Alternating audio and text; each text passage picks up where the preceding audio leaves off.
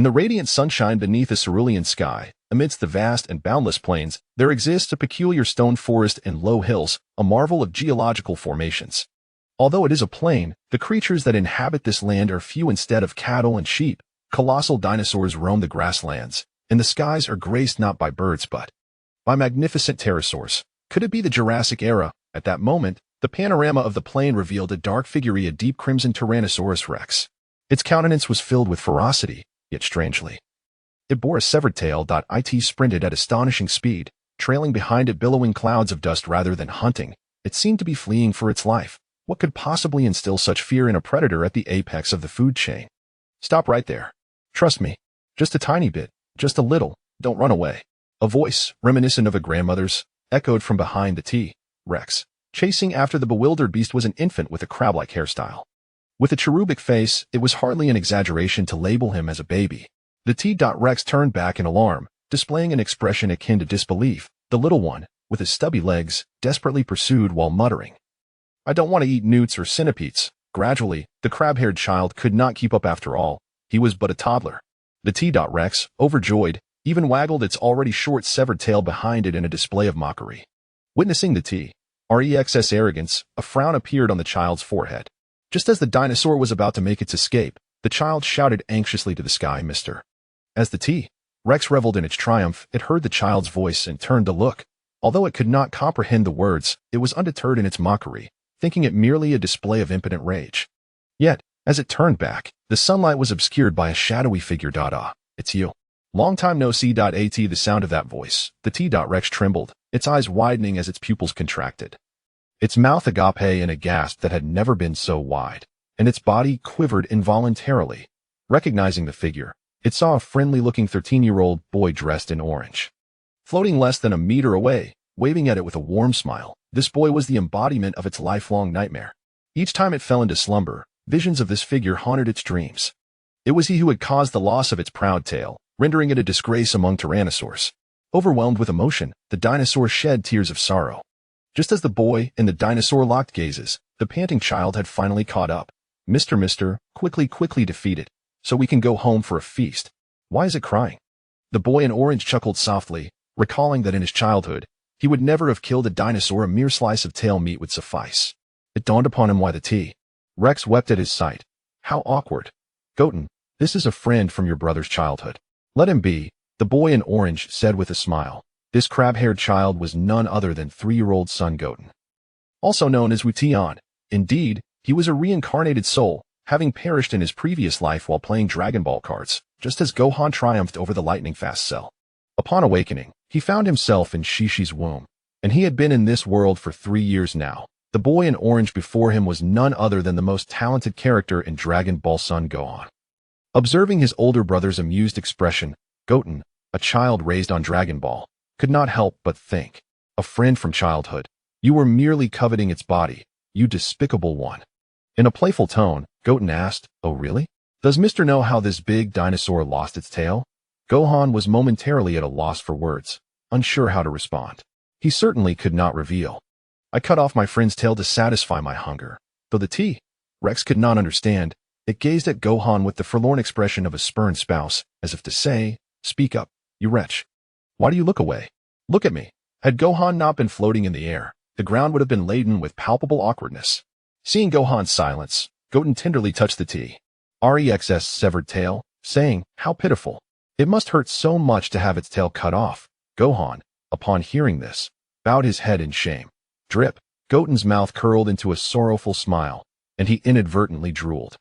"Unlike me, I would just eat the dinosaur directly." Son Gohan was left dumbfounded. Was this truly a member of the Sun family? What kind of hellish fairy tale was this? In the end, they allowed the T-Rex to escape, for Gohan's dignity must be upheld. To compensate for letting the feast escape, Gohan personally captured several wild wolves. Though the rewards left by their deceased father were considerable, they were minuscule for a household with 2 Saiyans. A meal costing 500,000 per person was no trivial matter. Thus, 3-year-old son Goten had to venture out to hunt. Poor, small, and helpless. What causes the wolves to howl through the night? What drives the ferocious dragon to weep? And what compels a 3-year-old child, still weaning, to forage in the wild? Is it the distortion of humanity or the decay of morals? Tune in tonight for the legal discourse. Goten, what are you talking about? We need to head home, Gohan said, carrying 4 wild wolves. Goten feigned innocence, turning to reveal a cherubic expression. Gohan, gazing at Goten's face, was filled with affection. My little brother is truly adorable. Fortunately, Goten was oblivious to Gohan's thoughts otherwise. He would have retorted, Do I look like your father? Goten raised his little hand to the heavens and shouted, Kintoan. A yellow streak traversed the sky, and a golden cloud appeared before Goten.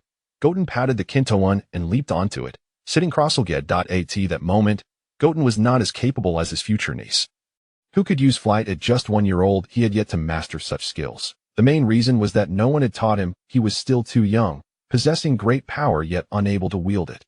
By this era, Dragon Ball no longer utilized combat power detectors. It relied solely on ki perception. According to Gohan, Goten, at birth, was not much inferior to Uncle Vegeta, possessing a combat power of nearly 10,000, but that was still substantial. Son Goku took over 20 years to become a Super Saiyan, while Son Gohan spent 7 years in training to achieve the same.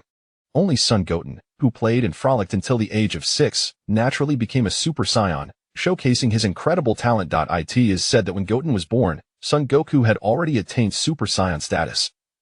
The primary factor for transforming into a Super Saiyan was the accumulation of sufficient S cells within the body. These S cells could only develop in peaceful environments. Pure-blooded Saiyans, engaged in daily plunder and violence, could not produce S cells, resulting in the absence of Super Saiyans for millennia. With the S cells of Super Saiyans and the peaceful cells of Earthlings combined, the second-generation Saiyans, like Goten, were naturally endowed with an abundance of S cells, making it easier for them to achieve Super Saiyan status. Their innate talent was on par with that of Son Gohan. Regrettably, in the original story, Goten lived in an era of tranquility, born into peaceful times, where crises were often met by his father and brother. Following that, there were several decades of peace. By the time he reached his 20s, he had only attained Super Saiyan 1. Akin to those born into wealth who need not worry about their futures. Nevertheless, Son Goten could be deemed the most promising among the sons. He was the only Saiyan to actively seek a girlfriend, and had the most romantic relationships among them. He was the hope of the entire village. Whether it was Goku or Gohan, marrying a wife was purely a matter of luck. As for why he could ride the Kintoan, even he was unsure. He did not consider himself a pure-hearted individual. Perhaps it was simply due to being a Sun family member. Who could say? As they journeyed through the skies, Goten reclined comfortably upon the Nimbus, while Gohan diligently bore the weight of 4 wild wolves beside him. What could be done? The Nimbus offered no means for carrying additional burdens, and I am but a child who knows not but simple babble. The sun had set, ushering in dusk. This world boasts remarkable attributes: advanced technology, diverse ecosystems, and splendid environments. The ecological landscape occupies a significant portion of this planet. And as the illustrious Vegeta would assert, it is a world that could fetch a handsome price. After a spell of flying, several hemispherical homes nestled against the mountains and beside the waters came into view. The scenery was exquisite, and Goten piloted the Nimbus downward, arriving home. Mom, we're back. I caught a few wolves, and I'm nearly starving, Goten exclaimed as he clumsily swung open the door, revealing a beautiful woman with her hair styled in a bun. His mother, Shishi.My dear Goten, you are simply marvelous. Mother will prepare you something to eat right away, Shishi said, lifting Goten into her embrace and affectionately ruffling his hair. Although many in his past life harbored disdain for this mother, deeming her responsible for the shortcomings of her husband, she was merely an ordinary woman with a modicum of martial prowess. What grand aspirations could she possibly have? Her focus rested solely on her family. The notion of saving the world was far beyond her reach. Furthermore, as an ordinary person, it is understandable to idolize the strength of Goku, yet it is equally natural for a son to harbor resentment towards such a father. Goku's negligence toward his family was apparent. Earning money came easily to him, yet he never considered using his abilities to provide for his household, leaving all the pressure on Shishi's shoulders to TO the world. Goku was undoubtedly a hero. However, within the confines of his family, he appeared quite irresponsible. Shishi's household could be considered affluent, yet they were financially drained by Goku's indulgences. Only families like Bulma's, with their boundless resources, could afford to disregard such mundane concerns. Gohan cautiously entered the house, carrying the 4 wild wolves, and upon hearing Goten's words, he felt a wave of exasperation wash over him. I was the one who caught those wolves, you know.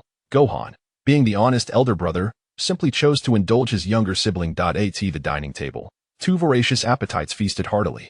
Gohan, glancing at his 3-year-old brother, suddenly had a thought. He turned to the slowly savoring Shishi and inquired, "Mother, since Goten is also 3, should I take him to school?" With his mouth full, Goten abruptly raised his head, astonished, and stared wide-eyed at his elder brother, Gohan. "You wish to lead me astray." Chapter 2, Sun Wukong. The notion of studying is utterly unattainable. In this lifetime, one can only find fulfillment through cultivation. It has been 3 years, and the time has come to put the plan into action. In his infancy, his body was not yet developed for training, so during this period, Goten pondered many matters. Yet his singular purpose remained, to grow stronger. In just 4 years, Majin Buu will resurrect, leaving him with scant time. Although he could rely on future Goku and Gohan to resolve issues, who knows what unforeseen circumstances might arise. Furthermore, the threats of the future extend far beyond Majin Buu. It remains uncertain whether he exists in the time-space continuum or the GT timeline, but regardless of which, the impending crises are far beyond what the original character could handle with his meager Super Saiyan abilities. Gohan began his training at the age of 4, while Goku was transported to Earth at the age of 3, proving that Saiyans of such tender years are indeed capable of confronting numerous challenges. Thus, the first step of the plan is to locate the Dragon Balls. Without this initial endeavor, all subsequent efforts would be in vain. The following day, Goten greeted Chi-Chi and informed her of his intention to visit Trunks, departing early and soaring on the flying Nimbus towards Bulma's residence. He had long been acquainted with Bulma and Trunks. They had visited shortly after his birth, although that proud Vegeta had not made an appearance. Trunks frequently sought him out, insisting Goten address him as brother. How could he possibly comply? That rascal Trunks, undoubtedly the most carefree warrior in history. The fusion of Goten and Trunks would undoubtedly be dominated by Trunks, as the obedient Goten would never be rebellious. The contrast between him and his future counterpart is stark. As they exist worlds apart, Goten would never merge with Trunks. Otherwise, his illustrious reputation would be tarnished forever. The future counterpart, however, remains a consideration. Traversing oceans and mountains, he beheld the bustling West City, a scene of tranquility. The skies were filled with hovering vehicles, and Goten, riding on a cloud, felt little curiosity, such as the nature of a grand metropolis. He descended at the entrance of Capsule Corporation, Bulma's abode, awestruck by the expansive estate. Large enough to accommodate several parks, it was extravagant beyond measure. Perhaps had his late father married into Bulma's family, he could have avoided a life sustained by lizards and centipedes. But wait, at that time, he did not even exist. Dismissing these thoughts, Goten rang the doorbell. "Hello, this is Capsule Corporation. Who are you looking for?" A mechanical voice responded. "I am Goten, here to see Aunt Bulma." At that moment, Bulma's voice emerged from the intercom. "Is that you, Goten? Here to play with Trunks? I'll open the door for you." The door swung open, revealing Trunks with his distinctive purple hair, an unmistakable sign of athletic prowess. "Goten, you've come. Come. Let me show you the latest gaming console." Trunks welcomed him enthusiastically, clearly delighted, as Goten rarely visited. It was usually Trunks who sought him out. "Actually, I'm here to see Aunt Bulma. Can you take me to her?" Trunks' face fell with disappointment as he led Goten to Bulma's private laboratory.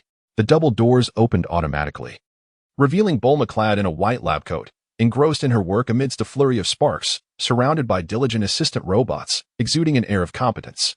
Goten stood at the threshold, hesitant to intrude, while Trunks, finding it dull, turned to leave. When Bulma finally completed her task and turned around, she noticed Goten standing there.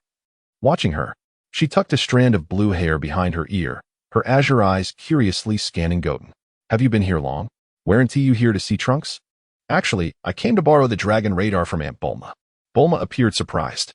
"How do you know about the Dragon Balls?" "They are very important and should not be used carelessly." Goten innocently replied, "I didn't know about the Dragon Balls. It was Nissan who told me to come ask you for it, saying it was urgent." Seeing Goten's demeanor, Bulma sensed no deception in the Sun family. Deceit was unheard of. If it were Gohan, that would be a different story. "I see. Let me retrieve it for you." As Bulma searched, unbeknownst to them, Vegeta had appeared at the door, clad in blue battle attire, his expression one of disdain. "TCH, has Gohan fallen so low as to require the Dragon Balls to solve his problems?" Vegeta's gaze bore into Goten, his discontent palpable. Goten thought, "You cannot take your grievances with my father out on me." At that moment, Bulma found the Dragon Radar and handed it to Goten. Hearing Vegeta's remark, she interjected, "Gohan's need for the Dragon Balls likely pertains to something significant, Please refrain from saying such things in front of Goten. Vegeta, ever proud, huffed and turned to leave. Goten, unwilling to squander time, expressed his gratitude to Bulma and departed swiftly. Although Bulma sensed something amiss, she could not quite place it. Goten ascended onto the Nimbus, racing towards the location of the first Dragon Ball.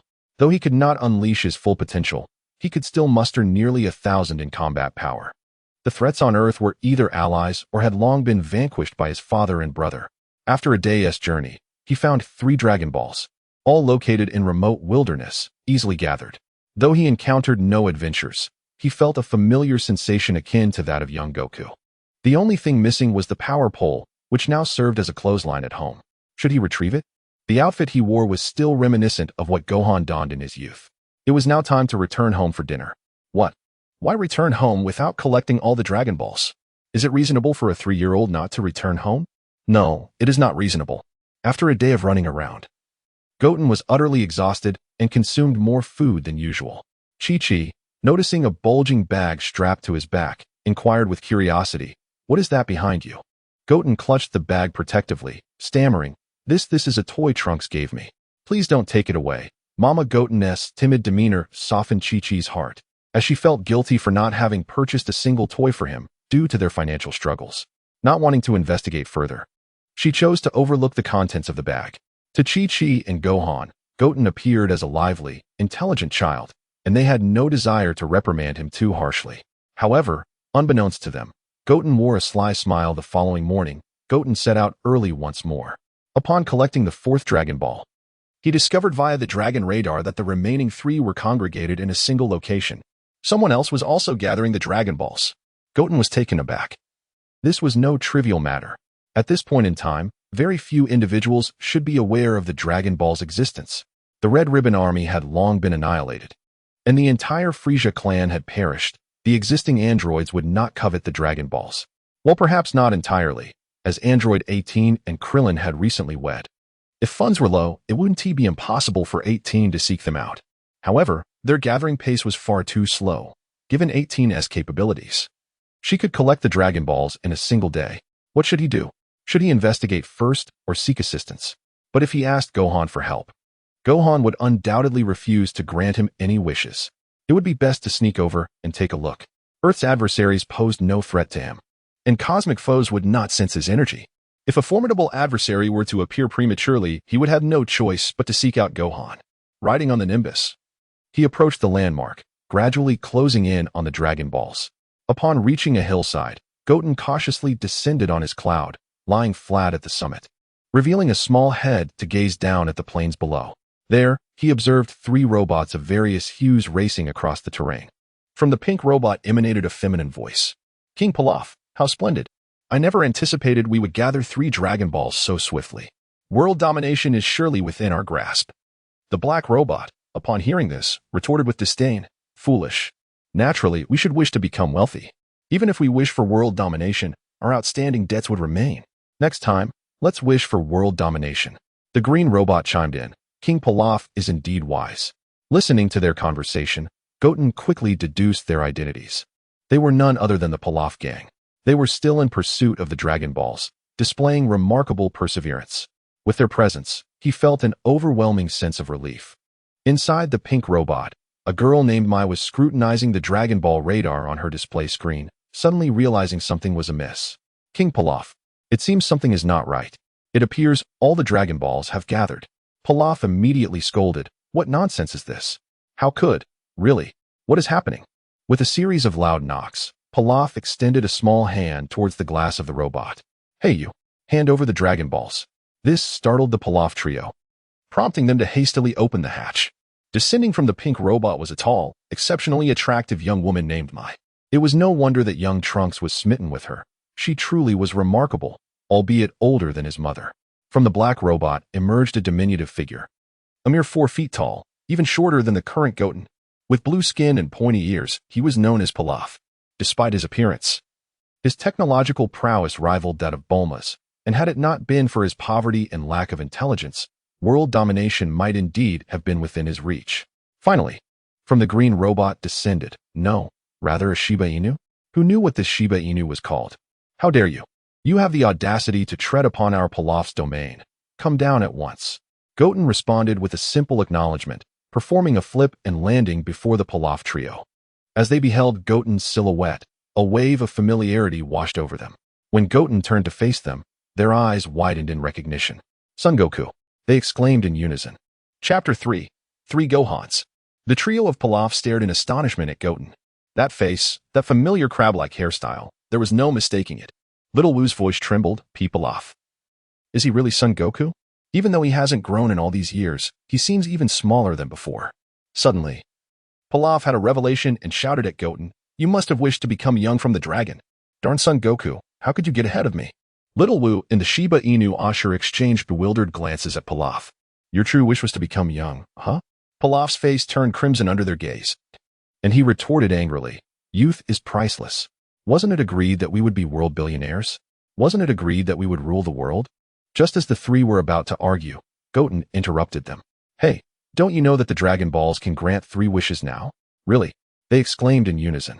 Goten waved his hand impatiently. You're celebrating too early. I have some unfortunate news. Hand over the Dragon Balls. The trio was left dumbfounded, glancing at each other and then back at Goten. Finally, Ashur spoke. It seems we are the real villains here, Pilaf. Little Wu, uncertain, asked, Are you really Son Goku? In my memory, while Son Goku was quite violent, he was undoubtedly a good person, but Goten's behavior doesn't seem to align with that. Goten dismissed her concerns. That's my deadbeat old man. Remember my name? I am Son. Goten. Pilaf bellowed in fury. How could Son Goku have a son like you? Goten retorted impatiently. Less talking, hand over the Dragon Balls. Pilaf and his companions burst into laughter. Since you're not Son Goku, what do I have to fear? Today, I'll teach you a lesson on behalf of your father. Pilaf the demon. Combine. The 3 jumped onto their robots, which automatically fused into a giant mech. One formed the head, another the upper body and arms, while the last became the lower body and legs. All formed the tonsils. The combined robot had a certain charm for boys, but unfortunately, Pilaf's design was too ugly. Try my Pilaf missiles. The robot's hands revealed cannon ports and launched 2 missiles at Goten. Goten raised his delicate hands and caught the 2 missiles effortlessly. Boom.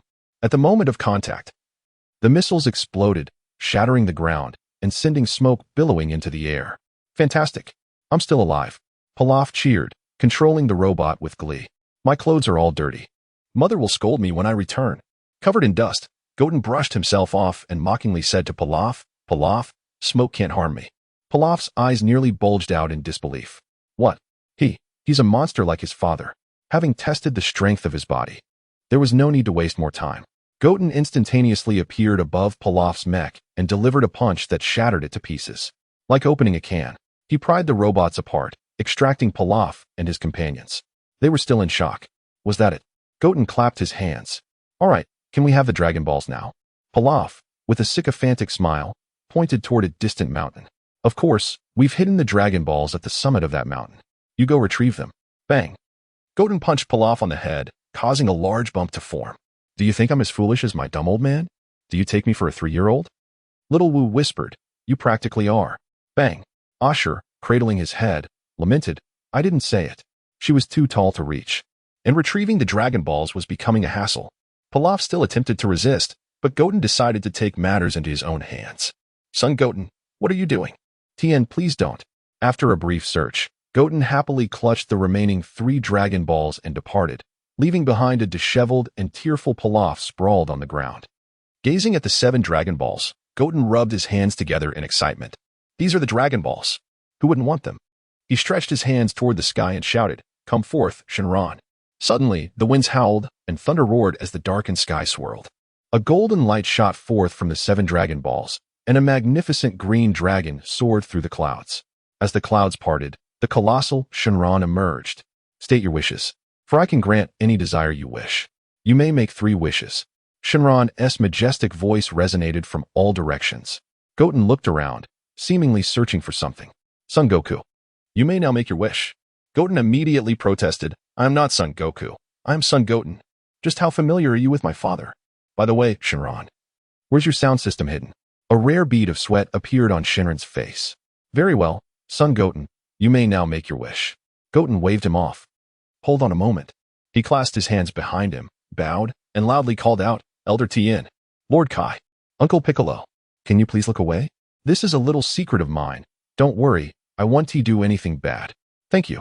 Tian, Piccolo, and Lord Kai were all astonished. How does he know we're watching him? They had never observed Goten's movements before, only aware of his existence. It was unexpected that during this summoning, Goten was aware of them. Better safe than sorry. Tian, as the creator of Shinran, would certainly be aware, and if he knew, Piccolo would too.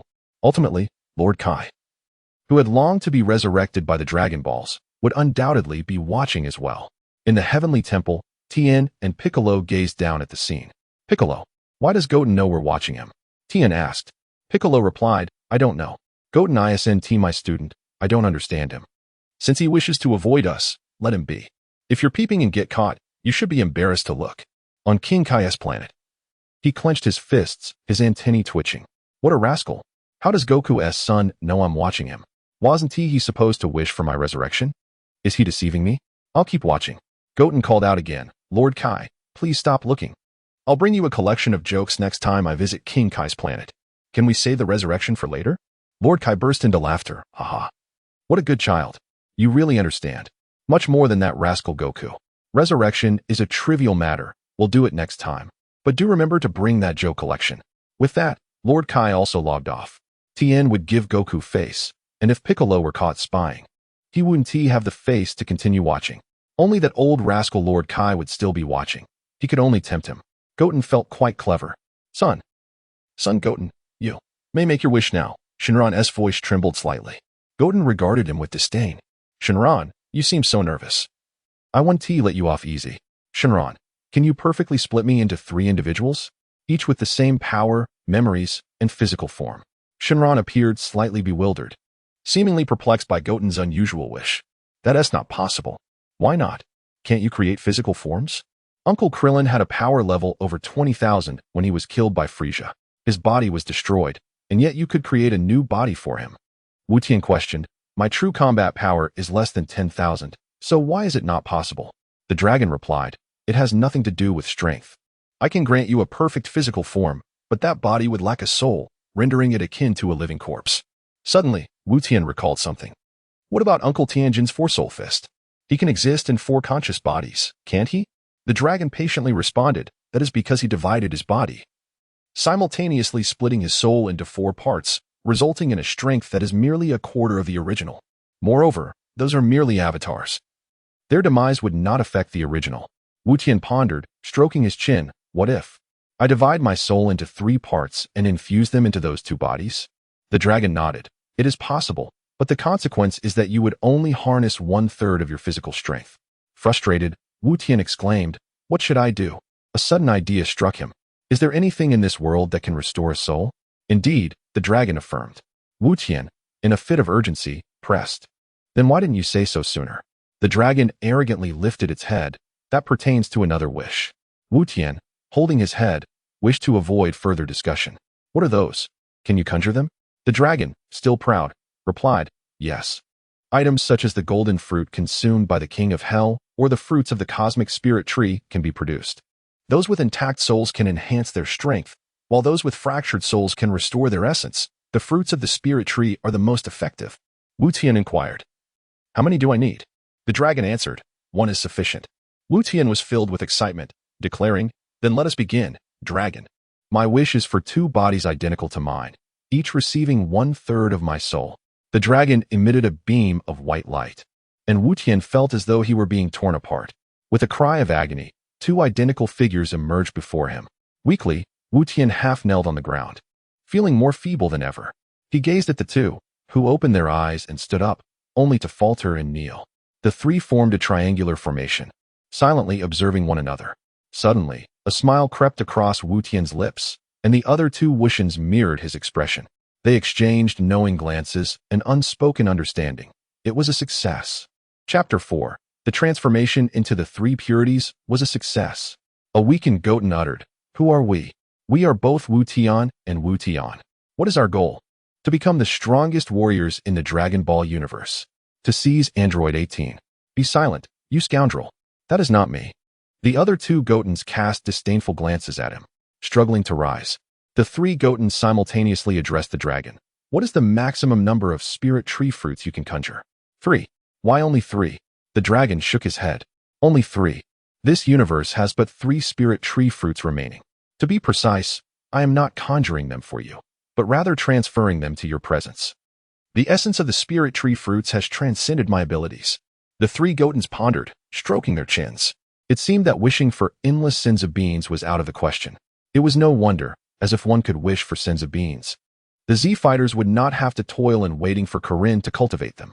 Then our second wish shall be for the 3 spirit tree fruits. The dragon acknowledged. Your wish is granted. The 3 spirit tree fruits materialized in Goten's hands, and he distributed one to each of them, devouring them eagerly. Upon finishing, they felt an overwhelming surge of power, unleashing their previously constrained battle potential and significantly boosting their power levels, each surpassing the threshold of 10,000. The sensation was exhilarating. Unfortunately, they were left with only 3 fruits. Goten, can we transform his physique into that of the legendary Super Saiyan lineage? Goten gestured towards one of the Gotens. The dragon replied, no, that exceeds my capabilities. Then can we exchange bloodlines with an existing holder of the legendary Super Saiyan lineage? The dragon responded, no. Their abilities far surpass mine, and coercive exchange is impossible. Does that mean it is possible with the deceased? Yes, but the physical body must remain largely intact. This implied that Broly from that world was still alive. Yet uncertainty loomed over which Broly it was. If it were the benevolent Broly from the alternate timeline, it would be troublesome to proceed. The opportunity to utilize the eternal dragon in the future would have to be awaited. All right, for our third wish. Let us grow our tails back. To defeat Majin Buu, they would need the power to transform into Super Saiyan 3 at the very least. However, the transformation into Super Saiyan 3 was exceedingly demanding on living beings, taxing their stamina and causing energy leaks. Gotens could manage it, likely due to the combination of their stamina and energy. According to Goku, Super Saiyan 3 was fundamentally a flawed transformation. Even the living Goku struggled to maintain it for a single minute. Yet in GT, there was a belief that the difficulty in sustaining Super Saiyan 3 stemmed from the absence of a tail. A Saiyan with a tail could rectify the energy leakage that plagued Super Saiyan 3. Moreover, the tail was a crucial item for transforming into Super Saiyan 4. Its absence was unacceptable. Suddenly, the 3 Gotens felt a tingling sensation at the base of their tails, and a brown tail burst forth, tearing through their pants. Adjusting to the movement of their new tails felt somewhat awkward, and they could only wrap them around their waist for the time being. The dragon wiped his brow. Your wishes have all been fulfilled. May I take my leave now? It is rare for someone to ask so many questions during their first wish. Goten expressed his disdain. Go on, go on. If every wish can be granted, why not? Upon hearing Goten's words, the dragon soared into the sky and vanished. The 3 Gotens suddenly leapt up simultaneously, grasping the 4-star Dragon Ball. Once they landed, they erupted into laughter. Indeed, our thoughts aligned perfectly. The main Goten spoke. What should we call ourselves? We cannot all be named Goten. One Goten suggested, how about adding prefixes to our names? Another Goten agreed, that works. The main Goten shall be X, I shall be Y, and you shall be Z. Goten had contemplated this long ago. A single individual, no matter how powerful, had limitations. In the world of Dragon Ball, the mightiest and most gifted warriors were undoubtedly those who fused together, like Vegeta, Gogeta, and Gotens. Hence, he embarked on a bold endeavor to forge himself into the strongest fusion warrior in Dragon Ball history. There existed numerous training systems within Dragon Ball, such as the Godly Realm and Super, the primitive evolution of the physical form in GT, and the ultimate form developed by the old Kai to unlock potential. Each was immensely powerful, but came with its own pros and cons.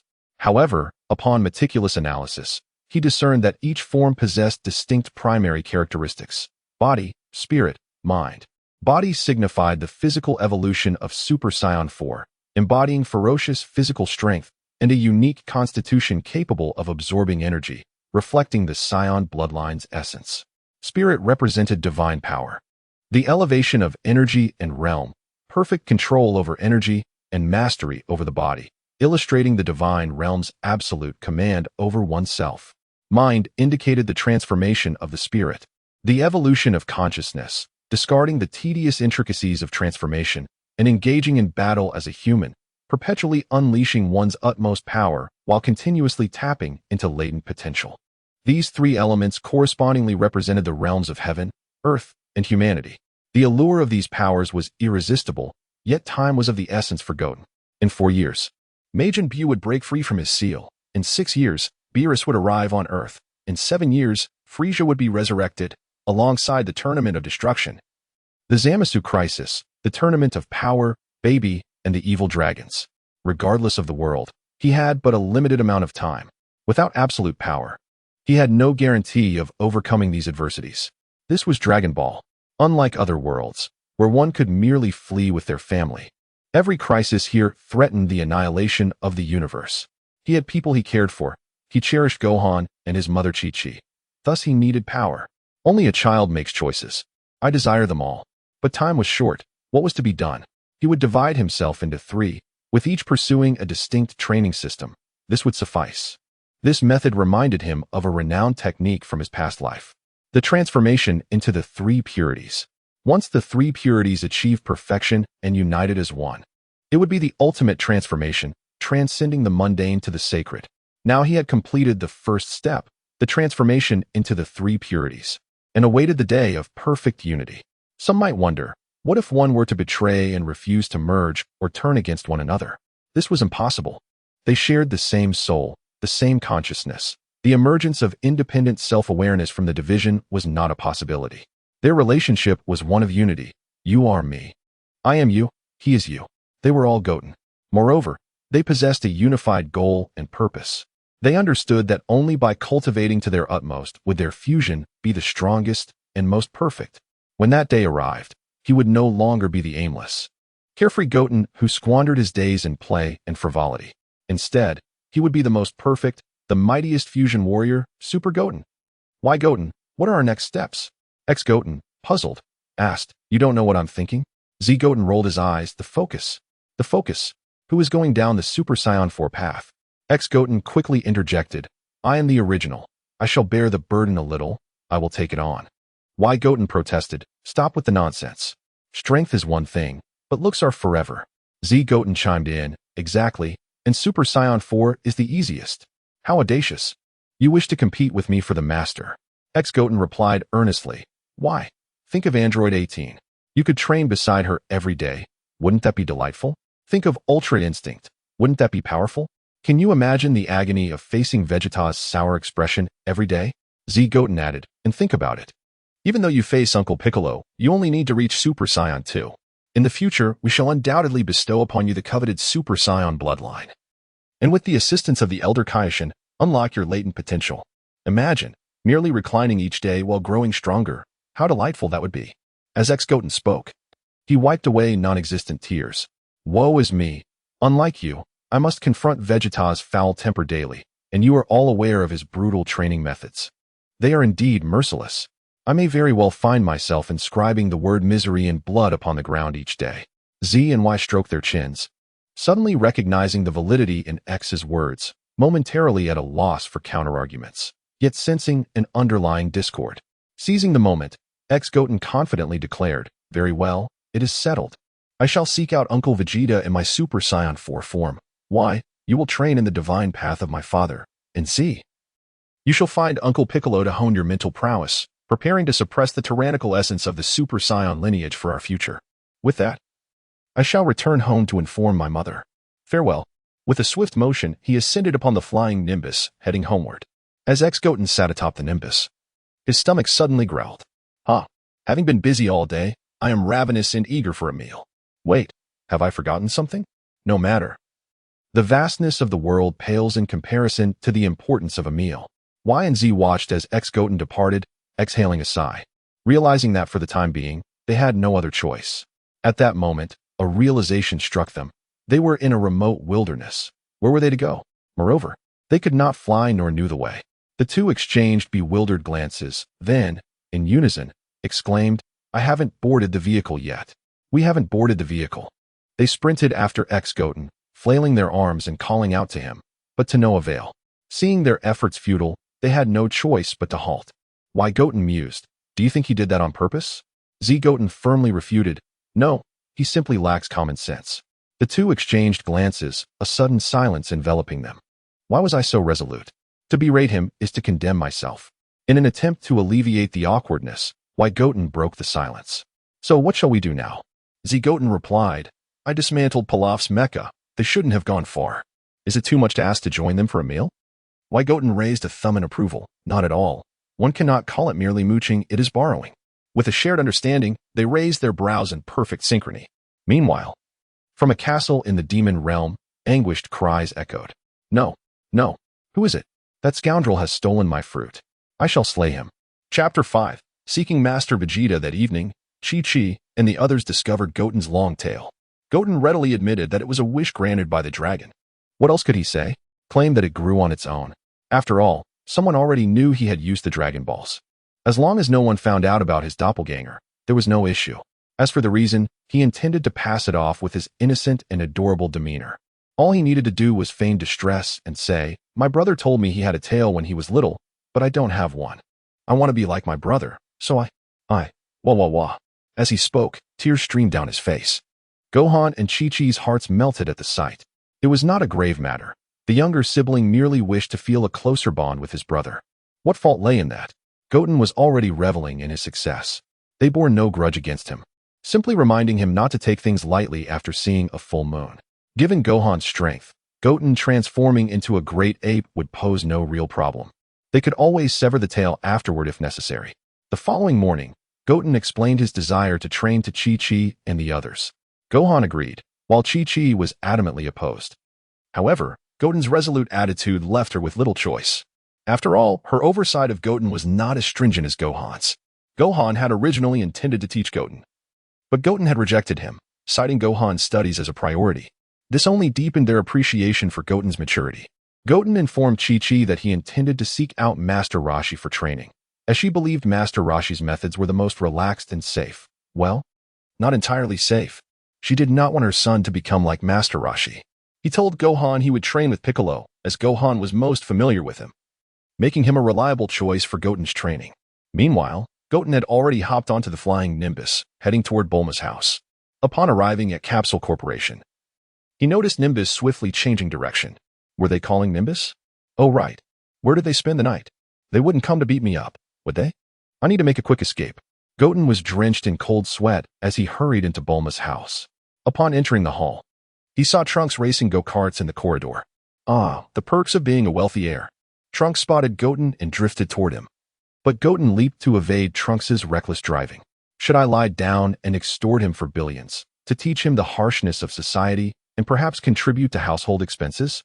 Trunks, disappointed that he missed, flashed Goten a self-satisfied grin. Hey Goten, want to race a lap? Goten internally scoffed, thinking, your luxury car will just kick up dust behind my 86.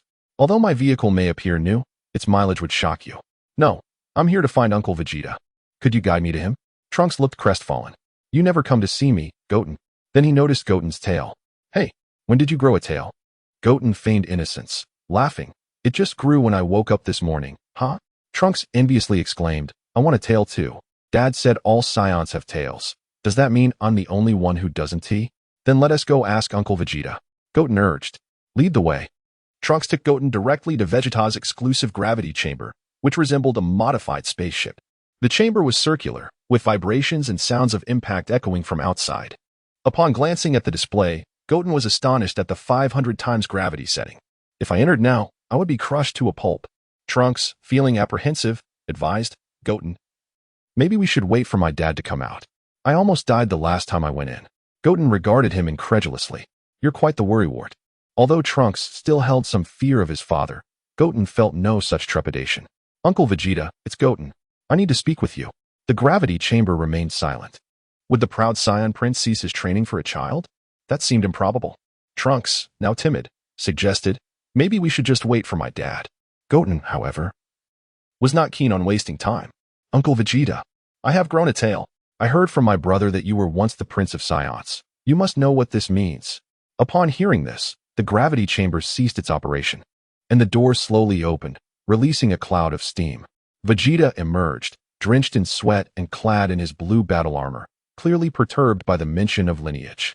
It seemed he was indeed concerned about Trunks' lack of a tail. Vegeta scrutinized Goten with his customary severity, as if displeased by his very presence. Explain the situation, he demanded coldly. It just grew this morning, Goten replied. Vegeta remained indifferent, giving the impression that he was unconcerned by Goten's predicament. Is that all? You are the offspring of a low-class warrior. Do not gaze at the full moon, or you will transform into a great ape and lose your sanity. Trunks appeared astonished. Vegeta, noticing Trunks' reaction, reprimanded, "What are you surprised about? You have no tail, and as my royal lineage, you would retain your senses even as a great ape." Goten rolled his eyes, thinking, "Are you flaunting your superiority before me?" Afterward, Vegeta turned to re-enter the gravity chamber. "Wait, Uncle Vegeta," Goten called out urgently. Vegeta turned back, visibly irritated. "You better have something important." Goten's expression turned serious. "Uncle Vegeta, I wish to ask you to train me." Kakarot. Vegeta perceived an unwavering determination in Goten's eyes, reminiscent of Kakarot himself. But as the proud Saiyan prince, how could he extend help to another, maintaining a facade of amusement? He scoffed, "Why would I teach you? Huh, begone. Out of respect for Kakarot, I shall not hold this against you." With that, he pivoted to leave. "Uncle Vegeta, you must be lonely." Vegeta halted. Goten, undaunted, continued, "After my father's death, you must feel quite isolated, unable to surpass him. It must be quite frustrating." Vegeta's aura flared gold, his hair instantly turning golden as a powerful energy wave knocked Trunks against the wall, rendering him unconscious. Goten was also swept off his feet, rolling several times before finally halting, half kneeling against the ground.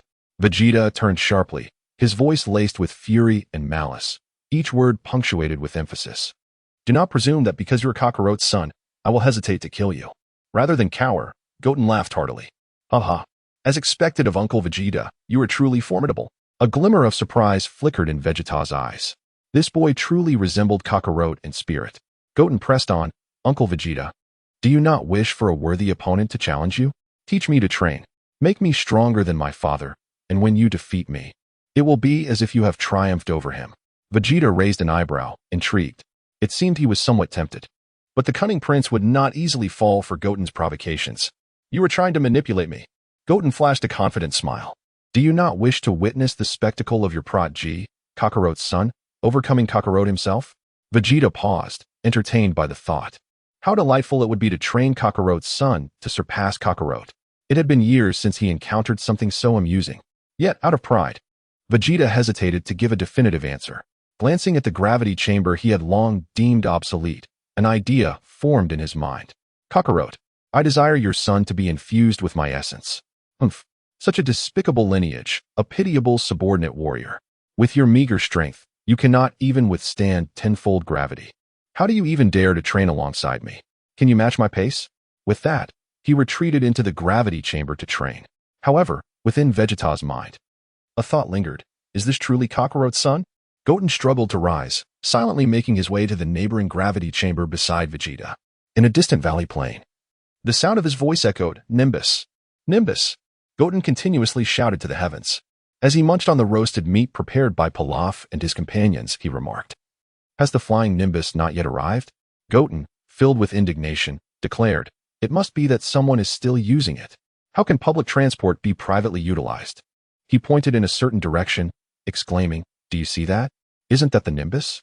With joy, Goten leapt up, waving his short arms in exuberance. "Here, here." Life with a private vehicle suddenly turns into a struggle to summon a ride. This existence is truly arduous. The Nimbus descended before Goten, who eagerly ruffled its clouds and planted a fervent kiss upon it. He had never envisioned the Nimbus in such a manner. Just as he prepared to head to Master Roshi's place, a thought struck him, and he glanced over at Pilaf and his companions. Pilaf, feeling somewhat uneasy under Goten's gaze, grinned sheepishly and asked, "Lord Goten, is there anything you require?" Goten, with a mischievous smile, responded, "When visiting Master Roshi, one should bring a small gift. Do you happen to have any banana-colored books?" Pilaf and his companions' faces flushed, as if they had encountered something utterly shameless, behaving like naive youngsters. Goten was taken aback. "You are older than my father, yet you remain so innocent." With a fierce expression, Goten declared, "Is there truly none?" Pilaf and Asu quickly knelt, pleading for mercy, asserting their hearts were as pure as white paper, truly devoid of such items. Just as Goten was about to concede, Little Wu, her face crimson, timidly raised her hand. Her cheeks were so flushed one could almost squeeze water from them. Amidst the astonishment of the crowd, Little Wu carefully retrieved a banana-colored book from her bosom and gingerly handed it to Goten, still warm and imbued with her delicate fragrance. Trunks was indeed fortunate.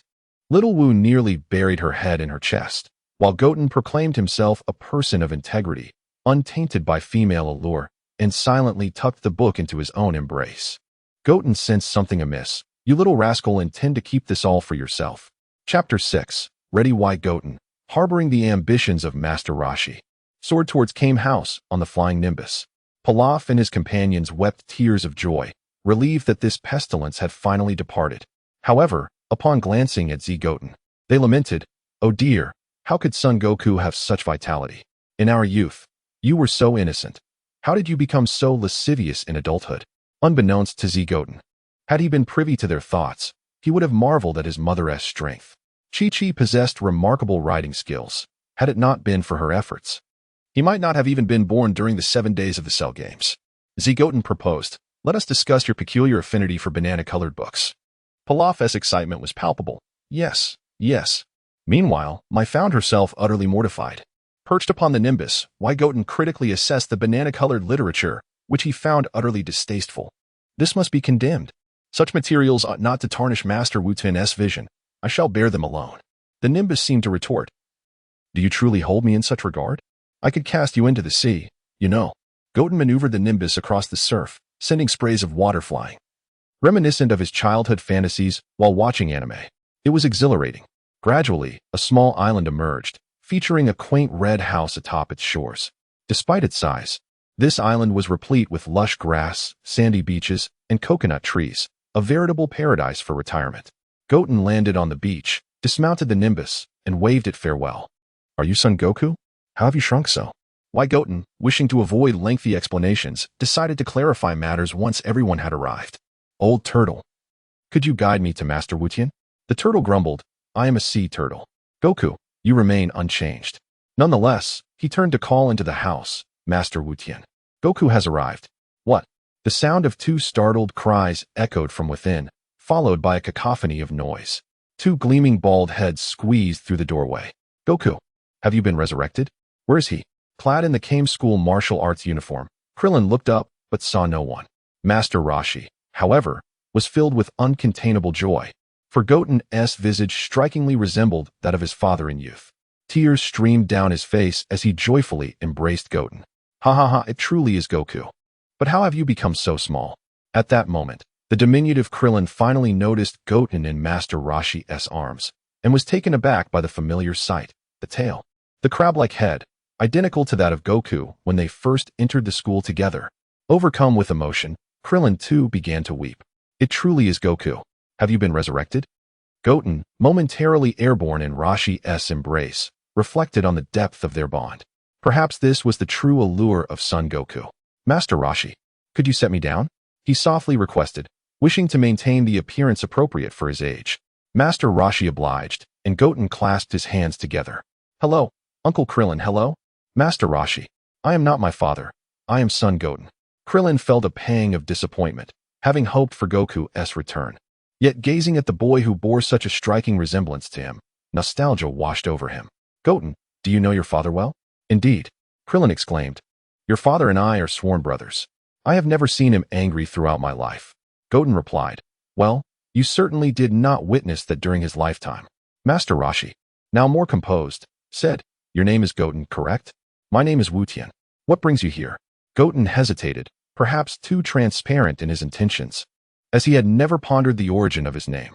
Son Gohan was named after Goku's grandfather, and perhaps Goten's name was inspired by another of Goku's ancestors, Wu Tian.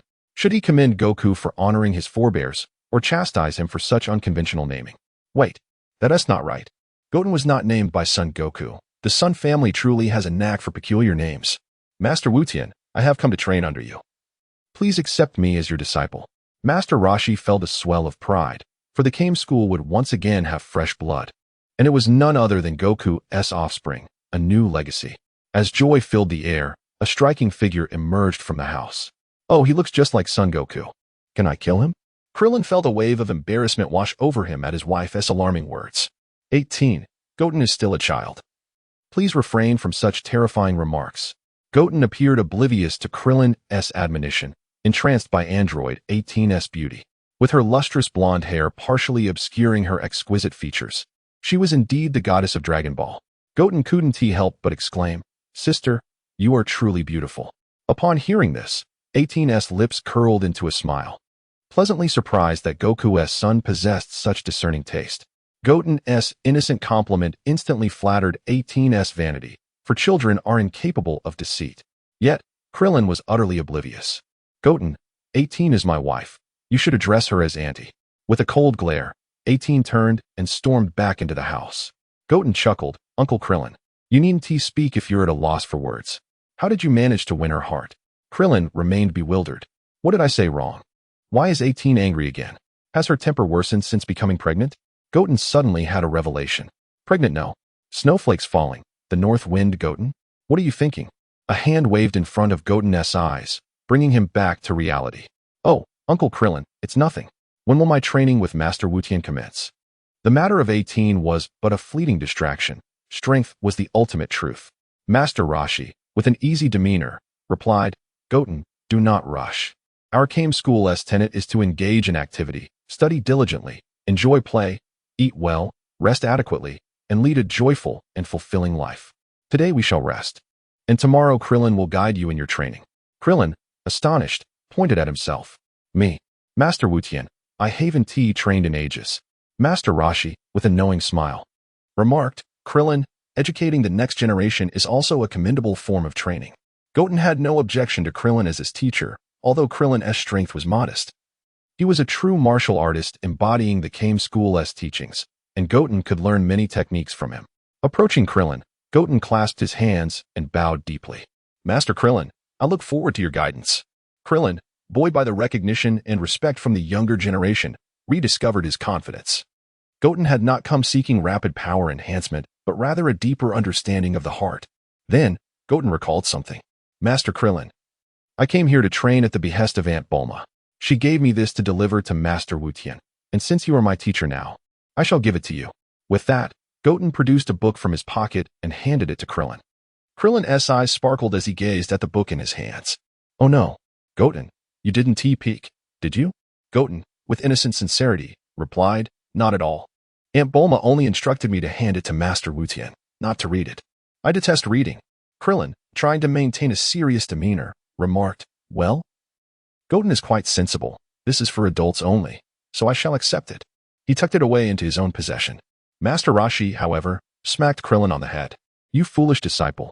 You shall return that. You are merely acting as a proxy for me. That belongs to me." Krillin swiftly dodged the blow. "Teacher Wu Tian, this is a token of gratitude from Wu Tian. Was it not in a similar fashion that I presented my appreciation to you years ago?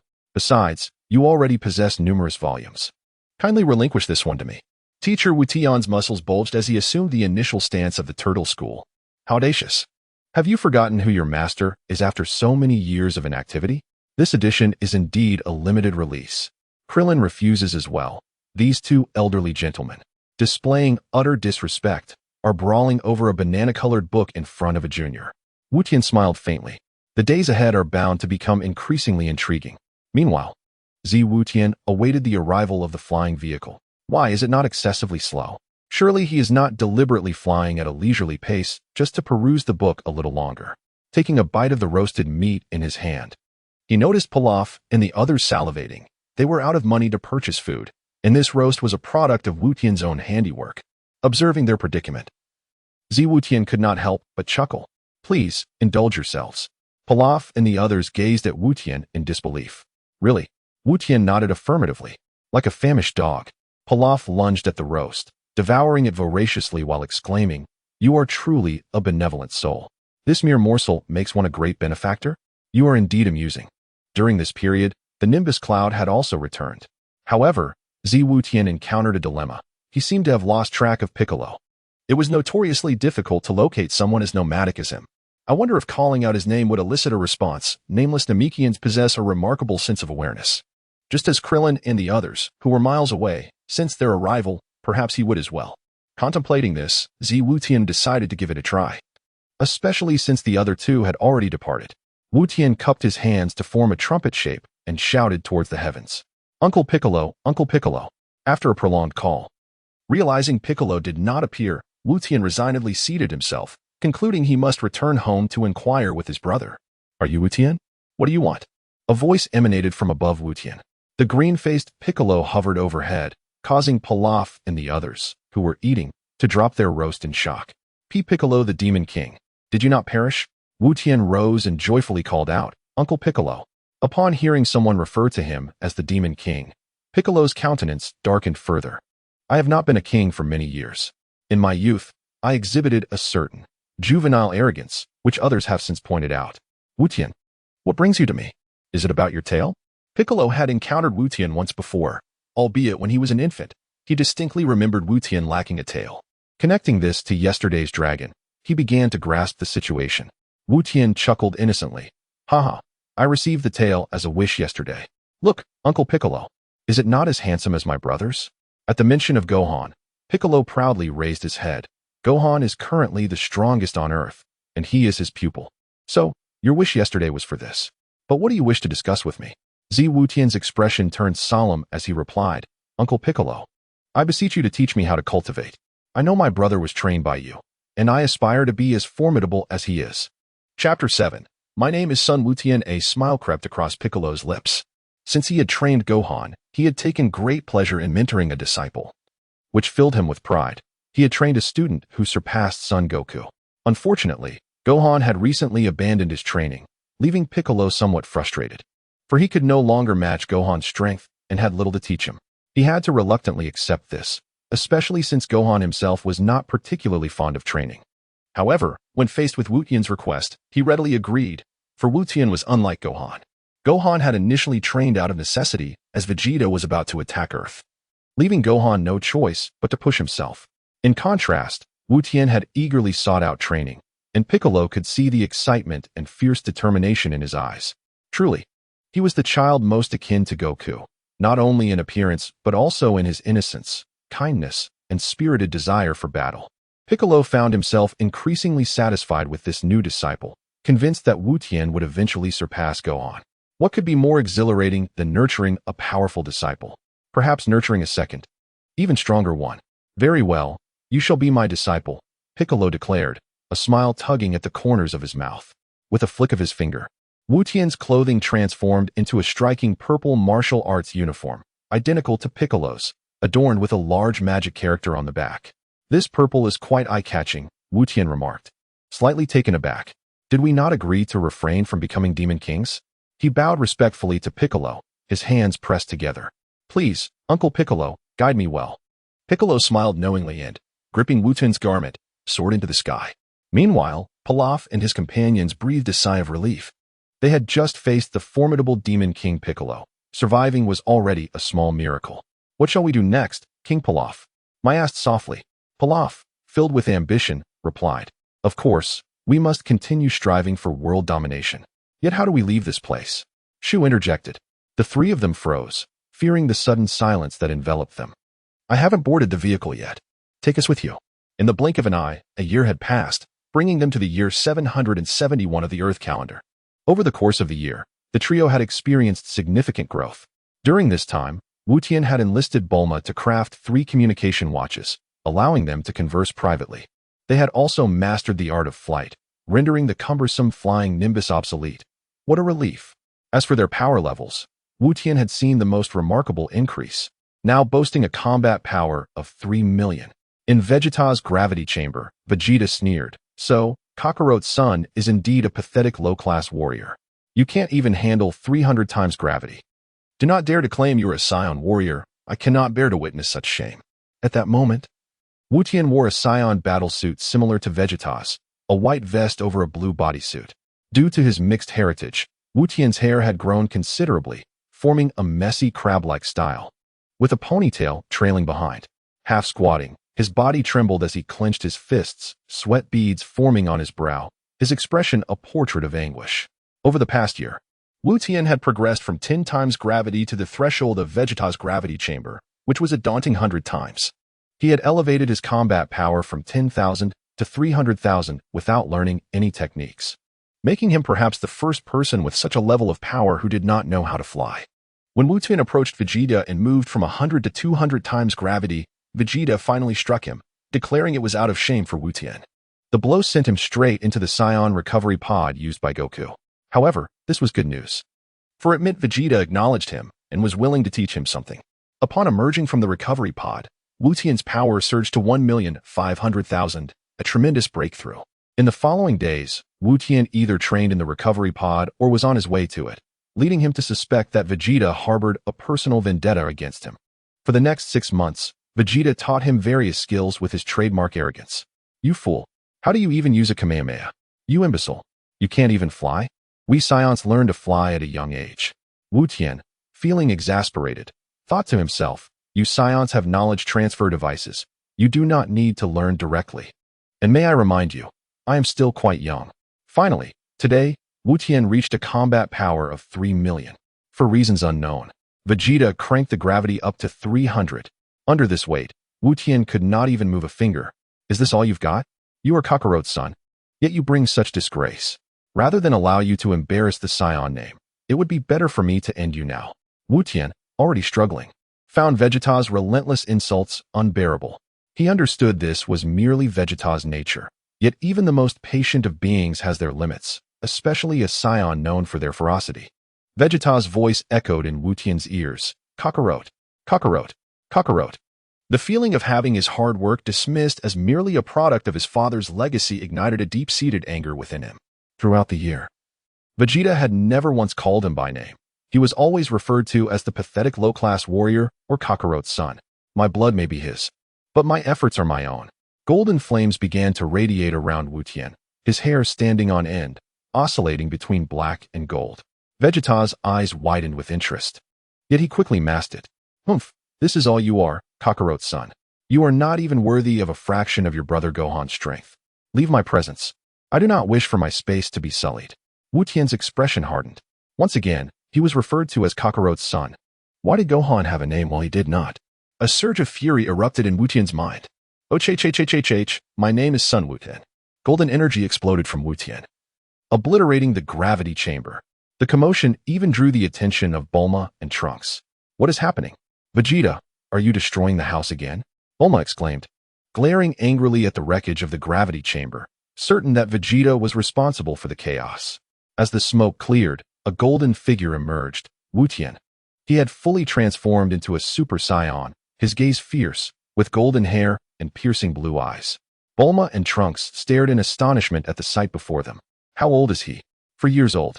A Super Saiyan at just 4. Vegeta could not hide a smirk from his lips. Wu Tian turned his cold gaze towards him, and Vegeta sensed a deadly intent coupled with fierce determination. In an instant, Wu Tian appeared before Vegeta and threw a punch. Vegeta, caught off guard, was struck squarely in the face. Stumbling back, Vegeta regained his footing just in time for Wu Tian to follow up with a swift kick. Vegeta, having anticipated the move, raised his hand to block, but caught Wu Tian's ankle instead.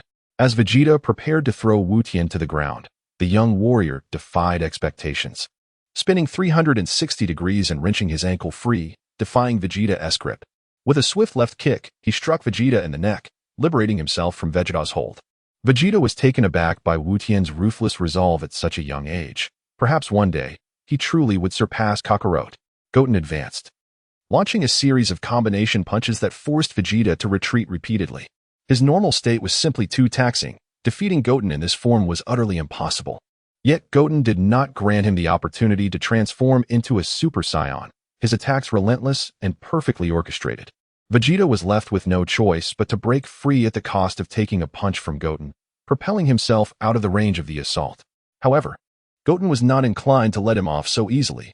With a swift execution of his combat technique, a barrage of energy blasts surged toward Vegeta. Given that they were at Bulma's home, Vegeta opted not to deflect the attacks, but to absorb them all. Vegeta, Dad, Bulma and Trunks called out anxiously, for property was trivial compared to their safety. Today, Goten and Vegeta were truly fighting with fervor. As soon as Goten completed his combat technique, he clasped his hands together behind him, gathering purple energy that crackled with arcs of electricity. Murmuring, Gallic, gun, he prepared to unleash his might. As the smoke from the technique dispersed, the golden figure of Super Vegeta emerged. A smile crept across Vegeta's face as he beheld Goten above him. Clever boy. The angle from which Goten launched the Gallic gun was potent enough to obliterate the earth, ensuring he would not evade but confront the full brunt of Vegeta's assault. Vegeta relished such ruthless combat styles. Ha ha, very well, Goten. But alas, you are still woefully inadequate. With a thrust of his hands, a massive pillar of purple energy surged forth toward Vegeta, who retaliated with his own Gallic gun. The two forces of energy clashed violently in the air, with Goten's initial advantage gradually being subdued by Vegeta. Goten, you are still far from my level. Huh? Vegeta pushed forward with one hand, his Gallic gun overshadowing Goten's attack and engulfing him entirely. Goten shut his eyes, pondering the vast chasm of their power. Father, have I shamed the Sun family? A brilliant white light erupted across the land, blinding everyone in its brilliance. When Bulma regained her vision, she found Vegeta descending with a battered Goten, his clothes in tatters and his body bruised. Is Goten all right? Bulma asked with concern. That brat is tougher than he looks. Just toss him in the healing pod.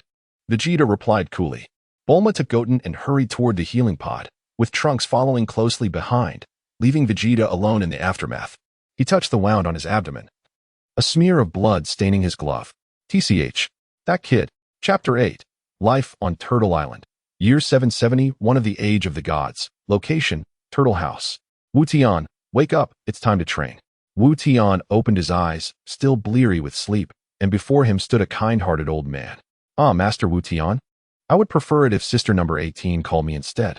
Bang. The turtle hermit struck Wu Tian on the head with his cane, causing a large bump to form. You little rascal, always taking advantage of others. Don't think I'm oblivious to your antics. He struck again, leaving another mark on Wu Tian's head. Wu Tian rubbed his head but refrained from retorting, sticking out his tongue. After spending some time on Turtle Island, his true nature had been fully revealed. Here. They valued 2 words, follow one's heart. Just like the turtle hermit, a martial arts master and the head of the turtle school, who never disguised his lascivious tendencies. All of Wu Tian's pretenses were futile. After a while, Krillin and the turtle hermit realized that Wu Tian was far from the innocent child they had imagined. He was petty, lecherous, and quite mischievous. Yet, overall, he remained a kind-hearted boy, only appearing insufferable when in the arms of Number 18. With his innocent and charming demeanor, coupled with an endearing way with words, Wu Tian successfully won Number 18's affection. Whenever he made her laugh, she would embrace and kiss him, even going so far as to approach Chi-Chi with the intention of adopting him as her godson. This infuriated both the turtle hermit and Krillin, as well as the other 2 Wu Tians, who regretted their earlier choices. Initially, Wu Tian followed a strict routine at the Turtle House, rising at 4:30 a.m. for ideological education under the Turtle Hermit.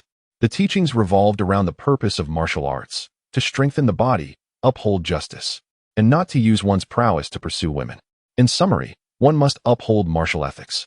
At 5 a.m., he began delivering milk, carrying hundreds of pounds of turtle shells under Krillin's guidance, moving even faster than Goku did in his day, and delivering even more milk. At 8 a.m., he engaged in manual labor, only allowed to eat breakfast after completing his chores. The time before lunch was dedicated to classes. As Master Wu Tian asserted that without mental training, physical strength alone does not make a true martial artist. He was grateful to Master Wu Tian for being the only Wu Tian who could read and write. Upon arriving in this world, he absorbed the language but was too young to learn to write. Thus, whether it was X or Z, both remained illiterate, despite his potential being no less than that of a Super Saiyan. After lunch, he was required to nap until 1:30 p.m., as Master Wu Tian emphasized the importance of balancing work and rest. The afternoons were filled with brick moving, evading sharks and dinosaurs, and tying up people to have bees sting them. One day, I shall devour you all. In the evenings, the old lecher would watch gymnastics with the big and little perverts. How delightful. In summary, the training of the Turtle School is a holistic approach that combines labor, ethics, artistry, physical fitness, and beauty. It corroborated Master Wu Tian's words: engage in diligent exercise, study well, play joyfully, eat heartily, and rest adequately. Life itself is a form of cultivation. What was meant to be a year of foundational training was condensed into 2 months by Wu Tian, with the subsequent 4 months dedicated to Krillin instructing him in various Turtle School techniques. After half a year, Krillin sent him away under the pretext that he ate too much, urging him to walk to Korin Tower and the Heavenly Palace under the guise of training. During his journey, he visited Yamcha and Tian, defeating Yamcha but losing to Tian. He stayed with Yamcha for half a month, learning the Wolf Fang Fist and Energy Sphere. With Tian, he remained for a month and a half, mastering the four-body fist and ki blast, yet still unable to defeat him. His strength rivaled that of a Super Saiyan. Tian was a true martial artist. Continuing on, he championed the weak and upheld justice until he reached the foot of Korin Tower, where he was mistaken for Sun Wukong by a pair of Native American father and son. He encountered many events and formed connections with increasingly more people. Perhaps this was the essence of training. Upon meeting Korin and Yajirobe, Wu Tian did not partake in the ultra-divine water trial, as his current power rendered it unnecessary. Korin was no faster than him. He also refrained from drinking the ultra-divine water, suspecting that Goku's viral heart disease stemmed from it, as the water was said to be toxic. To prevent Yajirobe from consuming the newly grown senzu beans, Wu Tian took 3 for himself. With the Rui Jingu Bang still hanging at home, he chose to fly directly to the Heavenly Palace, where he met Mr. Popo and Mr. Dent. To his surprise, Mr. Popo fought him to a standstill. This Mr. Popo was shrouded in mystery, seemingly existing even before Piccolo arrived on Earth. He would return to uncover his secrets once he grew stronger. After completing this training, he returned home for a month before heading back to Turtle House, where he sparred daily with Krillin. Just yesterday, he managed to defeat Krillin, who, despite his appearance, now possessed a battle power of 1.3 million, while Wu Tian had reached 1.2 million. Krillin's loss was merely due to Wu Tian's clever tactics. Due to the nature of their sparring, where they only exchanged blows lightly, Wu Tian had not sustained any serious injuries over the past year, ironically becoming the weakest among them. Wu Tian lazily donned his attire, a black long-sleeve undershirt beneath an orange turtle school GI, nearly identical to the original Wu Tian's, except the character on his back had changed from heaven to turtle. As usual, he descended for breakfast, greeting number 18, who was busy in the kitchen, and noticed Krillin feeding a baby. Indeed, it was Krillin feeding, as number 18 had given birth to a girl. Unbeknownst to Krillin, he had named his daughter after his ex-girlfriend, Marin. If I cannot have you as my wife, I shall have you as my daughter, Krillin thought, fortunate that number 18 remained unaware. After Wu Tian finished his meal, the turtle hermit summoned him before the television. Wu Tian, you have already surpassed Krillin. There is little more we can teach you. It is time for you to forge your own path. Wu Tian looked at the old turtle skeptically. I say, Master Wu Tian, you said the same 6 months ago when you sent me to the Heavenly Palace. You aren't jealous, are you? Wanting to send me away? He feigned stubbornness. I won't leave. The food is good. The sleep is comfortable. And there's the beautiful sister number 18. Isn't this the essence of our turtle school? Upon hearing Wu Tian's words, number 18 chuckled. The turtle hermit's face flushed before returning to calm. Wu Tian, I understand your fervent pursuit of martial arts. But you must realize that studying martial arts is not solely for defeating others. It is to conquer oneself. If you lose yourself in the pursuit of power, you will never mature. Wu Tian ceased his playful demeanor, earnestly listening to the turtle hermit's guidance, a lesson from an elder to his junior. With a sigh, the turtle hermit continued, Alas, your strength is already sufficient for you to depart. However, Wu Tian, at such a young age, you may easily become complacent. The turtle hermit raised his head, seemingly lost in thought.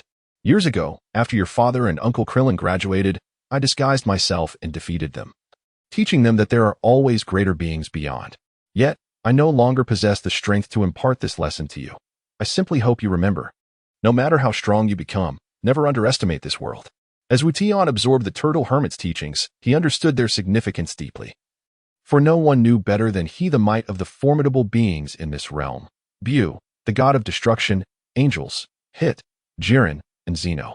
Any one of these terrifying entities could effortlessly extinguish him, leaving him with no grounds for arrogance or pride. Wu Tian stood up and bowed to Master Roshi, Krillin, and Android 18, expressing his gratitude for their care. He promised to cherish the memories of his grandfather, Master Krillin, and Aunt 18.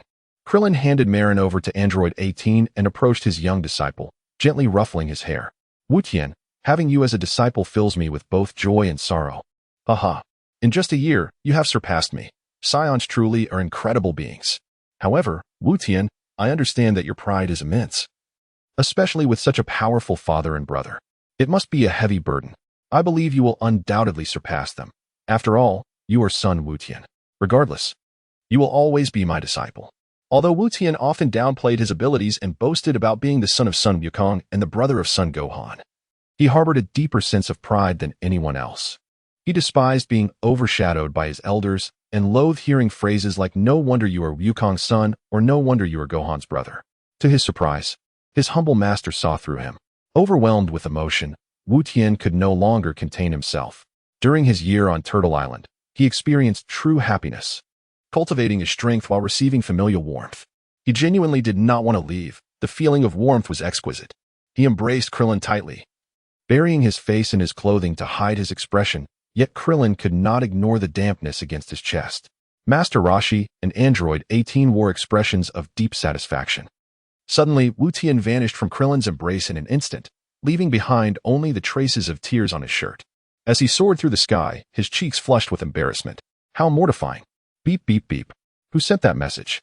Wu Tian glanced at the communication watches of the three friends. Z, it's been a year. Let's check our strengths. Come to my place. Uncle Piccolo won't be around tomorrow, so let's see who slacks off. Why, you're calling me out. You know I'm on the martial arts path. X. Sai. I can't believe it. I've only just become a Super Saiyan in a year. I hope I'm not the last to break through. Z. Oh, you're still alive? Why? Oh, you're still alive? X. Oh, I'm still alive. Ha ha ha. Outside the group chat, Y and Z clenched their fists, filled with a desire to defeat him. Chapter 9. The Great Battle of XYZ. Amidst swirling sands and towering forests, there lay an exceedingly concealed clearing within the woods, dominated by a colossal arena. At the center of this arena sat a child with a crab-like head, clad in a purple martial arts uniform, seemingly engaged in meditation. Upon closer inspection, it became evident that the boy was not in contact with the ground, but was suspended in midair. The tranquility was abruptly shattered by another child, dressed in a form-fitting blue combat suit. Why are you wearing such refined clothing? The blue-suited child inquired. The purple-clad boy opened his eyes and chuckled. Aren't you also adorned in refined attire? At that moment of silence, another voice echoed from the mountainside. Oh, why are you two in such refined clothing? Are you seeking excitement? Haha. It was Y Goten who had arrived. On the arena stood Z Goten, while X Goten hovered above. Indeed, they were all the same individual, and their points of contention were remarkably consistent. As the two were about to retort, they found themselves at a loss for words. As Y Goten was already clad in the original Goten's garments, Y leaped down from the mountainside and approached the arena, with X following closely behind. This is the arena of the world's foremost martial arts tournament. It suits my style perfectly, Y proclaimed. X glanced at the two, noting. One has a power level of 2 million, while the other stands at 2 million. When did I become so outmatched? Z rolled his eyes. Only you continuously overexert yourself. Y and I have been training normally. Why not in agreement? Affirming that one should understand that combat power is not the sole measure of strength. X felt indignant. After enduring so many blows, I deserve to enjoy myself. Z Goten appeared to be more mature after a year's worth of training compared to the other two. Alright, we don't have much time. What if Uncle Piccolo returns? Z stated. X shrugged nonchalantly. Does it matter if it's a free-for-all or a one-on-one? If you find it too challenging, I can take you both on. Y replied. Master Wu Tian has mentioned that there are always stronger individuals beyond our comprehension. Excessive pride can lead to downfall. Let it be a free-for-all, with no use of instant transmission or transformation into a Super Saiyan. Those who lose consciousness or fall from the arena will be deemed the losers. X retorted. Shall I bind my hands and feet for you? Even without transforming, you still cannot defeat me. Z concurred. However, since this is a competition, it ought to have some stakes to make it more interesting. Saying this, he produced a bag from behind him, opening it to reveal a cascade of Dragon Balls tumbling to the ground. Along with the one on X's person, there were precisely 7 Dragon Balls. When did you gather these? X exclaimed. Z explained. Aside from training with Uncle Piccolo daily, I have been meditating to consolidate my mental energy, thus I have ample time. Or did you think Mother was not searching for us? Z continued. The Dragon Balls grant 3 wishes, which ought to be divided among us. However, since this is a battle, the first loser forfeits their wish, while the victor may claim 2 wishes. Y responded, that works. I happen to have 3 Senzu beans as well, so you needn't worry about dying. Alright. The 3 of them positioned themselves in a triangular formation on the arena, scrutinizing one another. I will toss this stone into the air. The battle will commence upon its descent. With that, he forcefully hurled the stone skyward. The 3 held their breath, their gazes fixed upon the heavens, still watching, continually observing. X, exasperated, shouted, why throw it so high? Z countered, it's not easy to control, you know. Would you like to try? Naturally, X would not agree. He was akin to Vegeta, lacking the finesse to moderate his strength, resulting in either a feeble throw or an overly forceful one. Why Goten shook his head in resignation. Allow me. As a practitioner of the turtle school, I can control my power. Why toss the stone, which landed successfully? The moment it touched the ground, all three sprang into action, colliding fiercely at the center of the arena, causing the surface to crack with turtle-like patterns. Huh, you two are indeed working together, X noted. Originally, he intended to unleash his full strength to swiftly eliminate the weaker White Goten before engaging Z Goten one-on-one, yet they had already united against him. In truth, Z had long conspired with Y to utilize the telepathic technique learned from Piccolo, a superpower that required a certain level of mental energy.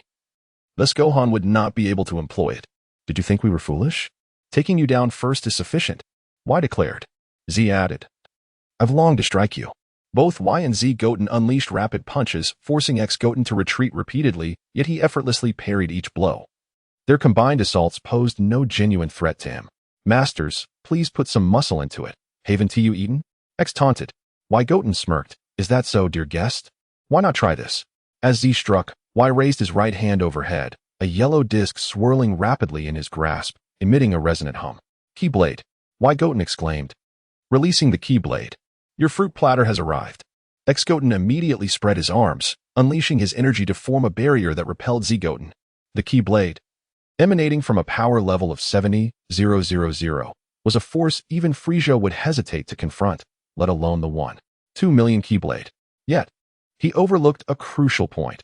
Unless there is a significant disparity in power levels, no one could directly withstand or deflect a Keyblade. As the Keyblade brushed against the energy shield, it penetrated within a mere fraction of a second, hurtling toward X Goten. Quickly, X ducked, the Keyblade narrowly missing him, severing a few strands of hair before crashing against the mountainside behind him, cleaving it cleanly, leaving X Goten in a rather disheveled state. Y Goten swiftly followed up, appearing before X with a mischievous grin. X sensed trouble in Y's expression. Solar punch. Y Goten radiated like the sun, his bald head amplifying the effect. The blinding light struck X's eyes, causing him to instinctively shield them in agony, rendering him momentarily blind. However, attacking him at this juncture would be unwise, as he could still sense their energy to retaliate. Meanwhile, Z Goten was unrelenting. He extended his palm toward X, as if attempting to grasp him. Debris from the surrounding cliffs shattered, converging upon X Goten, relentlessly bombarding him, forming an immense stone sphere. This was not mere coincidence, but rather a telekinetic technique taught by Piccolo, later refined by him. Earth-shattering star. Z and Y Goten both gathered their energies, preparing to deliver a decisive blow to X Goten. Z Goten crouched, his hands forming a lotus shape at his waist, blue energy coalescing. Turtle. Wave. Energy. Blast. Y Goten stood tall, his palms open, pushing forward as yellow energy amassed in his hands. Demon. Flash. Strike. The blue and yellow energies fused, enveloping the stone sphere, which instantly disintegrated into dust, creating a massive cavity in the mountainside behind them. Both Z and Y Goten leaned on their knees, gasping for breath. Did we knock him out of the arena? Y Goten panted, uncertain. But there's no smoke, so he has likely been sent flying, X Goten replied. Executing such a combination had drained a considerable amount of their stamina. As the debris settled, X Goten gradually rose from the rubble, his white armor cracked, his clothing slightly tattered, and he rubbed his neck. You all certainly put on quite a show. You even brought out the earth-shattering star, yet alas, you remain too weak. Suddenly, a hand appeared before Y Goten. It struck with astonishing speed. A tremendous force slammed into him, akin to being hit by a locomotive. Y Goten tumbled across the ground like a rag doll. Just as he was about to fall from the arena, he managed to embed his hand into the stone platform, sending fragments flying. Even with the arena's cushioning, he halted only at the edge. What terrifying power! Z Goten watched in horror, his eyes filled with fear. You are undoubtedly exceeding a power level of 3 million. Wu Tian cast a sidelong glance at him, a cold sneer forming within. Did he truly believe my battle prowess was mere pretense? Every ounce of it was painstakingly earned. Allow me to inform you, after I ascended to Super Saiyan, I challenged Vegeta, an encounter that brought me perilously close to death. Once again, I experienced an explosive surge of potential. My current battle power stands at 4.5 million. What? How is that possible? Xu Tian glared at Ziwu Tian. Now it's your turn. Xu Tian charged at Ziwu Tian, delivering a swift kick. A speed that was utterly unavoidable. Yet, astonishingly, Xu Tian's foot passed through Ziwu Tian's body. An illusion. After-image fist. At that moment, Ziwu Tian had already appeared beside Wai Wu Tian, assisting him to his feet. The two exchanged a nod, their thoughts perfectly aligned. In a flash, countless Wuxians appeared on the arena. Xu Tian was filled with rage. He was at a loss. Infuriating. He pursued the last Wu Tian to appear, throwing a powerful punch. But it struck nothing. Ziwu Tian materialized behind him, raising a leg for a battle axe strike, causing Xu Tian to stumble. Xu Tian turned to retaliate, only to strike yet another afterimage. This was maddening. Wai Wu Tian appeared above him, fist raised overhead, invoking the 1,000-pound hammer. This is exasperating. Xu Tian employed the Prince S fighting technique against the arena, yet still failed to make contact. The three remained ensnared in an awkward stalemate, unable to land blows on one another. Ziwu Tian communicated telepathically with Wai Wu Tian. Do you have a method to restrain him? Keep him still? I need time. Wai Wu Tian's eyes widened as realization dawned. You want to use the magic cannon? I refuse to be a Saiyan kebab. Z, after all this time with Master Wu Tian, haven't you learned any restraining techniques? Wai Wu Tian pondered. Yes, but I'm uncertain if it will work. I suppose it's worth a try. Xu Tian's expression twisted into a snarl, his mood soured, akin to having two flies buzzing incessantly around him, annoying and repulsive. You, too, are unbearable.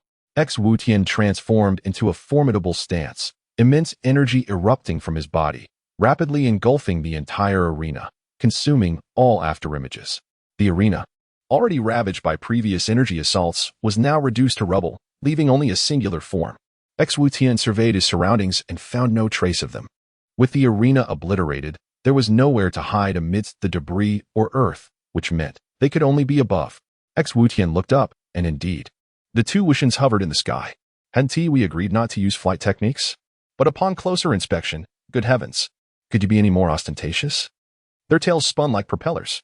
It was then he noticed something amiss. Wai Wu Tian closed his eyes, hands clasped in prayer, his body trembling involuntarily. Golden lightning crackling from his hands. Xu Tian thought, that looks familiar. Suddenly, Wai Wu Tian opened his eyes, thrusting his hands forward. Universal Shockwave Palm. Chapter 10. Victory. The golden thunder descended from the heavens, striking Xu Tian without a chance to evade. Xu Tian was paralyzed by the electric shock, rendered immobile. Wai Wu Tian, drenched in sweat, recalled the words of Master Wu Tian, acknowledging that the universal shocking palm was indeed his ultimate technique, surpassing the tortoise school's Kamehameha. The technique, due to its immense power, demanded great physical stamina. Hurry up. I can't hold on much longer. I know without you saying. Ziwu Tian landed swiftly. Adopting a prepared stance, his fingers poised like a sword against his forehead, remaining utterly still. Upon observing Ziwu Tian's posture, Xu Tian realized his intentions. Absolutely. He must not allow him to succeed. Yet, he found himself utterly unable to move, feeling as though the electric current had sealed his energy, leaving him powerless to resist. How infuriating. Ziwu Tian's forehead occasionally sparked with faint electric currents, his expression growing increasingly sinister, the currents intensifying. Wai Wu Tian was nearing his limit. Are you ready yet? Ziwu Tian's gaze sharpened. Ready. Demon convergence. Light killing. Cannon. With his left hand gripping his right wrist, he thrust forward, unleashing a powerful energy beam enveloped in spiraling energy. At that moment, Wai Wu Tian could no longer endure. Xu Tian regained his freedom, but it was too late to evade. Despair surged through him. Suddenly, golden flames erupted from Xu Tian's body, his hair transforming into a golden mane. With a swift motion, he slapped the demon convergence light killing cannon away. Ziwu Tian and Wai Wu Tian knelt on the ground, both techniques having drained considerable energy from them. Although they had not achieved their goal, smiles crept onto their lips. Is this the Super Saiyan? Truly magnificent. Xu Tian stared at his hands, incredulous that he had been forced into becoming a Super Saiyan by two versions of himself with half his battle power. How embarrassing. He had arrived with boundless arrogance. Resuming his original form, he leaped down from the arena. Irritation etched on his face. A bet is a bet. I concede. I lost. Xu Tian's defeat stemmed from his overweening pride and a lack of diverse abilities. His fighting style was singularly reckless. Unlike YZ, he lacked the intricate techniques that Vegeta had mastered. His approach was purely destructive. while his energy and strength might be the most formidable at equal levels. His combat experience was woefully inadequate. Yz's master was a martial arts deity, brimming with a plethora of martial skills, while another was a nurturing guide, imparting techniques with thorough explanations. Vegeta's training method, however, was straightforward. Beat you today for 1 second, tomorrow for 3. It was a reflex born from repeated beatings, an instinctive combat prowess. Others had a professional professor, a gold medal lecturer, while he had merely a technical school instructor. Yet, his technical school did have its advantages. At least they wouldn't be operating excavators. Tian turned his gaze towards Tian. Now it was time to settle the score between the two of them. Tian chuckled. Are you still good to go? Don't forget, my energy expenditure is far less than yours. Tian replied. A man should never admit defeat. As soon as he finished speaking, the two clashed fiercely. Their fists collided, countering each other's moves. If this was combat, then the previous exchange was merely two children spitting at an adult, a cheap trick, utterly disgusting. Tian created distance, realizing that engaging closely was a losing proposition. Inflicting 500 damage while taking 800 was not a fair trade. Extending his hands, he concentrated energy into 2 energy slashes aimed at Tian. Even Tian dared not intercept them, let alone Tian. Tian employed his afterimage technique to create multiple illusions, evading the attacks. Tian smirked, spreading his palms, and the 2 energy slashes split into 4. Tian was compelled to abandon his afterimage trickery to evade. With his agile form, the 4 energy slashes whizzed past him. Just as he thought he was safe, Tian pointed his fingers, pulling back, and the 4 energy slashes turned back around. The 4 energy slashes, guided by Tian's fingers, kept altering their trajectories, causing Tian to appear increasingly frantic as he struggled to avoid them. In light of this, Tian charged towards Tian, knowing that once in close quarters, even if he manipulated the energy slashes, he would not dare to use them recklessly. Frieza was the best example. Tian's eyes glimmered as he shot a beam towards Tian. Tian relinquished control of the energy slashes to defend against the incoming attack. His steps became unsteady, giving the illusion of instability. And Tian seized the opportunity to strike. Yet, Tian evaded with an uncanny maneuver, countering with several punches of his own. Tian could hardly believe it. After several exchanges, he had continually evaded Tian's attacks, and was countered instead. How bizarre. Choosing to retreat tactically, Tian observed Tian, noticing he was not pursuing. His form still swaying, his steps unsteady, as if he were intoxicated. Tian stared in disbelief. Have you mastered the drunken fist? No way. At your age, the old turtle wouldn't allow you to drink. Tian, realizing his ruse had been uncovered, dropped the drunken act, scratching his head and chuckling. Who says you have to drink to perform the drunken fist? I could be drinking milk. Tian was left utterly speechless. So this is what you call the drunken milk fist? Tian declared. My energy is running low. Let us settle this with one decisive blow.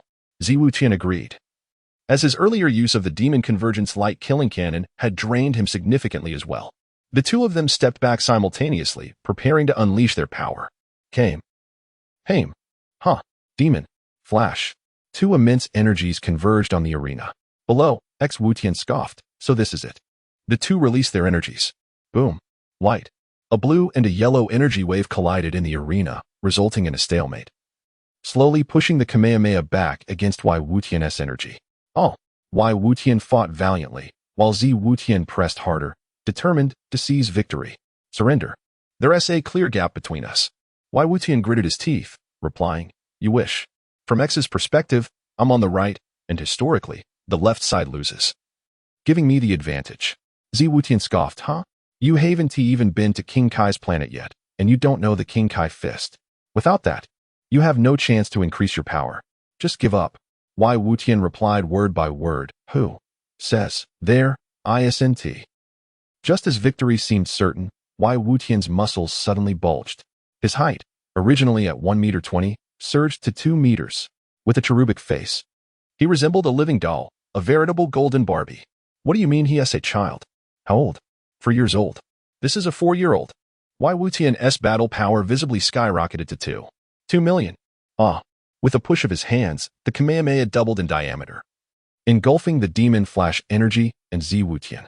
As the blinding light faded, the arena was left with Tian, maintaining his Kamehameha stance, while Tian lay below, barely conscious. Blood trickled from Zi Wutian's mouth, his clothes in tatters, still cursing. You. Old 6, using the old Turtle S enhancement technique against X. But using it on me? Hurry and save me, I'm, dying. Someone else has lost too. X Wutian flew to Zi Wutian's side, taunting him playfully before stuffing a Senzu bean into his mouth. Instantly, Zi Wutian was fully revived, springing back to his feet, defiance in his gaze as he glared at X Wutian. How dare you mock me? Looking down at his tattered clothes, he formed a sword-like gesture with his fingers against his forehead, making it seem as if he were about to teleport. In no time, his purple martial arts uniform transformed back to its original state, clenching his fists and savoring the power coursing through his body. He had surpassed a combat strength of 3 million. Goten exclaimed, TSK, TSK, TSK, Z, you are gradually resembling Uncle Piccolo. Goten remained silent, casting a knowing glance, as if to suggest that one should shed their Vegeta-like attire before engaging in conversation. The playful banter ceased as they flew to Goten's side. Never anticipating that the ultimate victor would be the seemingly weakest Goten. Could it be that the Turtle School truly embodies the pinnacle of strength? Achieving victory through weakness is far more complex than it appears. At that moment, Goten had reverted to his normal state, shedding the form of a golden-haired warrior, yet still maintained the posture of the Kamehameha technique. Goten playfully struck Goten's back. Well done. I never imagined you would. Suddenly, Goten collapsed to the ground. He had already fainted. Quick, feed him a Senzu bean. X exclaimed, but Z intervened. No need. He is merely exhausted and not severely injured. I shall handle it. Goten placed his hand upon Goten's chest, channeling energy into him, and Goten awakened. X remarked, you are incredibly useful. Perhaps you should consider opening a clothing store or a medical clinic, and we could become quite prosperous.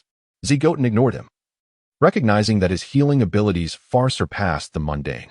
Upon regaining consciousness, Goten wore an air of arrogance, boldly declaring, forgive my candor, but all present are utterly inferior. Completely disregarding Master Roshi's sage advice. Unable to tolerate his haughtiness, Goten and Goten seized the opportunity to unleash a fierce beating upon him, pushing him to the brink of death before administering a Senzu bean, resulting in yet another reaching a combat strength of 3 million. Afterward, the trio summoned the Eternal Dragon.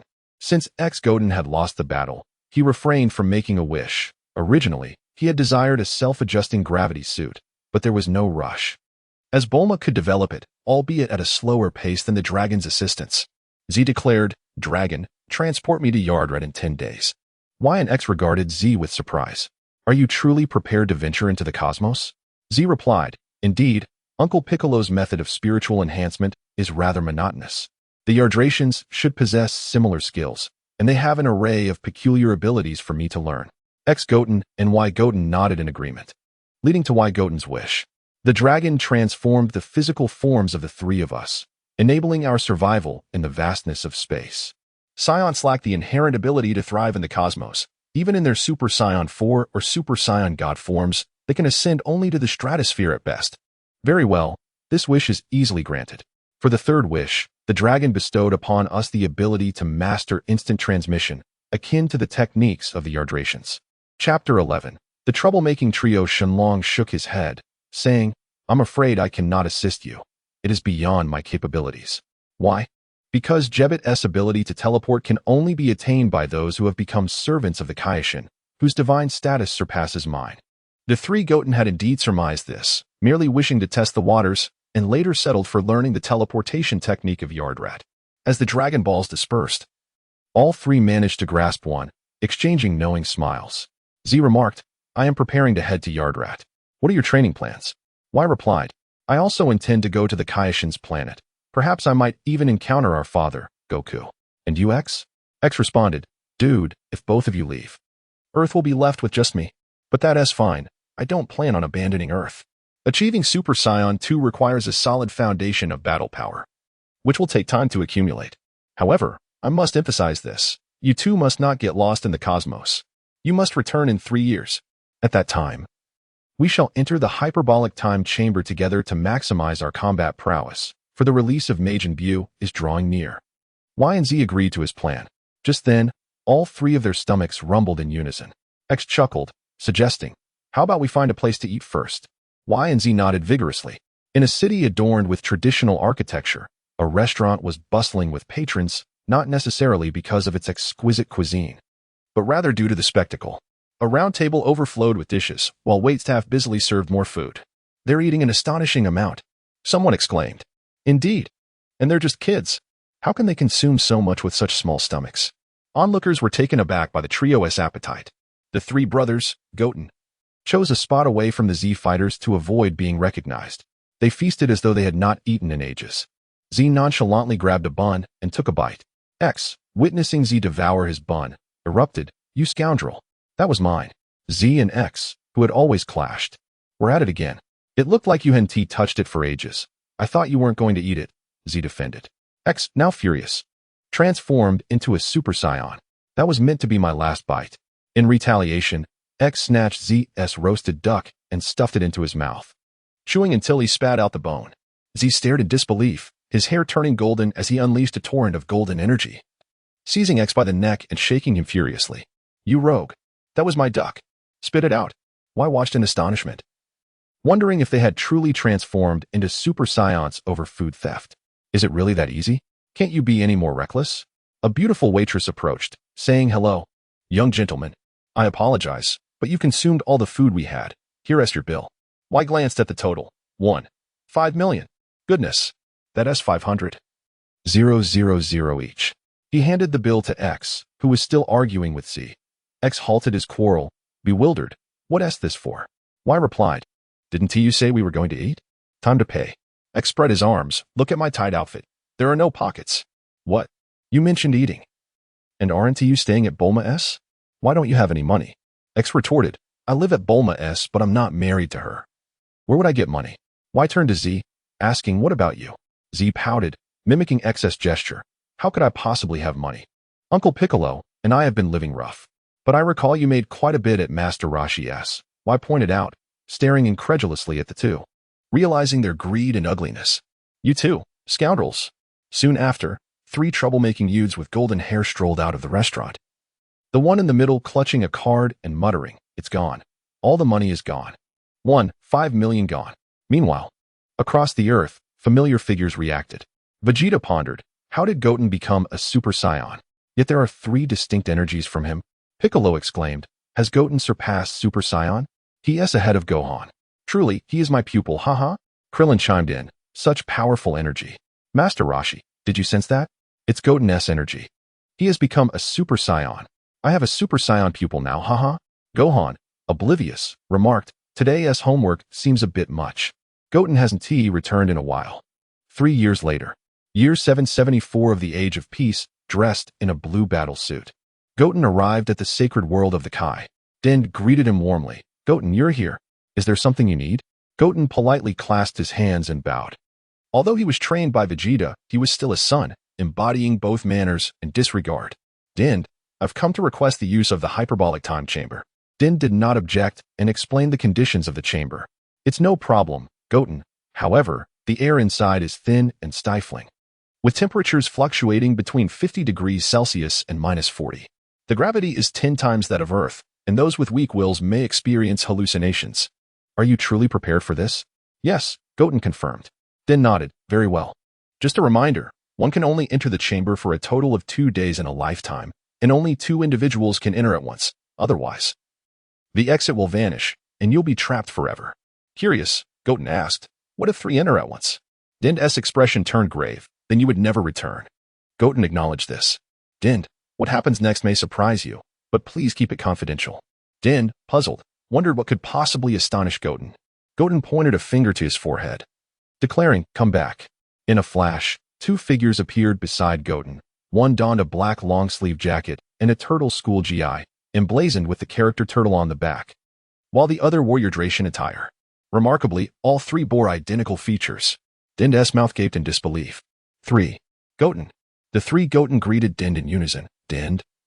Mr. Popo, long time no see." Goten stepped forward to explain, "Please keep this confidential. Earth will face a tremendous crisis. We are all the true Goten, and you can rest assured. What we need now is to rapidly enhance our strength." With that, the trio made their way to the hyperbolic time chamber. Din, still reeling from the shock, recalled the future Trunks' predicament. At that time, Din had already been brought to Earth by Goku and had met future Trunks. But he was mistaken. Wait, if all three of you enter, you'll never come back. Goten turned back with a smile. Don't worry. We have a way to exit. By the way, please maintain a psychic barrier around the temple so that our energy isn't detected by others. With that, the trio entered the hyperbolic time chamber, and the door slammed shut. Din's eyes filled with concern. Goten entered the room of spirit and time and remarked, "What a dreadful environment this is. Though the gravity is tenfold, it is far more comfortable with Lord Kai. At least the food is decent." Goten asked, "Why didn't you choose to enter with two people?" Goten shook his head. "I've calculated that even if two of us enter, one can only remain for 4 years at most due to the time anomaly. However, I cannot guarantee that I will achieve the Super Saiyan 3 form within that span. So I've decided to take a gamble. We will all enter together. I shall emerge from the room of spirit and time as soon as I break through to Super Saiyan 3. Goten inquired, "What is your current power level?" Goten replied, "My base combat power stands at 200 million. I requested Shenron to create an illusion for me, and I have surpassed Super Saiyan 2 for some time now, perhaps slightly stronger than my brother Gohan back in the day." Goten asked, "What illusion?" Goten explained, "I had Shenron temporarily seal my memories of my wish. I witnessed Majin Buu devouring everyone, my mother, my brother, and even teacher Vegeta. My memories returned when I transformed into Super Saiyan 2. I also made an interesting request to Shenron." Then he turned the conversation back to them. Goten said, "When I traversed Snake Way to King Kai's planet, I coincidentally encountered the Snake Princess that my father faced back in the day. She cunningly deceived me into hell." Goten and Goten interjected, "Deception? More like seduction." As Goten spoke, he tossed a bag to Goten. Upon opening it, he discovered a collection of golden apples. Goten continued, "Although I was tricked into hell, my father's connections allowed me to return to Snake Way without issue, and I brought back some local specialties.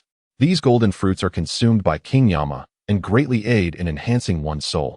They should be quite beneficial for your training." Goten expressed his gratitude, though it felt somewhat superfluous as they were already one. Goten then continued, "When I arrived at King Kai's planet, my father had already participated in the Hell Martial Arts Tournament and had moved on to the Grand Kai's planet for training, so I did not encounter him. Nevertheless, I learned the Kaioken technique and the spirit bomb while there, so the trip was certainly worthwhile. I recently broke through to a base combat power of 100 million and am currently at full power as a Super Saiyan. Just a step away from Super Saiyan 2. Goten concurred, "I am in the same boat. However, I have mastered most of the remarkable techniques of the Yardrat people, including skills to quickly fuse and separate." Goten clapped his hands together. "Excellent. The unsealing of Majin Buu is imminent, and we have little time. Once we break through to Super Saiyan 3, we shall set out to track down Broly and undergo a transformation." Chapter 12. Orange Star High School. Outside the time chamber in the Heavenly Temple, Tian paced anxiously, wondering why they had not yet emerged. It had already been 6 days. Bobo reassured Tian, "Do not worry. Goten is remarkably strong." Suddenly, a thunderous roar echoed from the plaza outside the temple, prompting Tian and Mr. Bobo to rush out. In the center of the square, they beheld a massive hole, from which Goten and the others were visible. With a swift motion, 3 versions of Goten leaped from the abyss. Each had clearly matured, standing significantly taller than Gohan did during the Cell Saga, approximately 1.6 meters. Goten, now 13, had undergone a remarkable transformation. Clad in Saiyan battle attire, his golden hair cascaded down to his waist, his eyebrows had vanished, and deep blue irises now adorned his once singularly light green eyes. His golden aura had intensified, radiating with a brilliance that surpassed even his Super Saiyan 2 form. Is this truly Goten? Tian was utterly astonished by the sight before him. Moreover, the other 2 Goten were also in their Super Saiyan 2 forms. When did reaching Super Saiyan 2 become so commonplace? The Saiyans were indeed formidable, but thankfully, they were all benevolent. Gradually, the X version of Goten's hair returned to its normal state, albeit still resembling a crab's appearance.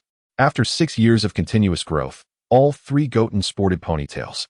The other 2 maintained their Super Saiyan 2 forms, eager to test whether they could achieve full power in this state. If one's key were analogous to the capacity of a water tank, then the normal state represented a faucet that was turned off. Super Saiyan 1 would be akin to turning the faucet on, allowing a steady flow of water while still filling the tank at a manageable rate.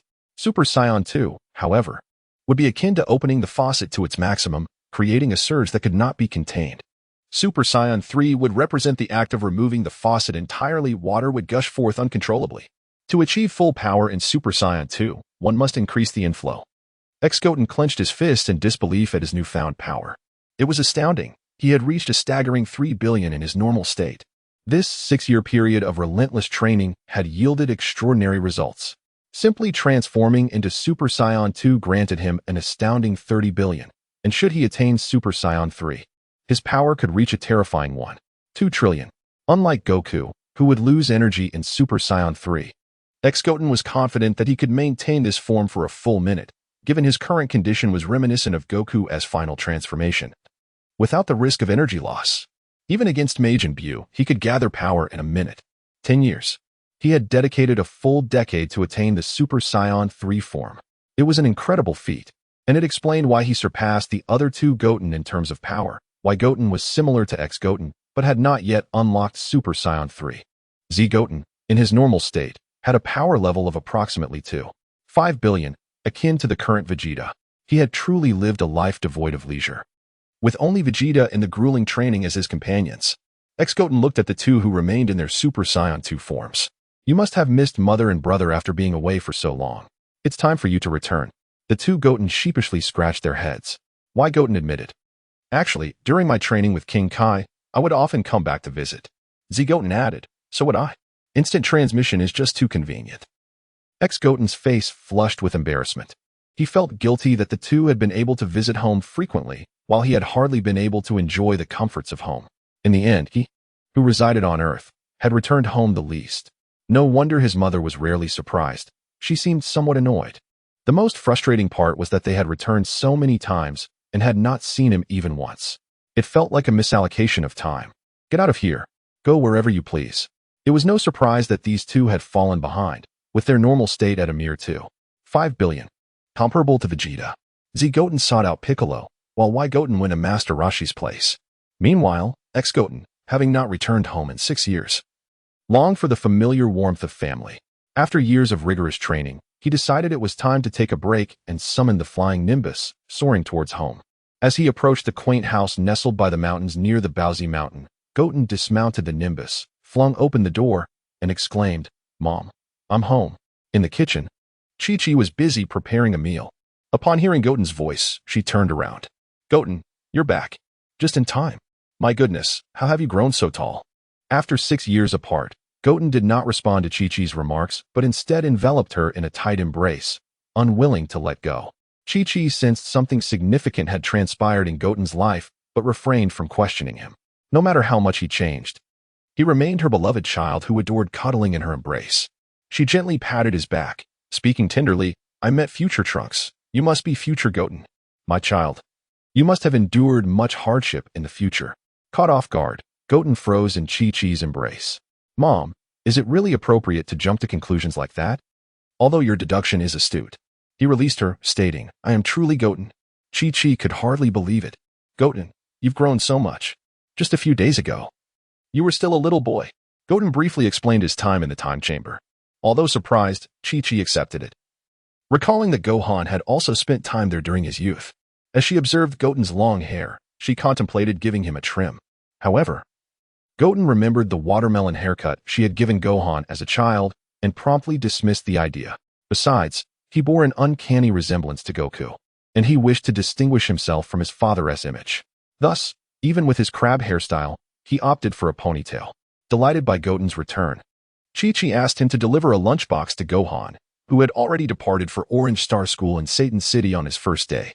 This indicated that the impending threat of Majin Buu's revival was drawing closer. Given Gohan's current strength, defeating Majin Buu would not be an easy task. Additionally, Gohan was reluctant to harm Fat Buu, who was not entirely malevolent and served as a protector in his own right. The potential for future conflict with Majin Buu loomed, and Goten contemplated the necessity of careful observation, knowing he might have to resort to drastic measures. At midday, Goten scolded himself for forgetting the large lunchbox. Had his brother truly become so distracted by his studies? Now clad in his orange GI, Goten soared through the azure sky, clutching a lunchbox that was nearly half his size.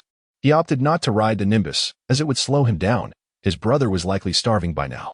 Upon reaching Satan City, Goten ceased his flight to avoid drawing attention and relished the chance to stroll through the bustling metropolis. Named after Mr. Satan, the city was vibrant, albeit not as grand as West City. Goten harbored mixed feelings toward Mr. Satan, despite his disdain for the man's habit of claiming the glory of the Z-fighters. He had genuinely saved the Earth on multiple occasions. This man, greedy, cowardly, and vain, repeatedly stepped forward in the face of overwhelming danger, earning Goten's reluctant admiration. For instance, he had risked his life to retrieve 16's head for Gohan, stood against Fat Buu for the sake of Earth, and had even faced Kid Buu alone to buy time for Goku and the others. Without his assistance, the Spirit Bomb would never have been able to gather the necessary energy. Some may assert that Satan has gained his notoriety due to the contributions of Wukong and his companions. However, Wukong lacks the magnetic allure that Satan possesses. Most importantly, Vegeta happens to be his future sister-in-law. Why concern oneself with trivial matters? The ephemeral fame holds no value for the Sun family. They can easily convert it into wealth. And in the future, Satan will indeed bestow a considerable fortune upon them. Tian arrived at the entrance of Orange Star High, burdened with an absurdly oversized lunchbox, guided by the aura of his brother Gohan. Unfortunately, the gatekeeper denied him entry, prompting Tian to stealthily slip through a concealed passage. Observing the vibrant students within the campus, he couldn't help but feel a pang of envy. They remained blissfully unaware of the numerous crises that Earth had faced. He yearned to experience the joys of campus life himself. Yet this world is rife with peril and formidable opponents. If given the chance, he would relish the opportunity to be the personal scion of the campus belle. Though he wore no uniform, his towering stature led everyone to mistake him for a student of Orange Star, were it not for the exaggerated lunchbox he carried. Tian followed the energy toward Gohan's direction. Not far from him, two girls curiously scrutinized him. The girl with short yellow hair, clad in trendy attire, blushed as she excitedly exclaimed to her companion in white, "Vegeta, did you see that boy? He possesses such strength. And he's so adorable, just my type." The girl in white was none other than his future sister-in-law, Vegeta. She observed Tian not with admiration for his looks, but as a martial artist assessing his capabilities. How could such a small frame manage to carry such a hefty lunchbox? Though she too could accomplish such a feat, Tian's height was comparable to hers. Indeed, he exhibits a degree of strength. Don't you think he bears a striking resemblance to the new transfer student Gohan? The girl with yellow hair was named Eliza. In the original tale, she was somewhat flirtatious. Before Vegeta could finish her thought, Eliza had already approached Tian. "Excuse me, what is your name? Are you moving things? Do you need assistance?" Tian turned in surprise. He hadn't anticipated being approached, especially by a girl. This was a first in 13 years. He could boast about this encounter to his other two selves for a lifetime. Chapter 13. Sharu is my brother. As Goten turned around, he noticed a young lady with golden hair gazing at him with a look of infatuation. Wasn't she his older brother's deskmate? What was her name again? Forgotten. Goten politely clasped his hands together, as good upbringing should not be neglected. "Hello, miss. I am here to find son Gohan. Do you know him?" Biddy, who had approached with a skeptical expression, scrutinized Goten. Although the school did not mandate uniforms daily, students were expected to wear their school badges, which Goten lacked. Biddy had every reason to suspect that this unfamiliar boy could be a delinquent. "What do you want with son Gohan? What is your relationship with him?" Goten appraised Biddy, his future sister-in-law, and found her quite beautiful. It was baffling how the unattractive Satan could have such a lovely daughter. The Earth had several goddesses, yet not a single one remained for him. "Hello, miss. I am son Gohan's brother, son Goten. I'm here to bring him lunch." Eliza's expression shifted to one of adoration. "So, you are the brother of Gohan. No wonder you are so adorable." Biddy's suspicion diminished. After all, Goten, Gohan, and Goku all shared striking resemblances, and she had sensed a familial likeness. "Since you are Gohan's brother, let us take you to him."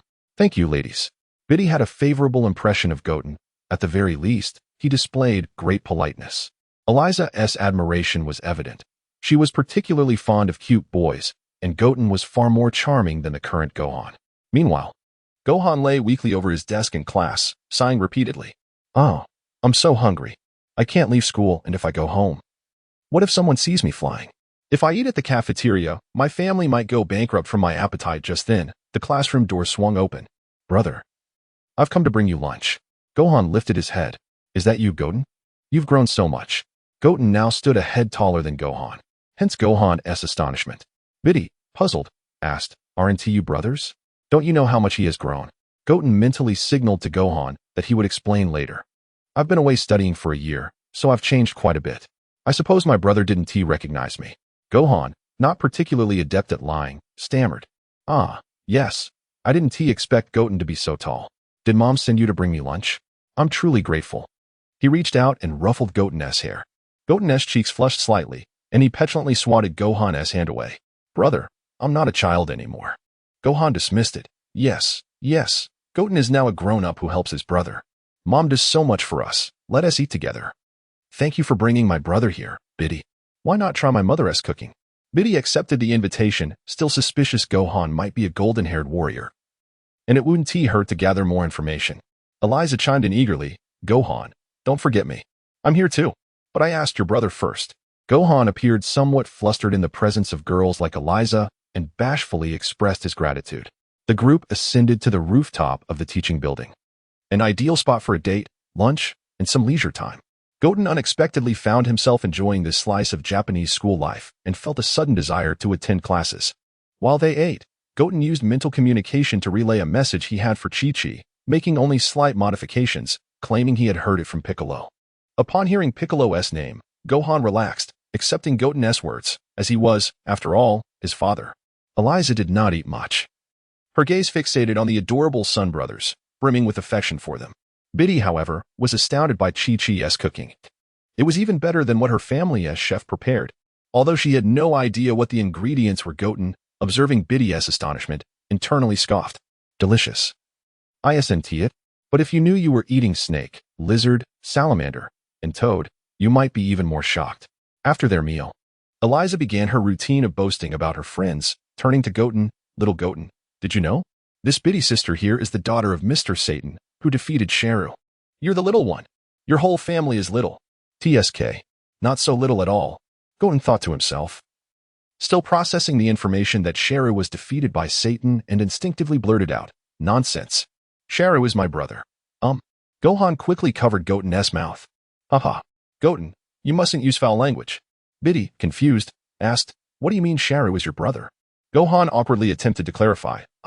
I used to think Sharu was quite formidable and admired him for a time, but then he was defeated by Mr. Satan, and I began to idolize Mr. Satan instead. Haha. Goten, unable to speak with Gohan's hand over his mouth, could only glare at him disdainfully. Brother, being a sycophant is unacceptable. Sacrificing your integrity for a girl. If Sharu heard this, he wouldn't be able to bear it. Biddy, noticing Goten's martial arts uniform, suddenly had a thought. Goten, you mentioned you've been studying outside for a year. What exactly did you study?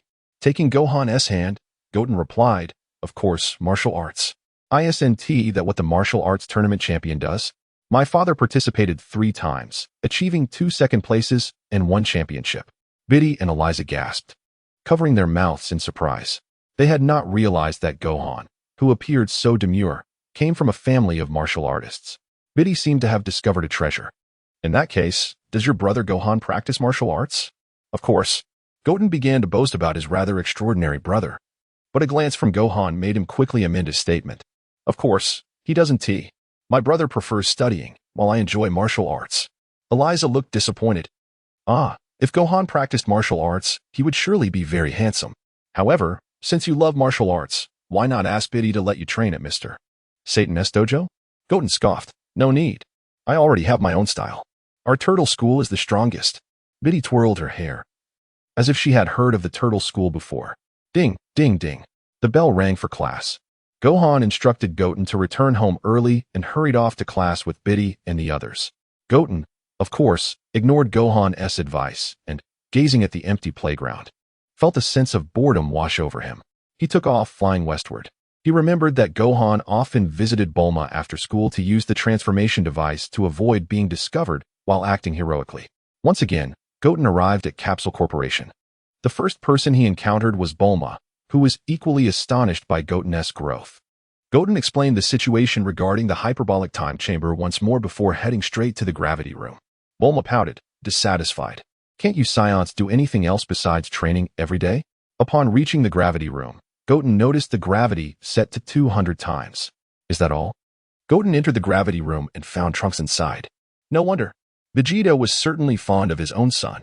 When Goten had entered before, The gravity had been set to 300, even in his base form. Now, both Trunks and Vegeta were in their Super Saiyan forms. Hey, Trunks. You can transform into a Super Saiyan now. Trunks replied proudly, of course. I could transform at 8 years old. I heard Gohan only transformed at 9. Hey, how did you grow so tall? Goten casually walked past his sweaty Trunks, responding nonchalantly, I'm 4 years old. Trunks showed no desire to compete with this training fanatic. Vegeta set aside his training, casting an irritable glance at Goten. I detest your attire. Change back into your battle uniform. And what is the reason for this prolonged absence? It has been an entire week. Goten replied with a smile. I took a trip to the hyperbolic time chamber and made a slight breakthrough. In truth, Vegeta felt a greater sense of satisfaction with Goten than with his own son. Goten possessed remarkable talent, unwavering determination, and a willingness to strive. Unlike that fool Kakarot, whose thoughts were so antiquated. The more he assessed Goten, the more pleased he became, though the fact that he was Kakarot's son dampened his spirits. Upon hearing of Goten's minor advancement, Vegeta's interest was piqued. He had just discovered that Trunks was now capable of transforming into a Super Saiyan, and he was eager to test their abilities. Trunks, let us engage in battle. If you manage to strike me, I shall take you to the amusement park. Goten chimed in, but you must force me to transform into Super Saiyan 2. Trunks, who had been resting on the ground, sprang up excitedly. Really, Dad? Goten observed how Vegeta treated Trunks like a child and couldn't help but feel exasperated. Uncle Vegeta, I am no longer a child. Seeing Trunks' enthusiasm, Vegeta felt a mix of pride and frustration. Goten, uninterested in trivialities, trained longer each day than Trunks did. Such was the nature of other people's children. Little did he know that Goten had been a dedicated gamer in his previous life, often sacrificing sleep for play, which ultimately led him to this world. Trunks did not give Vegeta a chance to prepare. He charged forward, catching Vegeta off guard. However, despite the suddenness of the attack, Vegeta deftly evaded Trunks' flurry of punches. Though he was grazed on the face by one, Vegeta had underestimated Trunks. Although not exceedingly powerful at present, Trunks' base combat strength was around 10 million. And transforming into a Super Saiyan far exceeded the initial threshold of 150 million. Vegeta retaliated with a punch to Trunks' face, causing the young boy to cry out in pain. After all, he was still just a child and could not withstand the same as Goten. Even Goten had shed tears from Vegeta's strikes in the past. Vegeta could not tolerate the sound of a child crying. All right, I will take you to the amusement park. Now it is your turn, Goten. At that moment, Goten found himself in a dilemma. His base combat power exceeded Vegeta's. Not only could he transform into Super Saiyan 3, but Goten's regular combat strength was 30 billion, while Vegeta's stood at 25 billion. How could he secure a victory over Vegeta while preserving his dignity? Chapter 14. Your methods are quite ruthless. If you were to triumph over Vegeta, the latter would undoubtedly be incensed, realizing that yet another of Kakarot's offspring could surpass him. However, should he face defeat, witnessing such a spectacle against Buu would surely provoke thoughts of, what are you playing at, you brat? Do you look down on me? You arrogant little rascal, why must you be so difficult? It might be best to vanquish him swiftly. Dealing with the aftermath would be rather awkward. Goten remarked, Uncle Vegeta, we seem a bit constrained here. Perhaps we should relocate. Vegeta smirked mischievously, noting the boy as confidence. Clearly, he had made considerable progress in the hyperbolic time chamber, yet he remained quite young. Soon enough, he would find himself once again bested by Super Vegeta and sent to the healing chamber. As the duo approached the gravity room's entrance, Trunks eagerly trailed behind. No sooner had Goten stepped out than a small blue figure zipped towards him. Recognizing the child, Goten instinctively reached out to catch her, but Vegeta was quicker, scooping up the incoming form. A cute, blue-haired girl emerged from Vegeta's embrace, her face contorted in disdain. Why is it you, Daddy? You smell awful, all sweaty. I wanted to hug Goten, not you. Vegeta stood frozen, utterly shocked, as if struck by a profound revelation. Upon spotting Goten, the girl's eyes lit up, and she clung to him, cooing, Goten, I heard from Mommy that you've grown up. You're so handsome. Goten exchanged a sheepish glance with Vegeta, realizing the latter would now unleash his full fury. This girl was Bra, indeed the one who, according to the timeline, should not have been born for another 4 years. She was Trunks' sister and Vegeta's second daughter. Perhaps due to Goten's influence, Bra had arrived ahead of schedule, yet she bore no significant deviations from the original tale. Though a Saiyan, she lacked a tail and did not inherit the fighting prowess typical of her lineage. Instead, she had inherited Bulma's scientific genius. And at just 4 years old, Bra could already undertake numerous small inventions, resembling Bulma quite closely. One could only speculate whether Goten was too exceptional or Trunks too distracted. But the year Goten began his training, Vegeta had surprisingly decided to have a second child. Thus, Bra was born, and Vegeta inevitably became a doting father. Due to Goten's frequent presence in Bulma's household, he often entertained Bra, playfully teasing her with his tail. Perhaps it was the bond of brotherhood or Bra's prodigious intellect. But she did not particularly admire her childish older brother. Instead, she idolized Goten, the mature and gentle older brother. It was hardly unusual. Who truly cherishes their siblings? Goten himself often found Gohan rather dull, perceiving him as someone consumed solely by studies. Goten gently ruffled Bra's hair, smiling. Bra, your father and I have some matters to attend to. How about I play with you afterward? Bra pouted, her lips curling in skepticism. I don't believe you. You always say that, but you end up fighting with Daddy, and I find you both in the healing chamber instead. Goten chuckled, exasperated. Why would I head to the healing chamber, my lady? You are completely oblivious to the reality. Every time we train, you cheer me on. Can Vegeta possibly hold back? Little Trunks thought, don't you care about your own brother at all? Bra seemed blind to anything but Goten. Brother? Do I have a brother? Oh, I suppose there is one. Pouting and puffing out her cheeks, she turned to Vegeta with hands on her hips, demanding, Daddy, if you hurt Goten, I won't talk to you anymore. Vegeta stiffly turned his head, forcing a smile that was more grotesque than a frown. Rest assured, Daddy will be careful, right, Goten? He then flashed Goten a smile so tender it was almost surreal. Goten was taken aback. Vegeta smiled. The last time Vegeta had smiled in his memory, it had resulted in many casualties. Bra, I truly owe you one. You have managed to level the playing field. Without further ado, Vegeta seized Goten by the collar and swiftly took off, a burst of energy propelling them into the sky. Uncle Vegeta, I can fly by myself. Ah. Trunks watched as the two departed, pondering if anyone remembered him. Just then, he felt a tug on his clothing, glancing down to see his brilliant little sister. Trunks felt a surge of emotion. Someone remembered him. However, Bra looked at him with the same disdain she had shown earlier, as if he were no longer the lovable brother she once knew. Trunks, take me with you. Trunks sighed in defeat. If you want to call me brother, why not use the flying Nimbus? Bra, visibly irked, retorted, why are you talking so much? Are you flying or not? Trunks, aware that since Bra's birth his standing in the household had diminished, quietly muttered as he lifted her onto his back, following Vegeta's trail. Vegeta, dragging Goten like a rag doll, landed in a canyon and unceremoniously dropped him to the ground. Goten knelt, immediately retching. Ugh, Uncle Vegeta, I can fly by myself. Vegeta regarded him with disdain. Is that so? Clearly, your training is lacking. Driving yourself is not the same as being a passenger, and you still ended up in a dire situation. As Goten continued to vomit, he eventually acclimated, surveying his surroundings. Wait, isn't this where you battled my father for the first time? Vegeta was unconcerned with Goten's musings. He immediately adopted a fighting stance. Sensing Goten's energy, he realized the boy was no longer the easy target he once was. This stance was Vegeta's utmost respect for Goten's growth. Goten grinned and leapt onto a rock face, taking the turtle school fighting stance. Over the past 6 years, they had learned from one another in the hyperbolic time chamber. Seeing Goten's pose, Vegeta smiled knowingly. Recognizing Kakarot's influence in Goten, the two mirrored the scene of their initial confrontation in the canyon, a moment frozen in time.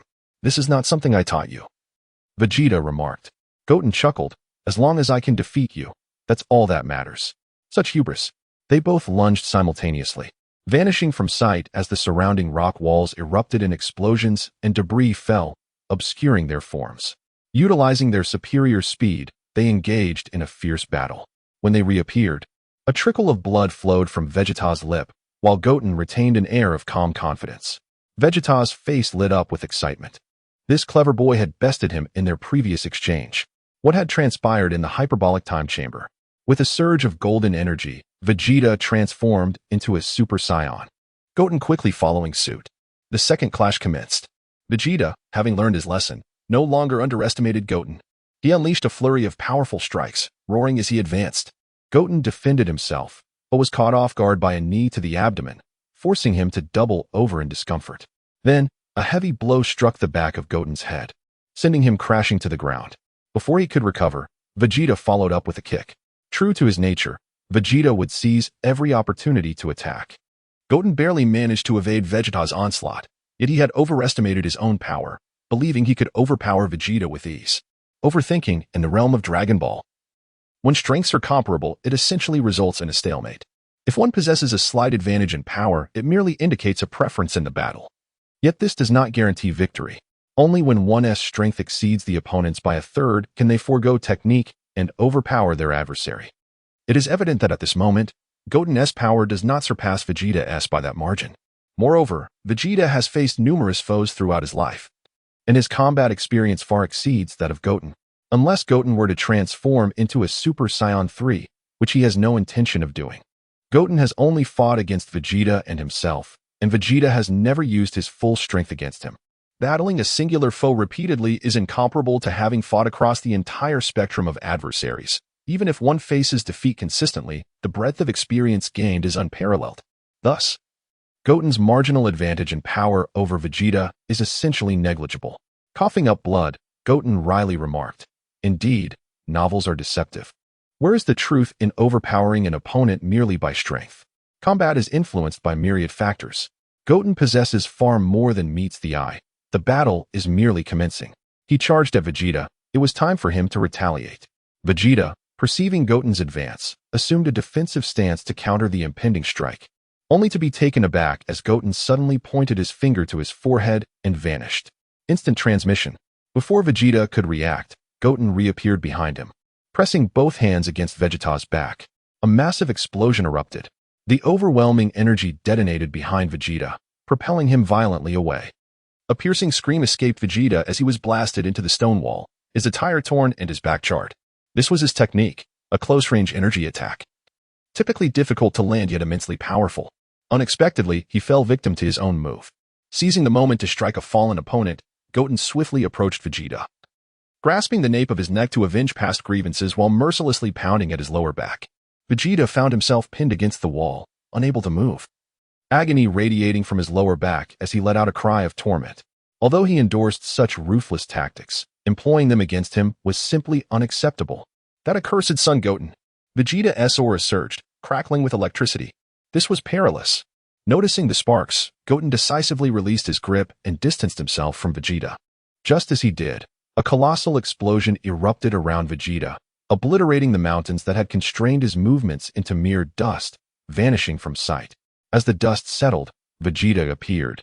His demeanor cold and composed, shimmering with electric energy, a torrent of power emanating from him as he levitated in the air. He had now ascended to Super Saiyan 2. Vegeta tilted his head, a sinister smile gracing his lips as he gazed at Goten, coldly remarking, "You little rascal, your methods are rather ruthless." Chapter 15. The Unwitting Casualty. Vegeta, you strike with such ferocity. Have you decided how long you will remain in the healing chamber? Goten, undeterred, chuckled, "Uncle Vegeta, it seems you've transformed into a Super Saiyan 2. I have triumphed." Vegeta smirked. "All right, once you emerge, I shall take you to the amusement park. Now, let the second round commence. In just 2 short years, you've managed to draw out my Super Saiyan 2 form. It appears you have indeed strengthened considerably in the hyperbolic time chamber." Goten remained silent, his smile concealing the truth. It wasn't merely 2 years, but 6. Vegeta, irked by Goten's grin, found it reminiscent of his insufferable father, who perpetually wore a smile. "What's this? Are you so pleased?" Goten sighed. "Alas, Uncle Vegeta, it appears we must engage in this second round." Vegeta taunted, "What's the matter, boy? Are you already backing down?" Goten, with a stoic expression, gazed at Vegeta with pity. "You squander the chance I offer you." Vegeta, incensed by Goten's gaze, roared, "What kind of look is that? How dare you regard me with such disdain?" Goten clenched his fists at his waist and spoke slowly, "Uncle Vegeta, my time in the time chamber has afforded me more than mere enhancements." With a blood-curdling scream, Goten's energy surged dramatically. The earth trembled, and the clouds began to gather ominously as countless bolts of lightning encircled him.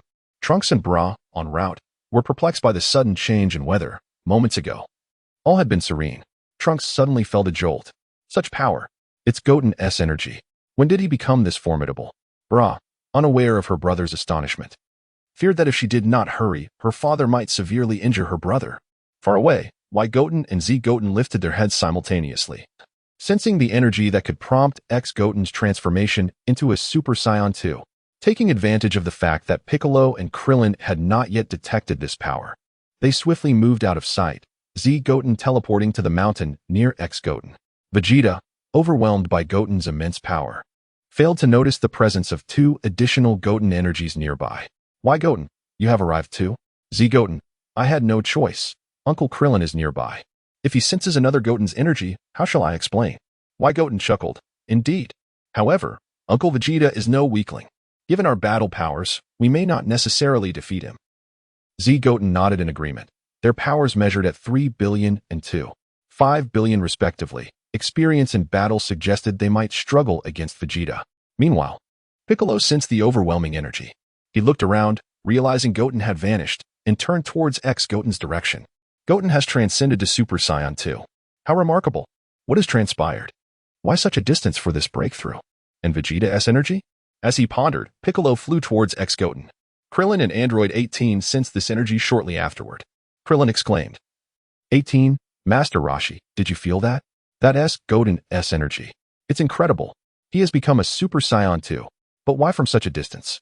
Wasn't he just in the chamber?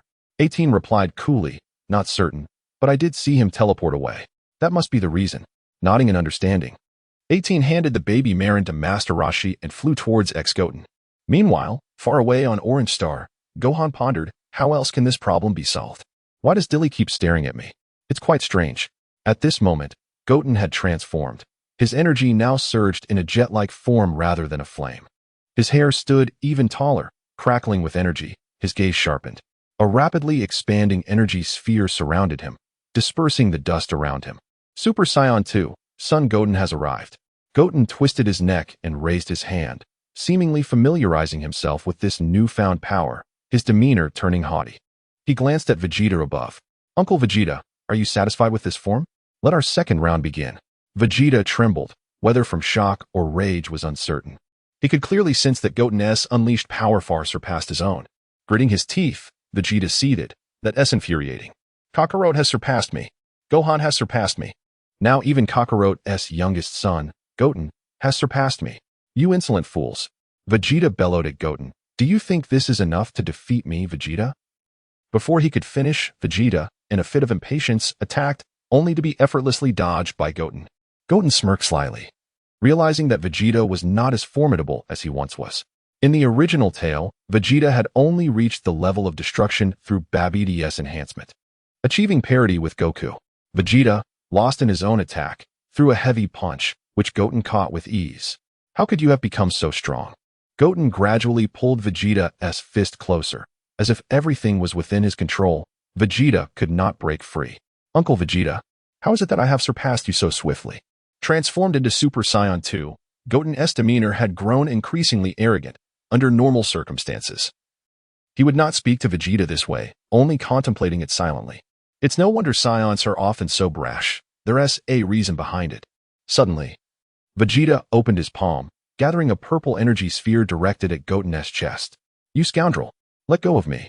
Goten would not allow this. Casting aside Vegeta's arm just in time for the purple energy blast to veer towards Goten and Z Goten's location. Goten, what the? Z Goten, what the? Boom. The mountain peak was obliterated. The two Gotens were caught off guard by the energy blast. Goten emerged from the rubble, disheveled. Do you think he did that on purpose? Z Goten, equally disheveled, stood up. Of course. Let us find another spot to watch the show. Released from Goten's grip, Vegeta quickly created distance and unleashed a flurry of royal techniques. Countless energy blasts rained down upon Goten, who merely smirked and did not flinch. It was well known that royal techniques were incapable of killing. As smoke billowed, Vegeta opened his arms, gathering formidable energy, preparing to unleash it upon Goten hidden within the haze. Wait a minute. Why is there also Goten's energy behind me? On the brink of unleashing his ultimate attack, Vegeta discovered that not only was Goten concealed in the smoke, but there was also a faint trace of Goten's energy behind him, cleverly obscured. With a smirk, Vegeta thought, a mere afterimage technique? You think I wouldn't see through that ruse? I am Super Vegeta. With his energy coalesced, Vegeta suddenly pivoted, directing his hands toward the two Gotens watching from a distance. Ultimate, flash, a powerful energy beam, encircled by golden lightning, erupted from his palms, expanding exponentially. Goten and Z Goten, what the? Caught off guard by Vegeta's unexpected assault, they instantly transformed into Super Saiyan 2, forming a protective barrier. It was all too sudden. They had no time to counter the attack. Goten, damn it. We're caught in the crossfire. Why Goten, stop talking. We haven't even gathered our energy. If you don't want to die, push back. The two unwittingly became casualties, exerting all their strength to resist Vegeta's ultimate flash, which had diverged from the conventional clash of energy blasts. Who knew Vegeta would attack the audience instead? If you wish to collect tickets, just say so. There's no need to take our lives. Vegeta exclaimed with glee. You insolent brat, you're still far from it. Is that so, Uncle Vegeta? Where are you attacking from? A voice suddenly emerged from behind. Goten. Vegeta turned around in astonishment. If you are behind me, then who is resisting my onslaught? It was merely two innocent bystanders. Goten delivered a swift strike to the back of Vegeta's neck, causing him to roll his eyes back and lose consciousness, the energy in his hands dissipating as he began to plummet towards the ground, luckily caught by Goten. Huh. Why Goten and Goten knelt, panting heavily. This was unexpected. It was akin to running. If you engage in a long-distance run, gradually increasing your speed, you can adapt and even accelerate. However, starting with an all-out sprint leaves no room for adjustment. Why Goten vented his frustration at ex-Goten, who was cradling Vegeta as he fell. You, scoundrel. You did this on purpose. Ex-Goten smirked, displaying indifference. What does it matter to me? Clearly, it was you who failed to conceal yourselves properly.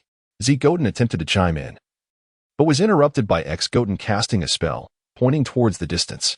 Look, someone is about to arrive. If you don't leave now, how will you explain yourselves? Both sensed the presence of Trunks and Beulah. You owe your life to this. Otherwise, I would have certainly dealt with you. They instantaneously teleported away. Trunks and Beulah soon arrived.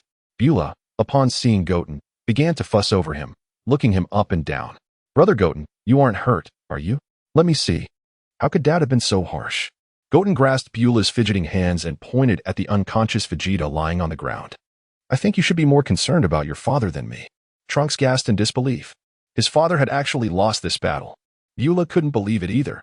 While she adored her brother Goten, she firmly believed her father was the strongest being in the world, claiming that no matter how powerful Goten was, he could never defeat her father.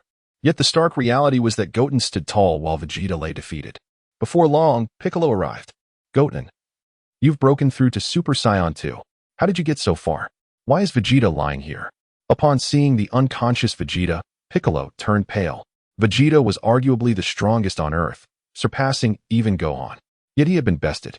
Trunks explained the situation, and Piccolo realized that it was indeed Goten who had triumphed over Vegeta, an unbelievable revelation. At that moment, Krillin and Android 18 also arrived. Goodness, all the familiar faces were gathering. Now everyone knew that Vegeta had been defeated by Goten. It remained to be seen whether Vegeta would go into a frenzy upon regaining consciousness. Chapter 16. Reckon your sins. Upon learning that Goten was engaged in battle with Vegeta, the crowd's worries dissipated. They had assumed yet another formidable foe had arrived on Earth. Krillin and Piccolo generously lavished praise upon Goten, declaring him the mightiest warrior on Earth, surpassing both Vegeta and Gohan.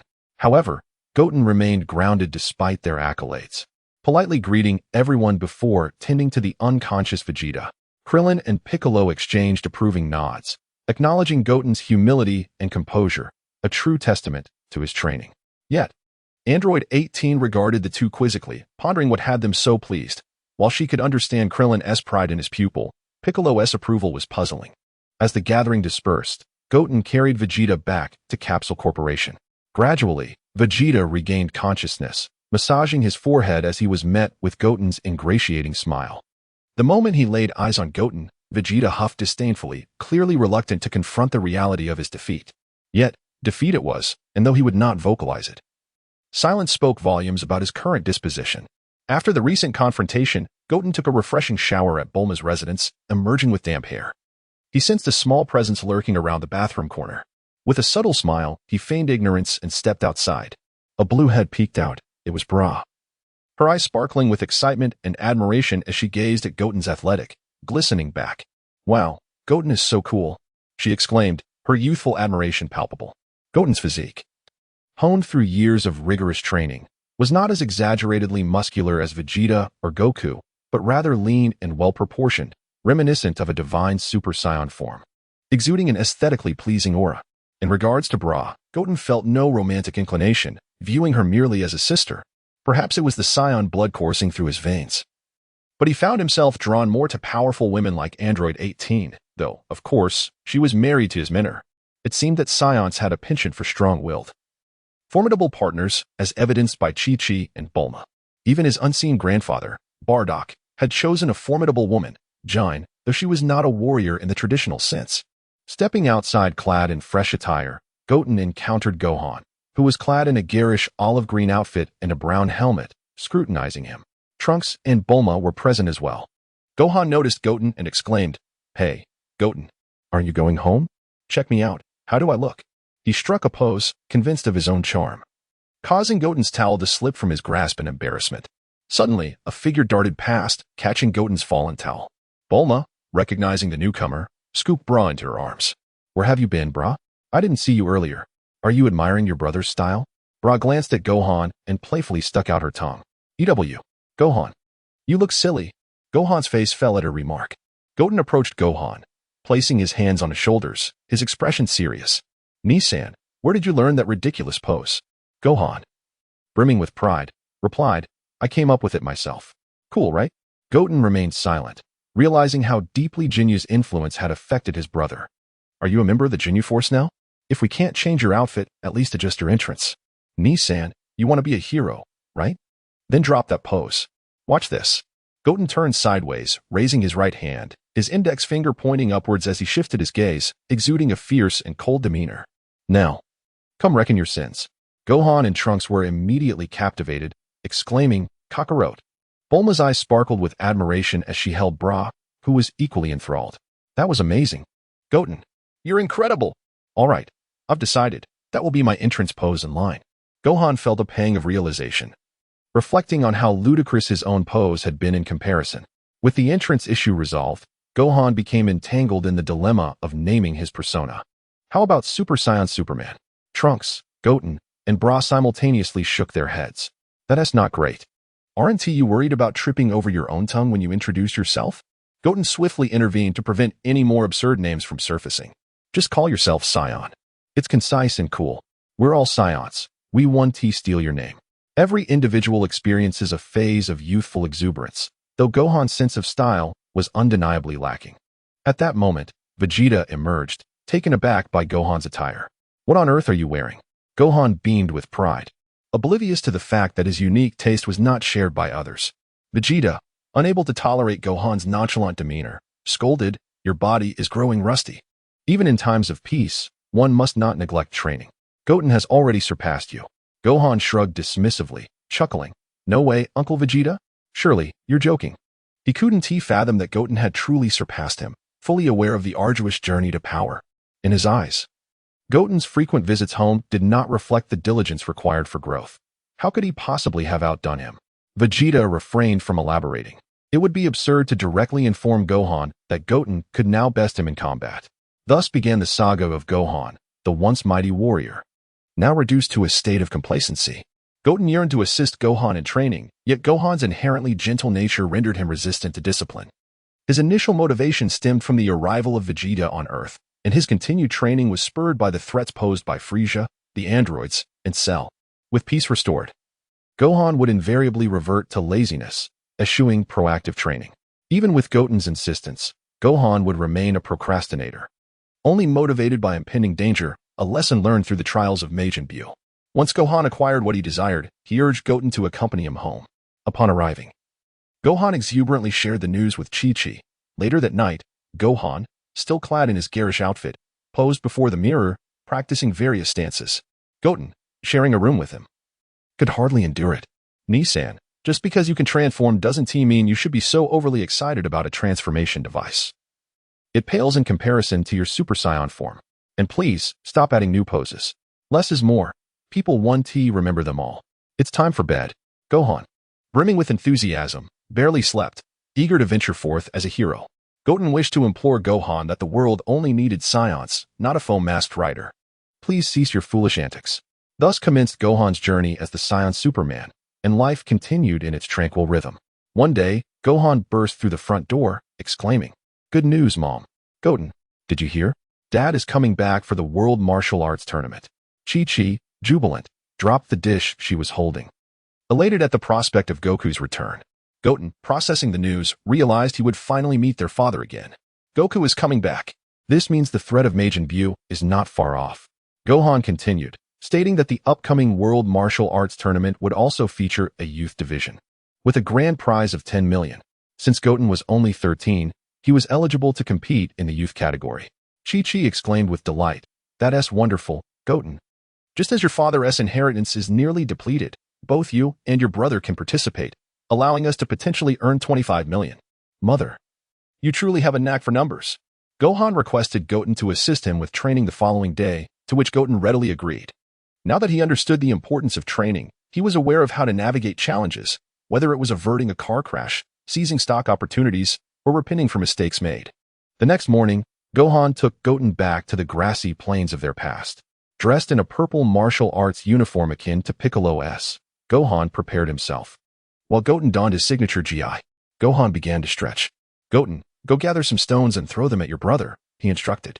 Goten, however, was not so bored as to indulge Gohan in theatrics. With the imminent release of Majin Buu, concealing his strength had become pointless. He quietly remarked, "Ni-san, do you think I've been playing around all this time during my training?" With that, he raised his right hand, unleashing a burst of energy towards a distant mountain. Boom! A mushroom cloud erupted, obliterating not just the mountain, but creating a vast, semicircular crater in its wake. Gohan, witnessing this destruction, gaped in astonishment, unable to comprehend that Goten had grown so powerful. Suddenly, he recalled Vegeta's words. Goten had indeed surpassed him. Goten, unfazed by the chaos he had wrought, smiled innocently at Gohan. "Ni-san, throwing stones is rather dull. How about I use a ki blast instead?" Gohan hurriedly waved his hands. No, that's unnecessary. We're just training, not risking our lives." Goten, uninterested in further discussion, transformed in an instant, his hair turning golden. "Ni-san, stop with the child's play. Let us engage in battle." Gohan gasped, "Nanny, Goten, you can already transform into a Super Saiyan?" Following Gohan's astonishment, Goten charged forward, delivering a punch that sent Gohan flying. He crashed into the mountains, penetrating several before finally coming to a halt. Goten regarded Gohan coldly. "Ni-san, you are far too weak." Gohan, embedded in the wall, looked incredulously at Goten. Is this truly Goten? Chapter 17, Marion Place. Immediately, Goten summoned Gohan. "Now, transform into a Super Saiyan." Gohan was somewhat flustered. He had never seen Goten like this. "Goten, are you really okay? Is that truly you?" Goten, visibly impatient, retorted, "I say, brother, have you been out of battle for so long that you've lost your wits?" Without further explanation, Goten hurled Gohan away, aiming to inflict a second blow. Gohan, not foolish enough to remain defenseless, instantly transformed into a Super Saiyan, narrowly evading Goten's attack. However, a massive mountain behind Gohan was shattered by Goten's punch. Gohan gazed at the ruins in shock. Goten was serious. "Goten, if you continue this way, I shall become angry." Goten, undeterred, replied, "Then let me see just how strong an angry brother can be."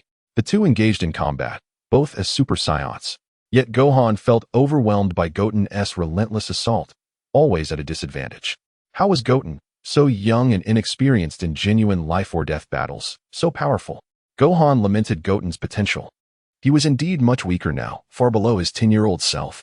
If only he had persisted in his training, he wouldn't be inferior to Super Saiyan 3 Goku. Gradually, Gohan began to notice that Goten's strikes were exceptionally cunning, each one unique and tailored, as if deliberately designed for him. Though challenging to counter, they were not insurmountable. As he acclimated to Goten's rhythm, it felt as if he were being fed techniques. Yes, Goten was helping him rediscover the essence of battle. If Gohan relied solely on his rudimentary training methods, it would take an eternity to return to his former prowess. As Gohan adapted, he began to mount counterattacks. However, whenever he felt evenly matched, Goten would elevate his energy, surpassing him once more. Was Goten truly that formidable? Hadn't Uncle Piccolo declared that Gohan's talent was unparalleled? In a burst of frustration, Gohan pushed Goten back. "Goten, I am genuinely pleased. I never imagined you would grow this strong. As your brother, I should have known better. Show me your full strength." Gohan crouched, gathering energy. The earth trembled, thunder rumbled, and energy surged from Gohan's body, though his transformation was somewhat prolonged. Goten observed from above, jesting, "Brother, could you be any slower? By the time you transform into Super Saiyan 2, your opponent could have defeated you 10 times. With a mighty roar, Gohan summoned lightning around him. His hair transformed into a spiky style with added bangs, completing his Super Saiyan 2 transformation. Goten, stroking his chin, assessed Gohan, noting that he still looked impressive, albeit slightly inferior. Is this truly your limit? How disappointing. Goten, this is my strongest form. If I become too powerful, I can revert. Gohan, now in Super Saiyan 2, began to boast, forgetting that he should be facing Goten, who had once been overwhelmed by their father. Goten interjected. Enough with the chatter. Only the victor gets to gloat, and you are not yet worthy. Goten charged forward in his Super Saiyan form, delivering a powerful kick. Gohan confidently raised his right hand, assuming a relaxed stance. Goten, you still don't realize my strength. With such an attack, but before he could finish, he was sent flying into the mountain, his body spinning like a top. Inside the mountain, Gohan questioned his existence. What is happening? How can I not defeat Goten, who is still only a Super Saiyan? Outside, Goten shook his head, realizing that Gohan, even in Super Saiyan 2, was no match for him. Goten's power was already at an astounding 3 billion in his normal state, comparable to Hell's Goku. Even in his Super Saiyan form, his battle power soared to 150 billion.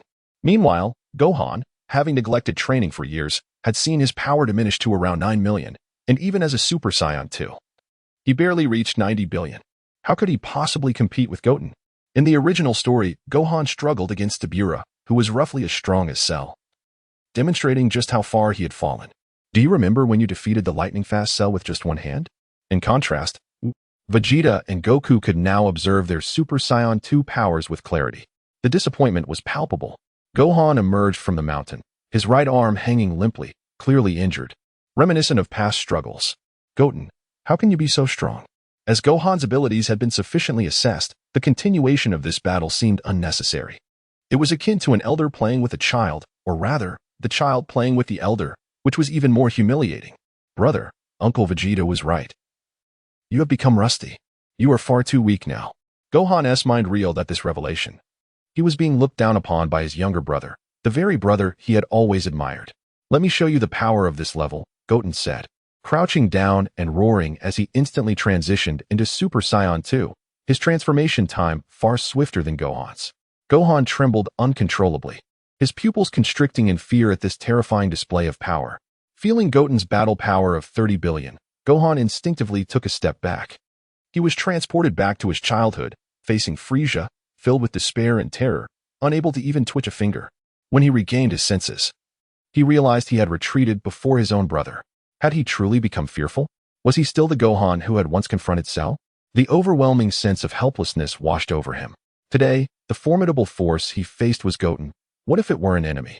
If faced with a foe, he would lack the strength to resist. How could he protect the Earth and his loved ones? Lost in thought, Gohan slumped down. Goten landed beside him, placing a hand on his shoulder. Brother, do you feel it?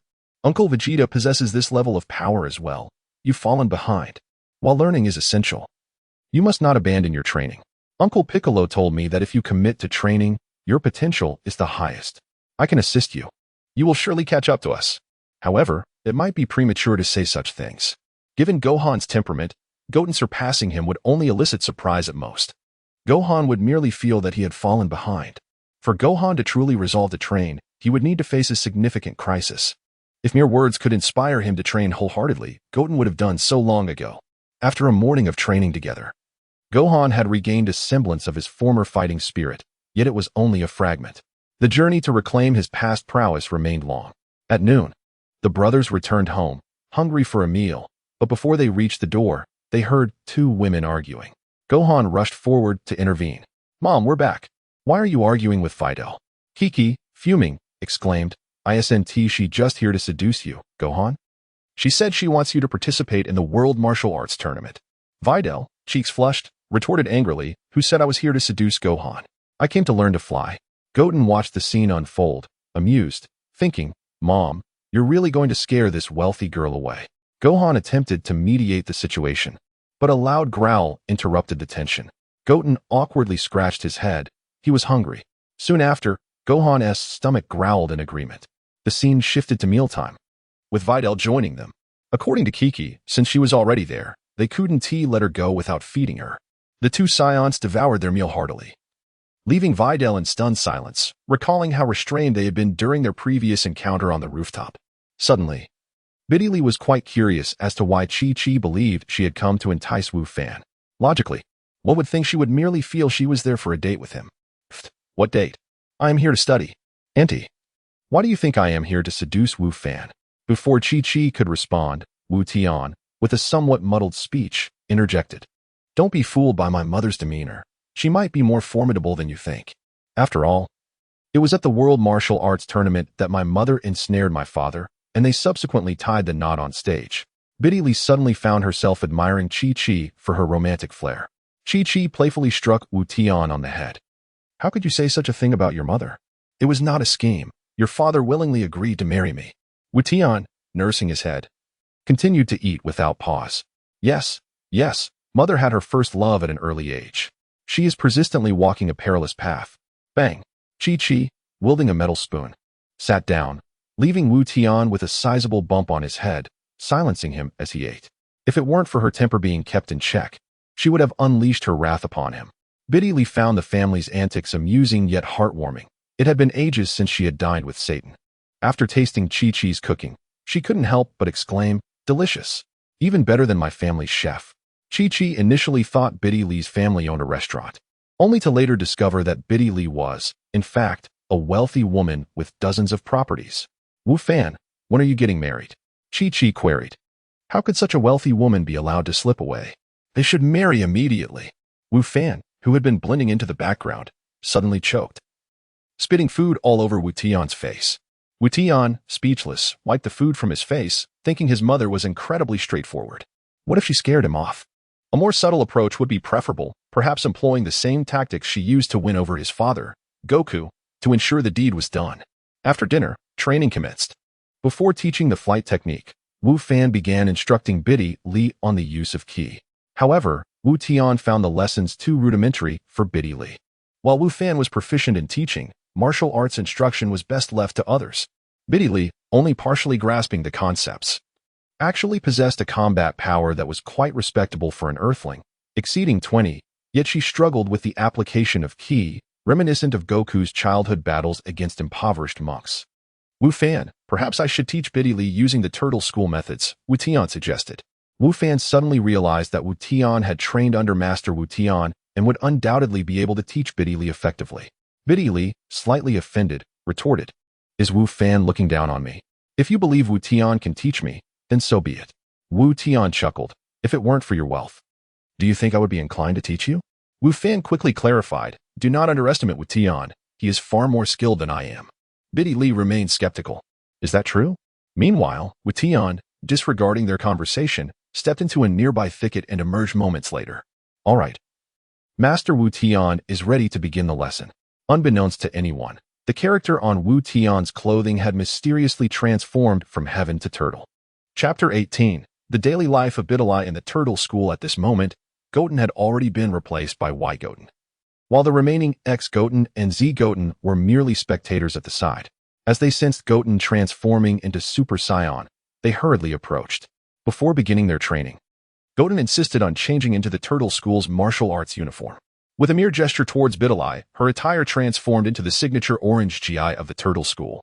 In truth, it was Z Goten assisting him from behind.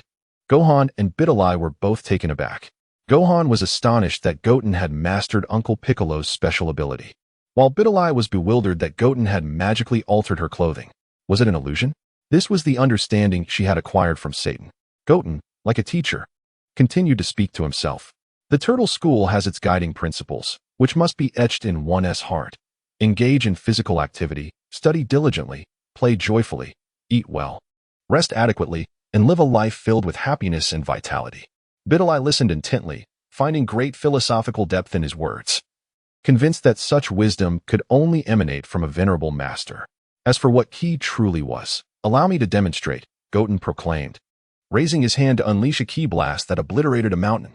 Biddy stood in stunned silence. Was this truly an illusion? Today had undoubtedly opened a new world for her. This is ki, Goten explained. Gohan concurred, affirming that Goten's demonstration was indeed accurate. Do you see that land? Now, plow it. Biddy, with a puzzled expression, replied, Plow? Goten affirmed with certainty, Indeed, plow it. But without tools, you must dig with your bare hands. What? She exclaimed. Turning to Gohan, this is hundreds of acres. Gohan nodded. Although I have not undergone turtle school training, I believe that's how it is, according to Dad. Goten, with a stern demeanor, urged, enough dawdling, begin at once. Upon noticing Goten's change in attitude, Bidalai promptly started to dig with her hands, though the training was arduous. Bidalai's foundation allowed her to persevere. Yet, the faster she worked, the more something felt amiss. Turning to Goten, she queried, is this truly training? Goten assured her. Of course it is.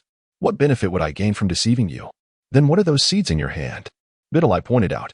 Goten waved dismissively. Oh, don't waste such a vast expanse. Don't stop, keep digging.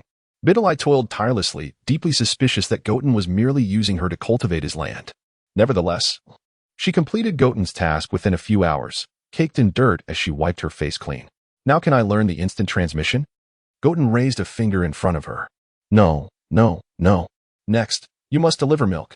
With that, Goten tossed a capsule, and with a puff, a purple turtle shell appeared before Bidalai. Now, you must wear the shell at all times, except when sleeping. Bidalai, filled with skepticism, lifted the shell. How ugly. Why is it so? It's so heavy. She estimated it weighed at least 100 pounds. Do you think our school is named Turtle School for no reason? Bidalai was astonished. Is it because you all train while carrying such shells? Goten replied, no. It's named for our founder, an old perverted turtle. Keep your distance when you meet him. You all are quite peculiar, she remarked, suddenly recalling something. Wait. What did you say the next step was? Delivering milk? Goten nodded, exactly. You must walk and deliver milk to every household within the Lam-Z mountain area while wearing the turtle shell. Filled with doubt, she looked toward Gohan, who simply nodded in affirmation. Gohan, having accepted that Goten was now more proficient in training, chose to remain silent. Hours later, Bidalai finally grasped the arduous nature of this training, yet Goten's actions seemed less like training and more like labor. Is this truly training? She questioned again. Goten discreetly hid his hand behind his back, feeling a bit guilty. Of course. Would I lie to you? Then why are you hiding the money you're counting? Bidalai clenched her fists in anger, repeatedly reassuring herself. I came to learn instant transmission. I came to learn instant transmission. I cannot get angry. She forced a smile. Now. Can I learn instant transmission? Not yet. Now go move bricks. Several hours later, as the sun set, Bidalai collapsed onto the grass, glancing over to see Goten, who was spitting and secretly counting money. How had she never noticed how annoying he was? Was he truly making her work for him? Goten, feeling entirely justified, stuffed the money into his pocket and cleared his throat. Ahem, today's training is concluded. You may return home, but remember to rise at 5 tomorrow to deliver milk. And the instant transmission. Goten replied sternly. I will teach you when the time comes. Bidalai pouted, feeling unjustly treated. For the sake of instant transmission, she endured. Flying home, she was joined by Gohan, who approached Goten. Goten, don't you think you're being a bit harsh on Bidalai? Goten shot him an incredulous glance. What's wrong, brother? Feeling sympathetic? Gohan's face flushed bright red. No way. Don't say such things. Goten's expression turned serious. This upcoming martial arts tournament may not be as simple as it appears. If you don't want Bidalai to be harmed, then do not interfere with me. Goten actually held some respect for this sister-in-law. Remembering how Bidalai had been mistreated by Spobobich at the World Martial Arts Tournament, Goten was determined to prevent such occurrences. His goal was not merely for Bidalai to learn instant transmission, but to empower her to decisively defeat Spobobich in the arena. The original text depicted Spobobich as not particularly strong.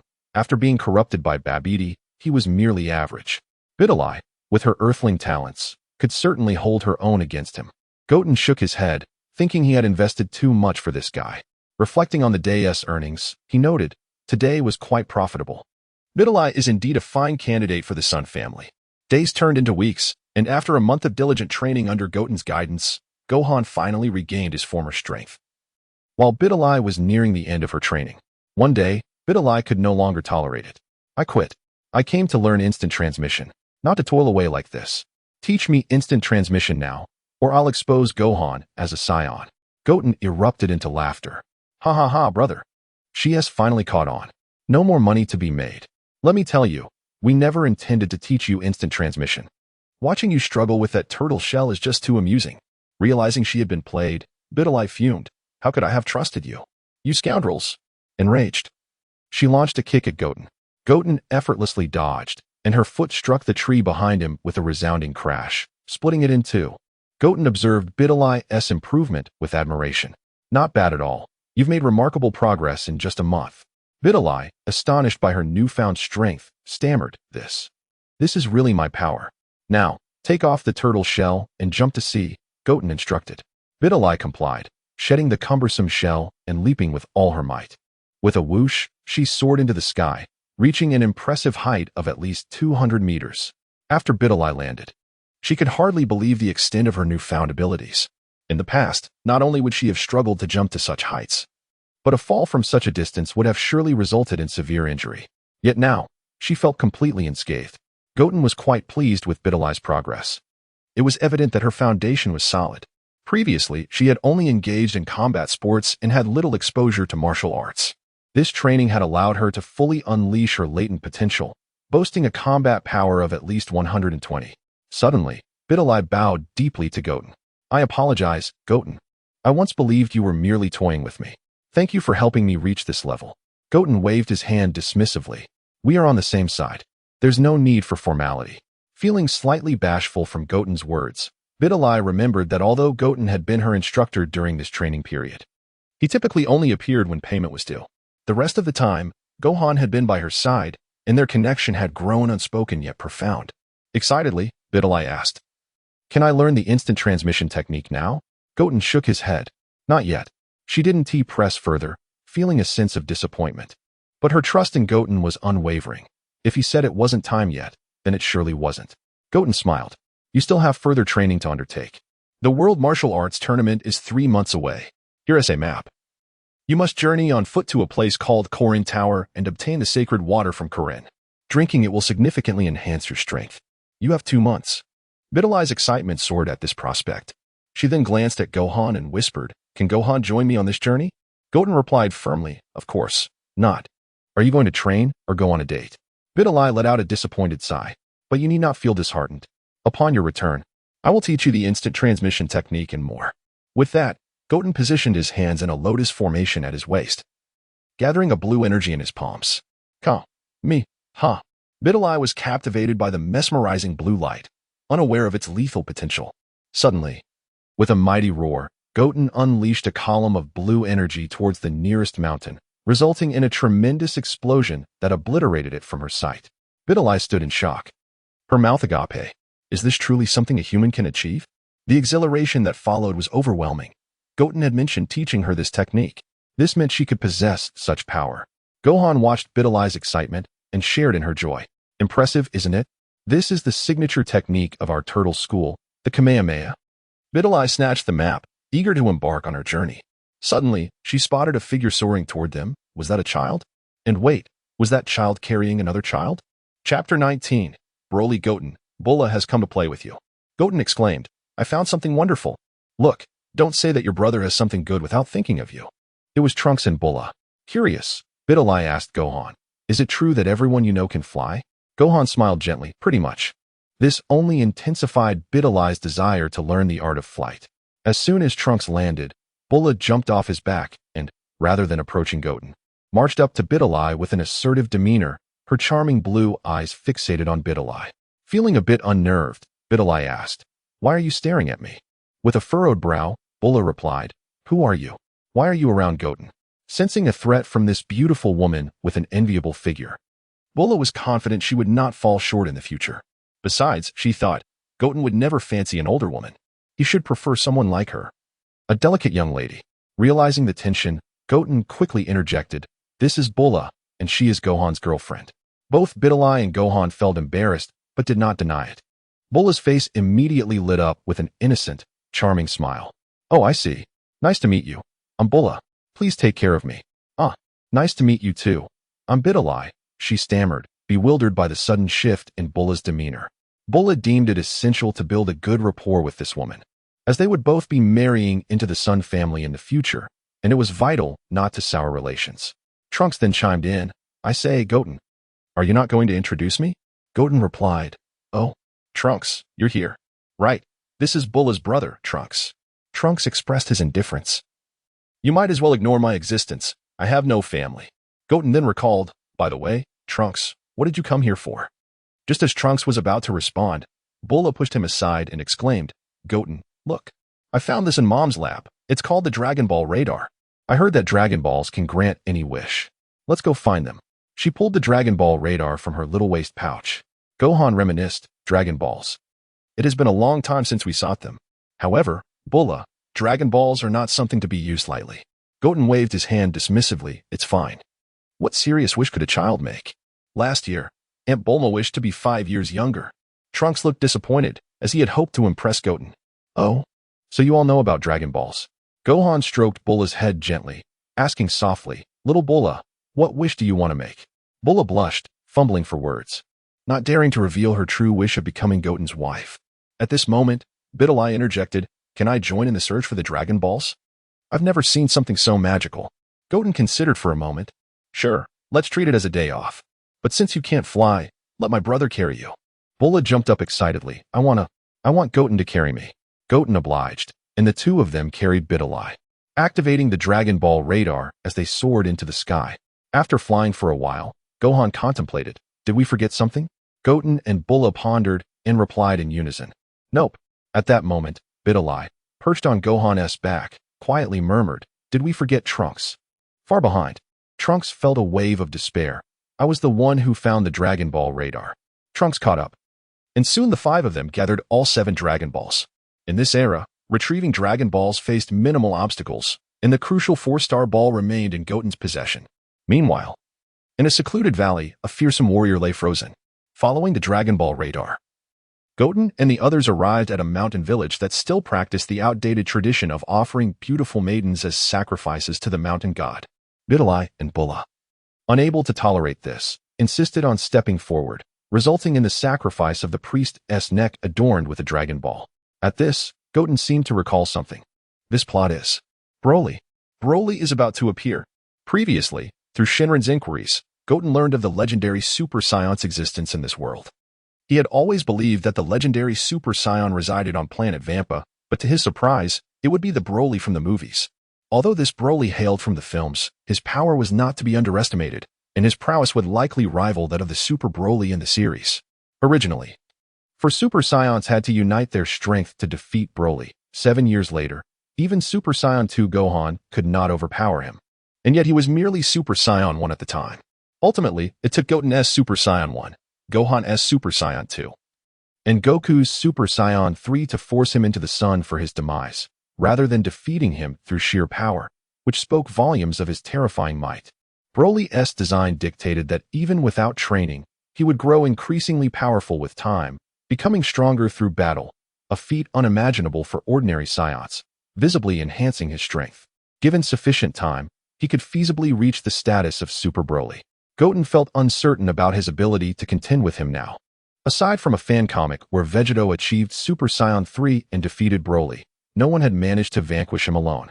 As everyone debated how to fend off the so-called mountain god, Gohan noticed something amiss. Observing Goten's worried demeanor, he inquired, Goten, I don't sense any formidable energy. It's likely just an ordinary monster. Goten replied calmly, That's exactly what worries me. Gohan was puzzled. Huh. Goten's concern stemmed from the inability to detect any strong energy. He had sensed Broly's presence before, and now he could not pinpoint it, which left him feeling vulnerable.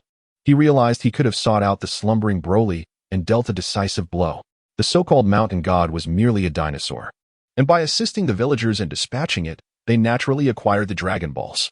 To express their gratitude, the villagers hosted a bonfire celebration that evening, where the feast featured the dinosaur Goten and the others had slain. Everyone reveled in joy, except for Goten, who remained preoccupied with thoughts of Broly. Bulla approached him, offering a large piece of meat. Goten, why aren't you eating much today? Goten, lost in contemplation about Broly, did not hear her. He pondered how to deal with him. Super Saiyan 3 was not a secure option, and he had no intention of transforming into Super Saiyan 4 on Earth. He did not see himself as the protagonist capable of overcoming the primal rage of the great ape. If he had to transform into Super Saiyan 4 to face Broly, it was possible that he would destroy the Earth before Broly had the chance to.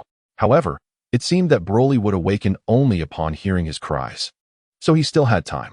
As long as he found him before awakening, all would be well. Truthfully, Goten felt a sense of anxiety. This was his first true adversary, an exceptionally formidable one at that. Vegeta and the others were merely rivals. Despite their fierce battles, none would truly kill Goten, whereas Broly posed a genuine threat to his life.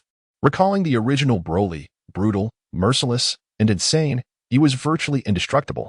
Even someone as proud as Vegeta could be reduced to despair when facing him. The more Goten dwelled on this, the more restless he became. Bulla, who had been sitting beside Goten like a little wife, was startled when Goten suddenly stood up. His expression darkened as he uttered a single sentence. "Continue your play. I shall take a moment to clear my mind. Brah, do not follow me." With that, Goten soared into the sky. Biddy noticed Goten's unusual demeanor but refrained from probing further. Goten found himself in a secluded grove, his sword poised against his forehead.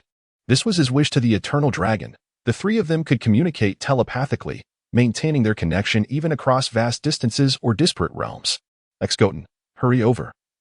Something significant has arisen." In the blink of an eye, the other two Gotens instantly teleported to his side. "Goten, what is the matter? Why the urgency?" "Why Goten? Indeed, that yoga program is about to commence." Goten's expression turned grave. "The plot of Broly has emerged." Goten's excitement peaked. "That one." Goten, the legendary Super Saiyan, Broly. An air of tension enveloped the three Gotens, especially Goten, who had awaited this day for many years.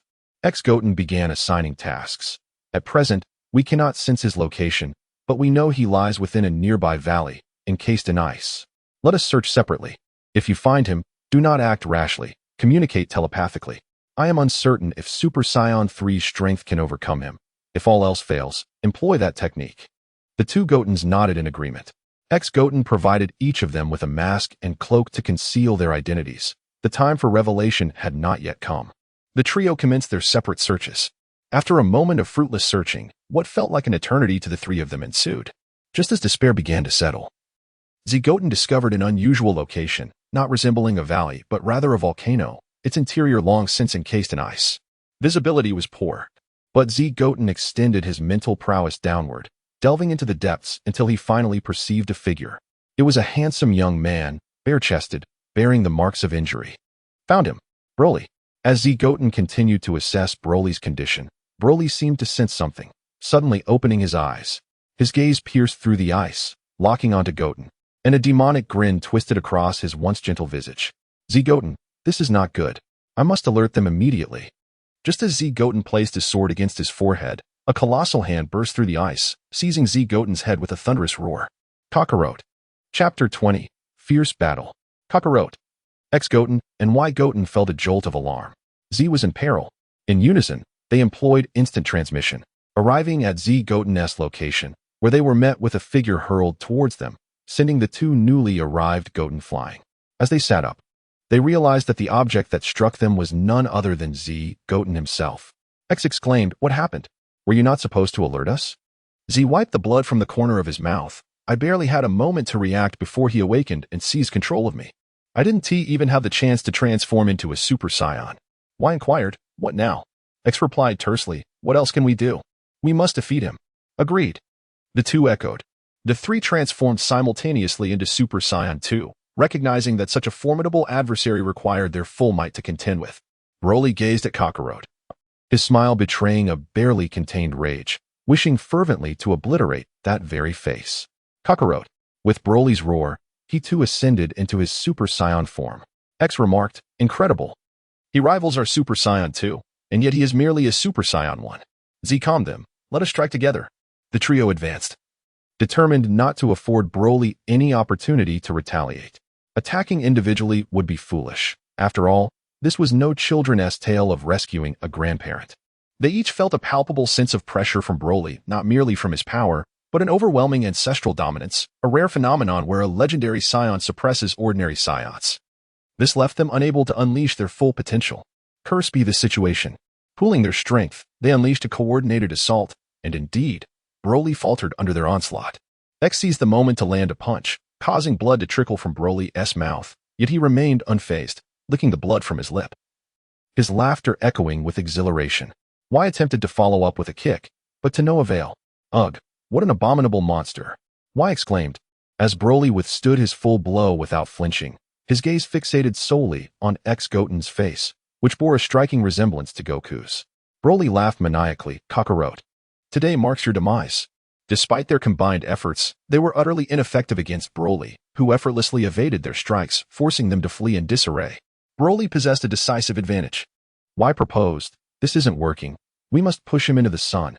Z interjected. No? His body would not withstand it. Do not forget our objective. Not far away. Gohan sensed the 4 powerful energy signatures, causing him to drop the morsel he held in his hand. What? Such formidable energies. One is Goten. Goten is in danger. Gohan, enraged, soared towards Goten's direction, with Trunks hastily following suit, leaving behind 2 females who could not fly. Upon arrival, Gohan witnessed a Saiyan mercilessly assaulting Goten, with 2 mysterious figures aiding him. What kind of monster is this? He knew of Goten's strength. Yet this creature had pushed him to such a state. Transforming into a Super Saiyan, Gohan launched a kick at Broly, yet Broly did not even flinch. What? Broly grinned wickedly, seizing Gohan's leg and slamming him down heavily, rendering Gohan unconscious and causing him to revert from Super Saiyan 2. Goten rushed forward, grasping Broly's arms, delivering a knee strike to Broly's chin, momentarily forcing him to release Gohan, allowing them to retreat from Broly's assault. Why Goten and Z Goten engaged Broly to restrain him. Goten shook Gohan awake, who, astonished, asked, Goten, what kind of creature is this? Why is he on Earth? Goten, momentarily bewildered, then exclaimed, Nissan, what do you mean you don't recognize him? Gohan, equally perplexed, replied, when have I encountered such a monster? As Goten pondered Gohan's words, he realized that this universe's Gohan had never experienced the Broly incident, meaning this Broly had appeared from nowhere. Observing the wounds on Broly's back, remnants of Goku's Kamehameha, Goten concluded that this Broly had indeed faced the Z-Warriors before. But how had he arrived in this universe? Just as Goten continued to consider Broly's origins, a voice calling for help echoed in his mind. Are you ready? If so, come help. No time for contemplation. They must deal with him first. As Goten advanced, Broly unleashed a green energy blast, sending the 2 flying, and he seized Goten in a crushing embrace. Goten felt as if his bones would shatter under Broly's grip, cries of agony escaping his lips. Gallic Gun, Special Beam Cannon. 2 powerful energies struck Broly from behind, causing him to stagger and release Goten. It was Piccolo and Vegeta. Such potent energies could not go unnoticed. Piccolo, quick-witted, extricated Goten from the fray. Are you all right? Goten, what kind of monster is this? Piccolo asked urgently. Goten, sensing their ignorance of Broly, nodded. As more allies arrived, Broly erupted in fury, transforming. His hair shifted to a green hue rather than the typical golden of a Super Saiyan. His pupils vanished, and his muscles swelled dramatically. Broly, already tall, grew an additional 30 centimeters. He had achieved the legendary Super Saiyan form. Vegeta scoffed. Humph, merely the 3rd stage of Super Saiyan. Hardly impressive. Watch how I, Super Vegeta, will handle you. Vegeta charged at Broly in his Super Saiyan 2 form, prompting Goten to intervene. Uncle Vegeta, wait. Don't be reckless. But Vegeta, full of hubris, unleashed a massive explosion upon Broly. How do you like that, you bastard? Are you aware of the might of Vegeta the Great? As the smoke cleared, Broly remained unscathed, a cruel smile spreading across his face. Vegeta indeed, he recognized Vegeta. What? Vegeta gasped, his fate sealed as he quickly found himself overmatched. Broly surged from the smoke, seizing Vegeta and slamming him against the stone wall, dragging him through the debris. The trio, Goten, Gohan, and Piccolo, rushed to assist, but Broly merely chuckled, emitting a green energy barrier that repelled them all. Within the barrier, Broly hoisted Vegeta by the head, pummeling him mercilessly in the abdomen, causing Vegeta to vomit bile. Utterly powerless to resist, Trunks, witnessing his father's torment, erupted in fury, transforming into a Super Saiyan and assaulting Broly's energy shield, but to no avail. Stand down. Piccolo had already prepared his special beam cannon, and the others quickly retreated. The attack pierced through Broly's shield, striking him squarely in the chest, finally inflicting pain, causing Broly to loosen his grip on Vegeta, who plummeted into the water below. Trunks anxiously searched for where Vegeta fell. Piccolo glanced at the 2 disguised Goten and mentally queried, "Who are these 2? Goten replied, "Friends." "But Uncle Piccolo, shouldn't we focus on how to deal with him?" Broly, uninterested in their deliberations, charged back into the fray, as if fatigue were an alien concept, encircling the group, but it felt more like he had them ensnared. As the battle raged on, More and more were incapacitated by Broly's relentless assault. Gohan, Trunks. Several individuals had already succumbed to unconsciousness, having been struck down by Broly. Only the three of Goten remained, valiantly enduring, though their situation was far from favorable. Vegeta, though not unconscious, had long since lost his will to fight, slumped in despair. Muttering incessantly, "Impossible, it cannot be. We cannot defeat him." He too succumbed to the fate of despair, perhaps influenced by his lineage. For Vegeta was a true, pure-blooded Saiyan royal. Suddenly, a voice emerged from an unknown source. "Bulla, you're so heavy. What nonsense. Please stop flying so erratically." It was Bulla and Videl, with Bulla clumsily carrying Videl through the air. When had she learned to fly? Broly, noticing their arrival, charged towards them as if they were newfound playthings. Oblivious to the impending danger, Bulla and Videl remained unaware, while Vegeta, spotting Bulla, realized that Broly had already dashed past him, too swift for Vegeta to pursue. Broly unleashed a maniacal laugh, hurling a vibrant green energy sphere towards the two. "Bulla!" Vegeta screamed in a frenzy. Had he truly heard his father's voice? Bulla seemed to recognize Vegeta's call, looking up just in time to see the enormous green sphere before her. In that moment, their thoughts converged. It was over. The green energy sphere detonated, engulfing Bulla and Videl in its explosion. Witnessing the devastation, Vegeta was consumed by sorrow, his fury ignited. They could humiliate him, but they would not harm his family. To hell with the constraints of his lineage. An unimaginable power surged within him, rivaling even Super Saiyan 3 Goten. In this moment, Vegeta's rage reached its zenith. He would not allow the legendary Super Saiyan to escape unscathed. With a thunderous roar, Vegeta charged forward, unleashing a torrent of strikes that forced Broly into retreat for the first time. Broly retaliated with a powerful punch that sent Vegeta spinning through the air. Yet he did not relent. Harnessing the force of Broly's assault, he executed a full rotation, his fist striking down upon Broly, driving him into the depths of the lake. Vegeta pursued, delivering a formidable blow that shattered the lake's surface, sending them crashing to the bottom. "How dare you harm my Bulla? Return her to me," he bellowed. With a final, tremendous attack, Final Flash, Vegeta propelled Broly deep into the Earth's core. Exhausted, Vegeta knelt upon the ground, tears streaming down his face. Cursed fate. If only I were stronger, Bulla would not. Just then, a sweet, childlike voice broke through his despair. Daddy, I'm okay." Vegeta looked up to see Goten carrying the unconscious Videl, with Bulla in his arms, waving frantically at him. Overcome with joy, Vegeta wept tears of relief. Wonderful, truly wonderful. At last, his burdens lifted, he succumbed to unconsciousness. Chapter 21. Arriva, Super Son Goten. At this moment, why Goten and Z Goten had already relocated Gohan, Trunks, and Piccolo to a secure location. Bra approached Vegeta, shaking his form, while Goten reassured her, "Do not worry. Uncle Vegeta is truly formidable. He is merely exhausted and will recover." Suddenly, the ground began to tremble violently, fissures appeared, and magma erupted, transforming the surroundings into a scene reminiscent of the apocalypse. A green orb emerged from the magma. As the orb dissipated, the terrifying figure of Broly materialized. Truly a monster.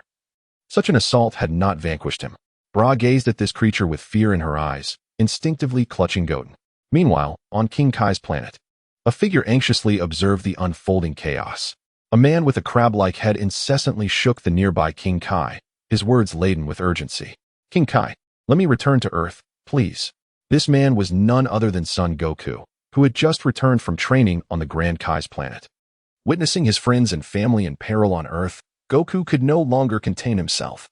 King Kai, however, could not acquiesce. No, that would violate the rules. Goku, in desperation, replied, "But now, Goten is the only one on Earth who can fight.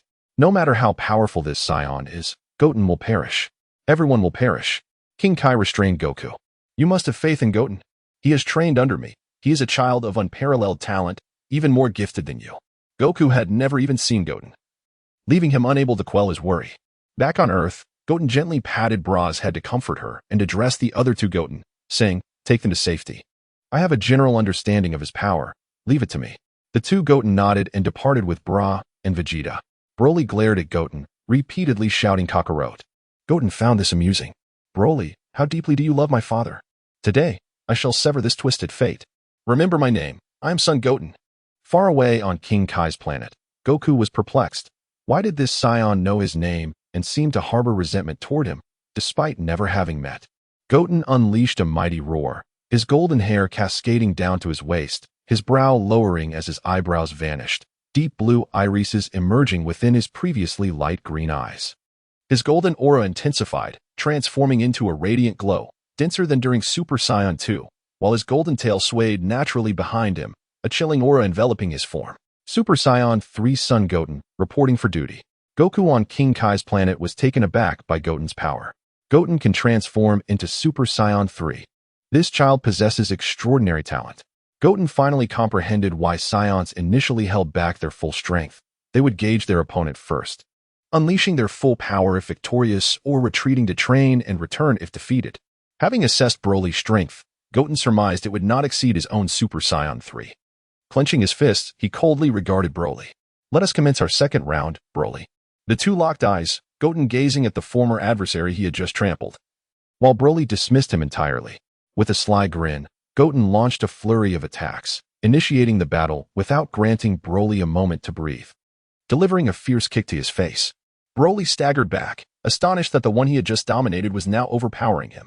In a fit of rage, Broly hurled several energy blasts, all of which Goten effortlessly deflected. Suddenly, Broly teleported behind Goten, attempting a sneak attack, only to be easily thwarted by Goten. Each exchange was effortlessly resolved by Goten, igniting Broly's fury. With terrifying power, Goten swiftly knocked Broly to the ground. Struggling to rise, Broly roared Kakarot's name. Yet he hesitated to retaliate. For the first time in his life, he faced a foe he could not best. Since you refuse to strike, I shall not hold back. Goten suddenly appeared before Broly, delivering a powerful flying kick that sent him reeling, causing him to expel his stomach's contents. Goten seized Broly's hair, spinning him and hurling him 10 miles away, crashing into a colossal mountain. Broly emerged from the rubble, unleashing a torrent of green energy. Goten stood firm, effortlessly swatting aside Broly's energy wave. Broly charged at Goten, who braced himself, managing to withstand the onslaught with ease. Goten, aware that his Super Saiyan 3 form was not sustainable for long, declared, Broly, your demise is imminent. Allow me to deliver the final blow. He clasped his hands together in a flower-like formation, concentrating a purple energy sphere within his palms. Final flash. A violet beam erupted forth, trailing like a comet. The ultimate flash enveloped Broly, who let out a wretched scream. Everything reached its conclusion, hoping that his physical form would remain intact. However, as the smoke cleared, though Broly was battered and bruised, he had not perished. His resilience was astonishing. Bloody yet smiling ominously, Broly uttered, Kakarot. Goten was momentarily shaken. He still lives. I shall grant you another final flash. Goten launched another energy attack, only for Broly to block it with a single hand. This is absurd. How could he surpass me in such a short time? Kakarot. Broly propelled himself forward, grasping Goten's arms with one hand and lifting him as if he were a mere doll. Goten felt an overwhelming pressure. I cannot withstand this. This monster is stronger than Super Saiyan 3. Quickly, use. 1 minute later, after enduring a relentless barrage, Goten fell from his Super Saiyan 3 state, succumbing to unconsciousness. Broly formed a massive energy sphere, preparing to deliver a fatal blow. King Kai, I must return to the living world. Goten is in peril. Everyone on Earth is at risk. King Kai, sensing his helplessness, replied, Goku, Goten has already lost. Your presence would change nothing. Goku struck the ground in frustration, causing the King Kai's planet to tremble. Damn it! As Broly released the energy blast, the green light illuminated Goten's unconscious face. Goten, Goku cried out helplessly to the heavens. Die, Kakarot. Ha ha. Broly reveled in the impending demise of his foe. Suddenly, the energy blast was deflected, soaring into the sky and resulting in a massive explosion, casting a radiant green light upon the earth as a cloaked figure shielded Goten. King Kai leapt in excitement. Goku, look. Someone has saved Goten. He is alive. Goku nodded in joy. Indeed. Who is this powerful individual? Goten regained consciousness, lying on the ground, and saw the figure before him. Weakly, he uttered, You arrived. Rather late. Didn't you? Was it intentional? The cloaked figure did not turn, smirking as they replied, I did it on purpose. Stand up and fight me. Goten, upon hearing the figure's words, felt a wave of relief and joy, allowing himself to rest on the ground. I leave it to you. Broly sensed the might of the cloaked figure, astonished that he had uttered words other than Kakarot. Who are you truly? The cloaked figure chuckled softly as he cast aside his mantle. He was clad in a black vest adorned with orange-red padding, a deep blue belt cinched at his waist, black wristbands encircling his wrists, and white, billowy trousers embellished with pleats. His legs were wrapped in deep blue leg bands, and he wore black training shoes. A mane of black hair, reminiscent of a crab shell, crowned his head, while strands fell loosely at the back. A fluffy brown tail swayed behind him, and a mask obscured the upper half of his face, though a confident smile played at the corners of his lips. On the ground lay Goten, mustering the strength to raise his right hand and extend his thumb in approval. "Awesome," he declared, embodying the fused form of Super Goten. Just as he prepared to point at himself, he quickly withdrew his thumb. "Orelva, Supa. No. My identity is of little consequence. Merely remember that I am the one destined to defeat you." The two ascended into the sky, the mighty Saiyan Broly clashing against the fused warrior, Son Goten. Laser beams erupted, and the earth trembled. Surprisingly, even in his fused state, Goten found himself at a disadvantage from the outset. With a mighty roar, he unleashed his power, transforming into his Super Saiyan form. Broly's incoming punch sent him flying. But undeterred, Goten countered with a strike of his own. Thus began a fierce exchange, each blow resonating with palpable intensity, for they reveled in the sheer thrill of battle. With a decisive punch, Goten struck Broly squarely in the face.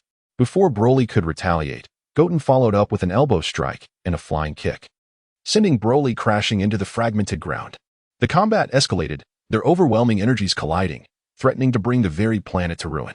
Volcanoes erupted, and rivers of lava flowed ominously across the landscape. Yet the battle raged on, their powers intensifying. Broly bellowed, his hair transforming into a vibrant green as he summoned his most potent energy. Goten, refusing to yield, likewise cried out, enveloped in crackling lightning as he ascended to Super Saiyan 2. In a flurry of strikes, Goten overwhelmed Broly, who found himself momentarily defenseless. Employing a princess combat technique, Broly unleashed a barrage of attacks, but Goten evaded them with cunning agility, teasingly exclaiming, "You can't touch me." The two collided once more, with Goten gaining the upper hand. Broly was sent reeling, and Goten relentlessly pounded him, delivering a crushing blow that left Broly dazed, reverting him back to his ordinary Super Saiyan state. "It seems this is your limit," Goten declared.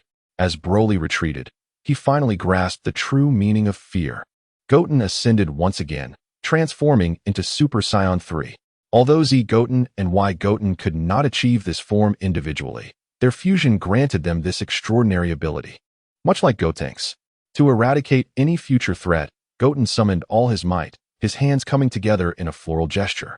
"You shall have no more chances." Came. Haim. Ha. With a resounding cry, the colossal Kamehameha wave pierced through Broly, propelling itself beyond the confines of Earth and into the cosmos.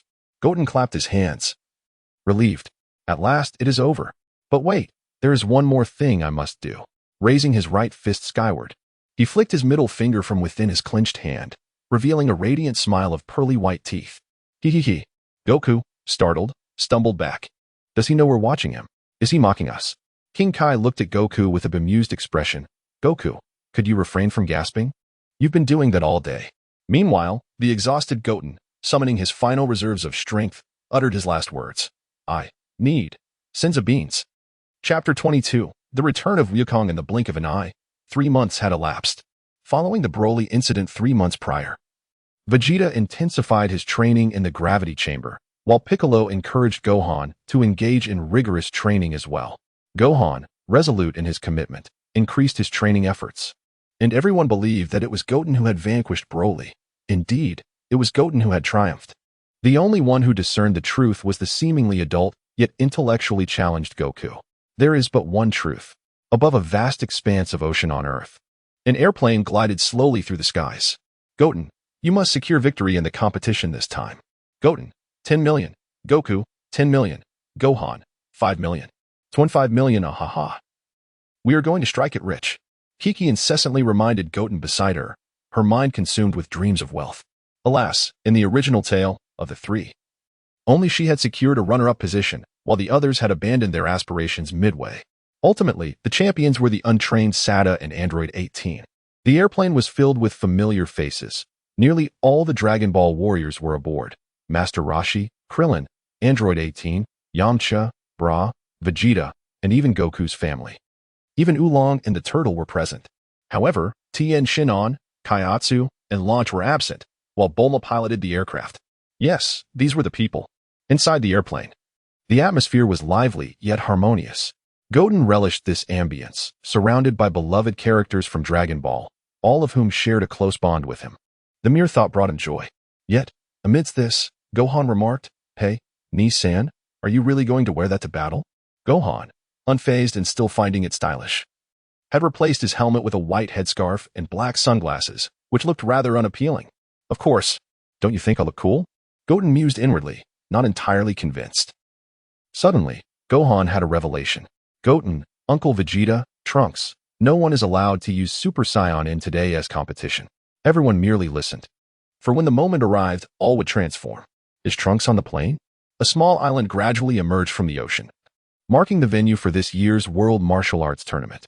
As everyone disembarked, they spotted Piccolo standing coolly beneath a large tree.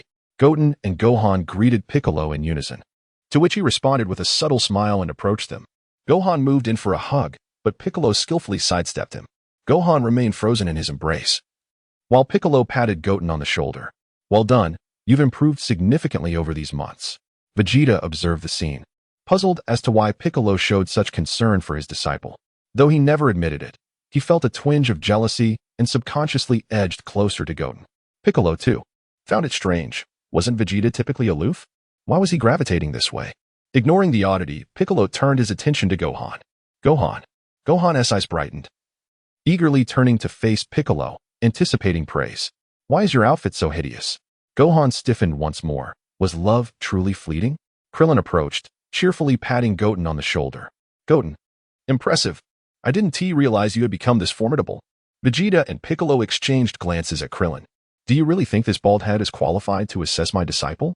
Unbeknownst to them, Goten had been encircled by Krillin, Piccolo, and Vegeta. Kiki was taken aback, reflecting on her son's remarkable prowess. Goten's friends seemed genuinely concerned about him, truly. He was her Goten. Little did Goten know, he was in a battlefield of emotions. The trio remained oblivious to Goten's other mentors, primarily because he had spent considerable time with each of them. Just as Goten worried about Krillin potentially exposing his entanglement with multiple mentors, Bra squeezed through the circle to reach Goten. Vegeta joyfully extended his arms. "Bra, come here, let Daddy hug you." Bra looked at Vegeta, her expression questioning. "When did I ever enjoy your hugs?" Vegeta was momentarily disarmed. Bra grasped Goten's hand, her face radiating joy. At that moment, little Marin approached. Seeing his daughter, Krillin reached out for a hug. "Marin, did you miss Daddy?" But Marin bypassed Krillin, leaving him frozen in place, as if in a martial arts arena. Two statues of fathers abandoned by their daughters emerged.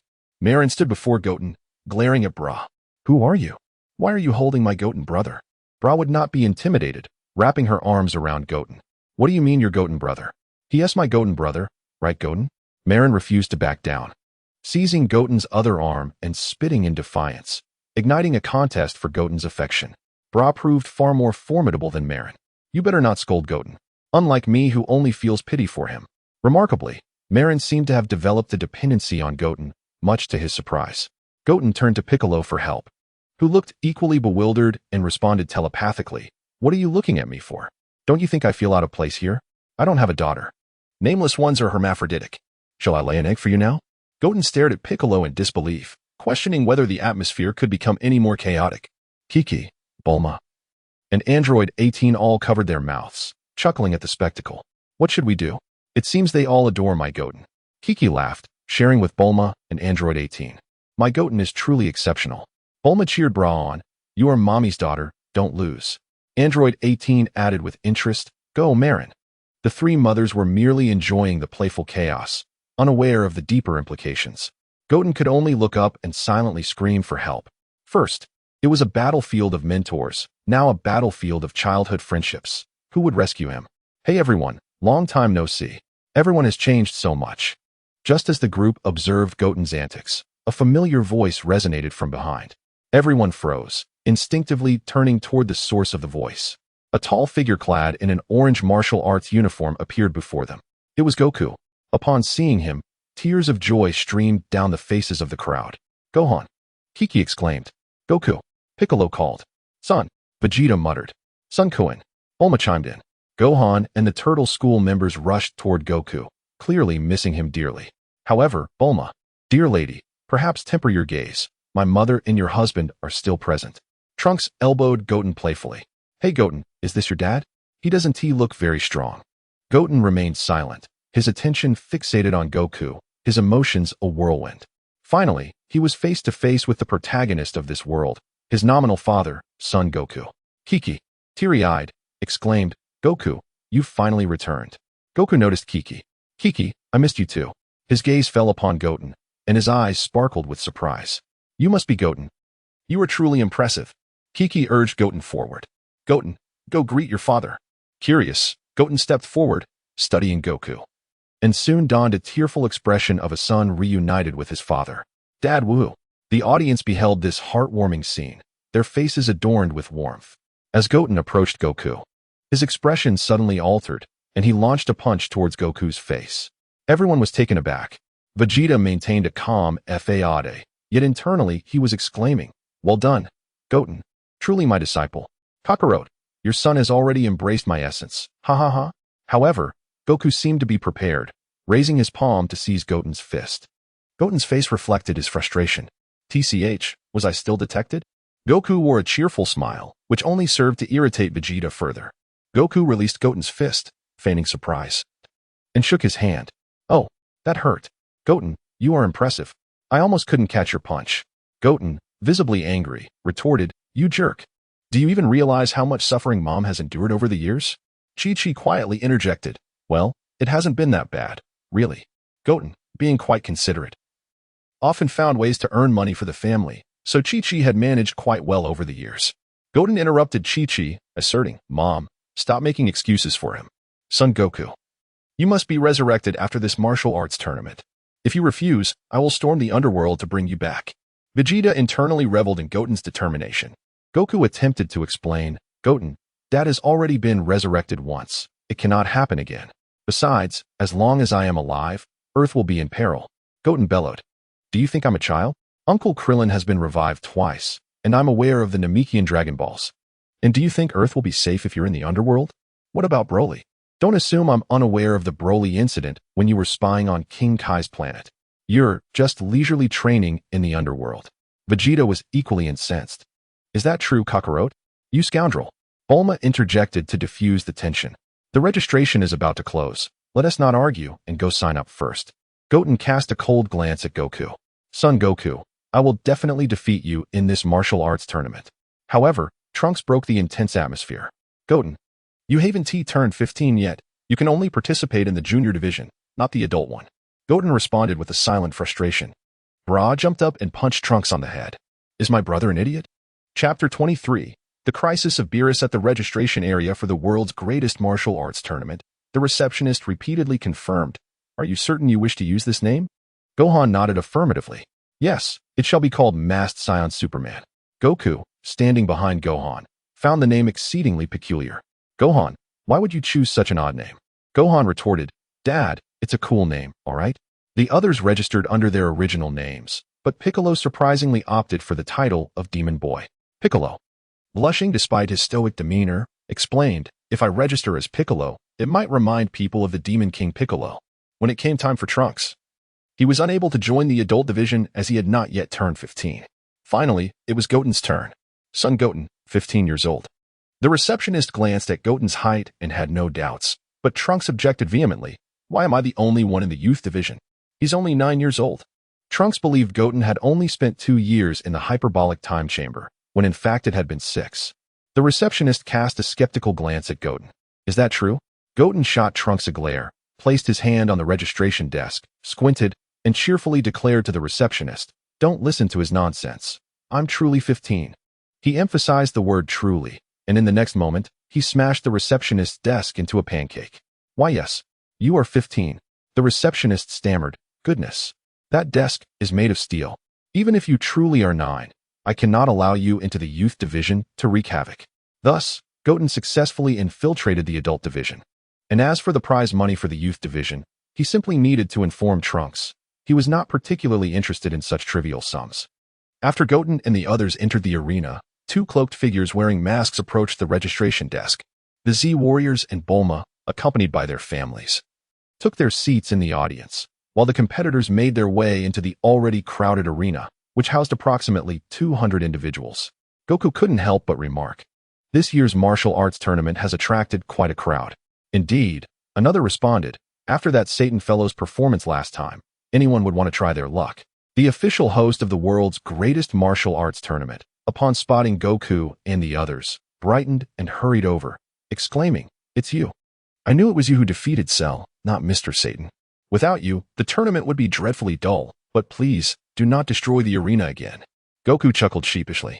Piccolo, rarely one to find humor, replied, "We'll do our best." Goten scrutinized the host, recognizing him as a formidable individual, one of the few who had never perished and knew of Goku and his friend's strength. At that moment, a staff member wheeled out a machine, accompanied by Satan's boisterous laughter as he emerged from within, flanked by Videl, who wore the Turtle School GI. Krillin exclaimed in astonishment, "Isn't that girl wearing our Turtle School uniform?" Goten explained, "That's Gohan's girlfriend. I taught her a few things recently, so I suppose she qualifies as a Turtle School disciple." Goku was taken aback. "Gohan, you have a girlfriend. Are you planning to get married at the tournament?" Gohan's face flushed crimson. "No way, Dad. It's way too soon for that. And who would want to get married at a tournament like you?" Unbeknownst to Gohan, Videl was indeed hoping for a proposal from him during the tournament, as Satan had mentioned that Videl's boyfriend must be stronger than he was, making her eagerly anticipate Gohan besting her father and proposing to her on the arena stage. How romantic. Upon her arrival, Videl noticed Goten and Gohan but hesitated to greet them. As Satan was nearby, this tournament would only admit 16 participants for the preliminary rounds, with last year's champion, Mr. Satan, automatically qualifying, meaning only 15 would be selected based on their highest scores. "Let us have Mr. Satan demonstrate first," the announcer declared. Satan strutted before the crowd, ostentatiously showcasing his prowess by delivering a powerful punch to the strength testing machine. Afterward, he feigned exhaustion before strutting back indoors. The audience erupted in excitement at Satan's score, 131. What a high score. Videl beamed with pride, likely unaware that she was already far superior to Mr. Satan. As the participants began lining up to strike the strength testing machine, Goten devised a plan to prevent Vegeta from damaging it, which would disqualify him and Y from entering. "How about we turn this into a competition?" Goten proposed. Krillin questioned, "A competition for what? To see who scores higher? The first person to try will break the machine." Goten shook his head, grinning. "No, let us see who scores lower. Whoever comes closest to Mr. Satan's score wins." Goku found this idea amusing, while Vegeta, feigning disinterest, secretly agreed, not wanting to lose to Kakarot. Despite the seemingly simple concept of scoring low, for these high-powered warriors, controlling their strength to achieve such a feat was quite the challenge. Additionally, as Goten mentioned, precision was key. A minor miscalculation could easily result in the machine's destruction. Videl thought to herself, "How could they possibly score near my father's value so casually?" The android 18 was the first to go, lightly tapping the machine. 800. Krillin scolded, "Didn't we say to go easy? What if you break it?" The staff, thinking the machine was malfunctioning, recalibrated it and allowed 18 to try again. This time, she struck even lighter, almost just grazing the machine. 189. The crowd cheered. "Well done, 18. That's south quite close." Videl was perplexed. How could they cheer for an 800 but encourage someone who scored lower? Next up was Krillin. 160. Not bad. Then Piccolo. 200. How infuriating. Gohan followed. 206. What a pity. Goku chimed in. 154. Haha, I win, Krillin. Just as Goku was reveling in his victory, Krillin pointed at the machine. 140. Goten scored 140. Goku, you've lost. Goku, rather than being disheartened, smiled with pride, just as expected of Goten. Goten smirked and stepped aside. Just as Vegeta prepared to take his turn, two cloaked figures rushed in front of him. As Vegeta was about to express his annoyance, the two figures bowed apologetically, and Vegeta refrained from unleashing his wrath. They were, of course, Z Goten and Y Goten, concerned that if they did not act quickly, Vegeta might break the machine. Y Goten approached and delivered a punch, scoring 131. Incredible! This person is impressive, matching Mr. Satan's score. Krillin exclaimed. The Z Warriors recognized the skill displayed. A gentle tap yet such accuracy. This tournament was shaping up to be quite interesting. Y Goten followed suit with a score of 135. Videl was astonished. What in the world? They merely tapped, yet surpassed my father's score. Vegeta, unable to contain himself any longer, clenched his fists, hovering indecisively over the machine, unwilling to strike. Goten stifled a laugh, knowing Vegeta's control over his strength was poor, yet he was reluctant to lose to Goku, hence his hesitation. The crowd grew impatient, urging him on. Come on, just hit it. If you can't, go home. The pressure mounted, and the veins on Vegeta's forehead throbbed ominously. As the competitors reached a critical point, Vegeta suddenly unleashed a powerful punch, shattering the punching machine against the wall. In a fit of annoyance, he muttered that it was dull and walked away. Goten, slapping his forehead, confirmed his suspicions. The Z fighters had successfully qualified, which naturally included Biddy Lee and YZ Goten. Boredom soon led them to spectate Trunks' match in the junior division. The contest lacked excitement, as Trunks swiftly eliminated his opponents, bullying the younger competitors, culminating in a showdown with the so-called reigning champion, Satan, as the others found the match tedious and departed. Only Gohan and Biddy Lee remained to witness the confrontation between Satan and Trunks. The outcome was already evident. There was little reason to continue watching. Everyone then gathered in the dining hall, where the martial arts tournament provided complimentary meals. Except for the Saiyans, hardly anyone indulged, as such opportunities to feast at someone else's expense were rare. Krillin couldn't help but exclaim, "What appetites you Saiyans have? Piccolo, aren't you eating?" Piccolo replied coldly, "We Namekians do not require food." Krillin then glanced at another table. "I understand Goten not wanting to sit with Goku. But why are the other two mysterious individuals consuming so much?" In fact, Goten was dining with Y Goten and Z Goten. Such a rare chance to enjoy free meals warranted inviting everyone. Soon, Gohan and Biddy Lee returned, and Gohan joined in the feast, leaving Biddy Lee astonished at the Saiyans' voracious appetites. "Look at that family of gluttons. You could still run away," Biddy Lee mused, contemplating whether her savings could cover a meal for Gohan's family.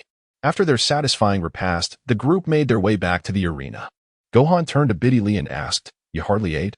Are you on a diet?" Biddy Lee smiled politely. "Watching you all eat is enough for me." Suddenly, Piccolo felt a jolt. This was not just the aura of a powerful being, but that of a superior entity, a presence far beyond his own. He looked up to see everyone gazing forward at a peculiar figure with blue skin and an unusual hairstyle, accompanied by a similarly attired red-skinned individual. That was not the crux of the matter. The key point was that the individual hovered in mid-air. This person was extraordinary, as all those capable of flight on Earth were present. It was the Supreme Kai Shin and his divine attendant, Jebet. Goten sensed the Supreme Kai's energy and found it utterly devoid of presence. Is this what it means to be a deity? Shin squinted, appearing somewhat lecherous.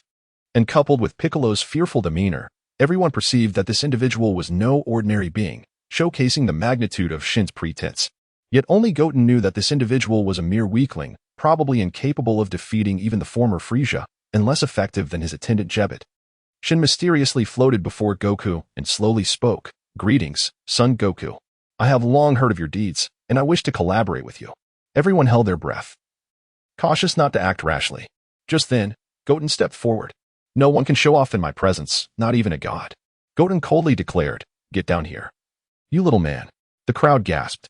Only Vegeta felt a sense of satisfaction with Goten's defiance. Jebet bellowed, "You insolent brat. Do you know who you are addressing?" Goten coldly reiterated, "I will only say this once. Come down." The Supreme Kai Shin disregarded Goten's command, completely oblivious to the strength of Goten and his companions. Aside from Biddy Lee and Krillin, each individual present could easily defeat him. Goten raised his hand, gathering a ball of energy aimed at the Supreme Kai. "I said come down. Tell me, if I were to kill you now, would that rascal Beerus not perish as well?" Shin, sensing the energy ball in Goten's hand, broke into a cold sweat. How could this child possess such strength? Equally shocking was how he knew of Beerus' connection to the Supreme Kai. Shin hastily descended, his demeanor shifting a full 180 degrees as he nervously bowed to Goten, his face awash with anxiety. Jebet was left dumbfounded, as were Goku and the others. How had Goten achieved this? The transformation in attitude was astounding. Only Vegeta found the name Beerus somewhat familiar. Chapter 24, The World's Greatest Martial Arts Tournament. What has fallen to the ground? Ah, it is the dignity of the Supreme Kai.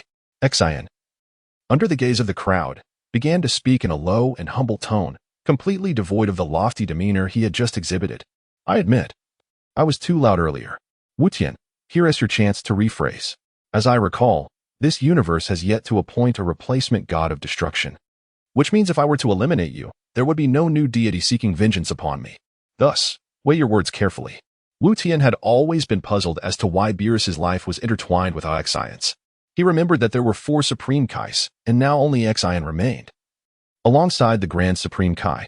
Originally, Beerus was connected to the old Supreme Kai, who was sealed within the Supreme Kai sword. When the old Supreme Kai became absent for an extended period, a new Supreme Kai was appointed. This explains why the old Supreme Kai entrusted his life to Goku, allowing Beerus to escape death. Perhaps Beerus created multiple Supreme Kais as a means of self-preservation. Losing one was inconsequential, as he had 3 remaining. However, Beerus could never have anticipated the sudden emergence of Majin Buu, which left him with only one connection.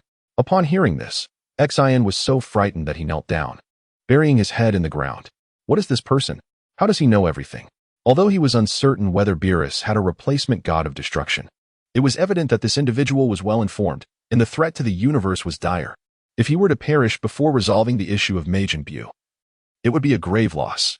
Jebet then realized that this young man might indeed be a terrifying presence, one that could intimidate even the proud Supreme Kai. He hurriedly knelt down as well. The Dragon Ball warriors were shocked and bewildered. They could not comprehend Wu Tian's words about gods of destruction or replacement gods of destruction. Why did Wu Tian's statements frighten this mysterious figure so much? The Supreme Kai, Xian, knelt on the ground, glancing nervously around as if fearing the presence of others, and timidly spoke. I am the Supreme Kai, Xian. I apologize for my earlier rudeness. I have heard of Mr. Goku's famous victory over Frieza and wish to collaborate with him. I know you are good people, but I never anticipated that such a powerful being would accompany Mr. Goku. This matter concerns the safety of the entire universe. I implore you to assist me. The others exchanged glances, uncertain whether to trust the self-proclaimed Supreme Kai. After all, had it not been for Wu Tian's overwhelming strength, this individual had shown little goodwill upon their first encounter, nearly scaring Piccolo into submission. Everyone turned their attention to Wu Tian, as he seemed to be the only one who understood this person's true nature. Wu Tian nodded to the group, allowing them to relax. Goku suddenly recalled something and exclaimed, I remember now. I heard the Supreme Kai mention the name of the Supreme Kai, who seems to be the ruler of all Kais, including the Grand Supreme Kai. Vegeta disregarded the Supreme Kai's identity, instead intrigued by the impending crisis. So, a formidable foe is about to appear? The Supreme Kai nodded. Indeed, this being is known as Majin Buu, a creature created by an evil sorcerer named Bibidi. His sole abilities are destruction and slaughter, rendering Bibidi unable to control him, leading to his eventual sealing. After Bibidi's demise, his son, Babidi, an evil sorcerer himself, now seeks to unravel Majin Buu's seal. Which is why we must find and eliminate him. Goku asked, puzzled, but how do we locate him? The Supreme Kai, filled with joy, replied, he has 2 henchmen, Spopovich and Yamu, who were also participants in the tournament. The key to unsealing Buu lies in energy absorption, and their purpose in joining the tournament is to siphon the energy of powerful fighters. Once they absorb enough energy, they will inevitably lead us to Babidi. At that moment, Goku was not merely obsessed with martial arts. He was genuinely concerned about the safety of Earth and eager to resolve the Majin Buu crisis. Rather than seeking a duel with him, Vegeta shared a similar sentiment. The allure of battling Majin Buu paled in comparison to facing Kakarot. Only Gohan, the compassionate one, pondered deeply. So, who is the strong fighter to be absorbed? Jebet and the Supreme Kai exchanged knowing glances. Gohan, realizing the implication, exclaimed, wait, is it me? The Supreme Kai timidly glanced at Wu Tian and nodded, remorsefully acknowledging, yes, we originally intended for you to be the one absorbed. Babidi's girlfriend, Videl, grew anxious and instinctively shielded Gohan as if protecting a chick. You can't be serious. I want to let you put him in danger, for the sake of Earth. I am willing, Gohan replied, his expression resolute.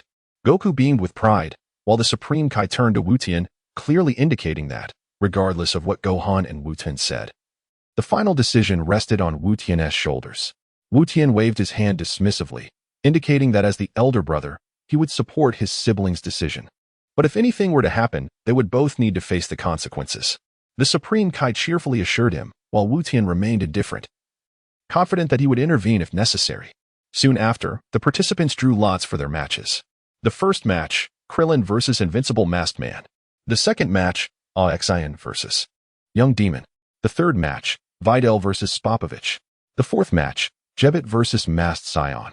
The fifth match, Android 18 vs. Satan. The sixth match, Son Goku vs. Vegeta. The seventh match, Y Fighter vs. Yamu. The eighth match, Wu Tian vs. Z Fighter. Krillin felt relieved upon seeing the bizarre form of the invincible masked man. Grateful he had not encountered Goku or the others. Dealing with this uncoordinated opponent seemed manageable. The crowd was astonished at how quickly Goku and Vegeta had matched up against each other.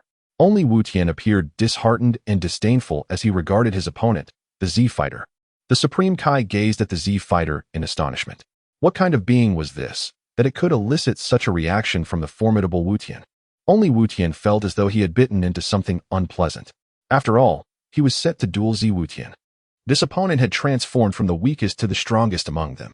It turned out that during the Broly incident, Wu Tian and the others had secretly summoned the dragon to make wishes. Their first wish was to restore Earth to its former state, as the battle had caused significant destruction. The second wish was to swap the bloodline of Z Wu Tian with the deceased Broly.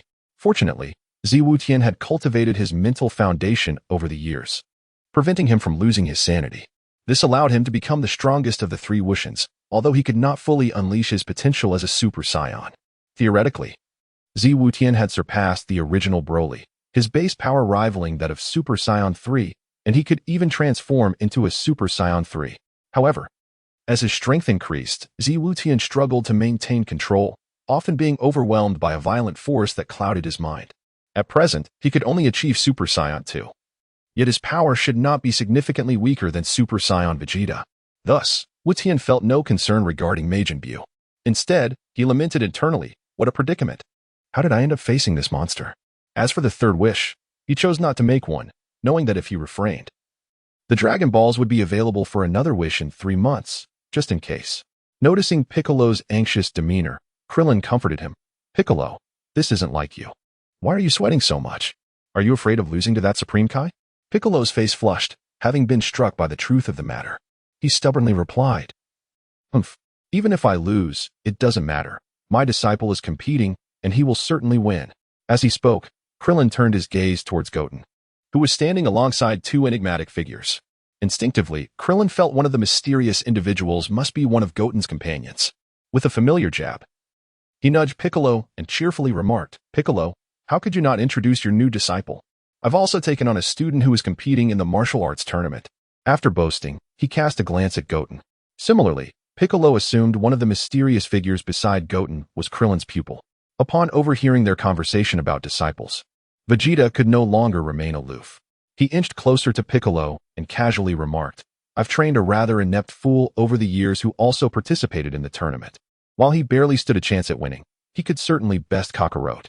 He glanced at Goten, pondering if the other individual was indeed his disciple. "Huh. He pales in comparison to my student Goten." Goten communicated telepathically with his counterparts. "I say, Uncle Piccolo is boasting about his disciple, yet our identities remain concealed. Z Goten, they seem to be looking this way. What should we do? We might be exposed. X Goten, stay calm, follow my lead. On 3, smile and wave." In unison, the 3 Goten waved at their mentors, Vegeta, Krillin, and Piccolo. Vegeta crossed his arms and gestured a sword sign towards Goten, while Krillin waved enthusiastically. Piccolo maintained his composure, a subtle smile gracing his lips, and none of them detected anything amiss, thus preserving the secret of Goten's duplicity. Yet from Goku's perspective, it appeared as if they were all referring to his youngest son, Goten. Why did it seem as though each had their own disciple? Goku was perplexed. The first match commenced, with Krillin facing the seemingly awkward and uncoordinated invincible masked man. Krillin's eyes sparkled with confidence as he envisioned his victory amidst the crowd's cheers. Charging toward the invincible masked man, he delivered a punch aimed at the opponent's abdomen, but to his surprise, it felt as though he struck nothing but fabric, as if there were nothing beneath the garment. Undeterred, Krillin aimed for the masked man's face, only to have his attempt dodged. Wasn't the opponent supposed to be clumsy? Goten chuckled, finding this martial arts tournament exceedingly amusing. Truly, aside from Satan, there seemed to be no straightforward individuals left. What do you think? My disciple is also competing. He is destined to win. He glanced toward Goten, and Krillin followed suit. But Chapter 25. The malevolent return of Piccolo. Krillin was bewildered by the peculiar appearance of the individual before him, questioning the source of his astonishing speed. Goten stifled a laugh, but Piccolo soon caught on to his amusement. Goten, have you discovered something? He inquired. Goten merely shook his head, having already deduced that the seemingly invincible masked figure was none other than Trunks, who had opted to participate in the adult category of the competition after incapacitating the original masked fighter. How could he be so tall? Perhaps he is on stilts? Krillin pondered, recalling how his first punch had missed entirely. Trunks swiftly counterattacked, landing a punch on Krillin's bald head, causing him to double over in pain. Ouch. This guy is no ordinary opponent. It hurts so much. Trunks pursued him, delivering a swift kick to Krillin's rear, propelling him out of the ring. Ah, my behind. It felt as though I was struck by a staff despite it being a kick. Trunks emerged victorious in the first match, although still a child. His battle power reached a staggering 10 million, far surpassing Krillin's mere million. The second match featured Piccolo against the Supreme Kai. As they ascended the stage, the Supreme Kai, previously subdued, felt a sense of liberation upon encountering someone who revered deities. You must understand, I am a god, he declared, embodying the demeanor expected of a mortal before a supreme being. The Supreme Kai reverted to his unsettling demeanor, his smile particularly sinister. Piccolo, observing the Supreme Kai's expression, felt a wave of fear wash over him, drenched in sweat. Gone was the fearsome visage of the Demon King Piccolo. Just as he contemplated surrender, Goten's voice echoed in his mind. Uncle Piccolo, you are not merely a deity. You are the Demon King Piccolo. This Supreme Kai is only slightly more formidable than Frieza. You can easily defeat him. Embrace your malevolence. Trusting Goten's words, Piccolo closed his eyes and lowered his head, seeking the sensations of his past. The Supreme Kai, mistaking Piccolo's demeanor for resignation, squinted and remarked, "Fear not. I will gently escort you off the stage." Suddenly, Piccolo raised his head, his gaze transformed, and a wicked grin spread across his face, reminiscent of a being that had crawled from the depths of the demon realm. The Supreme Kai sensed the shift. A dark aura emanated from Piccolo as he revealed a sinister smile, declaring, "Rest assured, I too shall send you off the stage. But whether it will be gentle is uncertain." His arm elongated, seizing the Supreme Kai's head, bringing it close for inspection. "You don't seem so terrifying after all. Haha. I overestimated you." Goten was right. I am not merely a god, but the Demon King Piccolo. He erupted into a maniacal laugh. Goku, observing Piccolo on stage, recalled their first encounter during the World Martial Arts Tournament, where Piccolo had nearly killed him. The announcer, frightened, took cover, having witnessed Piccolo's terrifying transformation. Fearing he had reverted to his malevolent ways, the Supreme Kai could not comprehend Piccolo's words, but felt as though his head would burst. Why are there such monsters on Earth? He mused, bewildered by the sudden surge of demonic energy emanating from the once reverent Namekian. Jebet, feeling concerned, attempted to assist the Supreme Kai, only to be restrained by Goten's grip. Piccolo disregarded the Supreme Kai's questions, landing a punch in his abdomen, causing the deity to spit out blue blood, utterly incapable of retaliation. "Is this all you are?" Piccolo scoffed, regaining his confidence after years of suppression. The Supreme Kai was merely an underwhelming opponent. Frustrated by the ease of victory, Piccolo hurled the Supreme Kai from the stage, securing his second win. As Piccolo gradually regulated his energy, the malevolent aura dissipated, restoring him to his composed self. In truth, he had abandoned his darker nature after merging with the Supreme Kai during the Android Saga. Yet he had forgotten that this darkness was an intrinsic part of his being. Had he recognized this sooner, his power would have soared to greater heights. Descending from the stage, Piccolo approached Goten, ruffling his hair with a sense of gratitude. "I never anticipated a day would come when I would learn from you." "Thank you, Goten." Goten, outwardly responding with decorum, internally screamed, "What have I taught you? I haven't done anything. What just transpired? Is it Z Goten? What did that rascal whisper to Uncle Piccolo without informing me?" The third match featured Videl against Spabovich. This was a battle of destiny, and Spabovich had to be defeated by Videl. As she entered the arena, the audience erupted in cheers for the daughter of Mr. Satan, a figure of considerable popularity and the reigning champion of the previous junior division, a talented young woman of both beauty and prowess. Chi-Chi watched Videl with increasing satisfaction, proudly boasting to Bulma, "Isn't she impressive? She is Gohan's girlfriend." Bulma nodded in agreement, acknowledging Videl as a fine match for Gohan. Elated by the validation, Chi-Chi engaged in casual conversation with Bulma. "Indeed, we must facilitate their union." They laughed, while Yamcha marveled at how Mr. Satan had produced such a stunning daughter. Master Roshi, fixated on Videl's turtle school martial arts uniform, gazed at her with a glimmer in his eye, muttering, "Goten has taken on such a beautiful student." Why has T introduced her to our lineage? I must assess her potential. As he spoke, his excitement grew. Chi-Chi and Bulma simultaneously chastised the aging master. This is my future daughter-in-law. You lecherous old man. Know your limits. Meanwhile, the battle commenced. Videl launched the first attack, her speed rendering her nearly invisible to the audience. It was evident that she had made significant progress over the past few months, achieving remarkable results under Corinne's tutelage. Videl was now as formidable as Goku had been against the Demon King Piccolo. Spobovich, unprepared for her velocity, was struck by a swift kick that sent him crashing to the ground. The announcer, filled with excitement, exclaimed, "Unbelievable. Contestant Videl has swiftly defeated contestant Spobovich. Let us see if he can." Before he could finish, Spobovich rose to his feet, and the battle persisted. Despite Spobovich's relentless attacks, he could not touch Videl, who recognized that her speed paled in comparison to Corinne's teachings. Though enhanced by Babiti's magic, Spobovich was merely a physically stronger ordinary fighter, lacking the martial prowess and combat experience to match Videl. Videl marveled at her own strength, reflecting, "I never imagined I would become this powerful. I owe so much to Goten." As Spobovich continued to rise after each defeat, Videl remained resolute in her dominance. In truth, Spobovich possesses a far greater combat prowess than Bidalai, which is why Bidalai has been unable to defeat him. However, Spobovich is merely a brute, incapable of overcoming Bidalai. Much like the hypothetical scenario of a Super Saiyan 3rd stage Goku battling Cell, no matter how superior one's strength, if one cannot land a blow, victory remains elusive. At this moment, both fighters find themselves in a rather awkward predicament. Will Spobovich exhaust Bidalai's stamina first, or will he succumb to her relentless assaults? Gradually, Bidalai's speed begins to wane, indicating that her energy reserves are depleting. Seizing the opportunity, Spobovich attempts to close the distance and capture her, only to miss as Bidalai deftly evades him. Bidalai, unwilling to squander any more time, unleashes a technique taught to her by Goten. With both hands lowered in a flower-like posture, a blue energy sphere coalesces in her grasp. Kamehameha. Goku exclaims in astonishment upon witnessing Bidalai's Kamehameha.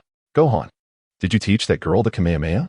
Gohan chuckles, "It wasn't me, it was Goten who taught her." In truth, Goten is a child who deeply cares for his family. Perhaps too much so. The absence of his father for many years has left him yearning for paternal affection, which may explain his behavior. It would be wise for them to spend quality time together. Meanwhile, hidden away, Yamcha holds a device resembling a night pot, observing Bidalai with intrigue. The energy she emits is quite remarkable. He contemplates an opportunity to siphon her energy later. It appears that her energy is not yet sufficient for him to risk extracting it in public, but she remains a potential target. With a decisive strike, Bidalai lands a blow on Spobovich, her Kamehameha propelling him into the mountainside beneath the audience, resulting in a tremendous explosion. Fortunately, she refrains from exerting her full strength. The wall below the audience is left with a gaping hole, and Spobovich, gravely injured, collapses into unconsciousness but does not perish. In the third round, Bidalai claims a resounding victory, breaking free from the fate of prior defeats. Unlike the original narrative, it is Spobovich who is carried away for emergency treatment, while Bidalai, elated, approaches Gohan. He generously showers her with praise, causing her heart to swell with joy. Yet, she does not forget to express her gratitude to Goten, acknowledging that had she not undergone his rigorous training, she would have faced a humiliating defeat today. As the fourth match is set to commence, the plan concerning Gohan is about to unfold. Chapter 26. The Startling Realm King. Everything is unfolding according to the original plan. Under the request of Jebet, Gohan transforms into Super Saiyan 2. Upon witnessing Gohan's transformation, Vegeta scoffs in disdain. Gohan has become too accustomed to peace. After all these years, his strength has not changed at all, which is a disgrace to our Saiyan heritage. Goku remains silent, having noticed that Gohan, perhaps, has truly not trained over the years, which troubles him, as he holds high hopes for Gohan. Yamu is also drawn to Gohan's energy, and beside him stands a revived Spobovich. The two rush toward Gohan. And without the Realm King's control this time, Gohan complies, remaining still as if inviting their attack. Just as Spobovich is about to strike at Gohan's flank, Goten descends from the sky, landing on Spobovich and Yamu. The crowd gasps in surprise. They did not expect Goten to intervene at this moment. Ignoring them, Goten confronts Yamu and Spobovich, demanding, "Why are you two attacking my brother?" Just as Yamu and Spobovich prepare to flee, Goten exclaims, "Why do you emit the aura of the great evil sorcerer Babidi?" Fear is etched across Goten's face. He realizes, Babidi has come to Earth. You are his subordinates. No, I must not allow you to bring him here. Goten advances to subdue them. Seeing Goten's terror regarding Babidi, the two previously fleeing figures swiftly change their course to seek aid from their master. They unleash an energy blast at Goten, knocking him to the ground. And then they flee. As they disappear into the distance, Goten rises, dusting off his clothes, and looks at Gohan as if he were a simpleton. Brother, one need not sacrifice oneself to find others. Can't you think of a simpler method? Do you wish to be drained of your vitality? What about Sister Biddy? Gohan, feeling slightly embarrassed by Goten's words, lowers his gaze, unsure whether to feel ashamed of his intellect or of being targeted. Goten glances at the Z warriors. What are you all waiting for? Follow them. Goku, Piccolo, Vegeta, Krillin, Gohan, and Goten take to the skies in pursuit. Android 18 chooses to stay for the prize, while Biddy wishes to follow but is firmly held back by Goten, who she respects more than Gohan, truly viewing him as a mentor. Meanwhile, Trunks is lost in thought, oblivious to the unfolding events. As Goten and the others pursue, the audience is astonished to see the contenders take flight. At this moment, Y is stealthily following as well, leaving only Trunks, Android 18, Biddy, Satan, and Z Goten in the arena. Z Goten refrains from joining the chase, knowing that if he does, the prize will simply go to someone else, as he has a mission at the martial arts tournament.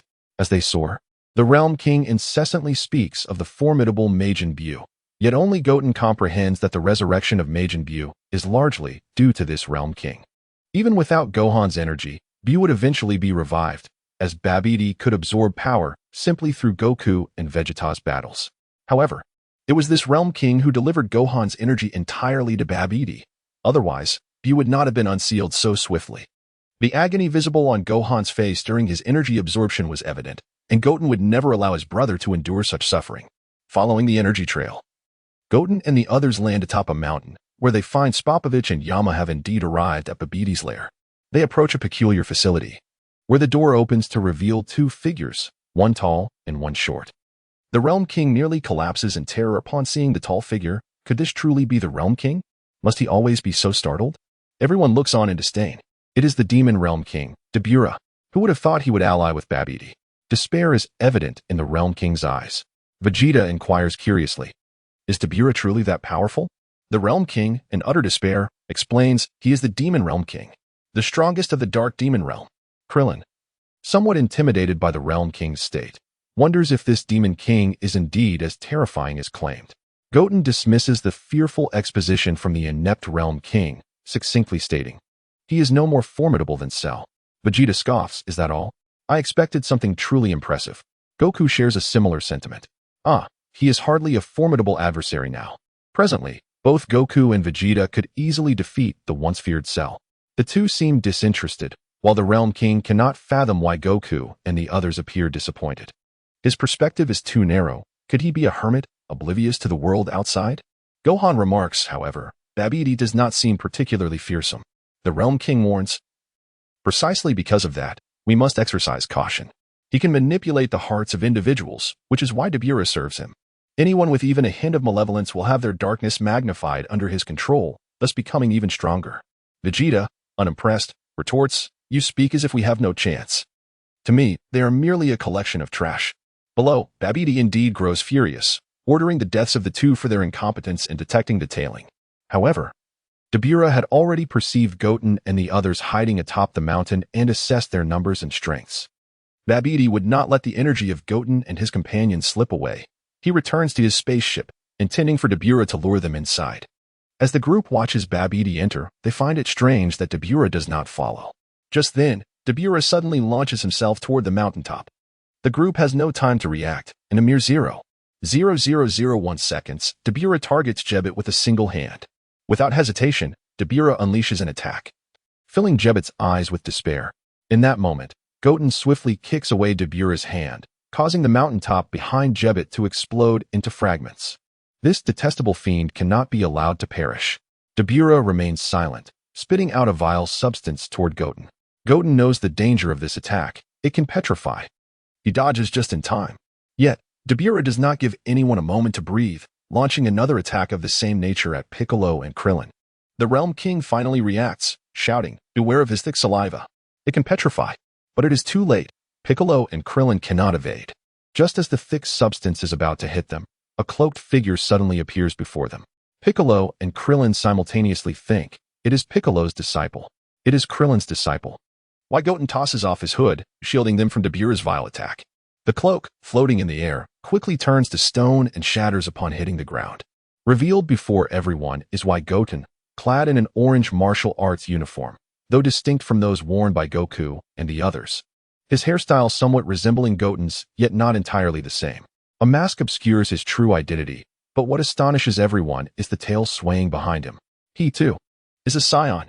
For the moment, the group sets aside concerns regarding this new Saiyan and prepares to assault the Beerus, yet to their astonishment, he turns and flees. Vegeta glares at Goten, demanding, "Who are you?" Krillin approaches and pats Goten on the shoulder, expressing gratitude. "You truly are Piccolo's disciple. Thank you so much." Piccolo, relieved, adds, "Aren't you his disciple?" Goten interjects, stepping forward to speak, as remaining silent would risk exposing their ruse. "Ladies and gentlemen, he is my friend. His identity is of little consequence. What truly matters now is not the pursuit of Babidi, but rather Dubra." Goku, in agreement, was the first to ascend into the spacecraft, prompting the others to follow suit, wary of the unpredictable nature of events. Only Krillin remained outside. As the group entered the vessel, they traversed a lengthy tunnel, all of which was anticipated by Babidi. Upon reaching the interior of the ship, they discovered it to be utterly devoid of anything.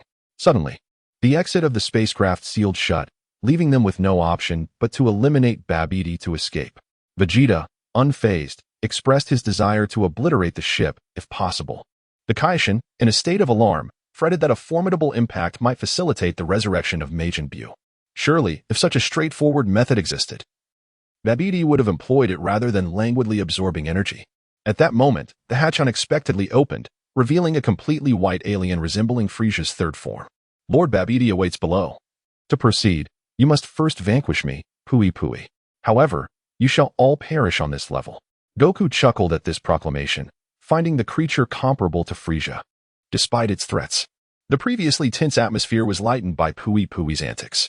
Goku suggested, "So, who will go first? Let us decide with a game of rock, paper, scissors." To everyone's astonishment, they began to play right before Pui. Rock, paper, scissors, rock, paper, scissors. Pui felt increasingly awkward. "I must say." Vegeta bellowed, "Silence. We have yet to reach a conclusion." With a resounding bang, Pui exploded, and Goten lowered his hand in resignation.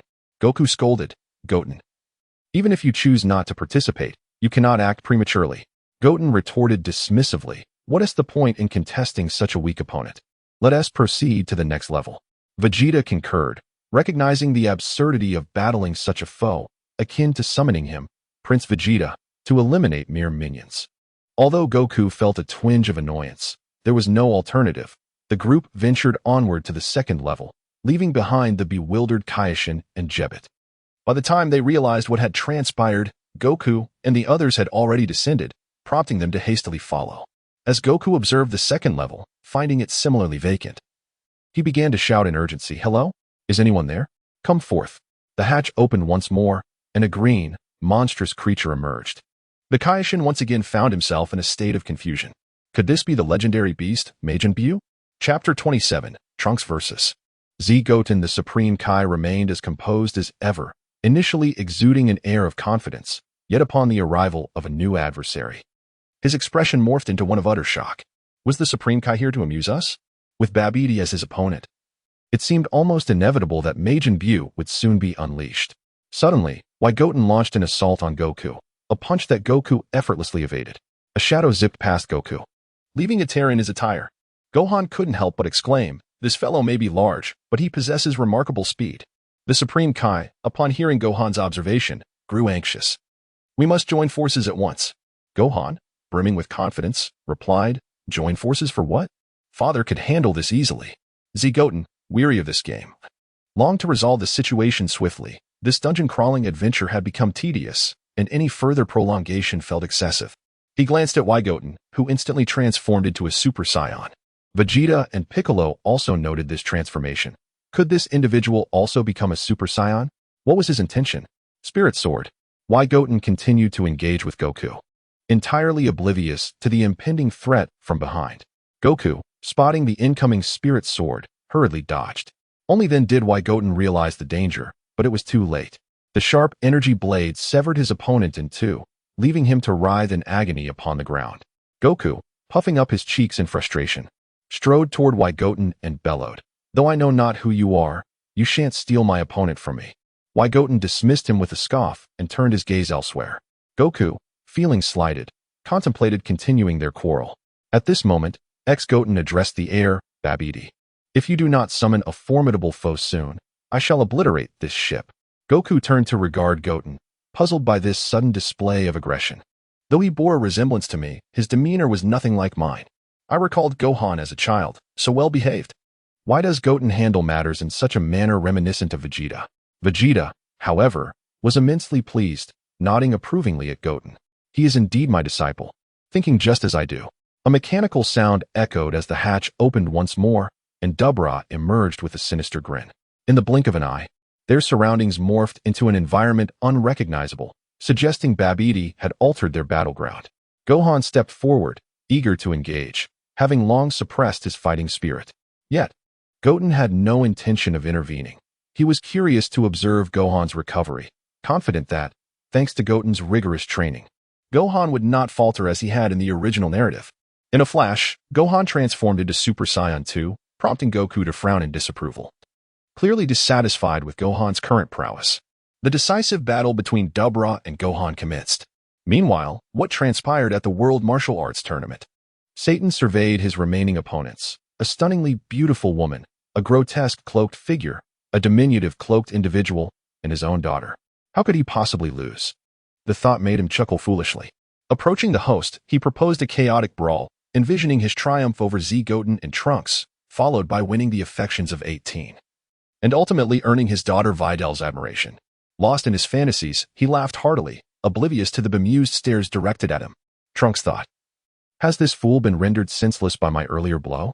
Goten, knowing Satan all too well, could easily envision the absurdity swirling in his mind. Vidal felt her cheeks flush with embarrassment at her father's antics. Suddenly, a troubling thought crossed Satan's mind. What if they conspired against me? He quickly reassured himself, grateful that his daughter was on his side. As the match commenced, Satan prepared for an onslaught that never came. Instead, everyone ignored him. Trunks quickly engaged with 18. Unaware that Z Warriors was actually Goten, and regarded 18 as the strongest opponent. Their battle ignited with fervor, leaving the other three merely spectators. It was then that Vidal sprang into action, striking a fighting pose reminiscent of Master Roshi's techniques. Delighted, Satan rushed to her side, boasting, "Now that we are a father-daughter duo, you should surrender immediately." But before his laughter could subside, Goten appeared behind Vidal and knocked her unconscious. This situation could escalate dangerously. It's better to keep Vidal out of it. Both 18 and Trunks noticed the exchange, astonished by Goten's formidable skill. That was remarkable, they thought. Realizing they had merely glimpsed his prowess, they exchanged glances, deciding it was time to confront Goten. Satan, terrified, felt the pressure mounting. This is the kind of freak I never wanted to face. Just as he braced for an attack, Goten spoke, "Give me 40 million, and I shall handle those two for you." His true intention was to make money. Although he had various means to acquire it, Chi-Chi's stubbornness necessitated a legitimate source. They had never sought funds from Bulma, though she would undoubtedly provide if asked. This tournament presented an opportunity to extract a sum from Satan without future complications. No, this isn't extortion. It's merely selling Satan a championship, Goten rationalized, knowing his identity would remain concealed. Satan hesitated at the steep price. Isn't that a bit excessive? Goten remained unfazed. Consider that they can fly. Do you envision the consequences of your defeat? Your championship, your fans gone. With them vanished, so too will your wealth and, ultimately, your beloved daughter. Goten's words painted vivid images in Satan's mind, causing his complexion to pale. Fine. Just go deal with them. Goten turned back to 18 and Trunks. You heard that. He offered far too much, so my apologies. As soon as he finished speaking, Goten materialized behind them. The hairs on the back of 18 and Trunks' neck stood on end. He was swift. Attempting to retaliate, Trunks was sent crashing to the ground by a kick from Goten, forming a massive crater in the arena. Goten then seized 18's arm, hurling her aside effortlessly. Trunks struggled to emerge from the pit, bewildered. Why am I the only one being targeted? Goten cast a dismissive glance at Trunks, silently conveying, can my master even compete? Feeling insulted by Goten's disregard, Trunks shouted and charged once more, with 18 following closely behind, fully aware she stood no chance against this mysterious warrior. Their combined assault failed to even brush Goten's clothing.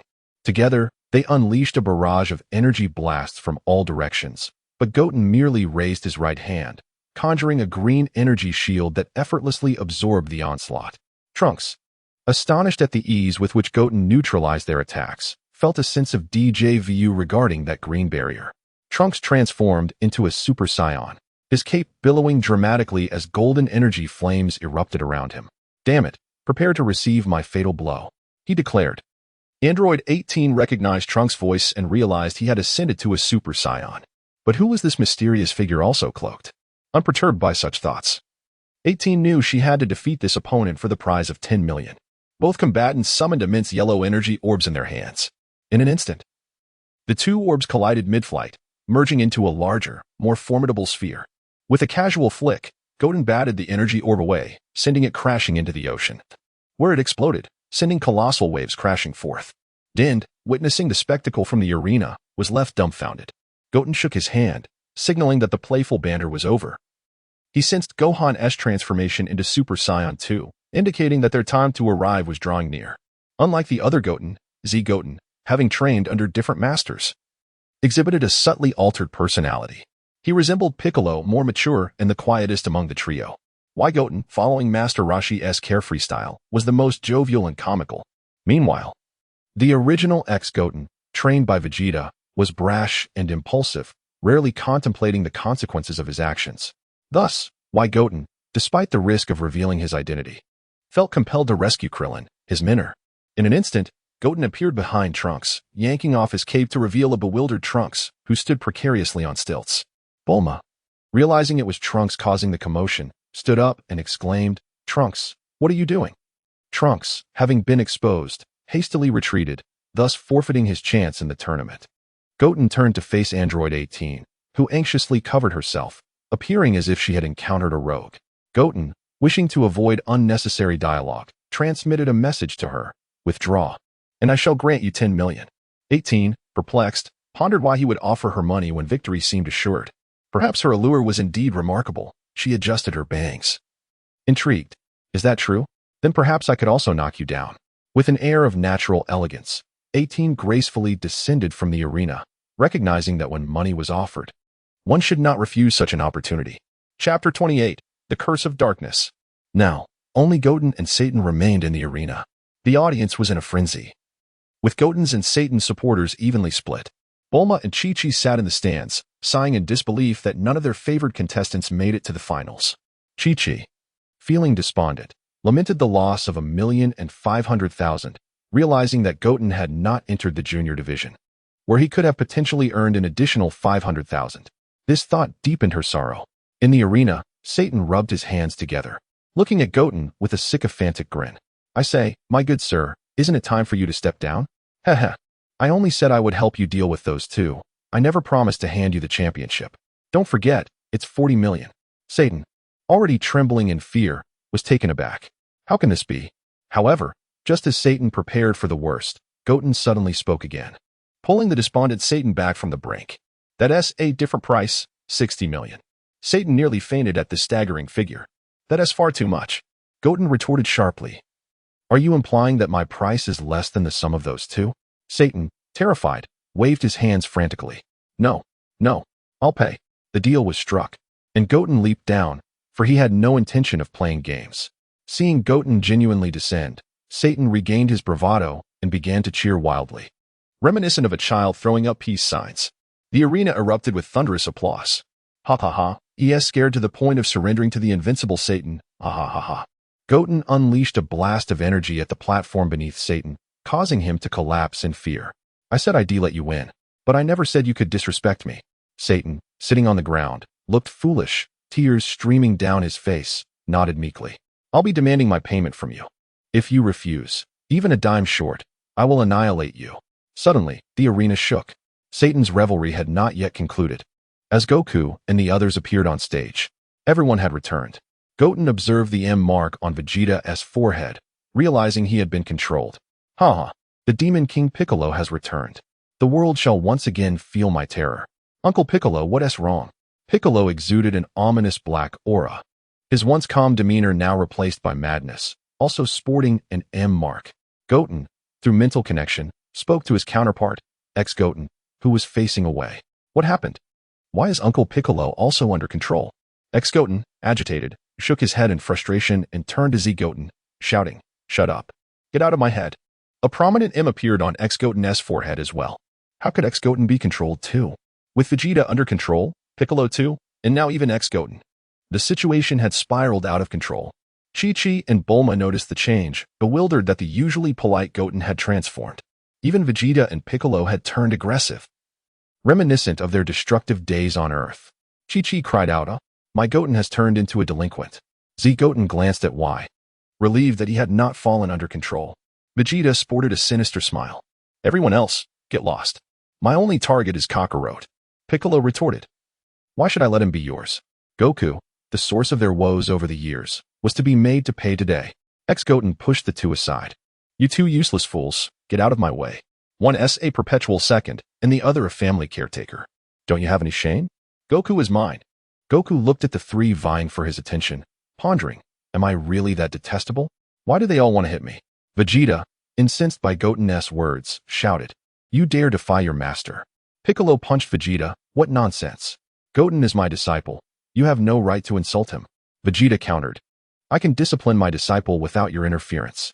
The three, primed for a brawl, were interrupted by Babidi-'s loud command from his crystal ball. "What are you doing?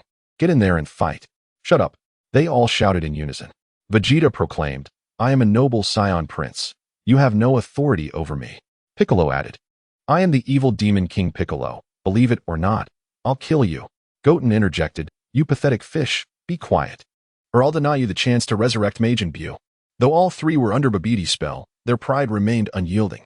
Babidi was taken aback, bewildered by his three disobedient subordinates.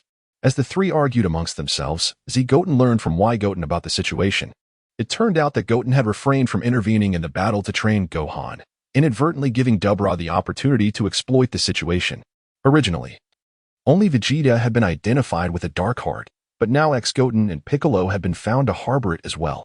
Piccolo had hidden it well, and ex-Goten's was minimal, yet sufficient for Babidi to exert his influence. Babidi had the ability to amplify the darkness within others. The evil within ex-Goten was simply destruction. "If you want to kill me, I will destroy you. If you wish to impede me, I will obliterate you. If you intend to harm me, I will ruin you." Originally, only Vegeta was under Babidi's control, but now it had expanded to three. Meanwhile, Goku and Gohan harbored no such evil.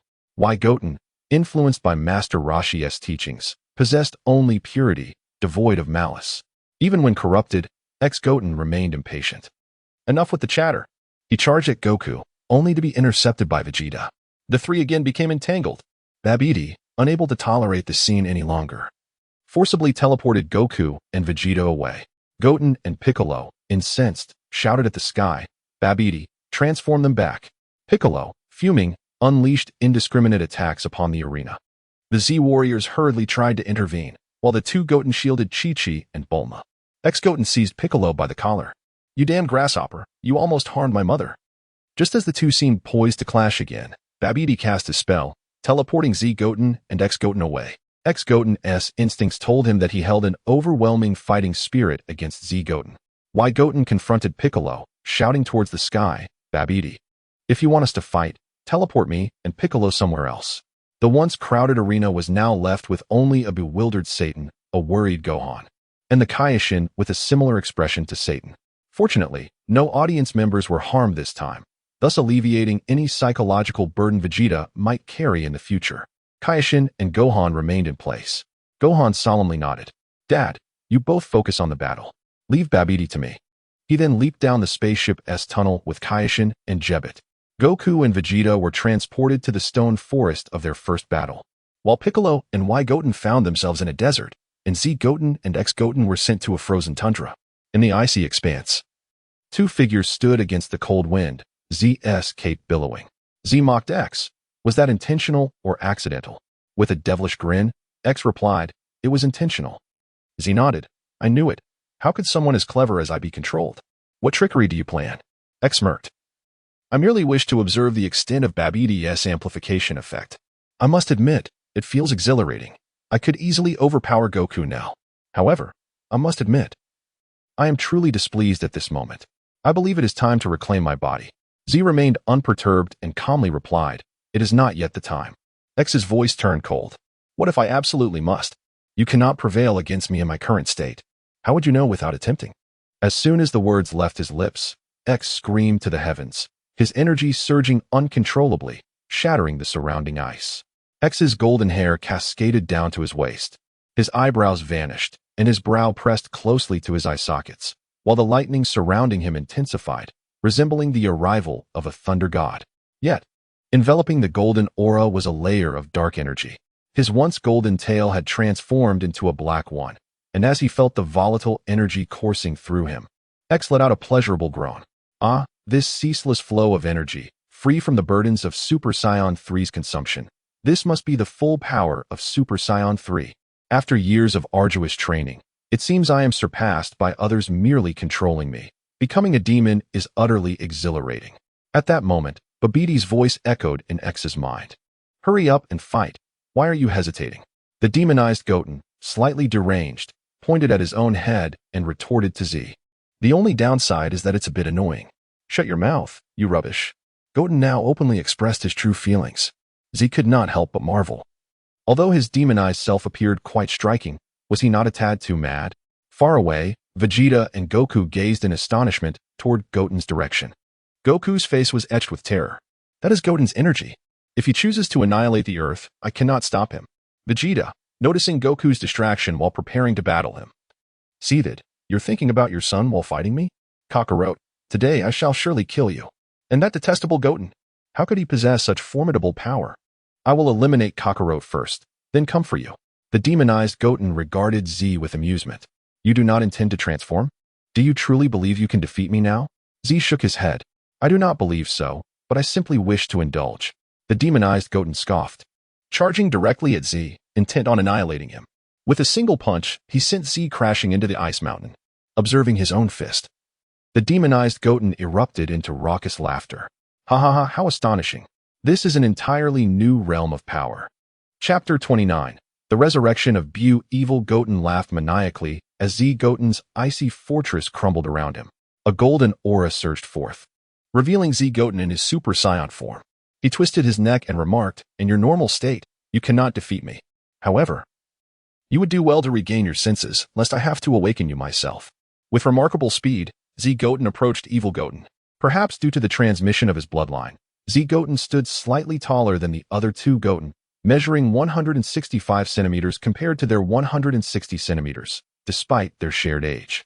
The two locked eyes, and Evil Goten, with his pronounced brow, scrutinized Z Goten's expressionless face, as if he believed that whatever he did would be comprehended by his counterpart. After all, they were fundamentally the same, despite their different upbringings.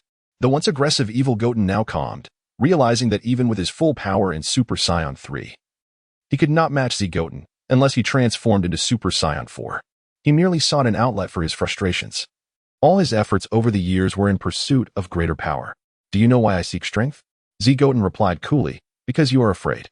Evil Goten chuckled bitterly. "Indeed, I am a fool for asking such a foolish question.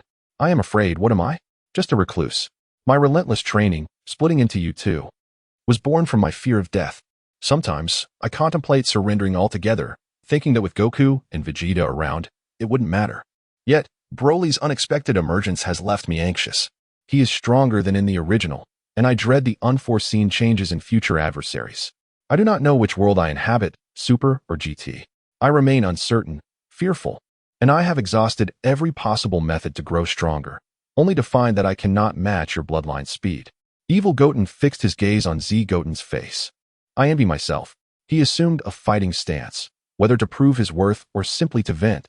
Today, as confrontation was inevitable, and even a loss would bear no consequence. Concerning Majin Buu, it mattered not, for Goten had numerous ways to defeat him. His focus was solely on the Fat Buu, or rather, the Supreme Kai. Goten felt no trepidation towards Buu's strength, even in his form as Gohan's Buu. However, this was merely a prelude, as future foes would undoubtedly surpass Buu, becoming so powerful that fusion would prove futile. The arrival of such enemies drew ever closer. The relentless days of fear had grown tiresome, incomprehensible to others, akin to Bardock's foreknowledge of Frisia's destruction of planet Vegeta. Knowing too much is not always a blessing. In silence, the two resumed their battle. Meanwhile, on the other side, Goten and Piccolo had already engaged in combat. The desert echoed with explosions, craters dotting the landscape amidst swirling yellow sands. The silhouettes of the two warriors collided and dispersed. Under the sun's brilliance, Goten's golden hair shimmered, crackling with electricity. "Who are you, kid?" Piccolo inquired, sensing familiarity in this scion he had never encountered. Goten smirked. "If you defeat me, I shall reveal my identity." Piccolo, with a sly grin, retorted, "You're Krillin's disciple, aren't you? Your moves are all Goku's turtle school techniques. But that matters not. I shall tear your mask off along with your face." Goten felt a hint of a headache. Perhaps Piccolo's suppressed darkness had reached a boiling point, as he found himself struggling against him despite his own power. While he could not yet transform into Super Saiyan 3, he had attained the peak of Super Saiyan 2 in recent months.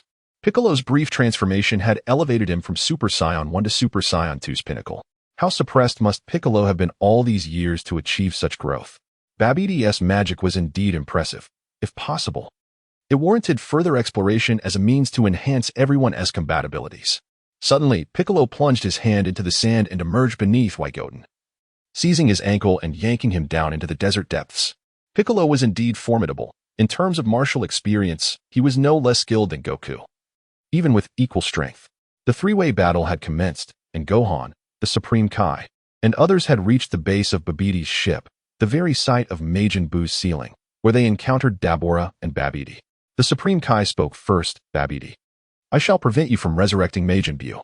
Babidi, observing the ever-increasing energy levels, felt a surge of delight, perceiving the Supreme Kai as nothing more than a pesky fly. To protect his ship from destruction, he utilized magic to transform the environment into a plane, ensuring he could eliminate the three should the need arise. After his earlier encounter with Gohan, Dabura had grown overly confident, believing Gohan to be no match for him, ready to dispatch him in an instant. However, the reality was a stalemate, with neither able to kill the other. Reflecting on Goku's past words, Gohan felt a surge of anger, realizing that when enraged, he was unmatched. As his emotions brewed, he transformed into Super Saiyan 2 once more, though he sensed no increase in power. Perhaps it was time to summon Den, but that was impossible. At that moment, the energy device began spinning wildly, startling the group as they turned their attention to Majin Buu's egg. Babidi was taken aback, wondering how this could be happening. In less than half a minute of conversation, the energy that once required much effort was suddenly sufficient. In the next instant, the energy device exploded, sending its indicators flying. The ceiling energy for Majin Buu had been fully restored, exceeding expectations. Babidi jubilantly soared, for Majin Buu was finally on the verge of resurrection. The Supreme Kai's face fell in despair. Time was no longer on their side. Gohan, too, could scarcely believe the magnitude of energy absorbed during the battles fought by Goten, Goku, and Uncle Piccolo. It was no surprise, as the three battles were at least at the Super Saiyan 2 level, producing tremendous energy. The Supreme Kai was filled with regret, realizing the outcome of his meticulously orchestrated plans had led to this dire situation. Meanwhile, Goku was battered, blood spilling from his mouth as Vegeta relentlessly pursued him. Yet Goku remained undaunted, retaliating with a punch that made Vegeta spit blood. After numerous exchanges, they remained evenly matched. The surrounding environment lay in ruins, a testament to their fierce combat. It was no wonder that Majin Buu's energy could coalesce so rapidly. After countless rounds, both warriors took a brief respite, their injuries hinting that the battle was nearing its climax. Goku marveled at Vegeta's newfound strength, while Vegeta recognized his own talent paled in comparison to Goku's, even falling short of Gohan and Goten. Goku wiped the blood from his mouth. "I never expected you to grow this strong over the years." Vegeta scoffed. "Do not mock me, Kakarot. This is merely the effect of Babid's magic." Goku pressed. "You're willing to be controlled by Babidi just to surpass me?" Vegeta fell silent for several moments. I simply wish to return to my cold, ruthless self, to fight you without distractions. Over these 12 years, I have grown fond of this peaceful existence, never imagining I would form a family or come to appreciate Earth." In order to reclaim his former self, This is the only way. Goku finally comprehended Vegeta's sentiments. Suddenly, the egg of Majin Buu began to emit vapor. This monstrous being was on the verge of awakening. Babidi was brimming with excitement, while Dabura appeared somewhat apprehensive. The Supreme Kai, witnessing this, urged Gohan to flee immediately. Gohan, run. We stand no chance against Majin Buu. Gohan, unwilling to surrender, sought to make a final stand. With sufficient energy amassed, he felt that his contribution was still valuable. With a fierce shout, an overwhelming power surged forth from Gohan's being. The Supreme Kai was bewildered, uncertain of Gohan's next move. Gohan assumed a stance and unleashed a Kamehameha wave, potent enough to obliterate Cell. In a moment of peril, Dabura saved Babidi's life, as the Kamehameha struck the colossal egg, inflicting no damage whatsoever. Gohan intensified his energy, causing the giant egg to suddenly lift off the ground. Babidi was taken aback, and then the egg plummeted to the earth, shattering upon impact. The Supreme Kai, witnessing this, was engulfed by sheer terror, remaining silent for several seconds. There was nothing inside the egg. Babidi was utterly dumbfounded. How could this be possible? Yet the Supreme Kai found solace in the realization that it was merely a false alarm. It appeared that Gohan's attack had indeed been effective. Babidi, your time of reckoning has come. The Supreme Kai resumed his arrogance. Gohan, you deal with Dabura. I shall take care of Babidi. The Supreme Kai was indeed playing a clever game. However, Gohan trembled all over, for he was the only one present capable of sensing ki. He detected an immense power gathering, one that even surpassed the pinnacle of Super Saiyan 2 Goten.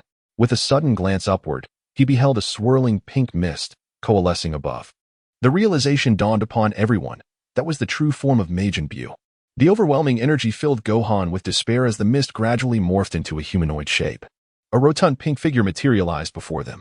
The battles in 3 locations came to a halt as both Goku and Vegeta turned their gazes aside. Goku remarked, "What an immense energy! No, Gohan cannot handle this." Vegeta scoffed. "Is that all? Kakarot, are you planning to flee?" The battle between Z Goten and the corrupted Goten had long since concluded, with Z Goten carrying the unconscious corrupted Goten towards Majin Buu. It seemed the seal had been broken. Just to be safe, he thought it prudent to keep an eye on things. Babidi was not yet dead, and it would be best not to allow him to recover, but perhaps he could seize Babidi's magic for himself. Piccolo and Goten also ceased their battle. Both bloodied and battered. Evidently their fight had not been any less intense than that of Goku and his companions. Piccolo gritted his teeth. Damn it. Has that Majin Buu truly been revived? Only I shall conquer the earth.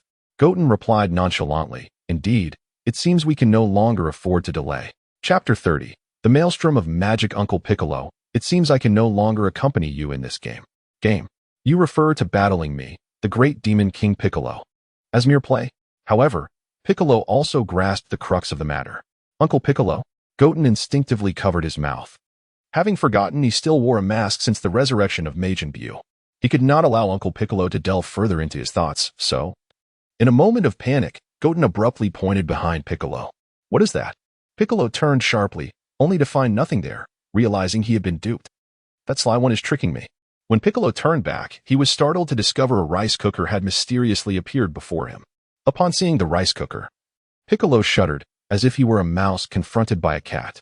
Meanwhile, Goten assumed a battle-ready stance. Magic sealing wave. This brat intends to seal me. Just as Piccolo planned to flee, it was already too late. Magic sealing wave. Goten extended his hands, and a green whirlwind ensnared Piccolo, rendering him completely immobile. Normally, Piccolo could have countered the magic sealing wave, but this caught him off guard. It had been many years since he faced such a technique. Goten raised his hand, and Piccolo was lifted along with it by the wind. Seizing the moment, Goten forcefully pressed his hands downward, drawing the green whirlwind into the rice cooker. With Piccolo's cries, he was swept into the cooker. With a decisive clap, the lid of the rice cooker was secured, and Goten hurriedly placed a talisman onto it, ensuring it was foolproof. The rice cooker transformed back into a capsule, which Goten tucked securely under his arm. Ah, the enhancement of darkness is indeed formidable. Uncle Piccolo, I apologize for this inconvenience. Once we dispatch Babidi, you will be freed. I wonder how being trapped in childhood trauma will affect his adult psyche. Both versions of Goten had concluded their battles, leaving only Goku and Vegeta to contend with. Meanwhile, Gohan and the others gazed upon the corpulent form of Buu, who, inhaling fresh air, began to joyfully bounce in place. Deburah inquired. Lord Babidi, is he truly Majin Buu? Even Babidi himself was uncertain. After all, Buu appeared far from terrifying. I cannot say for sure. The Kaioshin is the only one who has encountered Buu. Gohan mistakenly assumed it was a failed summoning, a defective product. At this moment, the Kaioshin trembled, nearly choking back tears. Gohan asked, "Are you certain that is Majin Buu?" The Kaioshin, his voice quaking, affirmed, "Indeed, I shall never forget that horrifying visage." Yet, Buu's face was hardly terrifying, it was rather endearing. Jebet was also visibly frightened. "Lord Kaioshin, perhaps we should flee." However, Gohan disagreed. Although he sensed Buu's strength, it seemed only slightly superior to Goten's Super Saiyan 2, and thus not entirely insurmountable. He believed he could hold his own against Goten after training for months. What Gohan did not realize was that Goten had been holding back to encourage him. In reality, Gohan's Super Saiyan 2 would not withstand even a single blow from Gotens. Babidi, exhilarated, addressed the self-amused Buu. "It is I who have liberated you, and from this moment, I am your master." Haha. Yet Majin Buu paid him no mind and suddenly made a grotesque face, sending Babidi crashing to the ground in fright, much to Buu's amusement. Deburah regarded Buu with disdain. "What a fool. Majin Buu is hardly impressive." Majin Buu, bouncing over to Deburah, squinted at him. Deburah, dismissive, sneered, "What? Do you wish to challenge the mighty king of the demon realm, Deburah?" Huh. At that moment, Buu abruptly opened his eyes. Well, not that large, but the next second, he struck Deburah's eyes with blinding speed, followed by a swift kick that sent him flying. After a moment, Deburah lay motionless among the rubble. Gohan stood agog, witnessing how easily Majin Buu dispatched Deburah, who had posed a formidable challenge. At that moment, Gohan's mind echoed one word: escape. He must flee. Regret filled him for not heeding the Kaioshin's warning. He should have fled earlier, for he had been far too arrogant. Gohan seized the Kaioshin and Jebet, propelling himself toward Goku, convinced that seeking Goku was his only path to salvation. Babidi, witnessing the fear in the Kaioshin and others, shouted in frustration, "Quick, Buu! Stop them! Kill them!" The Kaioshin attempted to reason. "Do not fly. You cannot outrun Buu." Perhaps Jebet could.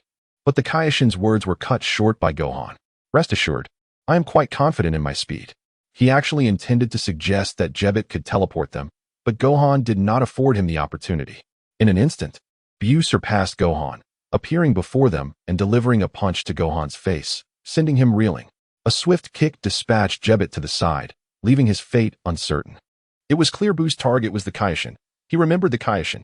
The Kaioshin, paralyzed with fear, could not move. Buu suddenly displayed a sinister smile, executing a double ear clap that struck the Kaioshin's head, deforming it. A single kick drove the Kaioshin into the ground. Just as Buu was about to deliver the final blow, Gohan returned with a flying kick that struck Buu in the face, sending him sprawling far away. By the time Buu regained his footing, a dent marred his face. With a resounding thud, Buu's indented visage sprang back out, reminiscent of a ping-pong ball meeting hot water. Buu's swift annihilation of Deburah had heightened his energy, drawing the attention of Vegeta and Goku. "Goku, did you not sense that?" Vegeta inquired. "That surge of power just now was no ordinary foe. It seems we have encountered a true adversary." Vegeta was acutely aware that the power just exhibited by Buu was beyond his capacity to defeat. Yet, he still wished to settle the score with Goku first. Goku cautioned, "If we do not hurry, everyone will perish, including Bulma and Trunks. And what about Bra? She is still so young. Do you wish to see her die?" Clearly, Vegeta was swayed. While he had been tainted by darkness, it did not sever his ties to family. This transformation merely intensified their inner convictions, like Goten, who still cared for his mother's safety, or Piccolo, who would stand up for Goten. It was akin to the effects of alcohol. It merely served as an excuse for reckless behavior. Goku, now preoccupied with Gohan's safety, had no interest in battling Vegeta. Their conflicts had concluded, and they prepared to converge upon Majin Buu's location. Due to Dilly's unscathed state, Goku did not seek out Karin for Senzu Beans, thus denying Vegeta the opportunity to ambush him. Just as Goku was about to teleport with Vegeta, his hand froze mid-air. Gohan's energy had vanished. Vegeta was equally startled, realizing this signified Gohan's demise. Returning to moments before, Gohan had saved the imperiled Kaioshin and Beerus. Yet Gohan was also in dire straits, fearfully fixing his gaze upon Majin Buu, who regarded Gohan with indifference. "Since you kicked me, then vanish." In an instant, Majin Buu unleashed a powerful blast, seemingly destined to obliterate Gohan. Gohan braced himself for death, yet the overwhelming attack never struck him. Upon opening his eyes, Gohan beheld Goten's unconscious visage. Goten. No. It was not Goten, but rather another Z warrior who had been sent away with Babidi. At this moment, he bore the unconscious Goten on his shoulders and single-handedly thwarted the assault of the formidable Majin Buu. Such strength. Gohan, filled with concern, inquired. Though I know not who you are, I extend my gratitude. Is Goten unharmed? Z Goten replied, he is fine. King Kai, is Jebet still alive? Take Gohan to King Kai's realm, retrieve the King Kai sword, and leave this to me. Gohan wished to remain and assist. Yet, Z Goten, maintaining his composure, stated, do you wish to stay here as a mere pawn? Depart at once. Your presence here would only be a burden. King Kai was utterly astonished. How could everyone be aware of the affairs concerning King Kai? The previous Goten knew, and now this enigmatic figure was cognizant of both King Kai's realm and the King Kai sword. Could it be that King Kai's secrets were truly laid bare? Nevertheless, this might serve as a solution. Jebet, indeed alive, struggled to fly to the side of King Kai and Gohan, placing a hand upon both. Babidi, realizing they intended to leave, hastily commanded Majin Buu to prevent their escape. In the next moment, another figure materialized, startling Buu as he blocked the advancing Majin Buu. It was Goten. At that juncture, Jebet had already whisked Gohan and King Kai away, presumably to King Kai's realm. Once Babidi was dealt with, they could follow the energy trail to find them. Z Goten, still anxious for the safety of his mentor Piccolo, inquired of Goten, is Uncle Piccolo unharmed? Goten chuckled heartily. He's well, residing within the rice cooker. He may have a slight psychological scar, but it's nothing grave. Babidi's magical transformation truly is impressive. Uncle Piccolo is hardly inferior to me. With that, Z Goten felt a sense of relief. Goten then spotted the unconscious ex-Goten and erupted into laughter. This fool has had his fill of drunken folly. Did you strike him hard? Z Goten shook his head. He was merely overwhelmed with pressure. I didn't hit him much. Just rendered him unconscious. After all, he is one of us, and it wouldn't do to be too harsh. Goten chuckled. Only you would show such restraint. Had it been me, he would have been in dire straits. Could you even contend with him? Goten retorted, hey, no need to expose my weaknesses, and besides, I'm on the verge of breaking through to Super Saiyan 3. You too, scoundrels. Do you not regard my esteemed Lord Babidi with any respect? Babidi seethed with rage, finding these two utterly insufferable for engaging in idle chatter before the great evil sorcerer. I am a villain. Please respect my profession. In contrast, Buu seemed indifferent, engrossed in his own amusement.